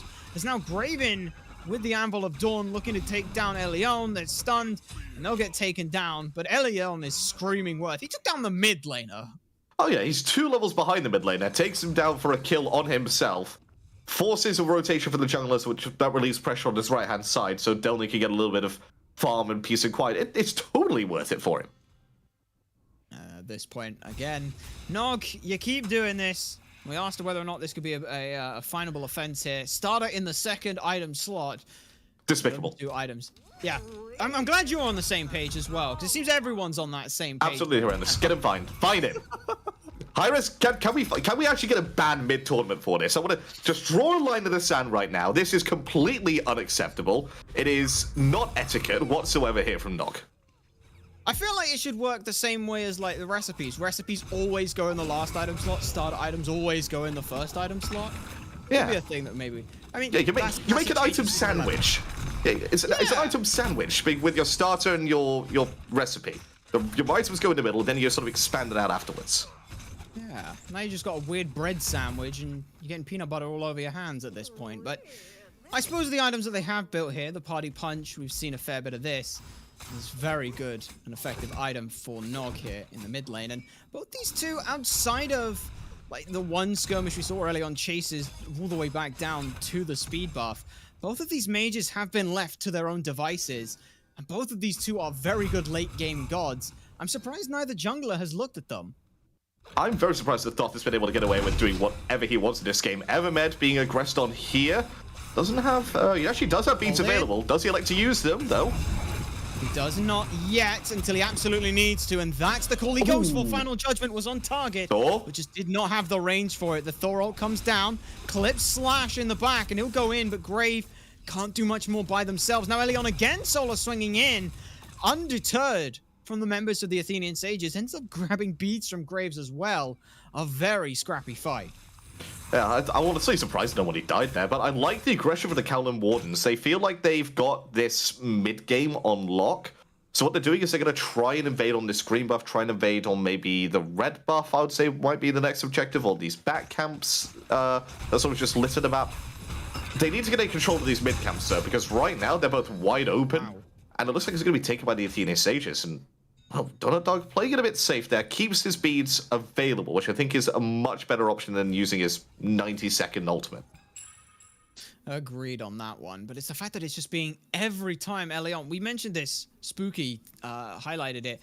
When you've got a support who's able to just hit their CC so consistently, it's so difficult to deal with. If every pull from Elion is landing, everything is potentially a threat, and you have to decide in the matter of a second, do I need to stop this? Because Evermed gets lucky with it. If he gets pulled, he turns and ohms it, and it's over. No one else can do that. True. I've got a question for you. Kowloon Wardens have obviously been... It's their first game today.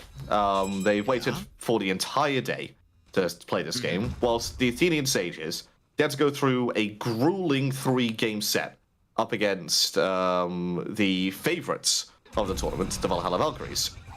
If you were in the position of these players, which one would you choose? Would you like to have played that first game and come in warm? Or would you like to have just waited until the final stages to play your first game? I feel like coming in on a hot streak has got to be good. The phrase momentum team is always one that comes through. The Athenian Sages here, looking to try and take some momentum, but it might be being turned around on them. Evermed pulled back in. Slash answers back. Grave goes up, but can't keep a fight going, so we'll just use that for a disengage. The Kowloon Wardens, they don't seem to have minded having to wait all this time. They're going straight to gold. They are hot on it. I don't know if they can come contest me. Grave is in the area. All it takes is one double tap. We have seen that before, but Nave has been pulled in. Kowloon Wardens destroyed him. He is gone. Nog with a double kill. And Donut Dunk's on the run as well. Absolutely incredible. Elion on this Maui. Wowie Maui. This guy has done insane things. Nog now in a little bit of trouble, but thankfully will still be there with Slash to back them up. And the Feast or Famine kind of comp the Kowloon Wardens have. The only two people who have fallen are Delny on a big rotation and Elion after getting a pick themselves. Everyone else is coming in hot. You wouldn't think that this is the team that's coming in fresh. No, you would not. You're thinking that these guys are just on an absolute tear right now, and unbelievable momentum play that you said it before. Momentum play is something we talk about quite a fair bit. They get one pick onto the support, and they transition out not only into a Gold Fury, but 3 more kills from there on as well. If you look at the graphs, you're going to see a huge drop-off down in for the Cowlin Waters' favor. Look at that cliff base, just straight down. I'm looking at the Grand Canyon here. Could very well be, though. The Grand Canyon does eventually have another side, so Athenian Sages have that potentially to look forward to, but it's a very wide and very deep chasm, which they may not be able to climb out from, as again, Tubba constantly putting pressure out. They're 11.5 to 2 levels up in this dual lane. Doug can't fight in aggressively into this, and everyone on the Cowlin Wardens knows this, but Elion, man, everything, those 3 picks from the Gold Fury, all of that comes off of landfall, not only locking members away, but just picking them up. You can't give Elion this god, and that's insane to say, because Maui is not the be-all, end-all of Guardians anymore. No, you're talking about a god that's been super prevalent in the meta to begin the season with, and has just consistently fallen further and further behind the rest of the picks. I mean, even gods like Ganesh, who didn't even get a look in at the beginning of the season, are starting to be picked over this pick. I mean, Yamoja as well, but Yamoja's Yamoja. That's always going to be a thing so long as Yamoja exists. But I agree, Maui has to be considered one of your bans if you're playing against the Cowlin Wardens. Because Elion, as somebody who's still newer to the support role, has taken a complete shine to this one pick. It reminds me a lot of the Trix Tank sort of era, where it's a god that's a bit off kilter, but so aggressive in their setup, so aggressive in the CC. Elion just loves this solar swing. It's a huge, great whacking stun, and he's landing it consistently, and then you've got the pulls on top of it, and the rest of the team is playing through with it. Desk mentioned it. Elion is screaming 17 times a second what the play is, and everyone is following up with it. As 13.5 minutes in, it's a 4,000 gold lead in favor of the Cowlin Wardens, and they're starting to pressure out some of these towers as well. But I think the switch over from support. Oh, hang on, I'm going to hold on for a second. As Grave is going to go in. Tubba. Oh, what a He's wall. on the wrong side. He's on the wrong side of the wall. Beads, Aegis will be used as well as the ult. And they'll dive under the tower to try and grab it, but Grave can't keep the fight going. It has to be Evermed who tanks it, and Donut Doug answers it back. It's a big kill for them, but with 3 members over this side, we know where the rest of the Cowlin Wardens are. It's Pyromancer. And they're going to look for a kill now as well. Snaddy's going to be the first one looked at here. 4 members surround him. Kraken goes off, but Slash is up on the pillar just in time. Nehu in the home sweet home is going to have to waddle away as Stanley puts on the pressure, but Pyromancer has been defended. He was asking if they had any grapes. The answer was no, we do not. We just have a lot of damage. I mean, Nog, I thought Nog was trying to secure Pyromancer with that Final Judgment. No, it was just aiming at Snaddy. Almost coincidentally hitting Pyromancer there. So good luck from the Cowlin Wardens across the map here. And that's the first fight we've got to see Snaddy rotate into. Same with Delny. And the impact already feels night and day between the two of them. Oh yeah, 100%. I think that they were unfortunate at the Athenian stages because they were sort of 2 men down at that point. Evermed had to dip very quickly because he wasn't even there for most of it. And then you had just, what, Snaddy and Nehu defending it, 2 mages, both quite squishy, one a lot squishy than the other in terms of Baba Yaga versus the Poseidon. What else is going to happen when you see 4 people with a high damage ability right in front of you? They're going to kill you. That's exactly what ended up happening here. Is a little bit of defensive play, maybe the measure for the Athenian Sages here. And they've started to take some kind of engagements. They were able to take down Tubba. They've got parity almost back into the duo lane. Is that kind of what they just have to do, is just even keel it out, make this 4K gold lead feel less than it is? It's difficult. I would like to see Snaddy get a little bit more involved as Grave as well. I mean, Grave's 2-1-1 right now, had a fantastic start to the game. Then went a bit quiet, had another impact over on this left-hand side. So I'd like to see him be involved just a little bit more. Kraken comes out, not enough to steal. Not quite enough, but he's pulled back in, and that's an awkward spot, though. Big 3-man dunk from Grave. It's absolutely huge. Where's the follow-up? There it is from Nehu. Takes down Slash, and now Grave gets to stand in front of Delny, and that'll take them down. Nehu on the home sweet home. It is a 3-for-1 trade-out. That's the counterpunch the Athenian Sages were waiting for. And I said I wanted to see Grave be a little bit more involved, and what does he do? 3-man Anvil of Dawn to completely swing that fight. Well, Snaddy gets obliterated once again, trying to steal that Pyromancer. Cowlin Waters do secure it, but they lose so much more for it I could lose even more Primal Fury on the board here. Nog is around the corner. Grave spots him now. Good call there, not to try and go aggressive. And that's all just vision from wards, both teams knowing where they are. But Fury goes the way of the Athenian Sages. The gold lead from about 4,000, halved to 3,000 now. And a good look here for the Athenian Sages. And their team fight-wise, the team fight from Athenian Sages looks really good when they can get it all together. But they have to get it all together. That is the thing, that is the number one key, is they all have to be there around each other. I'd say at least 4 people, if not a full 5-man stack, to be able to make this comp work as a whole. Well, Calvin Wardens, I think their composition works a little bit better in sort of those isolated 3-on-3 plays that we saw in the earlier stages of the game. I'm still looking forward to when it comes to the team fights, because there's a lot of explosive swing potential from both sides. A lot more area denial from the Athenian Sages, but a lot more aggressive triggers coming from the Calvin Wardens. I'm slightly concerned that might make both of these two teams somewhat stall it out. We've seen before in the past some of these sort of, well, both teams staring at each other for 10-15 minutes around Fire Giants, battling for inches, as it were. As at this point, Elion trying to answer back, but just too many members around for the first beacon. Or second, I should rather say. And now again, it's just looking to see for a little bit of a pick. Grave finds Tubba, and that's Beads. Very early on. Elion again, silenced out from that pull. Can't keep the fight going. Oh. Oh, it's Match-Ice. Okay, Match-Ice from Everman. I was wondering, did he really beat A that quickly and B that stun jump? But no, he has Match-Ice Blessing, which I think is a very smart pickup, given that he's going to be the main focus of the target here from Slash and from Elion. Mainly because look at the burst damage that's coming out from the Calvin Wardens. You have Final Judgment, you have the damage from Tubba, you have the control coming out from Delny. Anybody that gets pulled in from that parallel is going to be annihilated. Certainly appears to be that case. As we also just on Evermed, can we just check exactly what that second relic is, or the recipe is, excuse me. I have a feeling it's Bountiful Bow, but I don't think it's Durable Drumstick. Either way. No, it is Durable Drumstick. I've never even seen this one being picked up in an SCC matchup. I don't think this one's like really ever been. Do we? Goremizer has the stat sheet of all stat sheets. I was going to hold that thought. Snaddy's getting up. He's getting chunked here. He is getting chunked here, but I think the question is, has Durable Drumstick ever been picked up? Snaddy just about gets away. The Taiko drums don't have the range for it. As Grave now answers back, but it's 3v1 they find themselves. They have to beat to be able to jump away from it. Snaddy gets away just on the movement speed and a touch of healing alone. But that's such a big look now for the rest of the Calvin Wardens who have coalesced to this right-hand side. Tubba still on the left, and Donut Dog is just pressuring down this mid-tier 1. But there are members who are coming to hound and harass him away. Fortunately, too little too late. Mid-tier 1 going down, not the worst thing in the world. But I'm surprised that it's Dunk who rotates first. Now, Doug does have his mounted archery available if he needed to get out of a tight spot, so I think that's why you see the Calvin Wardens just give up on that chase. Evermet landed on, aggressed on, avoids being pulled in, down to half health though. So that's the thing twice if he wants to step up a little bit more aggressive. This could set up a potential Pyromancer play here for the Calvin Wardens.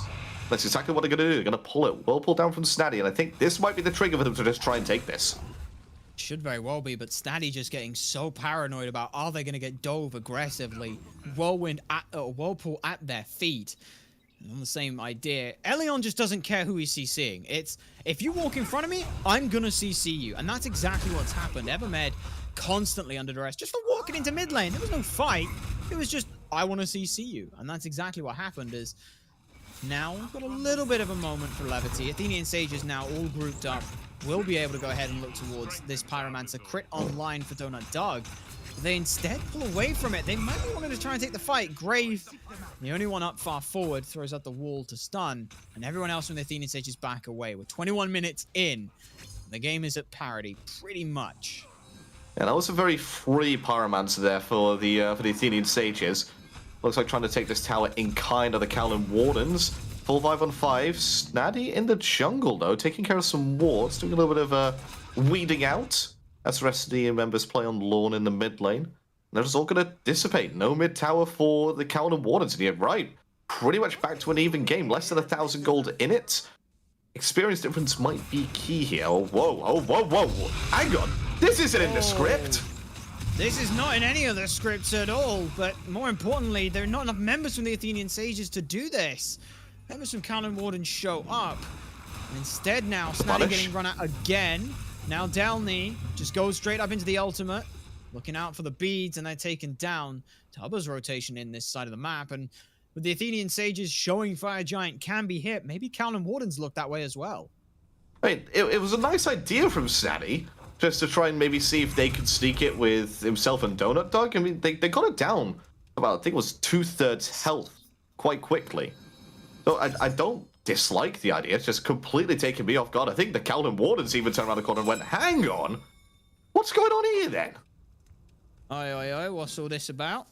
A bit of an argy-bargy around the Fire Giant. Could be where we're looking at. You can see the Callan Wardens, they've all been pinged out over on this side, and everyone is here as well.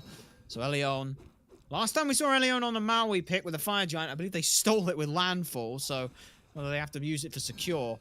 Right now, it's just pushing out away on this wall. They want every angle for the Athenian Sages' entry covered. And they might very well get this Fire Giant in kind for it as well. At the very least, the fight. They might be looking for the engagement here. So Leon steps up aggressively, but he's being chunked out.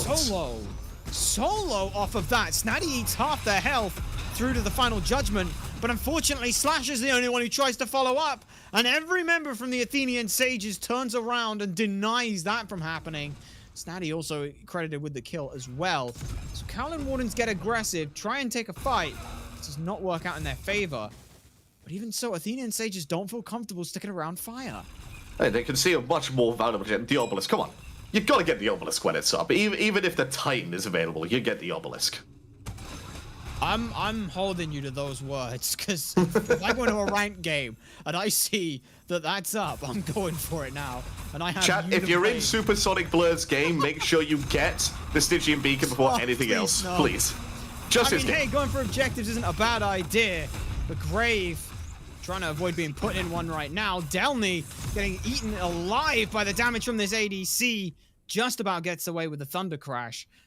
Zelion as well, eating a lot of damage. This front line from Callan Wardens suddenly doesn't feel quite so tanky here. No, right now, Donut Dog has been free casting this entire fight. I think the past 2-3 fights, he's been untouched, unscathed, whilst Tom has been finding it difficult to get involved into these fights. And that comes back to the difference in those two ADC styles, like I was mentioning earlier. Hatchman a bit more long range, able to close those distances and become more of a mid-range ADC if he so chooses, like he did in the fight around the Fire Giant to stun Slash with his dash. But then the other side of things was in a bit more of a distance from the fight, keeping his distance from Delny, closes the gap when he feels like he has the advantage in that fight and forces him to dash away. Tubba has to get into that mid-range point straight away. Can poke out a little bit from long range with his first ability, just changing it to the super long range shots. But if he wants to have any more of an impact from there on in, like maybe some CC, has to get closer. Ooh, what just hit Graves there? Was that like a single hieroglyphic assault? I think it may very well have been, but Snatty pulled in. Elion owned out of this one. Big Landfall is immune by Nehu. There with the beads. Actually, no, I don't think they even got hit at all. Never mind, excuse me. But Titans are under attack. Thankfully, not in the base, but instead out on their evening stroll here on the right-hand side. With this, again, we're back to a bit of a Fire Giant stance. And I'm a bit concerned that I'm being a bit prophetic here. This could be a bit of a stall out, but Graves says no. Graves goes in on 2. Huge potential fight here. Final Judgment deletes his health, and the rest of the team can't answer back in time. Staddy finally takes down one as Nog falls to Nehu. It's a 2-for-1 so far, but Delny is a straggler and being surrounded. Oh, but look at the right-hand side. Tubba in a battle, and Tubba wins the 1v1 against Donut Dog. He turns it round. And now Slash is in a bit of trouble. He has to get away. Beads forced on Everno. That was, again, the Magi's Blessing confused me once more, Snatty. Unable to get anywhere with Slash. Curse being the exact same sound proc as Beads. I know. It's such a good item as well, because it's only 70 seconds on that cooldown. It's not even like the full Beads cooldown. It's so good. Especially when, like you said, it's Evermed. Evermed has no CC immunity in themselves. It's just gonna keep them alive for longer. And now it's Magi's Shelter. They're giving another person as well. Oh my god, it's bubbles upon bubbles. If you're Slash, you're thinking, what do I have to do to get a good parallel here? So I pull him, he's gonna beads, he's got a Magi's Blessing. If I pull him, another person gets a Magi's Blessing then. There's gonna be almost no... This one item here, plus the fact that there's 5 sets of beads coming to the Athenian Sages. Yes, you heard that right. 5 sets of beads. Means that the whole control idea coming from the Cowlin Wardens is just so much more difficult to pull off. It's a great counter here by the Athenian Sages. Yeah, honestly, now just finish it out with an absolution, which honestly Evermed might be going Oh my god, for. no. And you've got even more CC immunity. On another note as well, Durable Drumstick has now finished upgrading, so one basic attack, I believe, every so often will do slightly, next basic attack reduced by 40%. Or ability. Or ability, that's very true. Which means might do a lot for the Hieroglyphic Assault. 40% damage mitigation is a lot for early on. Looks like Athenian Sages want short, sharp fights then. I'm thinking it might do a little bit more for the fact that he might get hit by a stray Final Judgment. Just bang, oh, it's only done about 2% of my health now because of this reduction. Okay, Grave, that was a mistake. A little bit of a mistake. Let's see whether or not the Cowlin Wardens can punish it, though. At this point, again, they just gain dominant control around this Fire Giant pit. But because Grave still has the ultimate available to them, if they had the entire map warded, I still don't know if they'd feel comfortable trying to take a Fire Giant fight. Yeah, I think you're right. I think they would still feel awkward about it because they have to find Grave first. Because his dunks have just been so instrumental. Oh my god, if he gets another Magi Shelter as well, this is... Oh my lord, the amount of immunity coming out here for the Athenian Sages is disgusting. And you're right, might as well just get an absolution. Could very well be the case. Evermed pulled back in. It's a lot of damage from Fire There we Giant go. in tow. Unfortunate position for some of these ultimates coming through. Grave around the back, tries to answer in, but has to disengage, but can't do so. Trickster Spirit follows them through. That's one member gone now, and now they're just looking for any more that they can get. Evermed and Doug, way too low to stick around. Cowlin Wardens could go back to the Fire Giant here. Oh my god. They'd rather get another couple of kills. Down the Thunder crashes in. Nehu, no beads, now over the wall. Alley-oop. Nehu gets taken down by Tubba. That's 2 members for none. Cowlin Wardens now almost feel like they're forced to go back just because their health bars are too low. Yeah, but look at the respawn time. It's 30 seconds on Grave, 46 seconds on Nehu. This still could be a Fire Giant here. The boys over on the right-hand side, Slash electing not to go back to base. I actually like this decision. Look at the ward coverage coming out for the Athenian Sages. They don't know if he's backed or not, so this represents the perfect opportunity for him to wrap around the back and possibly get a sneaky kill, but he's been spotted. He has been spotted. He's got nowhere else to turn to. Will have to beads and get away from this. He does do so, but Snatty over the wall is able to answer back. The play was there. Unfortunately, the Athenian Sages just don't quite spring the trap. And no one else on the Cowlin Wardens was there to help back up Slash. So now it is just a 4v5 with the Athenian Sages in favor. But again, they're not even looking around the Fire Giant. They're pushing up mid-wave. Now, this is... If you covered the team names and the player names, I would have said 100% this was an old school European game. 1000%. There would be no doubt in my mind. I would have bet good money on it. Not my house, because I'm not that crazy. Probably something like a car. But I would have put a lot of money on it, because I would have been so sure of it. And then look at now. It's this NA SEC set, which, by the way, these teams can lose this and still qualify for Worlds. Fire Giant being started up here. They may be going aggressive here. They could. Let's see where Grave goes for. But Helion dashes in, and no one else cares. Nog forced out by Grave. Great potential pick here. Helion immunes out the ult themselves with a landfall. Final Judgment just too shy on the duration and length of it. So in the end, ults go a-flying, but nobody is a-dying. That is all she wrote for the first attempt at the Fire Giant. It looks like it wasn't an absolution. It looks like it was a talisman. Emerald Talisman. That's coming up for the support of the Athenian Sages as his final item. Talisman of Energy. My apologies. But he's got one more item slot he can still build once he gets rid of that durable drumstick. It could still happen. The dream is still on. It could. It is there. But I do like this Talisman of Energy that we're seeing here. It's only 4 procs now. Used to be 6. But 4 stacks. It's a lot of attack speed, a lot of movement speed. And that also stacks on God kills. Now couple in with the War Banner. Evermed is just like a walking frenzy. Oh my god. Imagine he's stood next to Donut Doug with all of that. Like, just the amount of attack speed he's gonna. He's a machine gun at that point. but he's going to get into the firing line here because the Kowlin Wardens are going to start up the Fire Giant this time. Again, Elion knocked up, a little awkward in their position. Evermed tries to push away members rather than the Fire Giant here, and it's a full-on brawl for the Fire Giant. Athenian Stages steal it away, I believe that's Donut Doug. Meanwhile, Grave round the back takes down Nog. Elion falls as well. Nehu finds more kills and more damage away. Everyone looking around at Slash. Oh Grave my god. made a grave error there, did Slash. And now 5 members went into the Fire Giant pit, 4 members forcibly removed, and Athenian Sages are the one with it round their belt. It's Enhanced Fire Giant as well. And just the tail of the tape. This is the first Fire Giant we've seen. Usually it's like the second or third. But this game has gone on so long, and Athenian Sages have said enough is enough. Delny goes down. There is no one left on the map for 20 seconds, and the Athenian Sages are going to go ahead and look to end this one out. They were bloodied, they were beaten and bruised, but they still come out with the game win. Oh, that answers the age-old question. Whether you want to come in hot or come in cold, you come in hot. Athenian Sages crash into this game. They stumble a little bit to begin with, but they come persevere and come out on top. Huge congratulations to them for Grave as well in that game. I think he had a little bit of a quiet early game, but managed to turn it around beautifully and was the huge catalyst in the turnaround there for them. Absolutely phenomenal. And just the way they're playing these team fights, they recognize, hey, we don't have to win every team fight. As long as we don't lose Fire Giant, that's all that mattered. And every single time Kowlin Warden stepped up, Athenian Sages had an answer.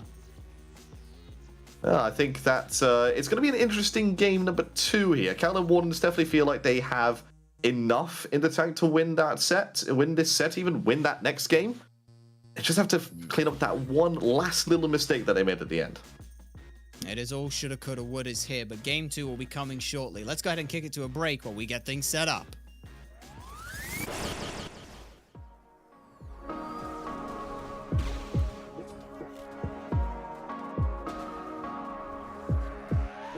Just take a look at yourself. Do you really think it's gonna help if you always fighting yourself, trying to forget how you felt? Just take a look at yourself. Can't even be your own friend, cause you're way too stuck in your head. How do you think it's gonna end? Nothing that they could do, nothing that they could say, nothing that they could do to take all the pain away. Sometimes it works out and sometimes it don't. Sometimes you win some and sometimes you won't. But we could be everything, anything that we see we could be. We could be everything that we want. We could be everything, anything that we see we could be. We could be anything that we want. You think if they said it, then they must mean it. So you should feel it. Somehow you think that you need it. Others' opinions to know how you're feeling, to know if you're losing or winning, left behind or within it.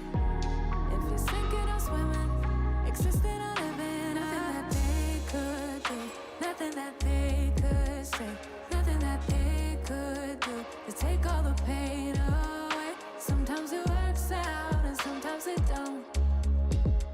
Sometimes you win some and sometimes you won't. But we could be everything, anything that we see we could be. We could be everything that we want. We could be everything, anything that we see we could be.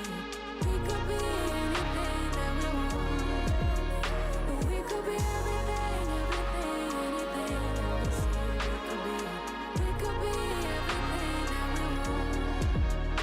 We could be everything.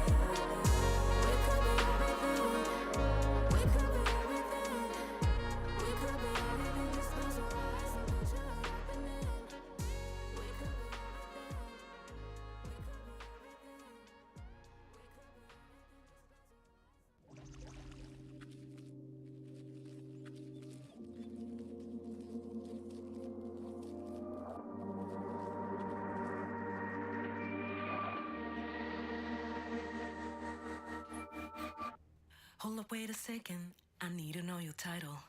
Turn around, I need a minute. Are you anybody's wife yet?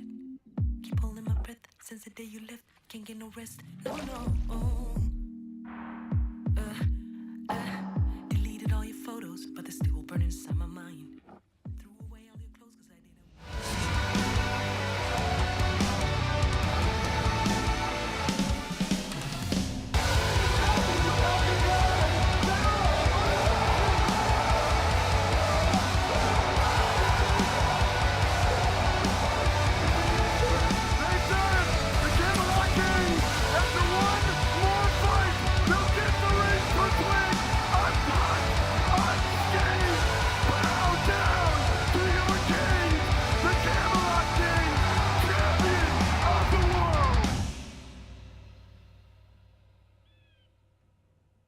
We are officially less than 4 weeks away from the Smite World Championship. 27 days if you're keeping count on the actual day count there until January 12th when we kick off the SWC. So make sure that you're going to be there. If you can't be there, then at least tune in and watch the event. You can also check out our store, shop.hirestudios.com/SWC, and you can pick up some of the merch related to Worlds as well. We've got jerseys, we've got hoodies, we got t-shirts, we got hats, pins, stickers, we got all kinds of stuff over on the store, so make sure you go check it out. Again, shop.hirestudios.com/SWC if you want to pick up some merch before you get there. And if you're trying to get it before it gets in, you might want to order it today because you got to make sure that, you know, shipping's coming around. It's the holidays right now. It's going to be a little bit longer to make sure to get there, so pick those up. Come out to Worlds, watch Worlds whichever way you can to celebrate one of the best times of the year if you are a Smite fan. Game number 1 here, Mifflin. Feels like we could have just been dropped in 25. Hell, we could have been dropped 30 minutes into that game because it felt like really not much of the early game, the mid game, or this early late game really even mattered. It all came down to one team fight around Fire Giant, and that's the only team fight that the Athenian Sages needed to win this game out. Yeah, by the end of it, it's about 1,000 gold separating these two teams, and then it's just that one team fight, as you said, that allows them to just run it down towards that Titan room. So I wouldn't say that P's and B's need any major adjustments. I wouldn't say pacing throughout the early game needs any major adjustments either. This one is just, can you close it out with a good fight? And the Athenian Sages answer with a resounding yes. Good individual performances, top to bottom. Absolutely. Love what we saw from Grave. I think I agree with AJ. Had said that maybe Grave could have done a bit more throughout the early, but inversely, early game doesn't necessarily matter if you're going to transition to that 30-minute mark at a dead even state. So what was it exactly that goes so south in that last team fight? I think it really is just grouping. The Kaladin Wardens got hit by too many abilities at the same time. Does that make sense? I didn't word this properly. They were stacked on top of each other, so one ability hit more than one guy. Made it pretty easy for the Athenian Sages to line things up there. It's a great scaling composition. Nehu was doing so much damage. Was also just stacking up a little bit of defense. It was pretty difficult to knock down himself. The Kaladin Wardens, it's that dodgy pick that really throws me for a loop, though. I just really felt like Slash was struggling to get a whole lot done in some of these later team fights. Palau always going to be a pretty strong tool, but even there, wait till your team's already knocked down, pull one person in, but who really cares? Get immediately slammed on landing yourself. And I think rightfully highlighted by the casters in-game. You look across and say, okay, Dodgy, that's a problem we got to deal with. Elion and Maui, that's also CC and problem we got to deal with. So what was the response from the Athenian Sages? Beads on every single person. Magi's on the jungler, Grave. Magi's shelter for Evermed. So he says, okay, well, when my Magi's eventually gets popped, somebody else is going to get that. So as long as you are near Evermed, just one other person by him, you can essentially guarantee that somebody is not going to be pulled in by this Palau, effectively nullified once we came to the late game here for Slash on this Dodgy. Though, again, a strong earlier game from the Dodgy, maybe kind of the inverse of what we were expecting out of Grave on the Thor to really be able to kind of get some kind of pop-off performance there. But when the game goes as long as it does with as little fighting and as even as it is, you're 30 minutes in, get a full wipe in the blink of an eye. Pretty easy to run it down here for the Athenian Sages. So now we jump into the picks and bans here for game number 2 between the Wardens and the Sages. And I think you're right to say, you know, what do you change up? Maybe just the Dodgy. That might be the only thing that you maybe consider kind of changing out here, especially if the Athenian Sages are willing to throw 7 different ways to immune out that Dodgy ult. Well, that's not to say that you can't go back towards the Dodgy. I think it really is relying on the composition that you're playing into. That composition that he was playing into just did not scream Dodgy to me. Band's starting to roll through, largely standard here. You got the Opwash, Chernobog, Kulkan on one side, Thoth Thanatos and Athena on the other, leaving up and available that Aphrodite, which has quickly risen through the power rankings here in the SCC. Gives you a lot of pressure in the duo lane. I'm just going to assume it's in the duo lane because that's where we see it most often. It's that sustain, the ability to take those trades in lane, the boxing matches, leverage your HP bar, more so as a resource than something you have to protect, because Aphrodite will refill it at every given opportunity, while simultaneously sharing protections, making you do more damage throughout the early once she gets that kiss. Very, very difficult to lane against that god. Not an fully expected pick here in the Nike, but one that, you just look at the stats down below, 2 out of 3 games has found a victory so far. So seeing the Nike come back in here, it's one of those gods that feels like she's really good in a hunter meta. When hunters are the big thing, when there's 2, maybe even sometimes 3 of them running around the map, Nike feels great. You throw up that barrier, you've taken out pretty much all of their damage. There's some pretty easy ways to kind of kick away that bear at this point. You've got now Sobek, Raijin, both easy ways to get in with their dash to try and take that one away. But, I mean, so far, the Nike's been doing fairly well. So I wonder what it is the Khaled Wardens see in this pick against this comp. Initiation and safety, right? And there are answers to Sentinel of Zeus, which is, for my money, probably her best tool in team fight. But do you want to pick up a Sunder every single time? Can you dedicate resources towards Ankh? Restricting relics is one of the primary strengths of a lot of the warriors in Smite. Things like Odin force you into the Phantom Shell. Nike might feel like you're forced into the Sunder. And it adjusts essentially what your late game resources look like. It adjusts how you can address some of these team fights. So there is certainly value in that.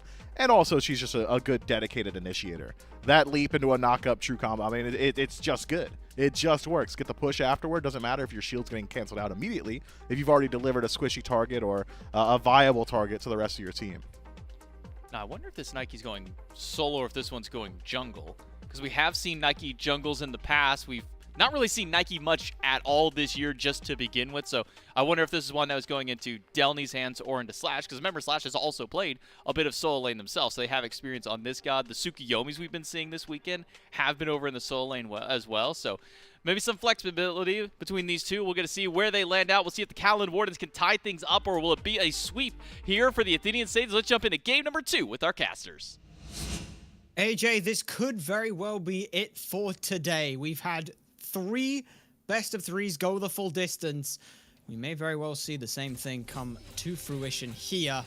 Whether or not that ends up happening, though, we'll have to find out as we get on into game. The Athenian Sages get a pretty damn good looking comp. The Khaled Wardens, I mean, Elion's on Aphrodite, and this feels like a complete 180 from his playstyle from last game. I was going to say it feels like a complete switcheroo. You think of a Maui as this super aggressive, in-your-face pick, whilst Aphrodite extremely supportive, like very backlining, protecting, and almost cuddling one person, for lack of a better word for it. So, yeah, it does feel a little bit strange, considering how strong I felt his performance was in the last game. But they obviously felt like they needed a change, because they have a big 0 in their win column, whilst the Athenian Sages up 1. Oof.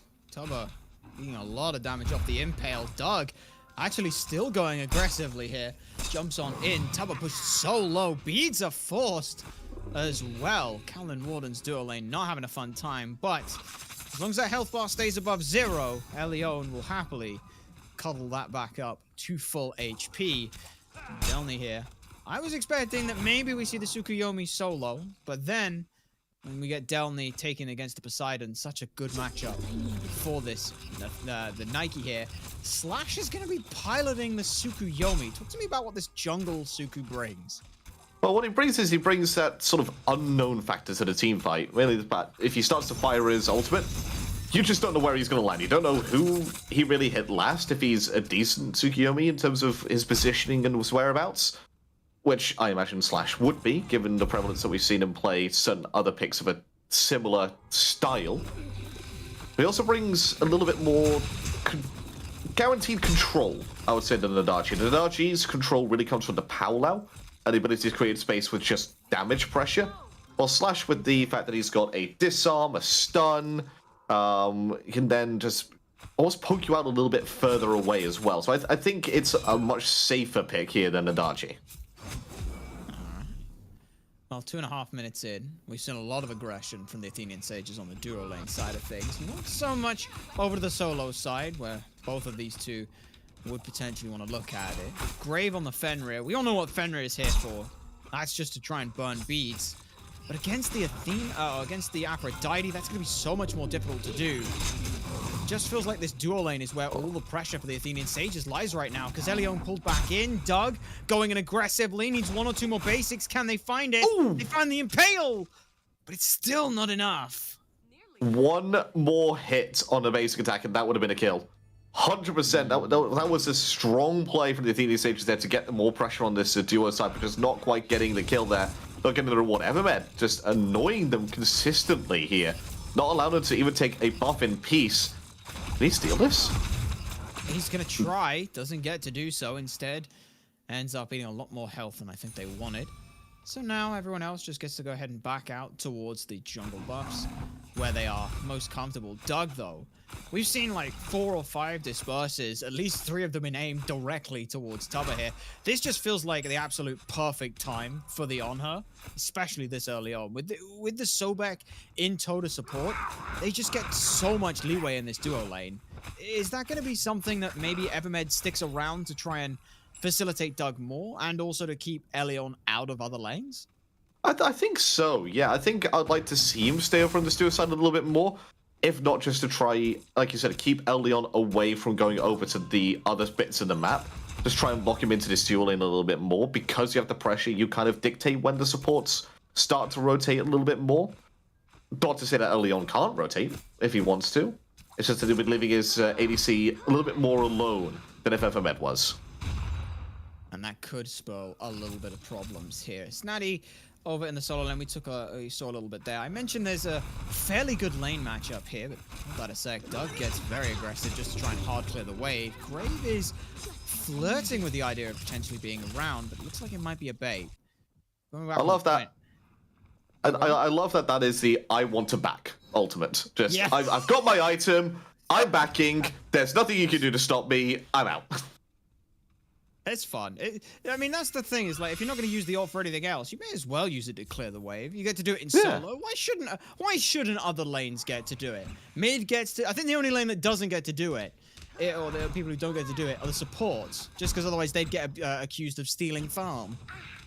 Wait, telling me you've never ice sharded an entire wave away from your AC before? I feel like, live on air, I should say no and be a good player, but the answer is... Oh, you played in the 5th, okay. Yes. The answer is probably yes, but if I argue I'm Ymir's solo, does that count? No, it has to be away from your ADC. Well, I mean, look, if the ADC wanted it, then it'd have been there for it, so... Exactly. It's their fault for it. Just like that. If Tubba wanted that shield buff, Tubba would have gone and died for it. They obviously didn't want it as much as Doug wanted it. Well, speaking of wants, Tubba is on the hit list over here. Because Grave is over on the left-hand side, but he's running into a little bit of trouble here. In fact, 2 people. It's quite low. Very low. Tubba also impaled into the wall in a 2v1. He thought he may have some support coming through. The members from Count and Wardens got tied up with Grave. And so while Grave gets low, Tubba ends up lower. First blood going the way of Doug. Yeah, I said Tubba was on sort of the list, the hit list. Definitely Athenian Sages, and they managed to find their prime target.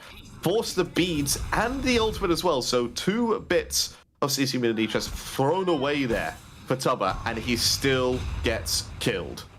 That's going to be huge for Grave. If you're Grave and you're thinking, okay, the ADC has just used both bits of CC immunity and won't have any way of cleansing your ult for the next 2 minutes. You're thinking, happy days, I'm coming over, I'm getting a kill. So I'm surprised he's still over here on the right-hand side. Indeed, but at the same time, Elion could have been floating around that side. Nog here in the mid. Again, we're seeing these mid laners just get to free farm. Now, you did get their beads forced just a little bit ago by Elion. But aside from that, there's not really been any major pressure. Keep an eye on the ward coverage. Athenian Sages have this right side completely lit up. They want to make sure that Snatty does not have a bad time, which honestly would be like the first time this entire, like not even like game, not even set, this entire road to Worlds, you might have an okay time in lane. I love what Evermed did there. He's upgraded his meditation already to maximum rank to give the cooldown production meditation. And he popped it there to try and get another pluck as quickly as possible after displacing Tubba. I just love the 3D chess that Evermed is trying to play there, to just try and displace and keep Tubber away from his tower for as long as possible, because Godlike was on the route, and if he gets there, I think they get another kill. Oh man, can you imagine popping both Horn Shard and that at the same Oh my time? You God. pluck someone, and then they basically dash away and you get to pluck them again? That would be absolutely disgusting. If the timers sync up, it might happen. Keep an eye on that. Slash. Still been fairly quiet this game. Then again, so is Grave. Junglers still just farming up. And they have to imagine that this early goes towards Grave here. I mean, you look at Ragnarok, that just causes so many problems in a fight. You can't let Fenrir pick you up. Oh, speaking of picking up, the Gold Fury might be the next thing being picked up here by the Athenian Sages. Started by Grave. He's taking up to about half health. Doug is going to be here as well. Well, Leon's here. They don't get it, though. Oh, not quite yet. Elion forced to use the ultimate defensively. Piercing Moonlight didn't have the range to find anyone, so now Slash will have to come in on the retreat. Are the members of the Athenian Sages. Kusari Gamma does get two stuns, and that's big. Grave falls to the Dragonflight, and Elion comes away with a double kill. No, scratch that. It's Nog who gets the double kill. I was going to say Elion would be screaming with happiness if that was the case, but Nog will make sure that stays in check. We can't let Elion get too much of an ego here. No, also, look at where this green buff was. Like, the green buff was in the Gold Fury pit when it was dropped. Elliot was just happily doing green buff, then he says, hang on, they're doing Gold Fury. He walks over there with the green buff in tow. I love it. Kills the green buff, doesn't get the Gold Fury, but then helps facilitate 3 kills for his team. And that's this buffs are just being taken all over the place. This is one of the best things I think Smite added in a long time, his ability to move these buffs so far away from their spawn points. Because you could just do some crazy pulls with them. You can. It also helps facilitate that ADHD brain where you're just like, oh, I need to do something. Wait, there's something else important on the map. And it gets to follow you with you. Nothing else quite on the map does that, unfortunately. But it'd be nice if the teammates did that as well. Like, hey, oh, what's that? I gotta go be somewhere. And they get to just walk there. That'd be nice. But alas, alack, we live in different worlds. They get to play the SCC games. We get to sit and commentate them. But there's a reason for that. And that's because that's what we're better at doing. So, 10 minutes in, a little bit of aggression. Going again. Oh, wait, Evermed just off the mark. It was dead on. Unfortunately, stopped just a little shy. So he eats about half of their health from tower shots more than anything Tubber put out. And this is looking not too bad for the Sages. The scoreline makes it look like Cowlin Wardens should have an advantage or even just some kind of initiative here. But it's just not. Oh yeah, if you have a look at the graphs that's just been put on display there. One graph is saying 1,100 in one team's favor. The other saying 1,100 in the other team's favor. It's a dead even game, a story of 2 different graphs. And that's mainly down to the fact that one team has got an objective of the Gold Fury. The other one has managed to get more experience in terms of getting those kills and getting more worthwhile bounties on the map for the experience department. And also maybe a little bit of better splitting in terms of experience as well. The main difference seems to be in that mid core. And you have a level on the jungler, you have a level in mid, a level in support. But look at the ADC difference. Donut Dog 2 levels up on Tubber. And they're just gonna keep trying to abuse Tubber. They're getting low and getting lower. Still, Evermed gets themselves a kill, trying to back here, but Elion and the minions will stop that from happening. Horn Shard used again. This constant CDR coming through from Evermed. Doesn't pop the meditation that recognizes they are fine. Someone who isn't fine, though, eating all 4 shots of the piercing Moonlight. But Nog gets the credit for it. Grave ends up falling.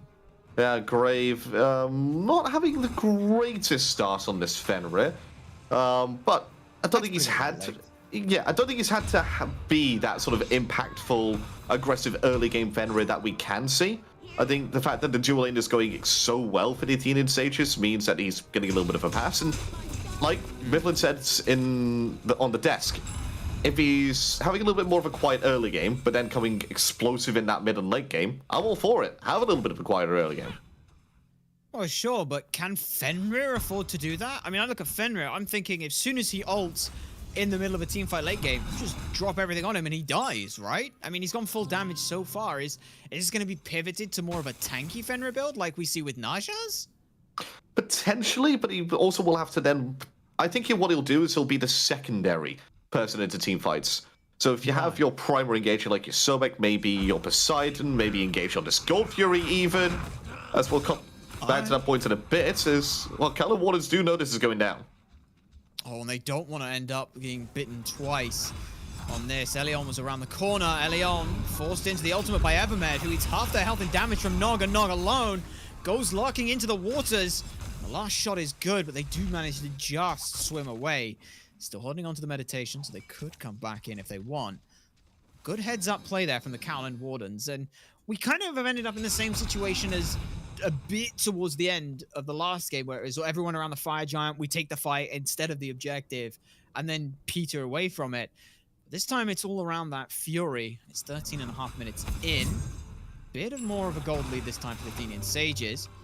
A bit of an attempt at stealing here. Snaddy's made a rotation in. Elion is caught alone, high and dry, and eats so much damage, and eventually ends up falling. Many ultimates used there to take down just the support.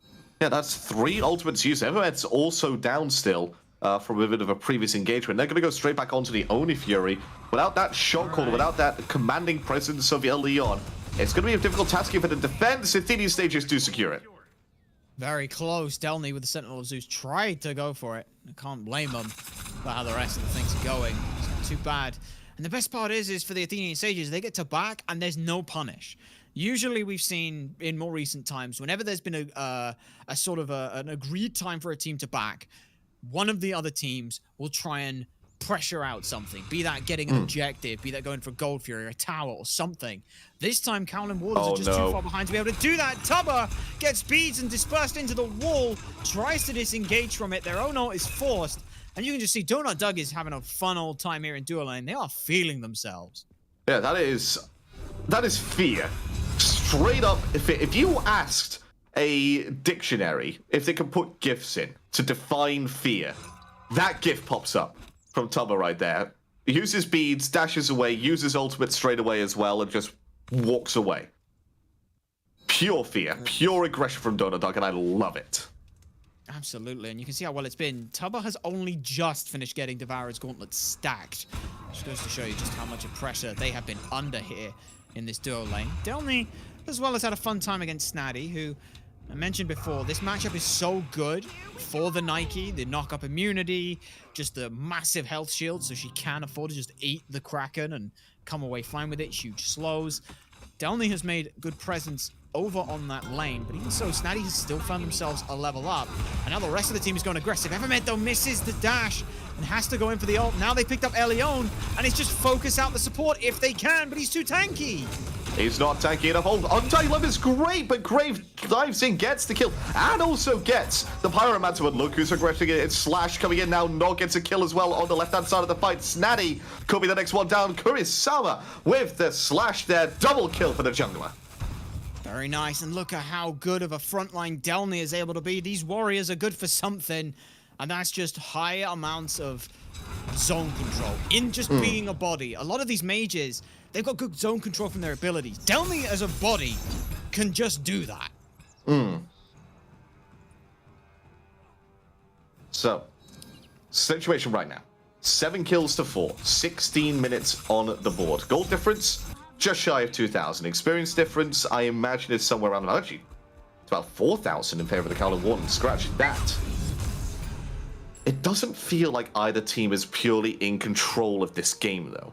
It feels like right now Athenian Sages are the ones trying to aggress, but the Cowland Wardens are doing a fantastic job of suppressing that aggression and actually benefiting from it. All the objectives so far have gone to the Athenian Sages, but the Cowland Wardens have fought back on most of them. I think we're in for a fantastic mid-game here. I think going into the late game even, it's going to be tight. There isn't really any signs right now that points to somebody taking control and winning this game. It's completely even in my opinion. It is, and looking at like the player damage charts as well, you can see a lot of it is on Nog to try and put out pressure from the Cowland Wardens. They seem to have been the ones who've been slightly more aggressive. But on the other side of things, Donut Doug is the highest member on the team, and Delny, most of that's going to be from the solo lane, punting Snaddy around a bit, so we can't look too heavily into that. Is Nog going to be the one who has to be focused out here for the Athenian Sages, or is there another target? Because right now it's been Elion, and we've seen how much they're able to eat before they end up falling. I think they have to potentially look at other targets, but again, getting rid of this Aphrodite and removing her and forcing her to use Undying Love on herself rather than a primary target is a great idea. So they can get away with doing that consistently, go for it. But I think at this point, now that 2 fights have not gone the way because of the fact that they focus on Eldion so heavily, they need to have a look at somebody else. The question, the simple answer is, though, nobody else really is a valid target. Delny is the only other one, but he's got Sentinel of Zutra, makes him practically unkillable, but Grave goes in. Yeah, Grave goes in, Nog just sits there and takes the damage, answers back with a huge amount, Slash follows it up, and gets the credit for the kill in the end of it. Grave down, Nehu ult down, Evermed ult down. Finally, Kowlin Wardens can turn towards a Fury. Doug is here, but even so, it is just 1 Lion against 4. You may have had a fine time in the 1v1, but I don't think Doug can quite get fed enough for a 3v1.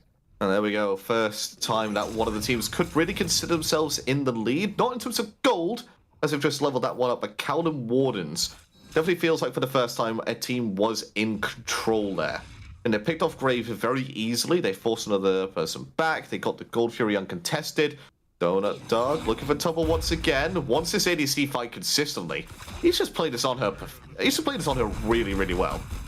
Oh, but the Aegis eats the entire kit, and there's no such thing as a 1v1 in Smite. Donut Dog, you got baited, son. Elion and Slash team up to take that one down. Tubba now gets to go ahead and get some farm, take down the tier 1 tower of their own. Question is what are the Athenian Sages supposed to do in the meantime? Their most aggressive and momentum-based swing was in this duo lane, and that just got quashed. Yeah, he was 2 levels up at one point, and now it's completely even. Well, hold the phone. This is the answer here. Pop Frenzy. They're going for it. The Frenzy's been popped. This is a call to go. Look at this. Downley's the only one trying to zone people away, but the health bar on that Fire Giant just isn't getting low enough. Grave jumps on in, tries to go for Ragnarok, but can't do so. This health bar's low. Athenian Sages, they're off the Fire Giant. Athenian Sages just lost the Fire Giant. Athenian Sages might just be losing this fight because Evermed is low. Grave is gone from Slash's double kill. And Nog is still chasing down Nehu. 3 for none. Plus a Fire Giant. Kowlin Wardens could not ask to be gifted that any cleaner. This was a good call on paper to try and sneak away the Fire Giant. The second Delny shows up, and you know everybody else is rotating in, you have to drop it. Regardless of what you've committed, regardless of who you've committed, you have to drop it there. Kowlin Wardens walk in, it's Christmas time, and they've just been presented with the biggest gift of all. And that's a Phoenix as well down in the mid lane. Game is open, wide open. You're calling for a fantastic mid game. I think we're getting that fantastic mid game.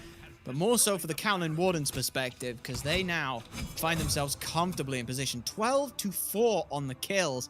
And bear in mind that the 4 kills Athenian Sages have, it's 2 on Tubba, one of which was pretty much a solo kill from Doug.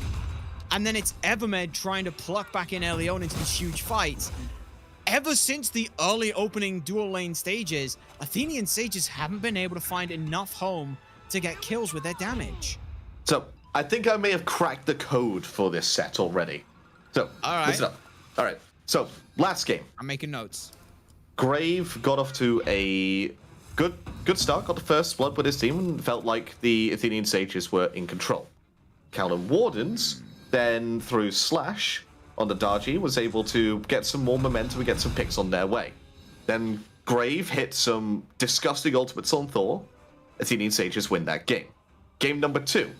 Kowlin Wardens have been kind of on top for most of the game. I'd say Athenian Sages were sort of better at identifying situations to get early objectives, but Kowlin Wardens never felt like they were in trouble, and most of it has been through Slash. It's junglers, baby. It is all about the jungle momentum in this set, so if this set does go to a game 3, which it looks like it very well may do so, I'm looking at the jungle picks to be the heart and soul of the draft.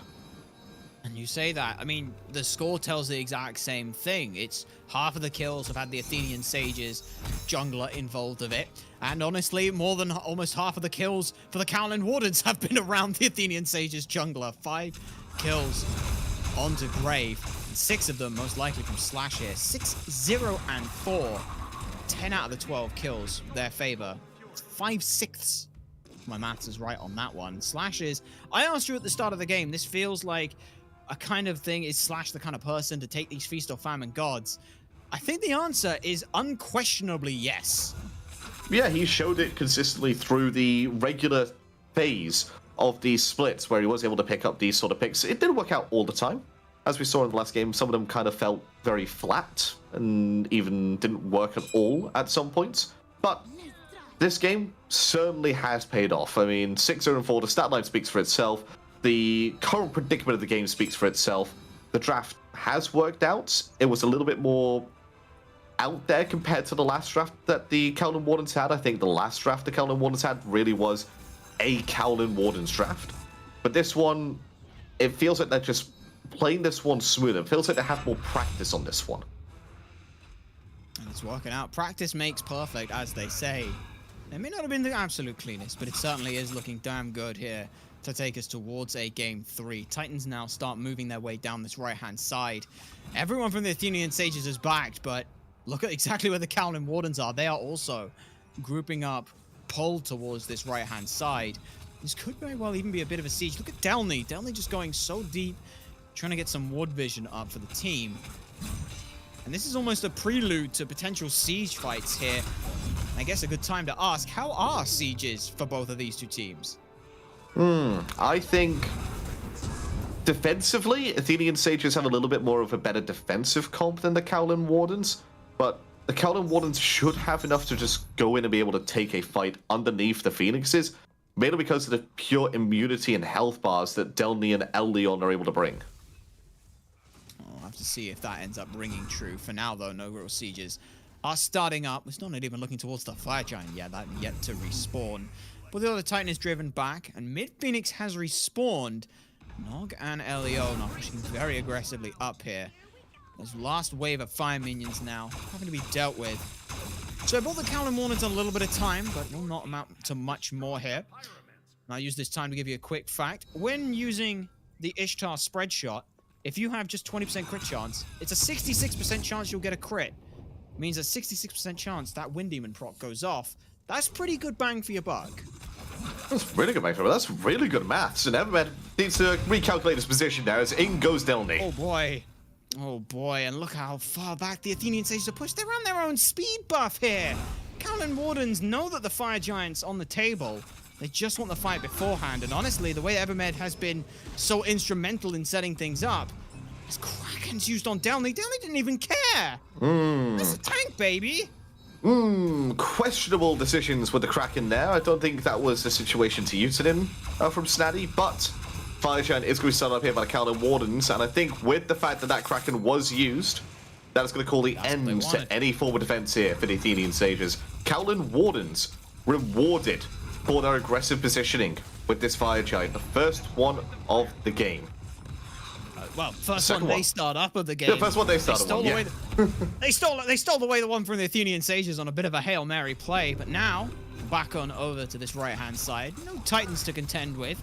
There could very well be if a fight goes well for the Kowloon Wardens. They are pushing up. That mid-Phoenix about half health now, though will only ever get to 75% health, having already fallen here. It's the gold lead now, 12,000 gold in favor of the Kowloon Wardens. A lot of the core items do appear to be online. Evermed's got the anti-crit and a little bit of team support there. The main thing they'd be working on is probably upgraded Relic now. This is about as close to unnecessary gold lead as you could get. But even so, it is still going to matter. I mean, if you wanted to know just how much gold they had in their pocket, all you have to do was look at the builds down the Kowloon Warden side for the past 30 seconds. It was just constant item purchased, item purchased, item purchased, item purchased, with so many different pop-ups everywhere. But there's one person now, Nog has managed to finish his build in its entirety. Whoa! Standing us down. Okay, then. That's supposed to be a front line right there. Kraken goes down. And now we're starting to see the benefit of having mages do damage. They do damage. That's insane, AJ. Could you imagine that? Yeah, who'd have thought the class that was designed to do high ability damage can do high ability damage when built as high ability damage? I mean, you say that, but Nog doesn't seem to care that they're full damage. They're the one standing right at the edge of the Phoenix in front of a Sobek. Rest of the team now shows up. Delny goes in deep. Blink into the Sentinel of Zeus. They've got a lot of health to keep their name. But even so, Undying Love does not find purchase. Ripped away from the Soul Link. But Mid Phoenix, unfortunately, goes down as well. And that space creation was so big. That was just one blink and 2 ults used, one semi-defensively. And now Callum Ward is going to try it again over on the right-hand side. Well, that is going to be a successful repel there on that left-hand side as the Phoenix still stands. 1 Phoenix broken, 2 potentially to go here for the Kowloon Warriors before they really go into the fountain of the Athenian Sages. But going back to the very first moments of this game, the drafts. The Fenrir certainly looks like it hasn't worked out. And that most likely is going to be in part to the fact that Eldion is playing this Aphrodite. It just creates that little bit more hesitation of, do I really want to go in when they're just going to get Undying Loved and I'm going to be stuck in the middle of everybody? And you're right. When the Fenrir is behind, it becomes almost cruel to play. It is, and the way Eldion has been playing this, look at the relic choices they've got. They've got Shell, but then Aegis. They have 2 Aegis. They already have the Aegis and beads in their kit. But because they've been focused out so much, Ellion's just like, all right, bet. I'm just going to play Aegis. If I stay alive, my team stays alive. So it's imperative that I get to stay alive as well. Now a second Runic Bomb in the pockets for the Kowloon Wardens. I don't know if we're going to see them potentially just brute force down. Because as you've mentioned before, this does feel like the very EU calculated methodical games. We're not just going to checkers with the sledgehammer this. This is chess. And the next point is to put the opponents into check. And they're going to do so with this Fire Giant that spawns in 30 seconds time. And by the time they take it down, will probably be the enhanced version of the Fire Giant. So if the Athenian Sages are going to make a stand anywhere, of all places, it has to be now, it has to be here. And they're not super far behind on builds, experience. There's just Evermed still to hit level 20. But Snaddy needs to be careful because he's been caught out again. Snaddy needs to take one more shot, and they will! From the summon sigils or consume sigils, whatever the ult from Morgan Le Fay is called. It ends up working out big. And yeah, Snaddy can't step up. You look at how much it does. Consuming power, there it is. There's a lot of sigils and power in Morgan Le Fay.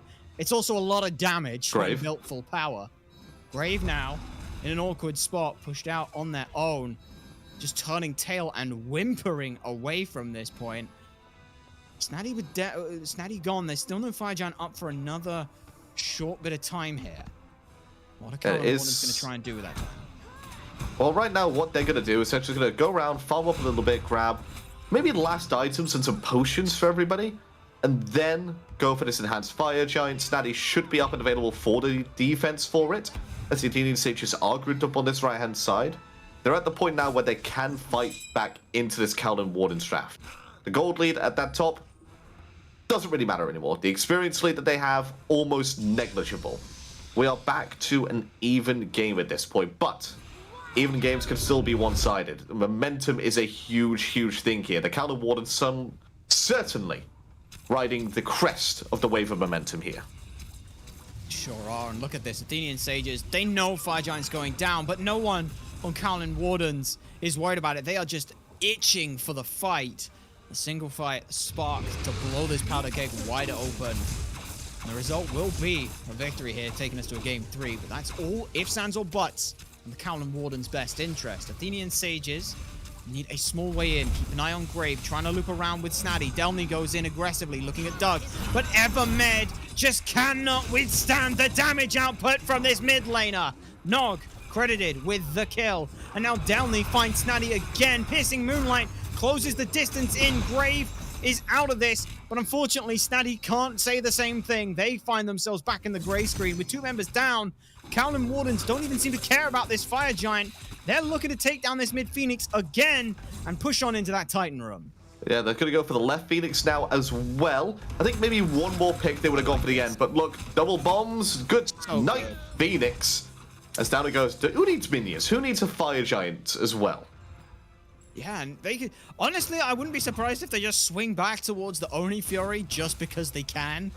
Because I don't think Athenian Sages could go to the Fire Giant. I don't think they'd get the Fire Giant in time. And even if they do, it kind of just makes our game even. And Kowloon Wardens go, damn, now we have to actually try. Oh, They're going to be over here on the Fire Giant now, or the Cowlin Wardens, the Athenian Sages. They have to make some form of defense here, but engaging a slash, they're going on to Donut Dog. They found the primary target, put him down to half health, and goodbye. He's going back to base. Aegis already used as well. There's nothing for him to even heal up off of. Grave is trying to stack runes over on the back camp. Fire Giant finds itself at about 20% HP. Ebermed gets on in, lurking in the waters. This would be absolutely huge if he can get it. And he does! Either that or it comes through from Nehu. But either way, the Fire Giant gets around the Athenian Sages. It's unchained damage that is what ends up grabbing it. Grave shows up huge. Evermed is just leading them on a wild goose chase as best they can. They get clipped on the very edge of the Blades of Retribution and taken down.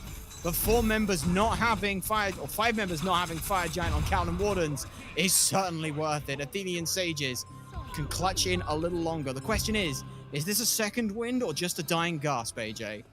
We'll find out in basically the next 40 seconds, I think. Once Evermed respawns, if all the Athenian Sages are still up, they'll have enough in the tank to be able to repel this assault onto their base. But starting here on the right-hand side, it's 5 versus 4. The 4 do have enhanced Fire Giant around their waists. So the Cowlin Wardens do have to be careful. They're going to wait for the minions to push up as well. And that could buy just enough time here for Evermed to get back and be in position for the defense. Not on the first wave, but maybe on the second. They haven't got all the minions up yet. They're still waiting for them. They messed up. Tense situation. It's not just that as well. As Downey goes into the backline, Downey eats way too much damage here. Thankfully, with a little bit of sustain coming through from Leon, they just about managed to get away. But look at those Oni fire minions. No hyperbole here. Those will end the game. So the Athenian Sages must turn their attention here. But like you said, minion waves just a little off time here. Evermed gets back up, lurking in the waters to deter anyone else from going in. Downey, the only one intrepid enough to push forward on that one. It's just now a patient healing game. Cowlin Wardens looking to asphyxiate the Athenian Sages into a game 3. And there we go. They're going to start here on this right-hand side. Phoenix tightened down to half health. They could just ignore this Phoenix and walk in, really, if they manage to find a way around. Snaddy's still on defense. Gone down to a quarter health. And they're forced to give up this Phoenix just to defend the Titan. And I don't know if they've got the wherewithal to be able to push everyone back far enough. Slash goes in, Downey goes in, and again, Cowlin Wardens, they're taking us to a game 3. Athenian Sages can't hold out long enough. Game number 3 yet again here today in North America. Feels like this day's been going on for ages in terms of the Smite, but that's lucky for you watching at home, because that's a lot more Smite action for you to watch in one more game to decide it all for today. One of these teams going down to the losers bracket, and the other one going to have a shot to qualify for the group stages of the World Championship. Cowlin Wardens versus the Athenian Sages, and I couldn't tell you which team I would prefer going into this game number 3. It is completely even between the two of them. Yeah, and such a big switch up from Leon on this pick here. The Aphrodite did so much for them. We'll have to see what the Athenian Sages can cook up into game 3. So we'll give them 5 minutes or so to get ready with that in a quick break.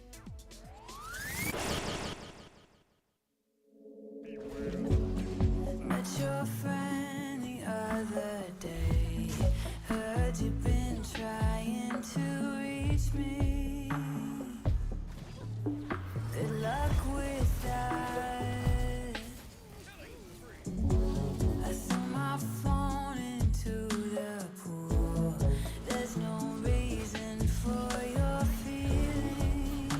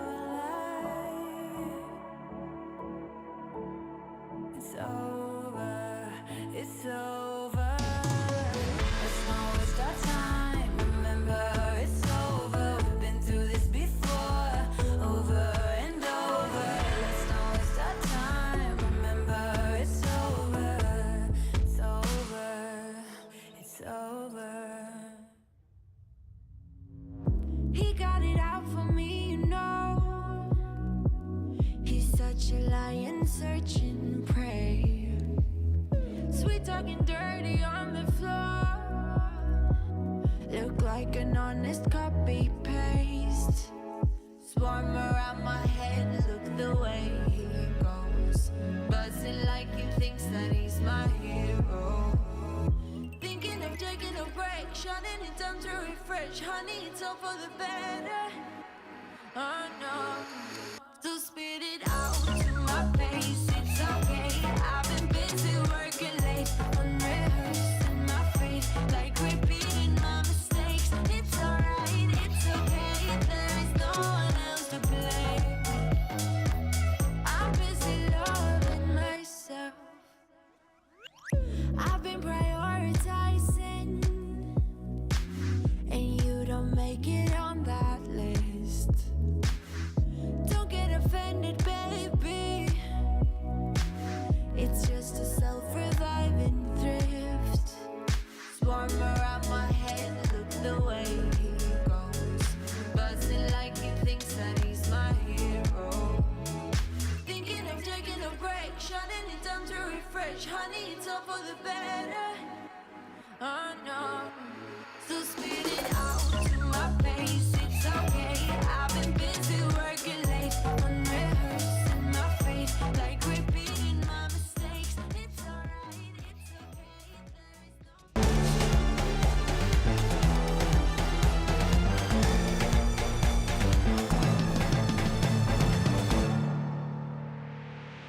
no Well, we're going the full distance today. Every single set now hitting game number 3, and this set is no exception. Callan Wardens able to win their match out, and now it's to game 3 against the Athenian Sages. Now, stop me if you've heard this one before, Mifflin.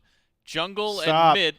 Okay, that's all I need to say. Jungle and mid. Because that was the pop-off that we had here, at least for the side of the Callan Wardens. Really, I mean, when you look over at what Nog was able to do on the Morgan Le Fay, Slash, kind of taking this Tsukiyomi, that was the name of the god I was trying to think of there for a moment, looked clean. I mean, the early rotations were great. Moments of the Athenian Sages at least trying to fight back, stealing a Fire Giant away really did kind of help slow down the later stage of the game, but by that point, the Callan Wardens were already 10k up.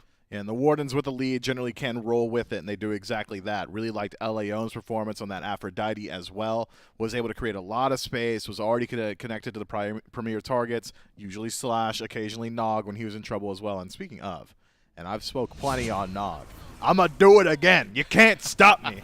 Here's the thing, okay? They may cut my checks, but they can't tell me what to say here. And I'm going to tell it exactly how it is, J-Mac, because we're at 8:04 p.m. Eastern Daylight Savings Time, and I've been here for 10 hours. Nog's really good at Smite. I said it like it was going to be controversial. It wasn't. It wasn't. It wasn't, not even a little bit. Everybody agrees. There's not a single person that disagrees. Type in the chat if you disagree. I'll give it a second.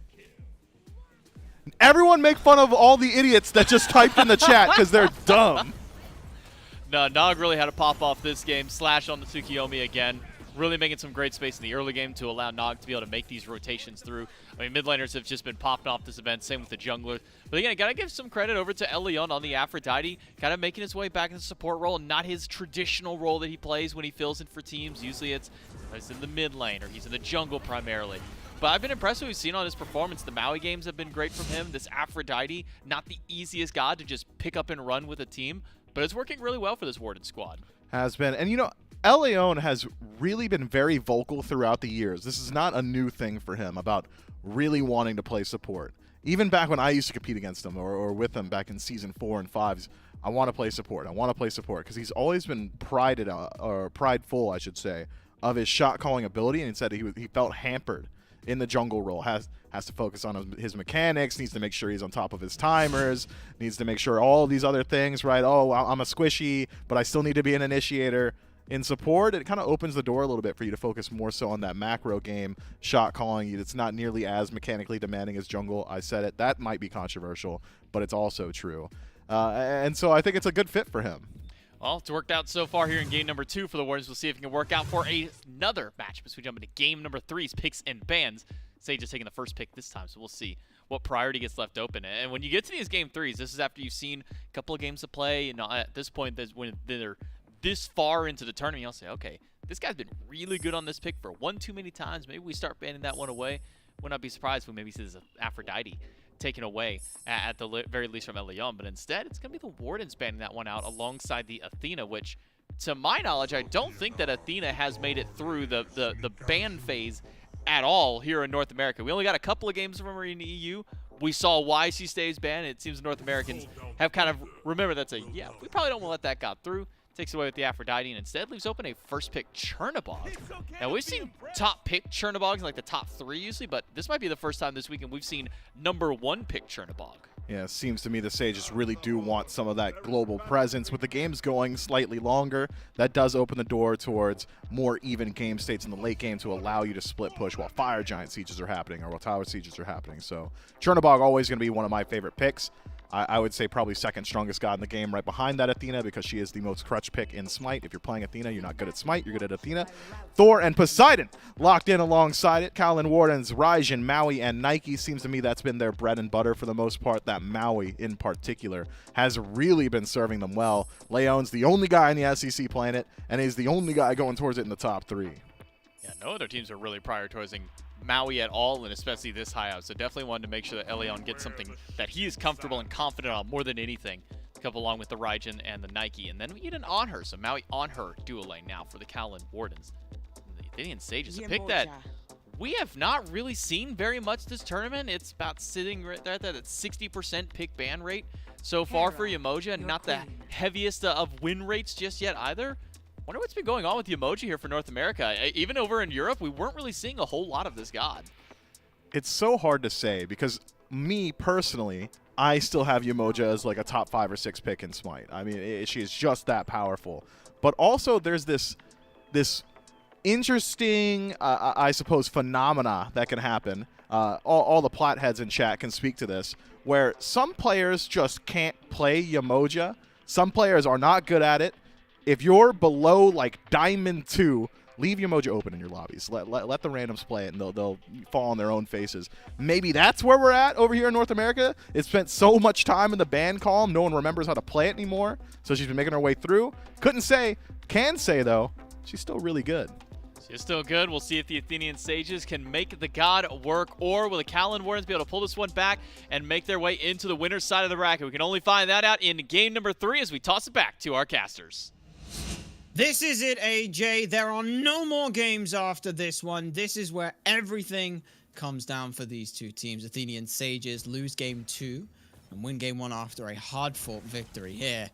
And now they go ahead and take the pick, which you had mentioned, I believe, game 1, how Yemoja was one of these super good picks. Almost the opposite with some of the way the players have felt with it.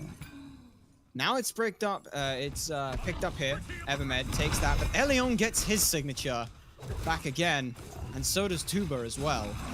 Doug, though, on a little bit of a meta pick. We'll have to see. Is it meta that is better?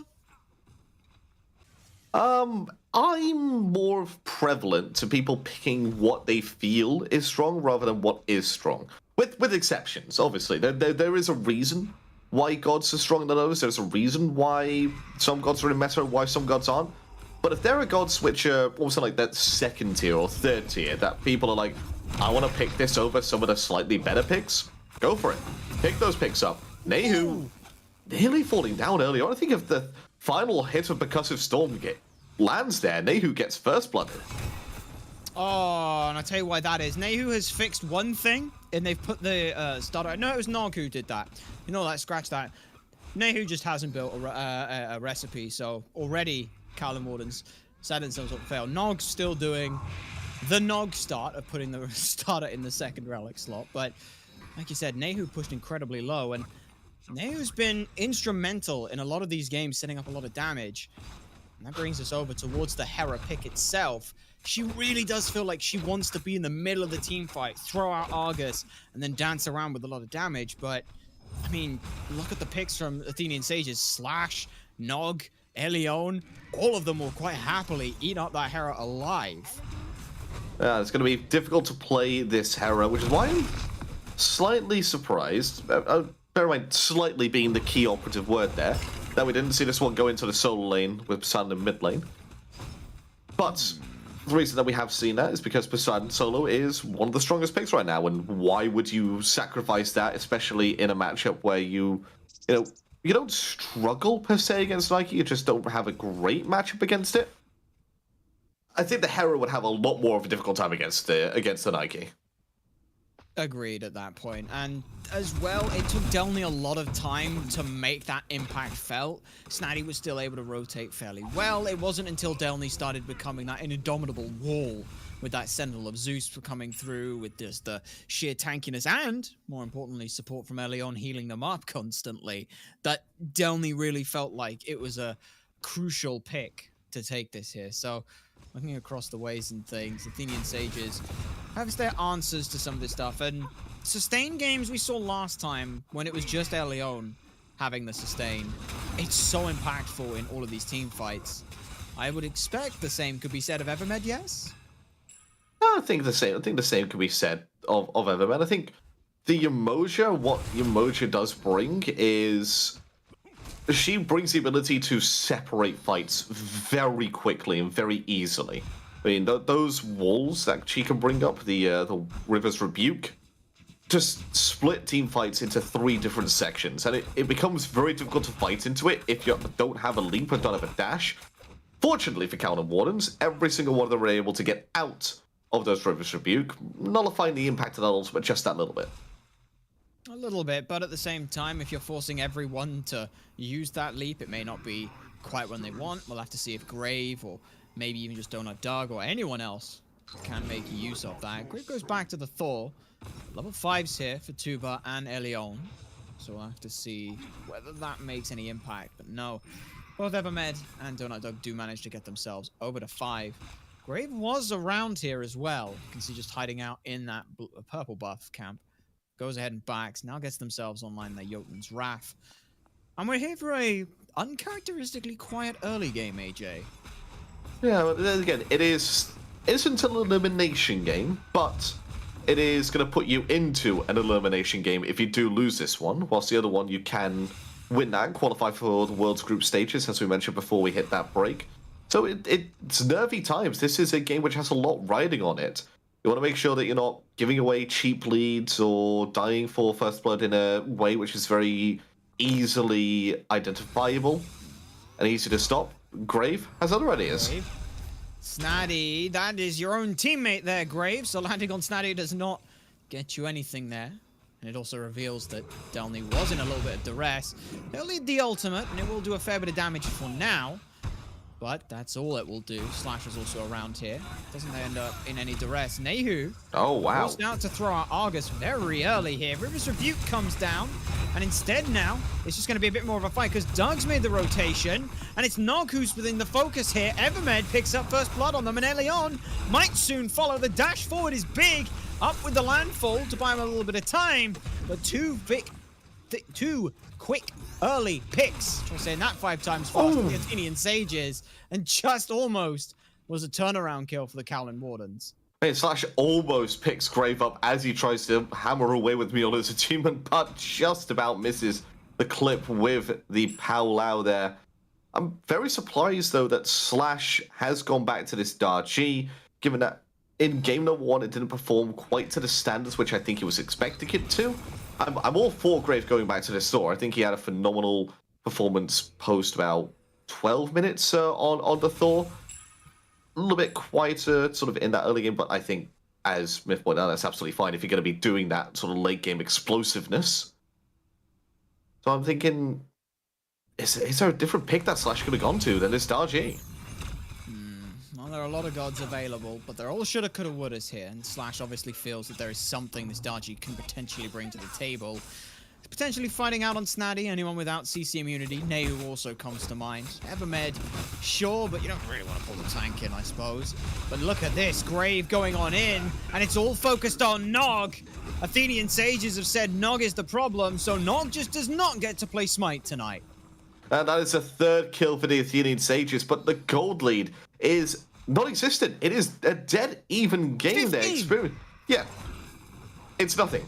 There is 0 gold in the lead. There's about 200, maybe 300 experience as well. Tubba. We're trying to get away from Donut Dog and Evermed here. Trying to wrap around a Slash. Comes to join in with him. We're trying to defend a shield buff. That's going to be the snap play there from Slash as Tubba starts his approach. Goes on in. Gets a little bit of damage through, and the Impale as well. It's the early aggression that Tuba wants to try and put out with this pick. So far, just Doug not playing it too panicky, just recognizing, hey, it's early game on her. I just need to weather the storm. If he gets ahead, that's expected. I just can't feed him that lead. Yeah, true. I think that's one of the main problems that a lot of people do face in ranked is when they are up against an on-her, they feel like, okay, we need to play aggressive and shut down his early game. Oh god, he hurts a lot. Why does he hurt a lot? I've just given him 4 kills. Yeah, it's the same thing over to the solo side as well. Snatty, I've said it so many times, Snatty's had a really bad matchup. Snatty's getting bullied out in lane and not having a fun time. Snatty's not there for the early game. Snatty has been consistently and constantly counterpicked and just found the time to make it worthwhile later game. So the Athenian Sages do kind of play this style of the early game doesn't matter. That said, they're showing that that may not always be the case as Elion gets under duress again, taking so much damage. Now Slash gets turned their attention on up into the Powwow.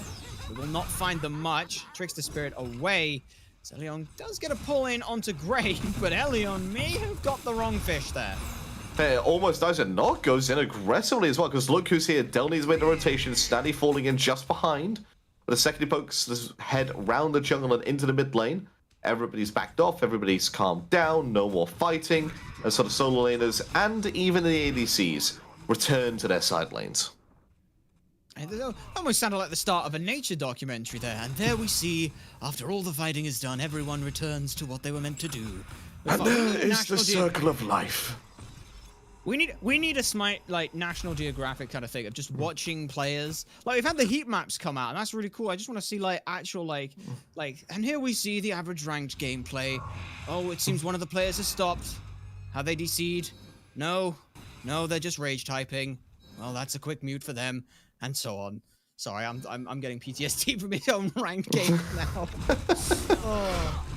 And the probably stop mentioning them. And the supports have found each other in the jungle, and they display a show of dominance against each other. Mostly in so much as waiting for others to show up. Elion the first to back away in that instance. But even so, 10 minutes break across the board. It's about a 700 gold lead. Maybe half an item would be on the table, or the first tier, if it was just one person with the lead, but even so, that's not going to be the case here. Elion has been focused out a little bit, but it has mainly been Nog, and I've loved this change up here for the Sages. What do Cowlin Wardens need to do to counter what the Athenian Sages have started here? It's a little bit more difficult to say, because so far Athenian Sages have been the ones that have been sort of the aggressive types. They were the ones that have forced all these fights. I think we need to see a little bit from Slash. This Dargy can snowball quite hard, and right now it's just been used for a bit of farming, been used a bit more passively. Just try and get a bit more involved in the game from Slash, I would say. Maybe we could see more of an aggressive play from Eldion like we saw him do in game number 1, where he was jumping in left, right, and center. It seems that they're playing maybe a little bit fearful of the momentum that the Athenian Sages have brought from that game number 2, and it's showing a little bit. Just a touch here, but Elion is still at least pushing forward. Not too deterred. Still intrepid as ever. Evermed now finishes off the durable, not the durable drumstick. You got me saying it there, good job, but it's the sturdy stew, which has already been finished off, which is always good to see how quickly those can get finished, especially for the support. They offer so much. Just that extra burst of protection for the team means that you can be just that little bit more aggressive, especially with Yamoja, because she can technically proc that herself with a Riptide.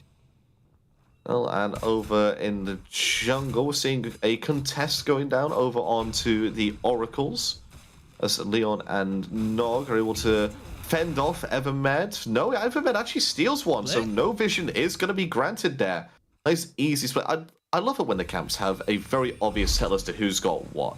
So you can very easily say, okay, yeah, this team got it, that team got it, no team got it. Not like these other camps where it's very difficult to tell just from a minimap.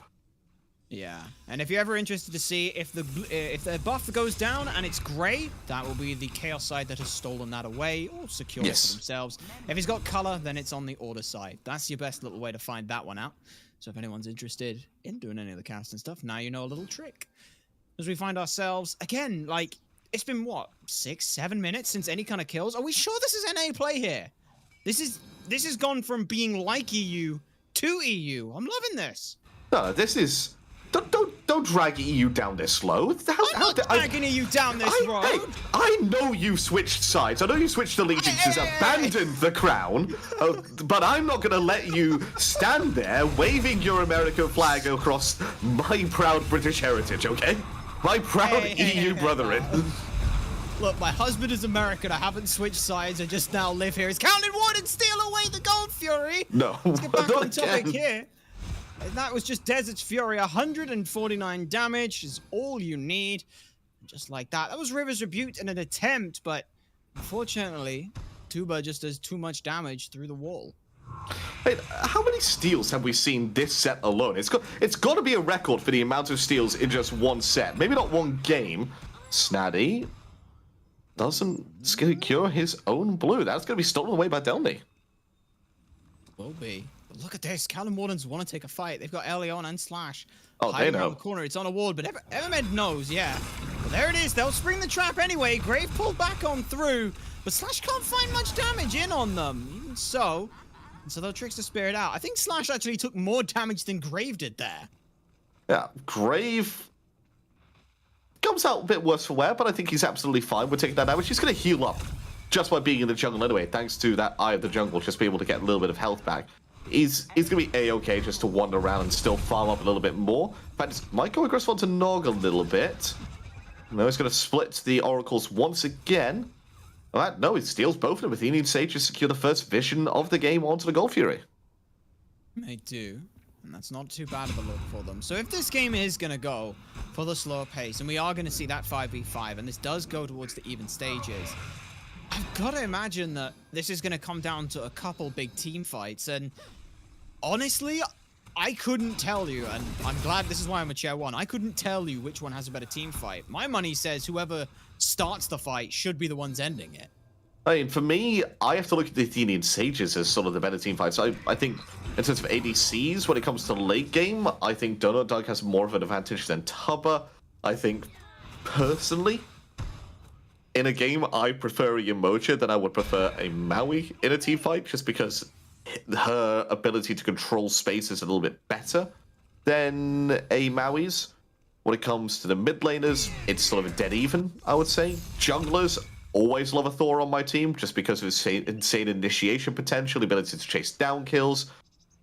I'd say solo and maybe mid are the points where Calvin Wardens might be a little bit stronger than the Athenian Sages and just God picks alone.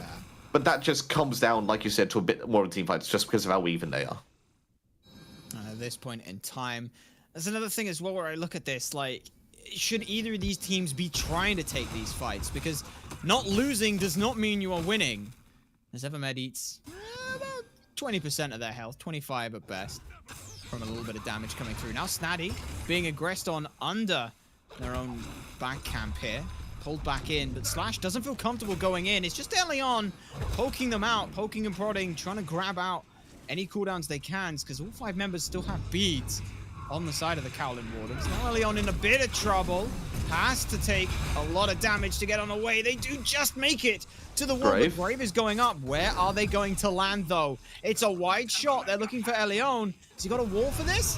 It does have a wall, but it doesn't connect. The hammer, on the other hand, does, though. Credit Snaddy for the cripple. Yeah, who needs to connect the wall when you can do that? Oh, it's 16 and a half minutes in. Let's go! This is the NA scene we wanted. I should probably not sound quite so happy for it, but Slash goes back on through, looking for a lot of beads, looking for anything they can pull in. It's just Grave and then Trickster Spirit away. Athenian Sages wanted it. They are taking as much as they can, whenever they can. They had a small lead up here, and now they will head back towards the Fire Giants. That eats so much damage from Nog, akin to last game. Now Tycho Drums comes out, and Cowlin Warden steal away the second jungle objective this game. Athenian Sages, it's a good thing you didn't stick on that Fire Giant, because it would not have gone well for you. Now Nog being run out by Dave. Good knock up, and a good bit of peel will keep him alive. Oh no.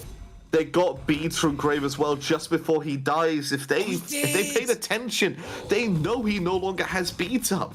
he does have CC and ultimate, but that could be huge for them if they actually find him off in the jungle. Calvin Wardens have raced themselves into a lead there, and they're just extending it more and more and more. I think it was a little bit foolish for them to have started the Fire Giant there. I think going for the Pyromancer was the play. I mean, I don't dislike the fact that they wanted to play aggressive and wanted to try and up the tempo of the game. Maybe just the wrong time to do so. You got to be able to back up what you're trying to threaten at that point in time. They just did not quite have the ability to do so. So Calvin Wardens, in very classic EU style, down in kills, up in XP and gold. In a very good spot. Doug now having to pick their poison. Who do they go to? The answer is Slash. And whoever they end up with here, it's just because Snaddy is around to keep them alive. But it's not good enough. They're going to get pulled back on in. No, Beats and Aegis. They beat and Aegis that as well, and they still died to the damage output. Now Snaddy's having to run for their lives here. We've seen this play happen before. It wasn't 18.5 minutes in. It was like 30 minutes in that Calvin Wardens had started taking this kind of a control of a game. So far, it has just been the Athenian Sages being mispositioned. I would say a lot of the kills and a lot of the times they have been able to find these leads and find these wins have just been, again, poor positioning or poor aggression coming out in Grave. Truly embodying that right now as he gets punished once again, not credited with the kill. And there you see the benefits of a damaged Raijin. That Raiju just doing enough damage to cancel out Grave's Anvil of Dawn. Even takes the cooldown of it with him as he perishes mid-flight. And now, this is the kind of play the Athenian Sages wanted to do. But instead of actually going for the Fire Giant in an almost Hail Mary burst, Calvin Wardens are again setting a honey trap, baiting members in. The Fire Giant gets low, and Athenian Sages, outside of Evermed, have just given this up. Calvin Wardens have recognized it, and so instead, they'll just take their free Fire Giant. 19.5 minutes in the first Fire Giant of the game. A little bit earlier than what we have seen in most of our sets today. In fact, I think maybe all of the sets. It has been one of the earliest Fire Giants that we have seen. And they looks like might look to extend their gold lead beyond what is capable of for the Athenian Sages to fight back into. Snaddy, your tower's not safe, buddy. Your tower's not safe. No, no one is safe. Nowhere is safe at this point in time. Downey pushes them back, and Snaddy gets controlled a fair bit. Less damage done to them, more so looking towards the tower here, as Slash actually finds themselves in a 2v1. They cannot answer that one back. Meanwhile, Donut Doug is doing what every good Chernobog does. Ignore the entire team and just split push for as much farm as they can. This will come with a benefit, though. Doug needs this gold and XP, so it's kind of double dipping here. Yeah, I like what he's doing with that Chernobog, like you mentioned. Just getting that split push, getting that extra bit of farm, getting him as close to Tuba as possible. And it just gives the Athenian Sages a way to bankroll their way back into this game. If they didn't have the pressure coming out from Donut Dog on the left-hand side, they probably wouldn't have been out of this game in terms of the gold lead. Right now, the Athenian Sages find themselves 5,000 gold down and 4 members with the Fire Giant Slash. Unfortunate in their positioning, gets themselves picked off, but even so, the rest of the team, they found foothold on the right-hand side. They got down the tier 2, but it was answered back, so in all honesty, I mean, power play, you can see that. They've got a kill, they've got a lot of XP up right now, but that XP is going to reach a limit here. Actually, it's minus XP. They have gained less farm than the Athenian Sages have. Oh, that is... Is that true? That can't be. Yeah, sure. read it. They've, oh my god. Calvin Wardens have got less gold and less farm with this Fire Giant. That's incredible work here, but now Delney looking to try and keep a fight going here. Evermed pulled in very high up there. But unfortunately, for the Calvin Wardens, they will be able to slip away. Fury is on the table if Calvin Wardens want it, but I'm pretty sure with Elion jumping in this aggressively, they want the fight. I'm having a look at the player damage chance, which is very handily stood up on that left-hand side for us. Second from bottom, Slash. Only one of his team's members without a Fire Giant right now. Tuba sitting just above him at about 3,000 difference. And then we have a massive jump over to Nog and Delney, the mid laner. Nog. Mifflin pointed out that he's extremely good at Smite. I don't think there's any doubt in that. And he's proving time and time again that maybe he should be in consideration as one of the next up-and-coming mid laners. in maybe not next season, but 2-3 seasons' time, could start to be pushing his way up into the SPL. I mean, we saw the Athenian Sages. The best fights they had is when they just absolutely dumpster dove onto Nog early on, CC him down, and throw everything they can into him, because the rest of the Calvin Wardens, it's like, you've got a gun. What do? Do you punch the guy holding the gun, or do you disarm the gun? Nog is both in this instance. He is gun. Yes. Here's a gun holding another gun. So you get a 2-for-1 there. Because the rest of the Calvin Wardens don't seem to have much. All right, that's taking it a bit far. It's not that they don't have a lot, it's that everything seems to be centered around the momentum that Nog's damage can build up here. And now we are seeing a start of a siege. Athenian Sages semi-defend this, and the Calvin Wardens respect it. They're going to be able to fend off the aggression here from the Calvin Wardens are the Athenian Sages. But still, they are going to forfeit one very, very important objective here. The Stygian Beacon is going to go away with the Calvin Wardens. Let's go. It's over for them. They lost the Stygian Beacon. How are they ever going to compete with the extra movement speed that they're going to bring out now? I mean, yeah, it's a bit of extra power, and that for me is always the big thing. I mean, it's bad enough that Delny is giving them that with the Nike passive. Now they've got it doubled down as well. Athenian Sages aren't exactly ever going to feel like they're on even keel, but it's slowly getting towards parity with experience. Level 20s getting close to across the board. Biggest difference now, Elion, level 17. But even so, Athenian Sages need to come up with a game plan here. Delny with a teleport can match the rotation from Doug. We've seen this before. The person with TP follows through. Unfortunately, Nehu does not get pulled too far. Clicked on the geometry of the map. Oh my god. And look at that. Evermed again. This is supposed to be the front line. Nog just says, I don't care. Take all my damage. Donut Doug has made the rotation in as Slash looking for damage. Meanwhile, on the back, Grave just deletes Tuba. That's huge for the Athenian Sages. Oh, but look, he's been turned around there. Slash picks up his third kill of the game for himself. In the back, Delny goes down. Nehu is the recipient of that kill, and the Kowloon Wardens have to cower in fear as they run away. Snatty's chasing him down. Looking for it. Gets pulled on through by Elion, but it is a full retreat now for the Kowloon Wardens. This is the kind of fight the Athenian Sages have had in the past, and they're looking for it again. Nehu being aggressive because they know they've got that second lifeline. See it around them, the alternate timeline, if needed. But instead, Athenian Sages will go ahead and back up. They've got a two-man or one-man advantage at the very least. Fire Giant around their belts would certainly even things up. Kowloon Wardens are not letting this go for free. Elion stole one of these once.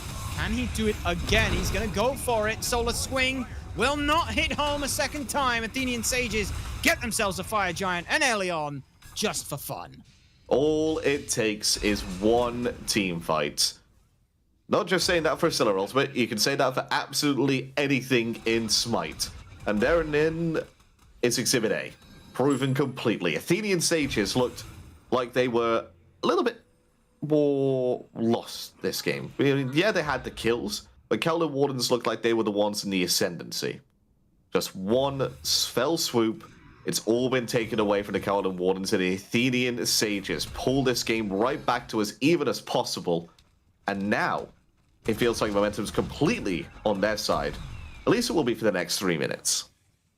And the best part is they can still use that split push potential from Doug if they feel so inclined. Push them up on the right-hand side or mid lane, anywhere that they feel so inclined. For now, it feels like Athenian Sages just want to close that gap a little further. They'll grab Primal Fury, they'll dot their T's, cross their I's, and make sure everything works out. Yes, I did say that the right way around.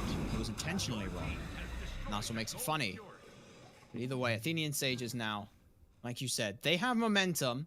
It's up to our Kowloon Wardens to push back a little bit. It might be around this left-hand side tier 2. Is this something the Kowloon Wardens should defend on, or is Phoenix okay to fall back to?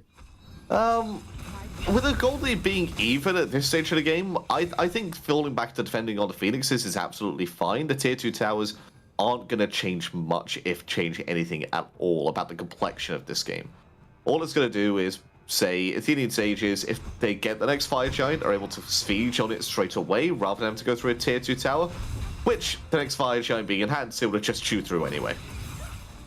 Very good point. But Athenian Sages here, they're not gonna go ahead and brute force this down. They're taking their time, playing it carefully. All of the Kowloon Wardens are here. But like you mentioned in the last game, this has to come down to the junglers, and both of them have been instrumental in most of the kills that have happened this game. Ilion ate so much damage here. It's a lot of CC, but they get to live through it, and now they pull back in one. They'll get caught by the River's Rebuke, but it's still not good enough. Graves around the back, but they're forced away by the rest of the members. Now Slash could potentially try and turn this around. Graves has no beats or Aegis, and he is pulled back in. That's a pick for the Kowloon Wardens. They hold long enough to keep this mid-tier 2 standing almost for the whole fight. Nog was able to just zone a little bit there for the rest of the team, and well, Elion survives completely freely. I don't know how he survives. He was dead to rights, dead and buried, is in between the River's Rebuke, manages to get an ultimate off so he can proc his Pridwin to give himself an extra shield, extra little bit of health. Don't forget, he's gone for the Pridwin. It gives you extra health on that as well. So a smart pickup there from early on, saving his life. And a good work for them. Yeah, the Reverend Pridwin there. 200% of protection from items coming in at a health shield.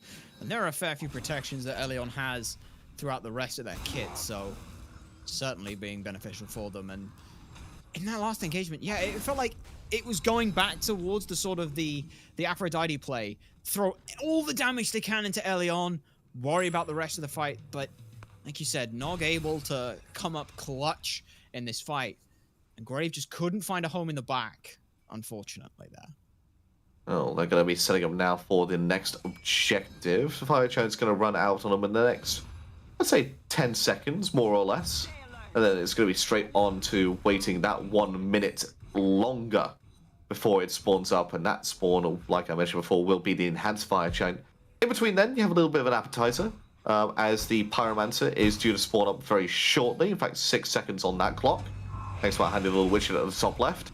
And so far, Kowloon Warden's in prime position to take that mini objective. They certainly are. I'm just trying to keep an eye on how much damage Evermed takes whenever Nog hits them through. This penetration build, there's so much available for them. It's like so much flat, and then, what, like 50% flat, 50% penetration coming through, thanks to the passive from Obshard. No one is tanky, especially not Evermed, because they don't have that many dedicated magical protections. Oh, what they're going to try and do is use that penetration just a little bit more as he try and push into this chokehold the Kowloon Wardens have got over on this right-hand side of the map. They actually get the Pyromancer, but now it's all about zoning for this Fire Giant, and Delny steps up just to poke out a little bit, but eats more than he's dealt. He does, but his healing coming through from that axe isn't exactly anything to scoff at. Nehu threw out the Royal Assault, I believe. The Argus Slam, where he comes in and clamps the hands together. Threw that out, and Delny pretty much healed that entirely. It was all thanks to Snaddy afterwards to follow up to do that. Now, this Fire Giant pit has been controlled by the Kowloon Wardens. We've seen Riptides win games just on pulling members out of position, so keep an eye on those. Delny, it's a little bit more damage for their troubles. This time, no way of healing this back up. They have to go back to base. Look at this. Look at Doug. They're looking to threaten a Phoenix here. So Delny now forced into an engagement, goes with the Sentinel of Zeus to push everyone else away. Where is Grave going to land? It's in onto one, but unfortunately, couldn't quite land it. Now, though, Doug living nightmares, but doesn't join. Instead, just goes to back. It could very easily be living that way over to this right-hand side and started on 5 versus 4, but with members of his team having to back it as well, recognizes that it might be a little bit more of a death wish of a mission to have gone in there with his living nightmare. So wise decision to just hold on to that for now. He can use it at any point later in the future, but he might have to use it right now because Kowloon Wardens from behind are already half elfing the Fire Giant. They are. Snaddy's the only one up here. Nehu needs to get in soon, but Kowloon Wardens have got themselves the Fire Giant, and Snaddy, all alone, ends up getting picked off. Now Nehu trying to disengage with Evermed. They will do so. They'll need a lot of damage, but that shield form blocks a lot of autos. Alternative timeline keeps one alive. Can you kill him again? So far the answer is no, mainly because no one is looking Nehu's way. The Kowloon Wardens clean up 2.5 with the alternative timeline as well. Oh, they've got to try and force an objective. They've got to try and force at least the base open in one of the 3 lanes. They're going to start off with this mid-tier 2 tower. So far, so good. Very easy, no objection there, even from the Athenian Sages. Get this mid-Phoenix. So you have to get this mid-Phoenix as an absolute minimum with this Fire Giant. You can see here, Delny back on in forward. Grave on the left-hand side, looking to push on up, but cannot do so. Mid-Phoenix goes down. Look at this, Callan Wardens, they are hungry for more. They still see Snatty's down for 7 seconds, and Nehu's out of this. They'll go ahead and rip the right side Phoenix down as well. That Titan is very exposed, and there's an Oni Fury just waiting to be picked up. And that is 2 Phoenixes down in the blink of an eye. All because Athenian Sages weren't around that Gold Fury. What are the Fire Giants, sorry. They were around that sort of Gold Fury area a little bit, a couple of them. And then they just never got back into position in time. All of that caused by just trying to get Donut Dog to be safe over on that left-hand side, when there wasn't really any need to. And look at the difference here. The Athenian Sages. Game 1, when Slash picked up this Daji, we were like, oh my god, look at all the beads. Look at how difficult it is to strip beads away when there are 2 Magi's bubbles as well. Big difference this time. Nog's damage doesn't need bead setup, doesn't need the crowd control. It just comes out so effectively, so efficiently. We go back to the old saying with the Raijin. You bang the drum, you make them dum-dum. And that's what's happening here. Was that a Night at the Museum reference? No, that would be you bring me gum-gum, dum-dum. I was Night at the Museum. Reference. Yeah, that's the reference. I was mentioning like the Captain Twigs or the Pretty Primary when it was like you just bang the drum. That's Chop what that chop was. as well. That's that's chop. What is it with players just deciding that it's like one word repeated twice suddenly becomes a thing? You got chop chop, drum. I'm sure there's more. Child make it more. Because we Smork, we like aggressive play. We like to see number go high. And to be fair, those numbers are going high. Look at the player damage numbers coming through. 25,000 on Nod, uncontested by anyone. Even Delny, for all the solo lane slap fights that they get in, cannot measure up to this. As now, Oni minions pushing down the left. Oni fire minions pushing down the right. Oni fire minions pushing down the mid. Something's got to give here for the Sages. And so far, the Kowloon Wardens, they can taste it. They can taste the ability to fight for their place at the World Championship group stages. The Athenian Sages have to hold on to that dream, but they'll go down to the loser's bracket. If they lose here, Nehu's going to be drawn back into the beginning of the fight, and up goes Thor. Where's he going to land? Can he afford to land at this point? The answer is he lands on through, but Delny takes down one. 3 members have gone almost incidentally where they land, and the Kowloon Wardens, this was supposed to be the even matchup, but Kowloon Wardens in 35 minutes, 2 members left, Donut Doug and Evermed are doing everything that they can, but there's just too much pressure from too many places. Kowloon Wardens, 5th seed, first to make it to Worlds. And there we see it. They've got one more game to win, but they also have a shot if they do lose that game again. That's what they're afforded by going into the upper bracket winners final. They win that game, that's all they have to do. They're in the World Championship. Well, the group stages of the World Championship were played a week before the World's premiere in Arlington, Texas. The Athenian Sages, that's their one and only loss that they can take from here on out. They have to win from here on out if they want to qualify. It was such a rough matchup there. The pressure just exploded out, and once Kowloon Wardens get hold of pressure, they are so good at never letting it go. Every opportunity for a fight, they are taking it. Every opportunity to exert that lead, they are taking so effectively. And I gotta look at Leon, like it was mentioned on the desk, like this pick of the Maui, it's only Leon who picks it, but I don't think you can afford to let him have it. No, I think from now on, they're going to be respect banning this a lot. Unless they've come up with something in Grims which are able to deal with this Maui, it's going to be a pick which is going to be looked at as a potentially special ban if they can afford it. May very well do so. But J-Mac, Mifflin, that was it for the games. Go ahead and send us home. Well, it is the Kowloon Wardens moving on into the winner's side of the bracket with a win here over the Athenian Sages in a 2-1 Game 3. And I got to give credit to the cast at the end call there.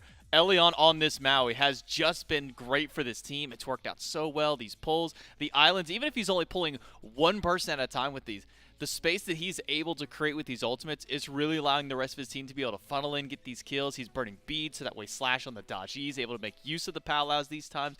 And really, we're starting to really see the cohesion come through with this team.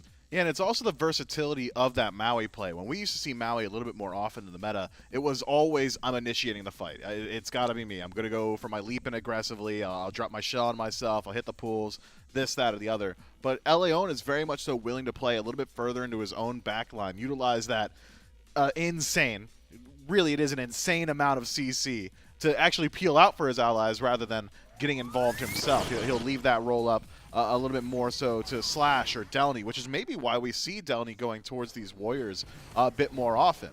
If Leon is going to spend so much time making sure that star mid-player Nog is having a good time, someone's got to get that fight started, and Downey's taking up that role. We did see great performance out of the entirety of the Callan Wardens team. This might have been the quietest game that Nog has had so far this weekend, and that's wild to say considering he still put out 32,000 damage on the Raijin, 2, and 7, not the flashiest of slash lines, but has really cemented himself as a top player here in the mid-roll in this SCC tournament. And you come into this year, people are probably going, who's this guy? Maybe SCC here and there? No one's really calling this guy's name. Jumps up in, all of a sudden everybody's going, wow, this guy's kind of good at what he does. And this set, I think, is a great step up for him to really show what he's capable of and the team that he really has around him as well. I think this Nike, while I was kind of questioning at first what value it really brings, is this right here, the ability to jump into the Phoenix and tank, what, 3, 4, 5 tower shots and still have essentially full HP by the end of it. Or even the few times we've seen him caught out around the Fire Giant fights. It felt like he was under pressure trying to respond, perhaps to Donut Doug going for a split push, gets caught on his own back and says, well, here's the thing, guys. I actually happen to be Nike, so that HP bar you just burnt through, do it again. The god of 2 HP bars, and Downey certainly utilizes that very well. Slash is a bounce-back performance after a much more quiet game on Dodgy earlier on today. Now 4-1 and 5, 9 affected, looks really, really good. You already called it out with 32,000 damage from Nog. I mean, that's literally all you could ask for from your mid laner. And then Tuba, we haven't had too many opportunities to say his name today, has himself a very quiet, good performance here. Does a good role play style ADC. It reminds me of the Wowies of the world. And sometimes you just need that person to sit back, play the role, get yourself to the late game, get those items online, and be your tower killer, because not everybody on that rest of that team is going to be able to jump in, kill those towers real quick. They're going for all the kills. Someone's got to kill the towers. Somebody needs to be there. Someone's got to knock these towers down. Tuba did a lot of that in this game. Maybe not have put up the most damage, but making sure to still keep himself alive. And that's another important factor for the AC. Keeping yourself alive, but being able to stick with the team. And he did that. And maybe it helps being able to have players, like Elion, like Delny around him on this one, at this one. Really love what we got to see out of Nike. I think seeing these Warriors again, seeing the teleport style and seeing that aggressive nature, has kind of made things a little bit nice. We can jump into the bracket. See, we have only 3 more sets to go for the weekend. So if you tune in tomorrow, 11 a.m. Eastern, we're going to kick things off with the Aru Scorpions and Athenian Sages. Loser of that match is out. No more, can't go any further. Their time in the tournament is over. Winner of that one will then move over into match 15. The winner of the next match, match 14, which is the Shibalba Storm and the Callan Wardens, they're going to the SWC qualifiers in that first week of January. They join the other 2 EU SCC teams and the 4 SPL teams that aren't at Worlds yet to see who's going to try and have a chance to qualify for Worlds. And then you take the loser of match 14, the top one, the winner of match 13 on the bottom. They play against each other one final time for the winners finals to see who's going to be the second and final SCC team to qualify up towards Worlds. So, top match, win, go to qualifiers. Bottom match, lose, go home. Then 2 remaining teams from there play one final time to see who's the last team to go.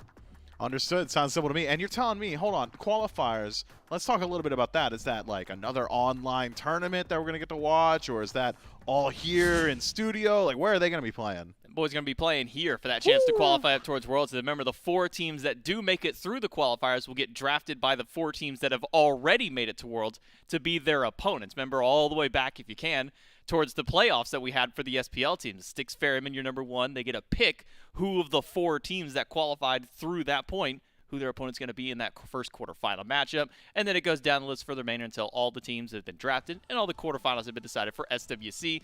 So we still have tomorrow to go here for the SCC qualifiers, and then as always, January for the SWC qualifier portion. And then Worlds right around the corner, like I said. Also January. Less than 4 weeks until the Smite World Championship kicks off in Arlington, Texas. We still got to get through the rest of the SCC qualifiers. That'll be tomorrow at 11 a.m., so make sure you tune in. On behalf of myself, Myth, and all the other cast and everyone behind the scenes, thanks for watching. We'll see you tomorrow. It's 9 p.m. It is.